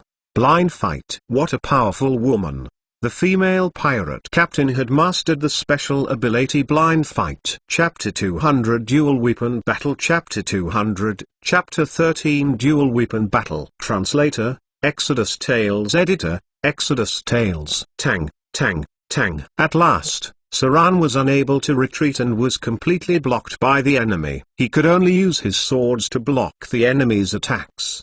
Blind Fight was a powerful ability that could play an unexpected role in some situations, such as fighting invisible enemies, or in the face of spells like darkness, blind, or in dark environments. Saran had previously spent a lot of time mastering this ability because, without this ability, your combat effectiveness would drop by 30% in the Underdark. This ability had certain requirements on wisdom, so people with low wisdom would find it hard to master. Saran was now locked on by the opponent's wisdom. The enemy had completely locked onto his retreating footsteps, the moving wind, the slight flow of air and so on by means of Blind Fight. These slight hints were very clear to a grade 4 profession. With her eyes closed, the perception of the outside world was even more enhanced. As Saran had to use his sword to block the opponent's attacks, his figure broke away from sneak and a hazy figure appeared. The pirate captain opened her eyes and a glow of light flashed in her eyes. Sword form, spinning strike, slam. The two knives in the opponent's hand cut through everything, and her whole person turned at a high speed. The opponent kicked violently on the barrel, then her figure swooped up, and turned around in midair. The two knives cut all the boards in the surrounding area completely and were slicing towards Saran's waist. This was the fighting ability of a rogue, but with time, the ability gradually got mastered by other melee professions. Sword form, spinning strike was the killing tactic of the dual-wielding combatant. The ability could send out continuous strikes in a flash. Dang! Saran only succeeded in blocking one attack, while his chest was hit with a knife. Dual wielding meant that her power output was lowered. Thus she had just hit him in the chest and slightly penetrated the muscles after stone skin was broken. A stream of blood splashed out. Saran hardly had time to fight back. He swiftly withdrew from the cabin. Fighting against a dual-wielding profession in this narrow space was disadvantageous. Moreover, the opponent was a real master of dual-weapon combat. Trying to run, the pirate captain let out a scream and continued her attack, not letting Saran have any time to recover. Because the speed of her continuous attack was too fast, Saran could only wait until an opening presented itself. Unless Saran had a completely overwhelming ability to counter her, he could only retreat. The female pirate seemed to have realized that Saran's reflexes were astonishing. Suddenly she combined her two knives and turned it into a heavy curved sword. She had turned the any-handed weapon into one-handed weapon, a double-ended sword. Saran's pupils shrank slightly, and he bent back sharply to avoid the sword. At the same time, he stamped his foot on the deck such that a crack appeared. He then launched himself into the opponent's bosom. There was no room for an attack, so Saran went to the opponent like an artillery shell, knocking down the female pirate. They slammed against the door of the cabin and cracked the wooden planks behind them. Crack! Sounds of bone snapping were heard. Saran's sudden attack had broken 4 or 5 of her ribs. The female pirate didn't expect the enemy would use this kind of attack, and her reaction was too late. Saran suddenly gave up using his curved swords and used her head on her chest. The huge impact force made her lose her balance and hit her back. Her chest was now injured by a broken rib, thus it made it difficult to breathe. Swish! A cold light came from behind Saran. Kidney punch. Vampiric touch. Saran's curved swords suddenly disappeared. Then he moved back half a step and then hit the opponent with a fist near the kidney. At the next moment, the female pirate went into a fetal position while her face turned red and her eyes turned up slightly. Her whole body was motionless. Continuous attack. Saran's chest wound gradually stopped bleeding, although he had no weapons in his hands. His hands hit the opponent's abdomen with a violent wave of fists. Then he twisted her palm with his hand, and with a click, he broke the opponent's arm without pity. Again, his attacks interrupted the enemy's breath. Then he caught her other arm and twisted it in the joint position to dislocate it. The pirate captain fell to the floor with an empty look. It seems that she had already passed out. Seems like learning unarmed combat was useful. Saran picked up the female pirate in front of him with one hand and looked at her. He murmured, "The close-quarter combat skills of the pugilist was very useful. It could suppress the enemy's attacks. It seems that if facing a monk in close quarters, I should use a dagger to fight." If a pugilist drew close, that was to say, in close-quarter combat, long weapons would be completely useless. The longer your weapon was, the less chance you had to attack with it. The inverse was true for short weapons, as small daggers and daggers worked better. Saran had just used the fighting skills of the pugilist. Previously, he met a legendary pugilist with Vivian. He gave Vivian a book regarding close-quarter combat. Vivian hadn't read it, but Saran had read it several times. The pugilists were similar to the sword saints. Both were very dangerous professions in this world. Their attacks, however, were not powerful. Ting! Saran picked up the double-ended sword from on the ground with his feet and looked at them for a moment. Then he murmured, "A double-end sword indeed. Very few use this. Maybe she's someone special?" The double-end sword, a rare type of weapon, which was more common outside the eastern desert. This weapon had a special hook in the position of the handle. The handle of both knives was specially made, belonging to the more ferocious infantry knife. This weapon could be split into 2 long knives or combined into a heavy battle sword, which had a fighting style similar to that of the Pu Dao. The weapon she used belonged to the curved sword type but was a lot rarer. She doesn't seem like a person from the desert. Saran looked at the female pirates. He checked to see if there were tattoos, as the Oriental pirates had special marks. Their fighting style was also totally different from that of the pirates on the west coast. The nearer to the east, the more sophisticated the fighting style. It was the birthplace of monks. The deserts once had civilization, but it was destroyed by some ancient evil creatures. The Oriental pirates were masters of the curved sword, some were even masters of dual wielding. Oh well. Saran frowned and looked at her. Then he cut down a rope and tied up the female pirate. He tied her up good, not leaving any space. He wasn't too good at tying people up and he was afraid she would escape. Saran had plans for her as he thought she might be useful in the future. The mist around the ship began to thicken. Soon a ghost ship appeared nearby. 10 minutes had passed and there was no living soul on the pirate ship. The Naga Siren Banshee was in disbelief. It was hard to believe that Saran had killed all the pirates in such a short time. Anime trope. A rope flew out of the ghost ship, then entangled the red-haired pirate and hung her on the mast of the ghost ship. These ropes were so powerful that they would need 18 strength or more to break free. Thus without any weapon, the ordinary pirate would not be able to break free from it. These ropes were part of the ghost ship and were lifelike objects. They were like tentacles as their flexibility and strength were amazing. They were also devastating to lower-grade enemies. I got a 10,000 slaughter EXP. Saran looked at his data page. A smile appeared on his face as he said, "Sure enough, killing humans was the fastest way to accumulate slaughter experience. In less than 20 minutes, I had earned more than 10,000 slaughter EXP. If there were some more pirate ships along the way, maybe I could raise my wizard by one more level." There were nearly 30 to 40 pirates in a boat. On average one pirate would give around 200 to 300 slaughter experience points. That was why Saran could easily obtain 10,000 slaughter EXP.